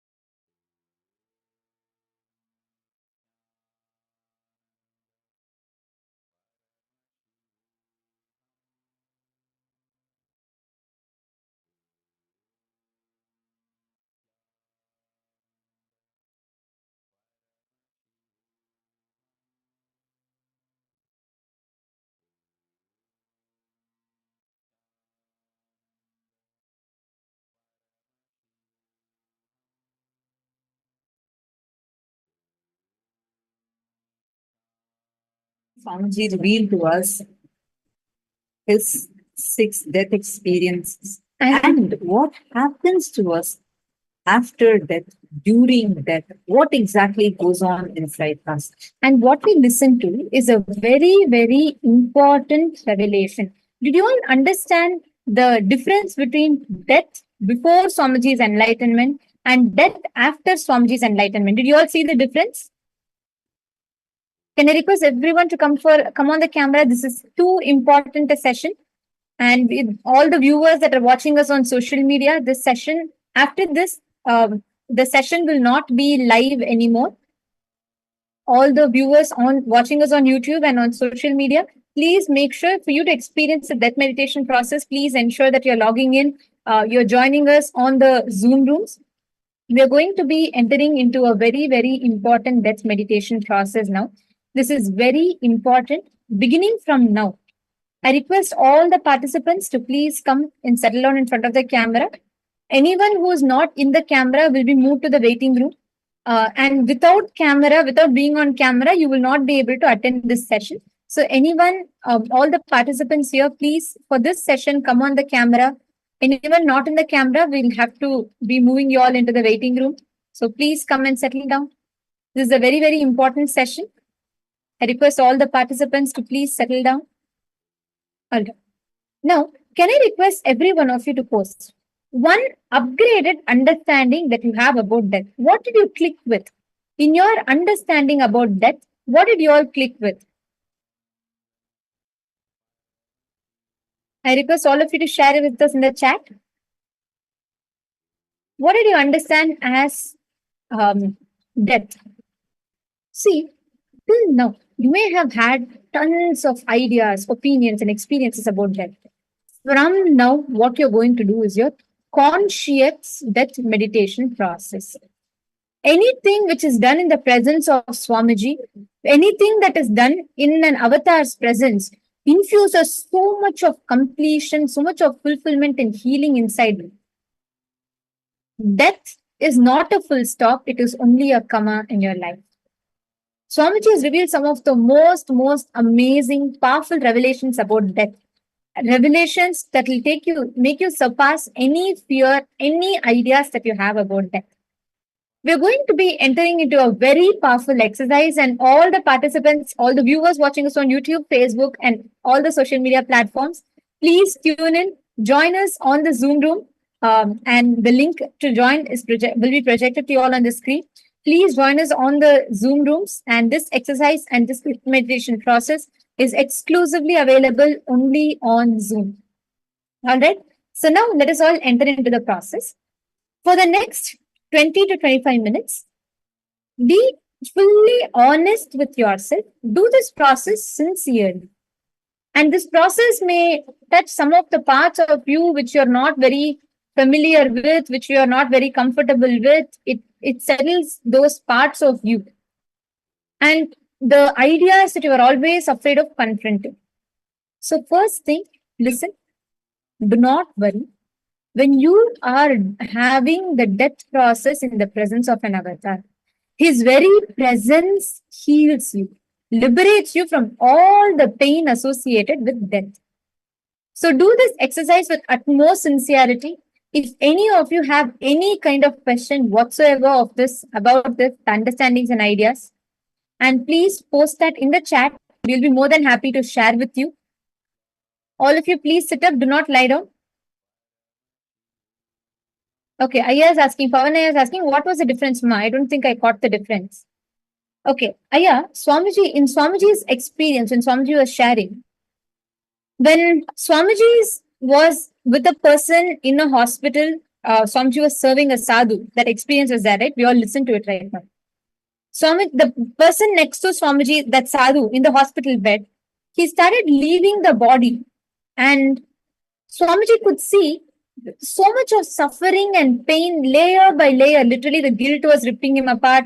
That soul, which was leaving the body, went through so much of pain, and then finally the soul left the body. The same thing after Swamiji's Parivrajaka, where there was another situation where Swamiji was healing a devotee. And on that time also, There was another person exactly next to the bed in the next bed in the hospital. Another person was leaving the body. That time also, Swamiji's initial response was he wanted to just get up and go because Swamiji could not handle what Swamiji saw the previous time. But the second time, when Swamiji sat there and he could not leave the devotee and go, the person who was dying, his death was so smooth. He was literally smiling. The soul easily passed from layers to layers and after layers and finally experienced liberation. The soul did not go through any suffering and the man had a smile on his face. Swamiji tried inquiring about the man who left the body. Was he some spiritual practitioner? His family said he had nothing to do with spirituality and he was like living a normal life. And in fact, he had like all sorts of things he used to do. So it was not anything to do with spirituality. But when Swamiji actually contemplated why the difference happened, Swamiji saw that before the experience, in the first death, Swamiji was not yet enlightened. He had not realized his avataric mission. He had experienced enlightenment, but Swamiji, that avataric mission, the realization and recognizing he's the avatar had not happened. In the second time, when the same thing happened, Swamiji was radiating that enlightenment to others, which is why just by being in Swamiji's presence and leaving the body, that being experienced so much of healing. Every one of you right now are going to be going through this very, very powerful death meditation process. Even if you have gone through this before with Swamiji's presence, right now going through this is going to be very powerful. So please participate in this exercise completely, sincerely. In the first step of this process, write the earliest concepts, all the childhood memories and beliefs you received about death in your life. For example, death is a punishment from God, or someone would have told you death is end of life, after death you don't live anymore, and they would have introduced the concepts about death to you. Please look in. Write down the earliest concepts that you have received about death. We'll give you all 3 minutes for this. Please start. All the earliest concepts you have heard about death.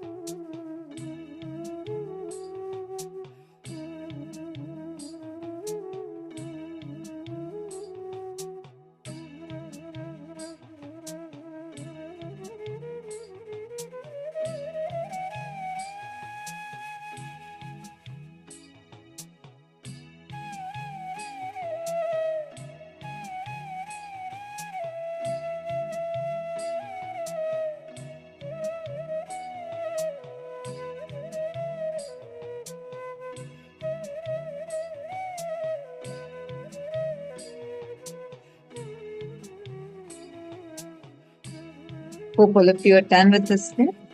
Now we are going to be moving to the step number 2. And during this time, any of you have any kind of questions, feel free to post it and ask. We are going to be helping you all understand it better. Now, you're going to be doing the next step. Write down your experience about the first death that you actually faced, the very first death you directly faced or attended in your life. For example, you saw your grandfather, grandmother actually dying, or you went and attended their funeral. Any of the very first death, it can even be sometimes your pets. Any death you experienced, you saw. The first death you directly experienced it. So take a few minutes and please write it down. We'll give you all another 3 minutes for it. Please start.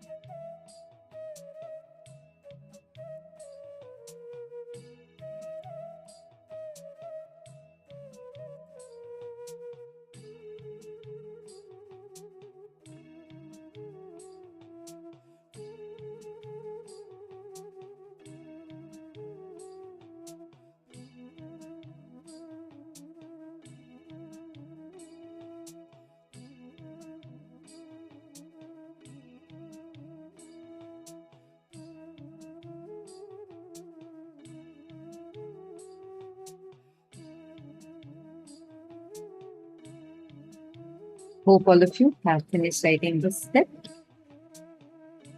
See, if you are not yet finished writing, continue to sit and intensely write on, but writing is too important. Do not miss any of the steps.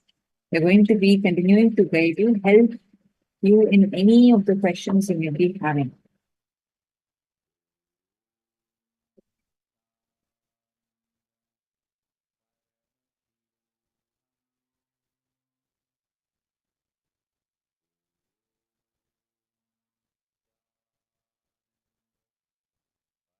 Okay.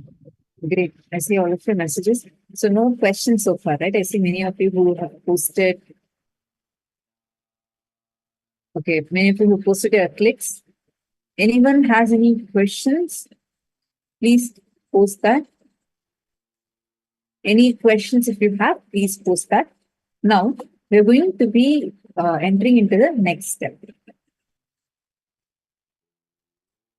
What was the impact on you of your first near and dear one step? Someone who was really close to you and they left their body. You're going to be reliving the entire incident clearly and vividly. Describe that experience. This is too important. Even if you feel like during the process, even if you feel like some emotions are coming up, it's okay. Actually, right now, I request all the participants to tell all your family members and all not to disturb you. You can, if you want, you can just close your door and settle down inside and sit. Do this process sincerely. And the viewers that are there on social media, I just wanted to tell again, this is not going to be continuing to be live on the social media platforms. We are going to be having this exclusively happening only on the Zoom rooms. I request all of you, you can join for free. Just head to paramashivoham.org and you can immediately join. Kindly just head to the link in the description box, paramashivoham.org, and you will be able to join here completely for free. Join and do the process in the 2 week. Ready? All the participants now? Sit. Relive this whole incident in your inner space. Describe all the emotions, everything that you went through. Vividly, clearly describe it.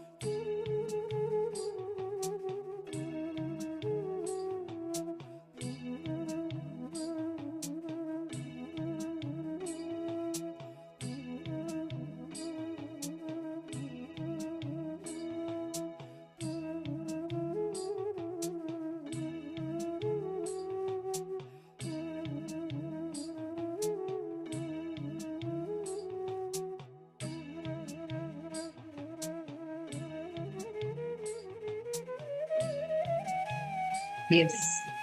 Hope all of you have finished this step.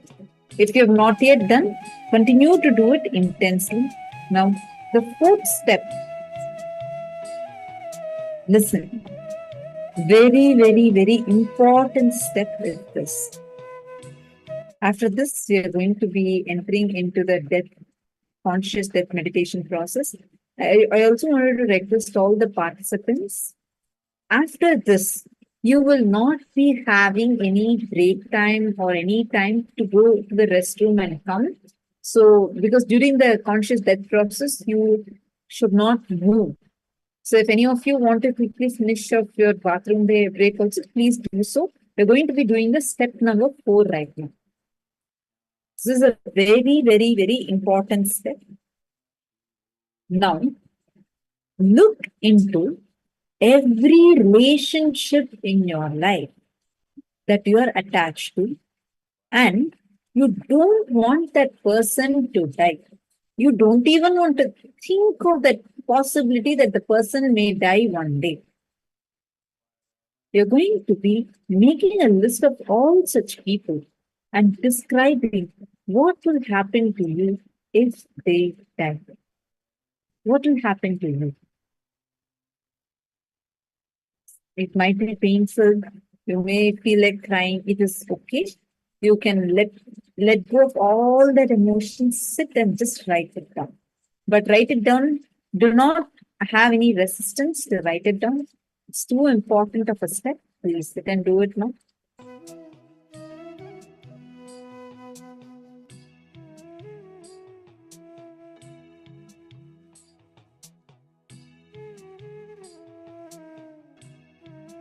Ma Madeline is asking a question. She's saying that I have not been present in any of their death, like you have never witnessed their death. No problem. If you have not witnessed a death, but if you had attended a funeral, the very first time you attended, what was the impact on you? Or someone very close to you, you heard about their death. How was the impact on you? You may not have actually seen, but I request all others to only write what you have actually experienced.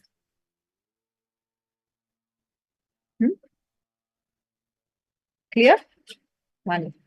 I request all of you now. Last step, it's a very important step. Please sit and sit and do it.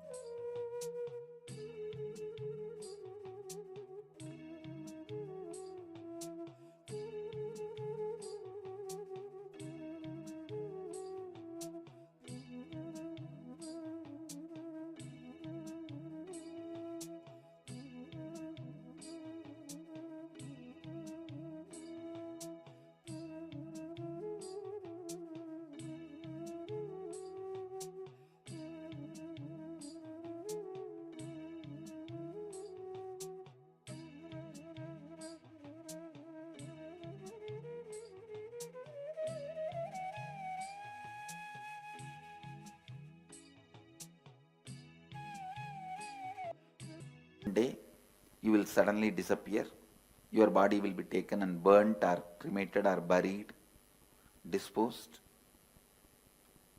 After that, you won't exist in the form you are existing now. That is what is actual incident. You call it as death. It has no significance. Please understand. It is nothing but a job change, profession change, or career change. It has no significance.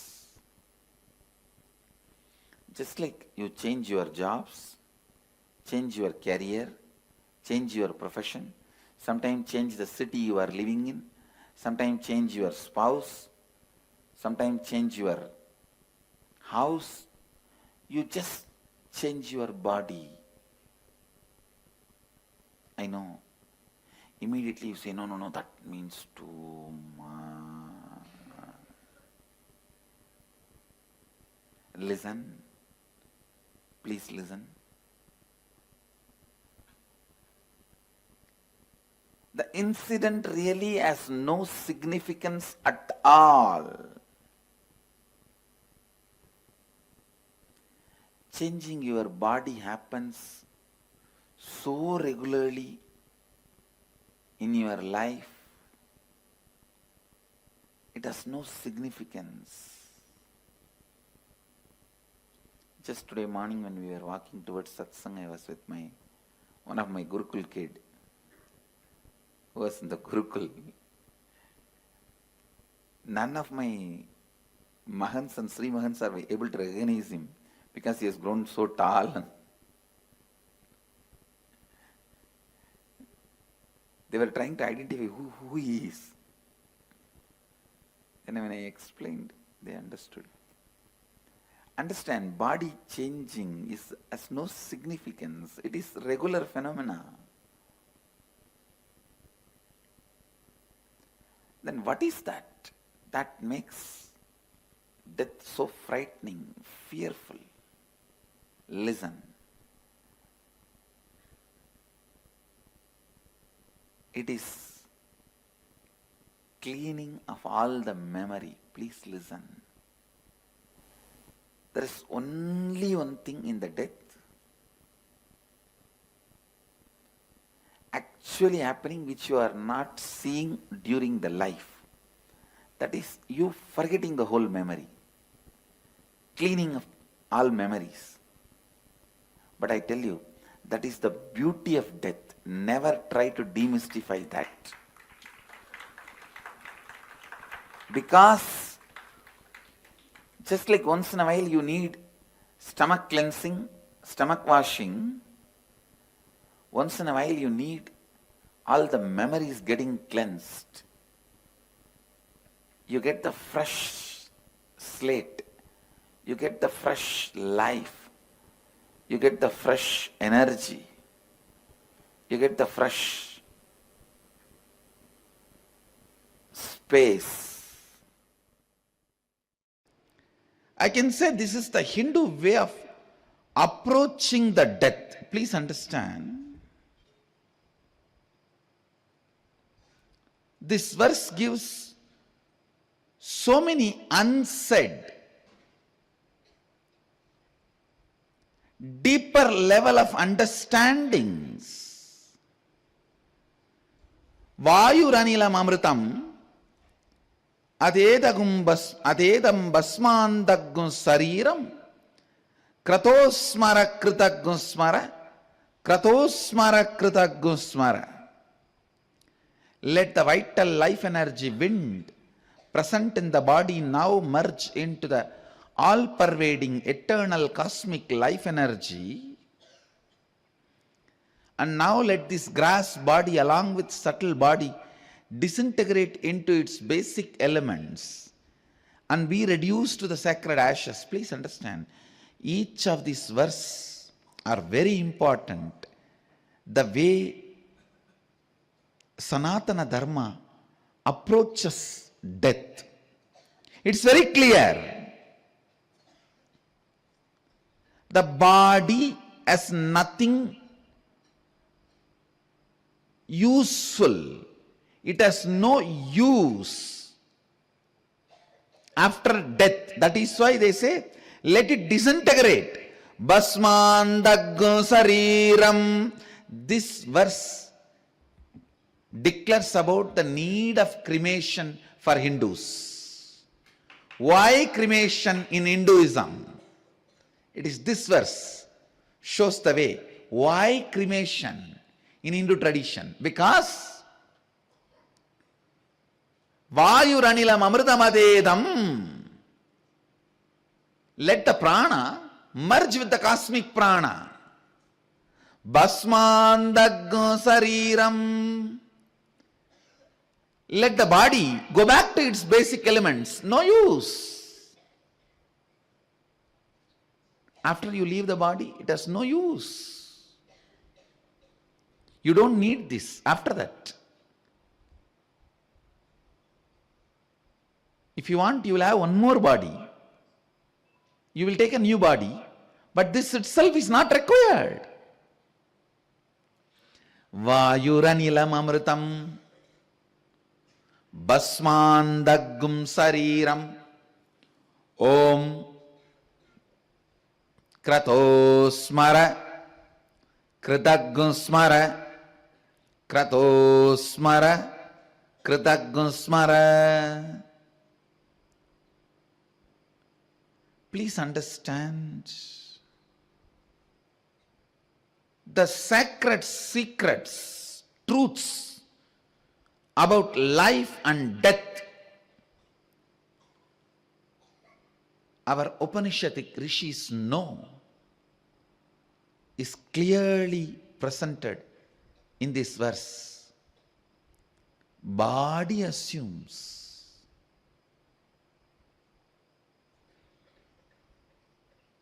its shape and it can go back to the basic elements. See the whole talk here, it says very clearly, let the prana, vayu, relax, merge into the cosmic life, anilam, and let the body retire to the basic elements, become ashes. But you remember what all you did to become one with the cosmos. Oh cosmos, please remember what all I did to reach you. It means what? There is something beyond your life force, prana and body, which is inside you. Whatever that did during the life, only that matters. Understand? There is something beyond your breath and your body. Whatever that did during its existence, stay inside the body, only that matters.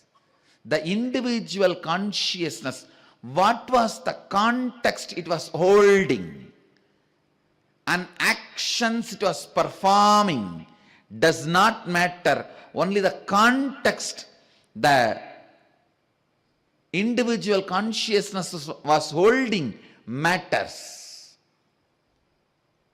The sutra does not say, oh body, please remember all the charity you did. Oh body, you lived a sinless life other than 10 nights. Remember that. Oh body, how much of merit and good actions you did, how much of charity you gave for God's organization. Please remember that. No. No. You are not asked to remember how much of good things you did. You are not asked to repent for the bad things you did. God saved, you are not asked to do any confession.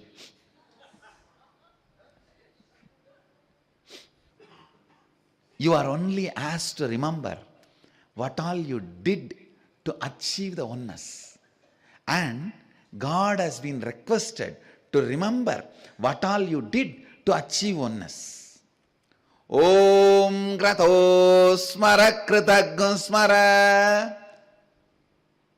O Lord, please remember what all I did to achieve oneness with you. O my being, remember what all you did to achieve oneness with him. That's all is worthy of being remembered in the last moment.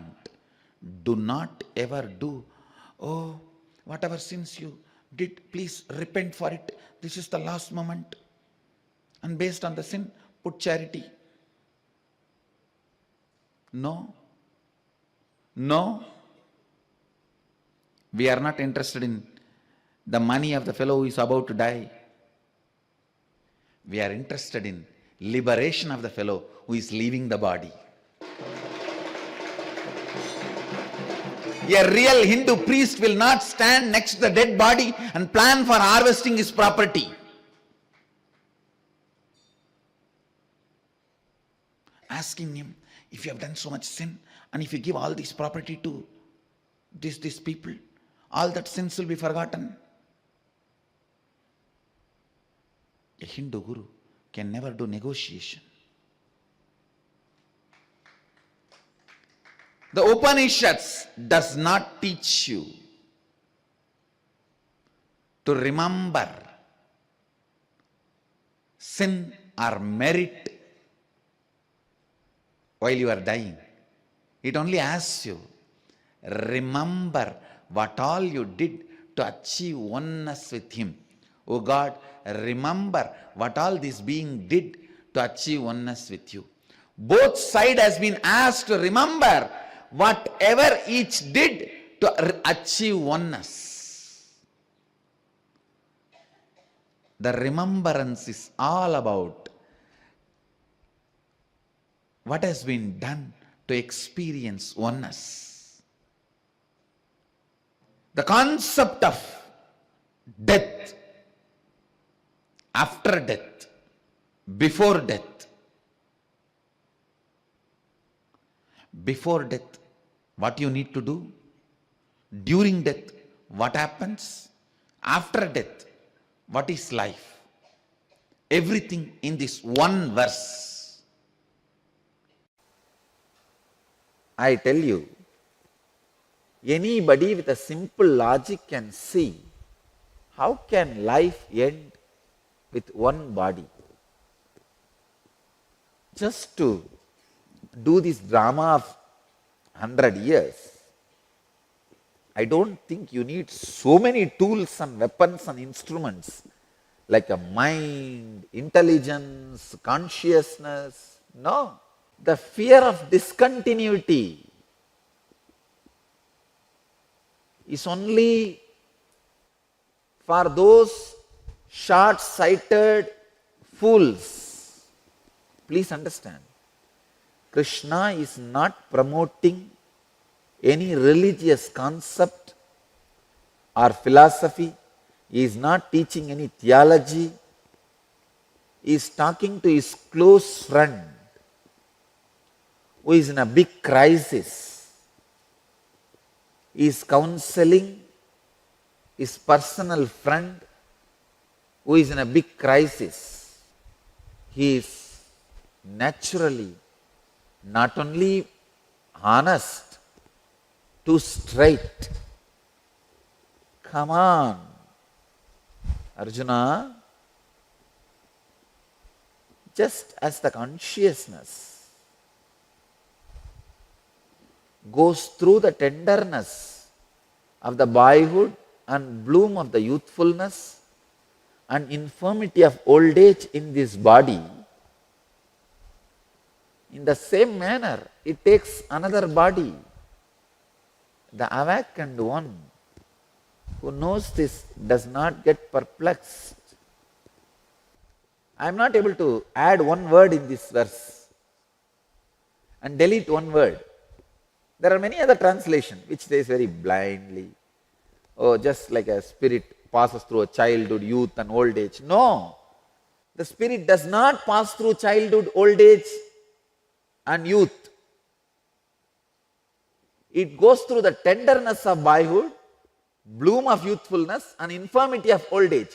Please understand, it goes through only the characters of boyhood, youthfulness, and old age. The awakened one who knows this does not get perplexed by these changes. Krishna is so straight. Drop all the fears you carry about the discontinuity.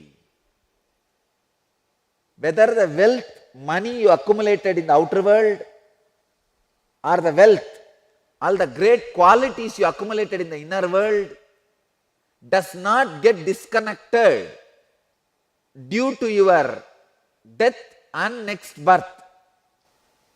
The sacred secrets move from one body to another body, just like how you move from boyhood to youth, from youth to old age. Same way you just move from old age to death, and death to again birth, next womb, next birth, and from birth again childhood, then youth. Death continues to happen multiple times continuously in your life because you carry multiple identities. You just need awareness to perceive, experience, live through all the multiple deaths happening. When you have the awareness, consciousness, experiencing multiple deaths in your life, you go through conscious deaths continuously. Going through conscious deaths continuously does a great conscious cleansing in you. Continuously having conscious cleansing is living enlightenment. Once you are completely cleansed in your consciousness and remain pure, you are Jivan Mukta, you are radiating enlightenment. Understand the truth. Death continuously happening in you consciously is just to remind you about your original purity and help you to remain in purity. In South India, there is a place called Valangaiman. The deity name is called Padagatti Mariyamman. Means, if you are in deathbed, you offer your prayers to her, that Mariyamman, my family deity. You pray to her that if you give me life, they will bring my dead body, like a dead body, they will bring me, and we will go around your temple. It's a very unique offering. You will see on the day of festival, not just few hundred, few thousand, tens of thousands of people lying like a dead body. And how in India we carry, see, we have a unique tradition of carrying these dead bodies with a huge flower decoration, with all that special vadyam, dance and everything. How we carry the dead body from home to the cremation ground for burying or cremating. Exactly the same way they will decorate you. You have to lie down like a dead body and they will carry you around the temple. And I tell you, I was laughing at that ritual till I went and personally watched once. Only after I went and watched, I understood, oh God, this is what I am doing as a death meditation. What we are doing as a death meditation process here, traditionally practiced. I tell you, I spoke to few people. They all literally go through that death meditation and the rebooting by the grace of that Mariyamman, Padagatti Mariyamman.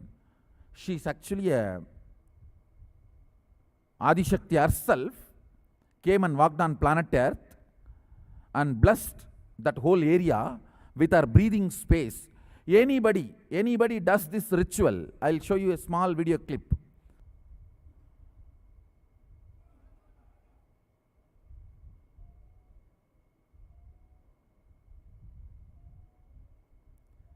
See, that person is alive, but he is practicing and offering that prayer to that Mariamman, my family deity. The place is called Valangaiman. Literally, this is the way in Hindu tradition, a dead body will be carried to cremation ground. They will put that coin, and she is the wife. Wife is giving the Vakarisi, means she is declaring him as a dead by giving that rice and giving farewell to him. All the relatives have come and they are giving farewell to him, and his dead body is now being carried. He is actually alive.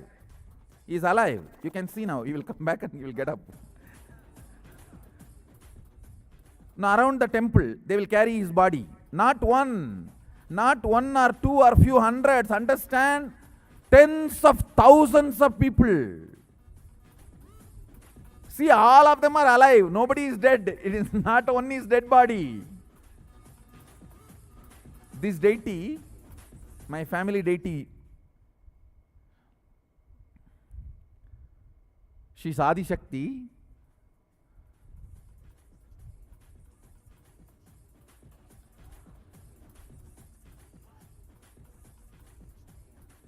So now the ritual is done. They offered that final piece. Of course, he is not dropped. He came out. He walked down. Understand, actually I spoke to some of them. They all shared, Swamiji, the moment I was put the neem leaf of that Devi, prasadam, which is given in the hand. Did you guys observe? In the hand he was holding that. That neem leaf and that turmeric on the face is from Devi. They bring that and give it to that person. The moment that is put, I felt I have switched off. Whole being and all the relatives completely go through the completion with death. Understand? What an amazing way of teaching.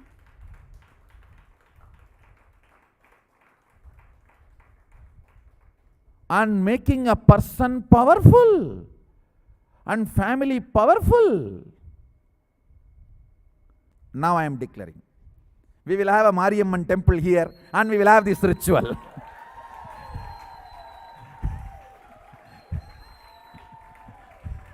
We will have Mariamman temple here and we will have this ritual done.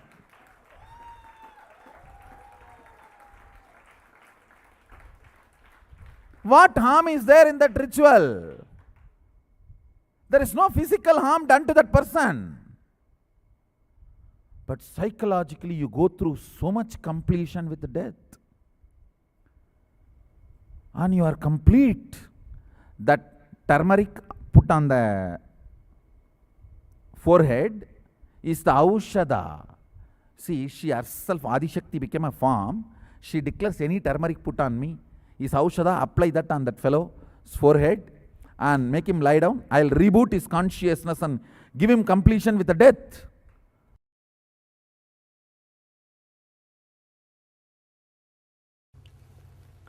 Focus on fire rising through your form from the toes up until the body burns to ashes, but not you. This is again one of my favorite technique, because one of my predecessor, Ramana Maharshi, became enlightened through this technique. Let me describe Ramana Maharshi's experience in his own words. Then you can understand this technique. He says, around the age of 16, suddenly one day, very strong feeling or the fear of death started happening in him. A 16-year-old boy, fear of death means, first thing what we would have done, hey, call doctor, we would have shouted 911, this, that, everything. Of course, fortunately in India, no 911. And nothing can be called. And he was not even bothered or perturbed. He did not even bother about calling or telling the family or even the relatives who are there in the same house. He was in Madurai at that time. Just he stretched his body straight and decided to go through the experience. He just lie down like a dead body and started seeing what is going on inside. Understand? A very courageous decision. Very courageous decision. He says beautifully, I saw very clearly I was dying. Step by step, slowly the body died. Suddenly I remembered, yes, only body is dead. I am alive. I exist still. I am there. And he says in the experience he saw very clearly as if his body being carried, burnt, reduced to ashes, everything happened. In few seconds, everything happened. But suddenly he says something opened, clicked. Yes, body has disappeared. I died. It is burnt. Everything is over. But I exist. I exist. I am not dead. This was such a strong experience. Bhagavan says, once for all, the death fear left me. The fear of death has left me. And that experience, I exist, stayed forever. Once for all. Understand? In half an hour, you can become enlightened. That is what Bhagavan is saying by expressing this. All it takes is half an hour. Logical mind, an ordinary mind, very difficult for the mind to understand. How can just one simple experience give so much of clarity and courage? An experience transform the whole life. He says within that after that experience happened, within few days he left the house all alone and travelled and came and settled in Arunachala and never left the Arunachala after that. Maybe Ramana Maharshi should have practiced this technique for many janmas before that birth. Whatever he practiced, that experience only just automatically opened up and pulled him inside and gave the truth. Let me repeat the sutra and we will try to understand. Focus on fire rising through your form from the toes up until the body burns to ashes but not you. Of course, in Vedanta, this is one of the, I can say that most used technique in Vedanta for enlightenment is this death meditation. Kathopanishad describes this technique wonderfully. Most used technique in Vedanta. Everybody before taking sannyas has to go through this technique. And in Buddhism, anybody who is initiated into sannyas, first thing he has to do is he has to go and sit in the graveyard for 3 months and see continuously dead bodies being burnt and visualize that he is also being burnt. If you have that much courage, it's good.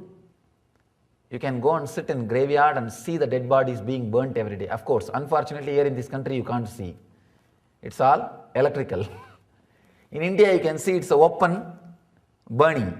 Natural process. They will arrange the wood and put the body and burn. I have seen. I myself personally had this experience in Varanasi. Let me describe the sutra, then I will add my personal experience. Focus on fire rising through your form from the toes up until the body burns to ashes, but not you. Mahadeva says, visualize the fire rising out of your body slowly, step by step, step by step. Let your form be burnt. He is saying beautifully. Let your form be burnt.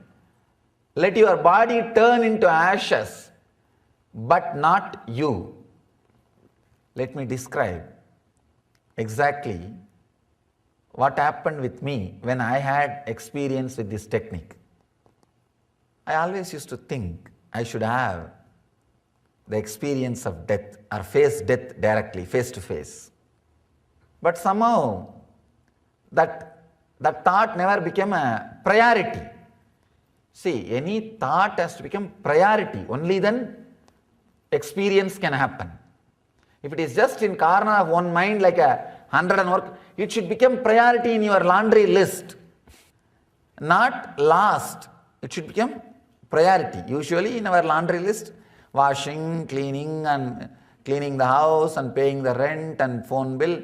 If time permits, enlightenment also. If time permits, meditation also. That's all. But here, that way things will not work. Only when it becomes top priority, when urge becomes urgent, things starts transforming in you. Otherwise it is okay, but nothing much can be done.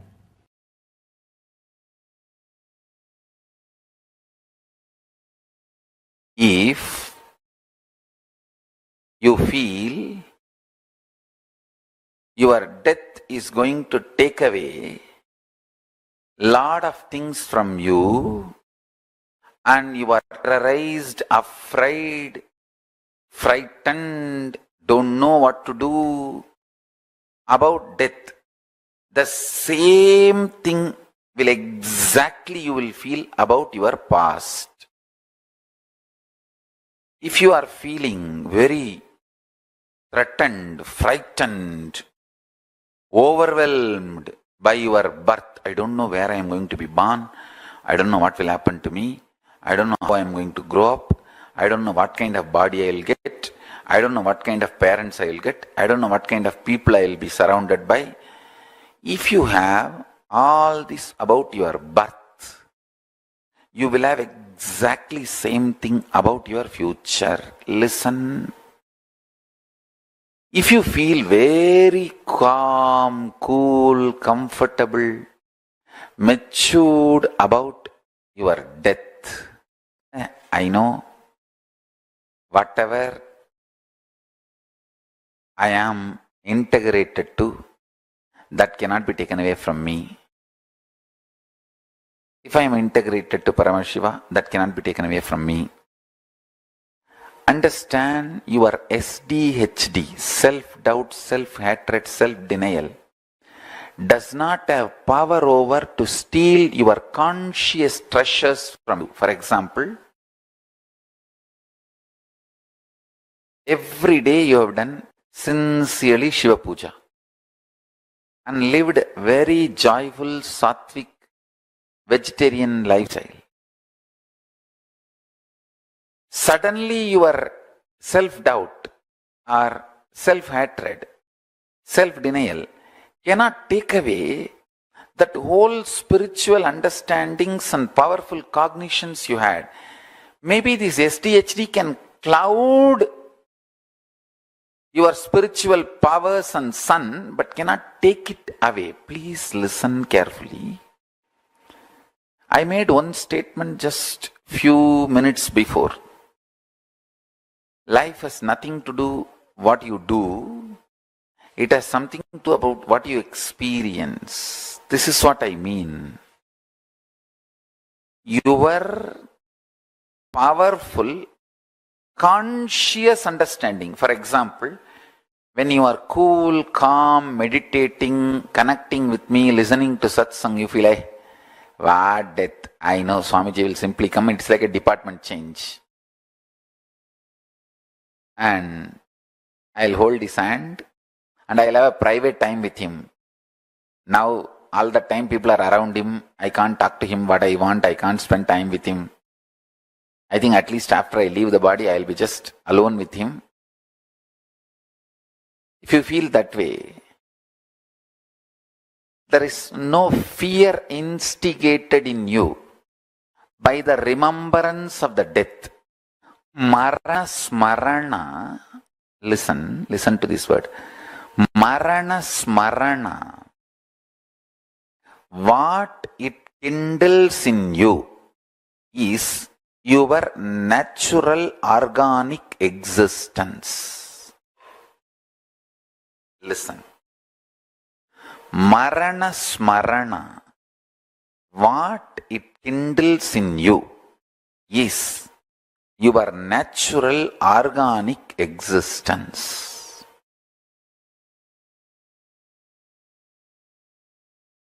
If you complete with the Marana smarana's powerlessness, you will feel so much of powerfulness about your past. The concepts, cognitions, ideas you carry about death will naturally, intensely reflect on your past. You will feel the same about past. Please understand, today what I am talking is a very, very high level. It's like the Satyaloka's truths. I am mapping it in the format of formula for all our binary logical mind. The multi-dimensional truth, I am mapping it to binary logical mind. Your mind, almost 99% of your mind functions with binary logic. I am trying to make the ultimate truth, trying to map the ultimate truth into your binary logic. I only want little patience. Just don't hate me. Just don't abuse me. Have little patience. I commit with you with the grace of Paramashiva and Kalabhairava. I will make this whole understanding into you and liberate you. If you feel your death is going to take away lot of things from you and you are terrorized, afraid, frightened, don't know what to do about death, the same thing will exactly you will feel about your past. If you are feeling very threatened, frightened, overwhelmed by your birth, I don't know where I am going to be born, I don't know what will happen to me, I don't know how I am going to grow up, I don't know what kind of body I will get, I don't know what kind of parents I will get, I don't know what kind of people I will be surrounded by. If you have all this about your birth, you will have exactly same thing about your future. Listen. If you feel very calm, cool, comfortable, matured about your death, I know whatever I am integrated to, that cannot be taken away from me. If I am integrated to Paramashiva, that cannot be taken away from me. Understand your SDHD, self-doubt, self-hatred, self-denial, does not have power over to steal your conscious treasures from you. For example, every day you have done sincerely Shiva Puja and lived very joyful, sattvic, vegetarian lifestyle. Suddenly your self-doubt or self-hatred, self-denial cannot take away that whole spiritual understandings and powerful cognitions you had. Maybe this SDHD can cloud your spiritual powers and sun, but cannot take it away. Please listen carefully. I made one statement just few minutes before. Life has nothing to do what you do. It has something to do about what you experience. This is what I mean. Your powerful conscious understanding. For example, when you are cool, calm, meditating, connecting with me, listening to satsang, you feel like, what death? I know Swamiji will simply come. It's like a department change. And I'll hold his hand and I'll have a private time with him. Now, all the time people are around him. I can't talk to him what I want. I can't spend time with him. I think at least after I leave the body, I'll be just alone with him. If you feel that way, there is no fear instigated in you by the remembrance of the death.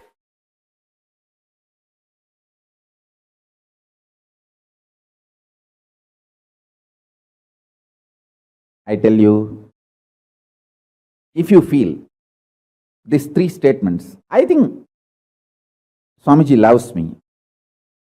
And I know for sure Swamiji knows the ultimate truth.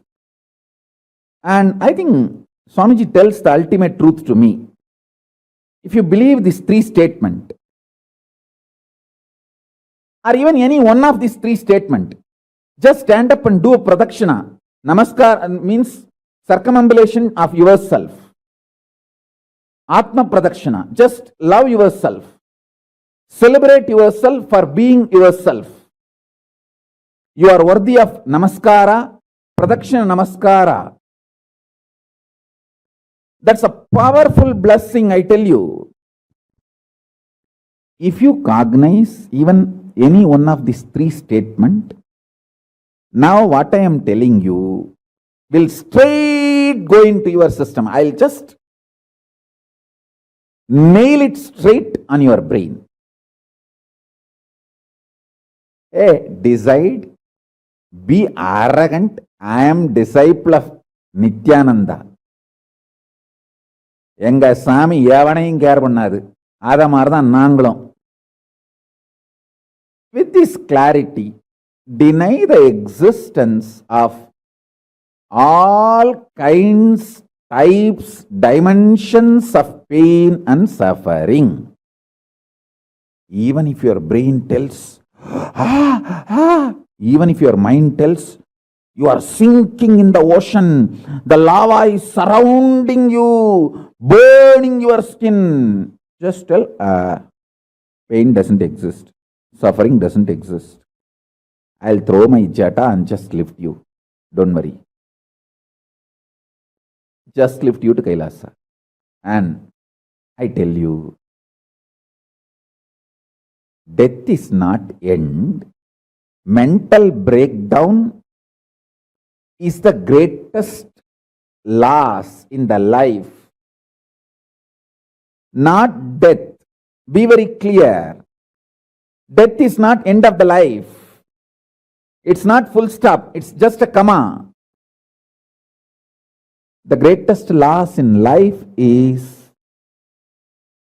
collapsing from powerful cognition, not death. Fools are those who teach death is the loss. Collapsing from powerful cognition is the greatest loss. Hold on to this powerful truth. Be very clear inside you. Powerfully deny the existence of suffering and pain. This is the truth. This is the truth. This is the truth. When you decide with this clarity and truth, the brain which gets rebuilt, newly built, gets rejuvenated, will just expand and reflect the pure cosmos. It will just open up to superconsciousness and vibrate Shiva, Shiva, Shiva, Shiva, Shiva. I tell you, if you feel these three statements, I think Swamiji loves me. And I know for sure Swamiji knows the ultimate truth. And I think Swamiji tells the ultimate truth to me. If you believe these three statements, or even any one of these three statements, just stand up and do a pradakshina. Namaskar means circumambulation of yourself. Atma pradakshina, just love yourself. Celebrate yourself for being yourself. You are worthy of namaskara, pradakshina namaskara. That's a powerful blessing, I tell you. If you cognize even any one of these three statements, now what I am telling you will straight go into your system. I'll just nail it straight on your brain. Hey, decide, be arrogant. I am disciple of Nithyananda. எங்க சாமி எவனையும் care பண்ணாது. அத மாதிரி தான் நாங்களும்.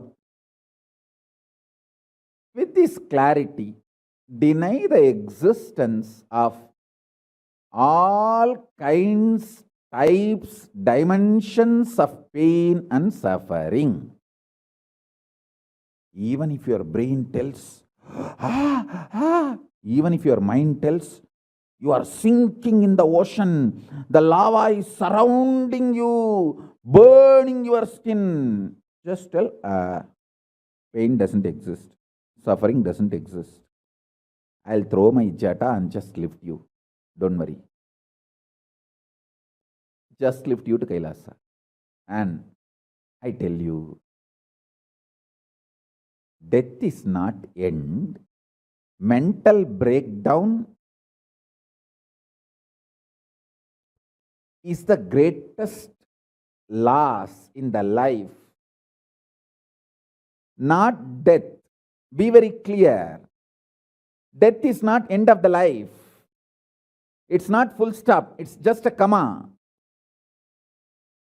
The greatest loss in life is collapsing from powerful cognition, not death.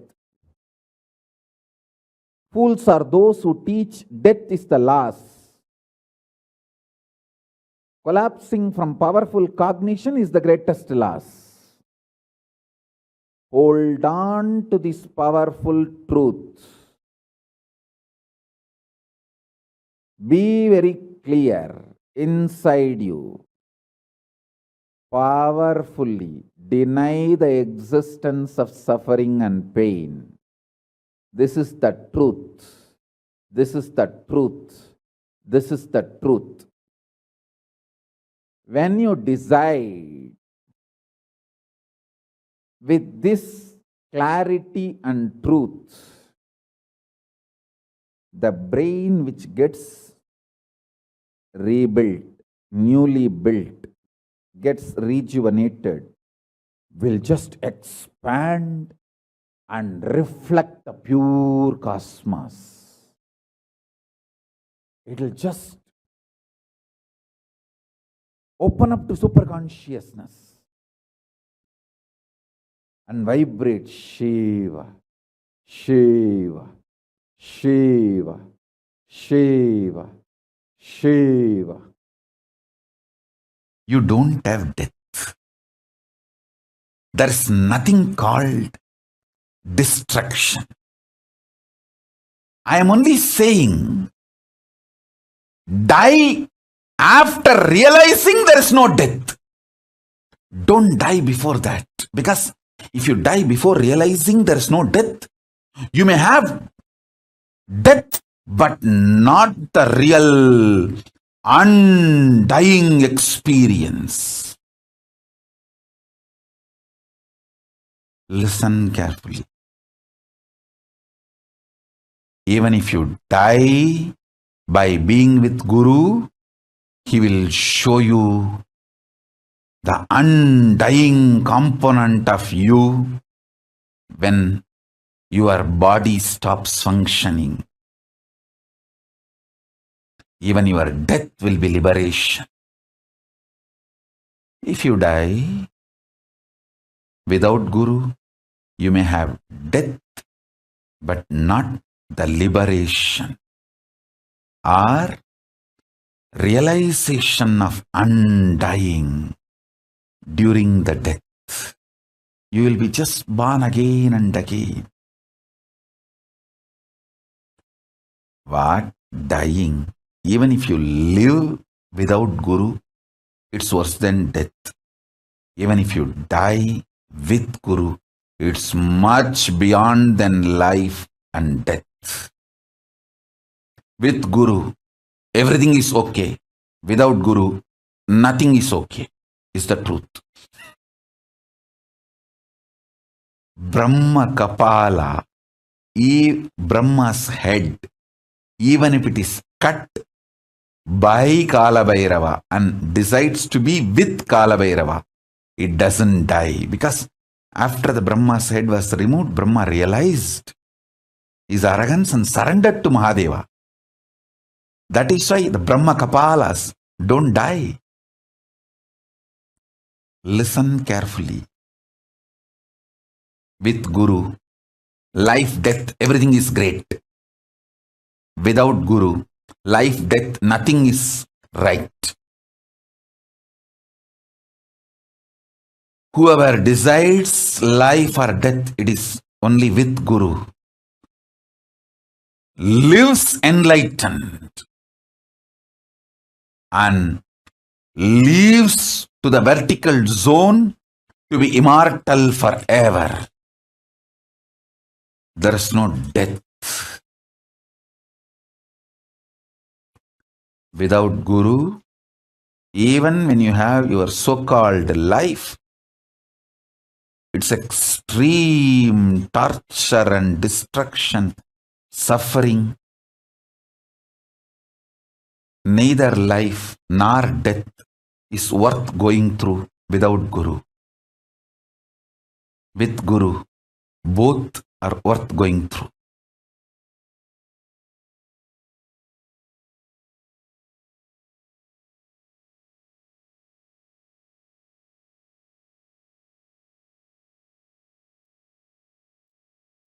You don't have death.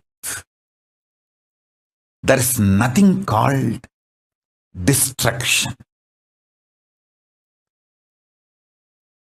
I am only saying, die after realizing there is no death.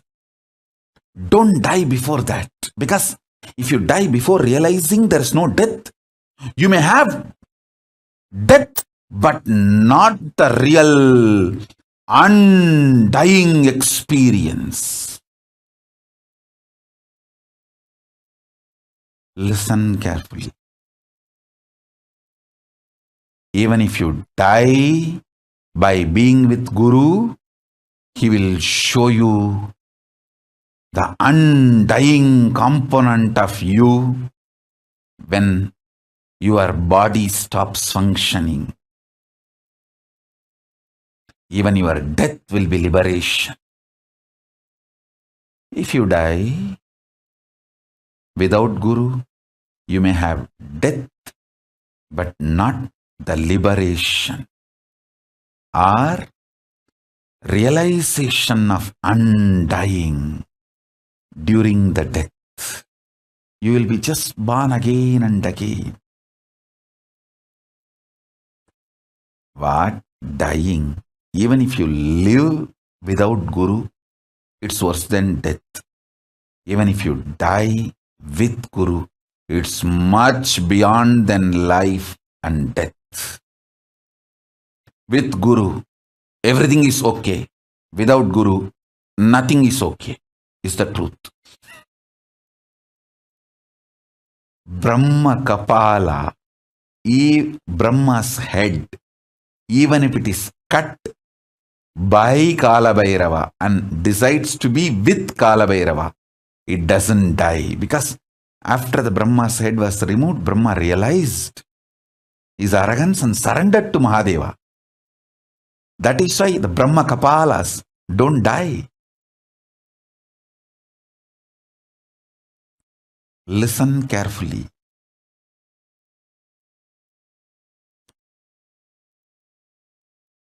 With Guru, life, death, everything is great.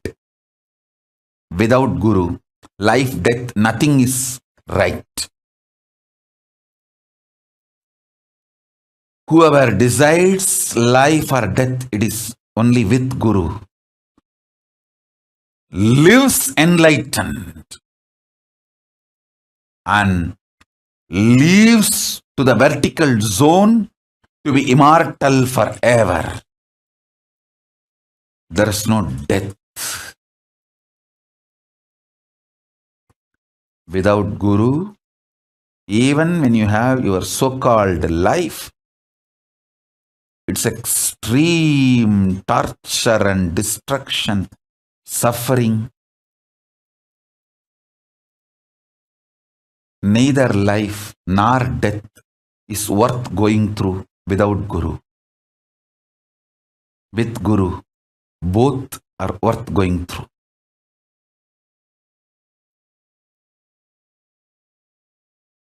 There was intense revelations in me to be shared with you all. I will share these 5 statements. Ask all questions about these 5 statements and have Vakyartha Sadas for next 48 hours. Literally you will get enlightened. You will manifest powers just by doing Vakyartha Sadas on these 5 statements. I will now express that 5 statements. First statement, listen. If there can be second, there is infinity. If there is a second fish, the possibility for infinite fishes is there. If there is a second cow, the possibility for infinite number of cows are there. If there is a second human being, the possibility for infinite number of human beings are there. If there is a second for anything, it is infinity. The possibility for infinity exists. This is the first statement. Second, please listen carefully.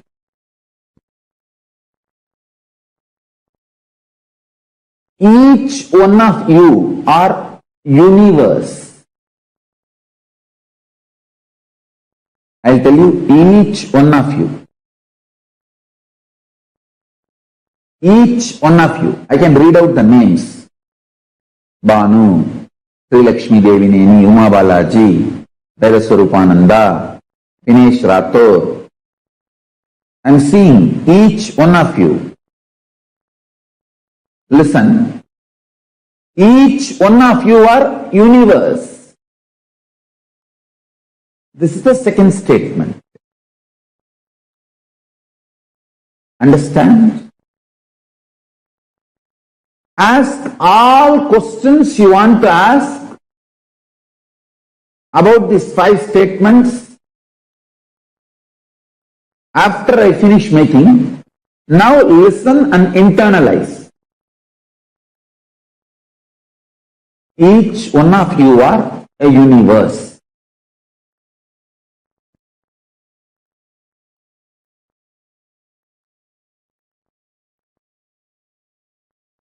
Third statement.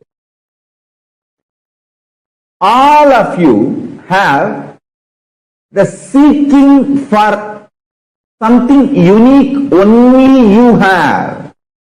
All of you, deep in your heart, believe there is something unique only you have. And seek that. Search for that. Try to discover that. Try to find that. This is the third statement. Listen, all of you, by your nature, by your simple existence, you are searching for what is unique in you, what makes you the ultimate, unique, which nobody else has, only you have. All of you have confidence that there is something only you have, others don't have. And all of you are seeking what is that. This is the third statement. Listen. The fourth statement. What is in you that is seeking your uniqueness, that is unique, means your consciousness is unique only for yourself. Fourth statement. Your consciousness is unique only for yourself. Now, listen to the second statement. Each one of you are universe. Listen to the fourth statement. Your consciousness is unique to yourself, which no one has it.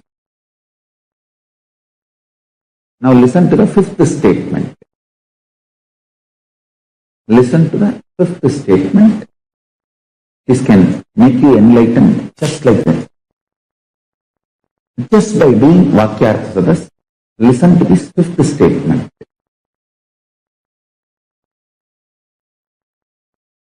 All of you please sit straight and bring your whole attention so that you listen to the fifth statement thoroughly. Each one of you are universes. You have your consciousness which is unique, which no one else has, only you have. The unique consciousness you have is only one, and universe you have is infinite. This infinite and this one is one and the same. The multiple multiverses, only one consciousness you have, are both one and the same. Listen to the fifth statement. Multiple universes, I should say multiverses, and the unique consciousness you alone have is one and the same. Understand? Listen intensely. This fifth statement, understand?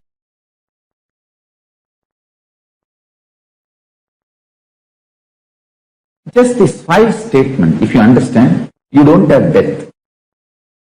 Hey, I am Paramashiva, I am telling you.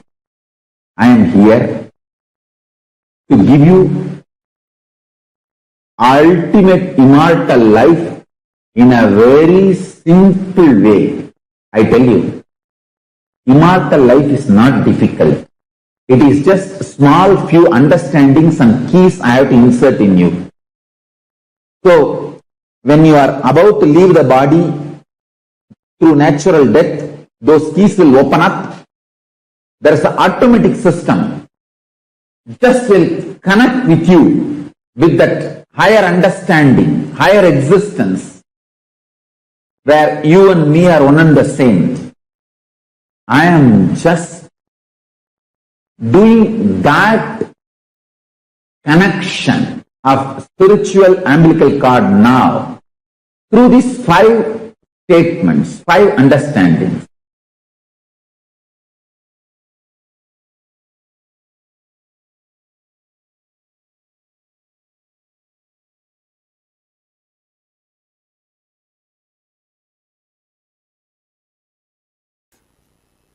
Listen. From the right context and understanding, there is no such thing as death. When there is a wrong context, every moment you will be dying. Please understand. When there is a right context, even what you think as the so-called death is not death. With a wrong understanding and wrong context, every moment, even a small ant. Sometimes you don't even need to see the ant. Just the thought, will this roof fall on my head? Is enough to put you into a panic attack. Just a small jolt in the flight is enough. Sometimes it is not even required, just your thought, a jolt in your thinking is enough to put you in the fear of death and make you go through death. First thing you need to know about it, first thing you need to know about death is the actual happening has no significance at all. Imagination about the happening plays all the chaos, havoc in your life. Please listen. Actual happening has no significance at all. When I make this statement, I am responsible for it. Please listen. With all my integrity and authenticity to Mahakala, Kala Bhairava, I am making this statement. Actual incident, what you think as death at one day, you will suddenly disappear. Your body will be taken and burnt or cremated or buried, disposed. After that, you won't exist in the form you are existing now. That is what is actual incident. You call it as death. It has no significance. Please understand. It is nothing but a job change, profession change or career change. It has no significance. Just like you change your jobs, change your career, change your profession, sometimes change the city you are living in, sometimes change your spouse, sometimes change your house, you just change your body. I know. Immediately you say, no, that means too much. Listen. Please listen. The incident really has no significance at all. Changing your body happens so regularly in your life. It has no significance. Just today morning when we were walking towards satsang, I was with one of my Gurukul kid who was in the Gurukul. None of my Mahants and Sri Mahants are able to recognize him because he has grown so tall. They were trying to identify who he is.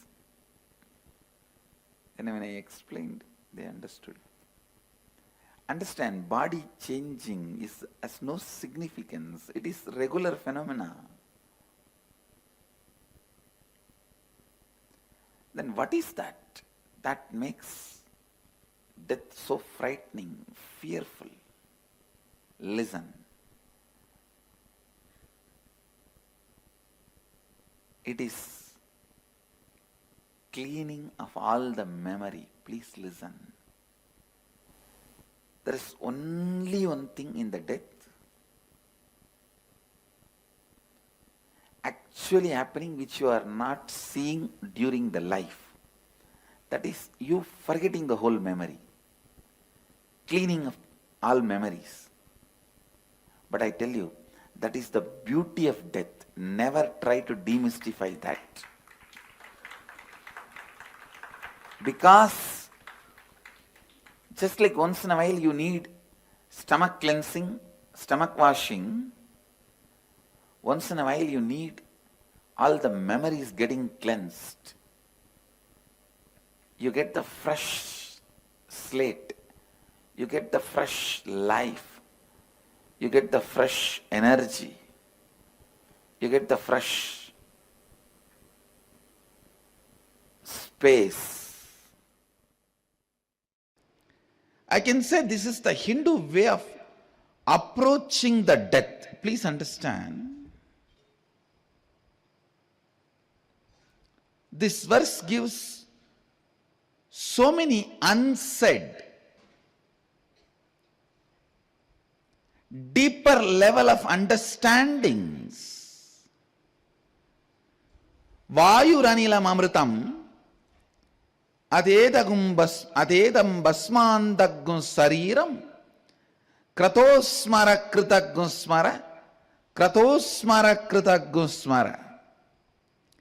Let the vital life energy wind present in the body now merge into the all-pervading eternal cosmic life energy. And now let this grass body along with subtle body disintegrate into its basic elements and be reduced to the sacred ashes. Please understand, each of these verses are very important. The way Sanatana Dharma approaches death. It's very clear. The body has nothing useful. It has no use after death. That is why they say, let it disintegrate. Basmandaggo sariram. This verse declares about the need of cremation for Hindus. Why cremation in Hinduism? It is this verse shows the way. Why cremation in Hindu tradition? Because Vayuranilam amritamadedam. Let the prana merge with the cosmic prana. Basmandaggo sariram. Let the body go back to its basic elements. No use. After you leave the body, it has no use. You don't need this after that. If you want, you will have one more body. You will take a new body, but this itself is not required. Vayuranilam amritam basmandagum sariram om kratosmara kritagum smara kratosmara kritagum smara. Please understand the sacred secrets, truths about life and death. Our Upanishadic Rishis know is clearly presented in this verse. Body assumes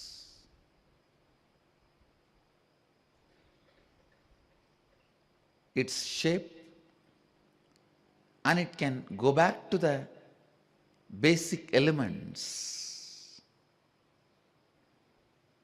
See the whole talk here, it says very clearly, let the prana, vayu, relax, merge into the cosmic life, anilam, and let the body retire to the basic elements, become ashes. But you remember what all you did to become one with the cosmos. Oh cosmos, please remember what all I did to reach you. It means what? There is something beyond your life force, prana and body, which is inside you. Whatever that did during the life, only that matters. Understand? There is something beyond your breath and your body. Whatever that did during its existence, stay inside the body, only that matters. The individual consciousness, what was the context it was holding, and actions it was performing, does not matter. Only the context the individual consciousness was holding matters. The sutra does not say, oh body, please remember all the charity you did. Oh body, you lived a sinless life other than 10 nights. Remember that. Oh body, how much of merit and good actions you did, how much of charity you gave for God's organization. Please remember that. No. No. You are not asked to remember how much of good things you did. You are not asked to repent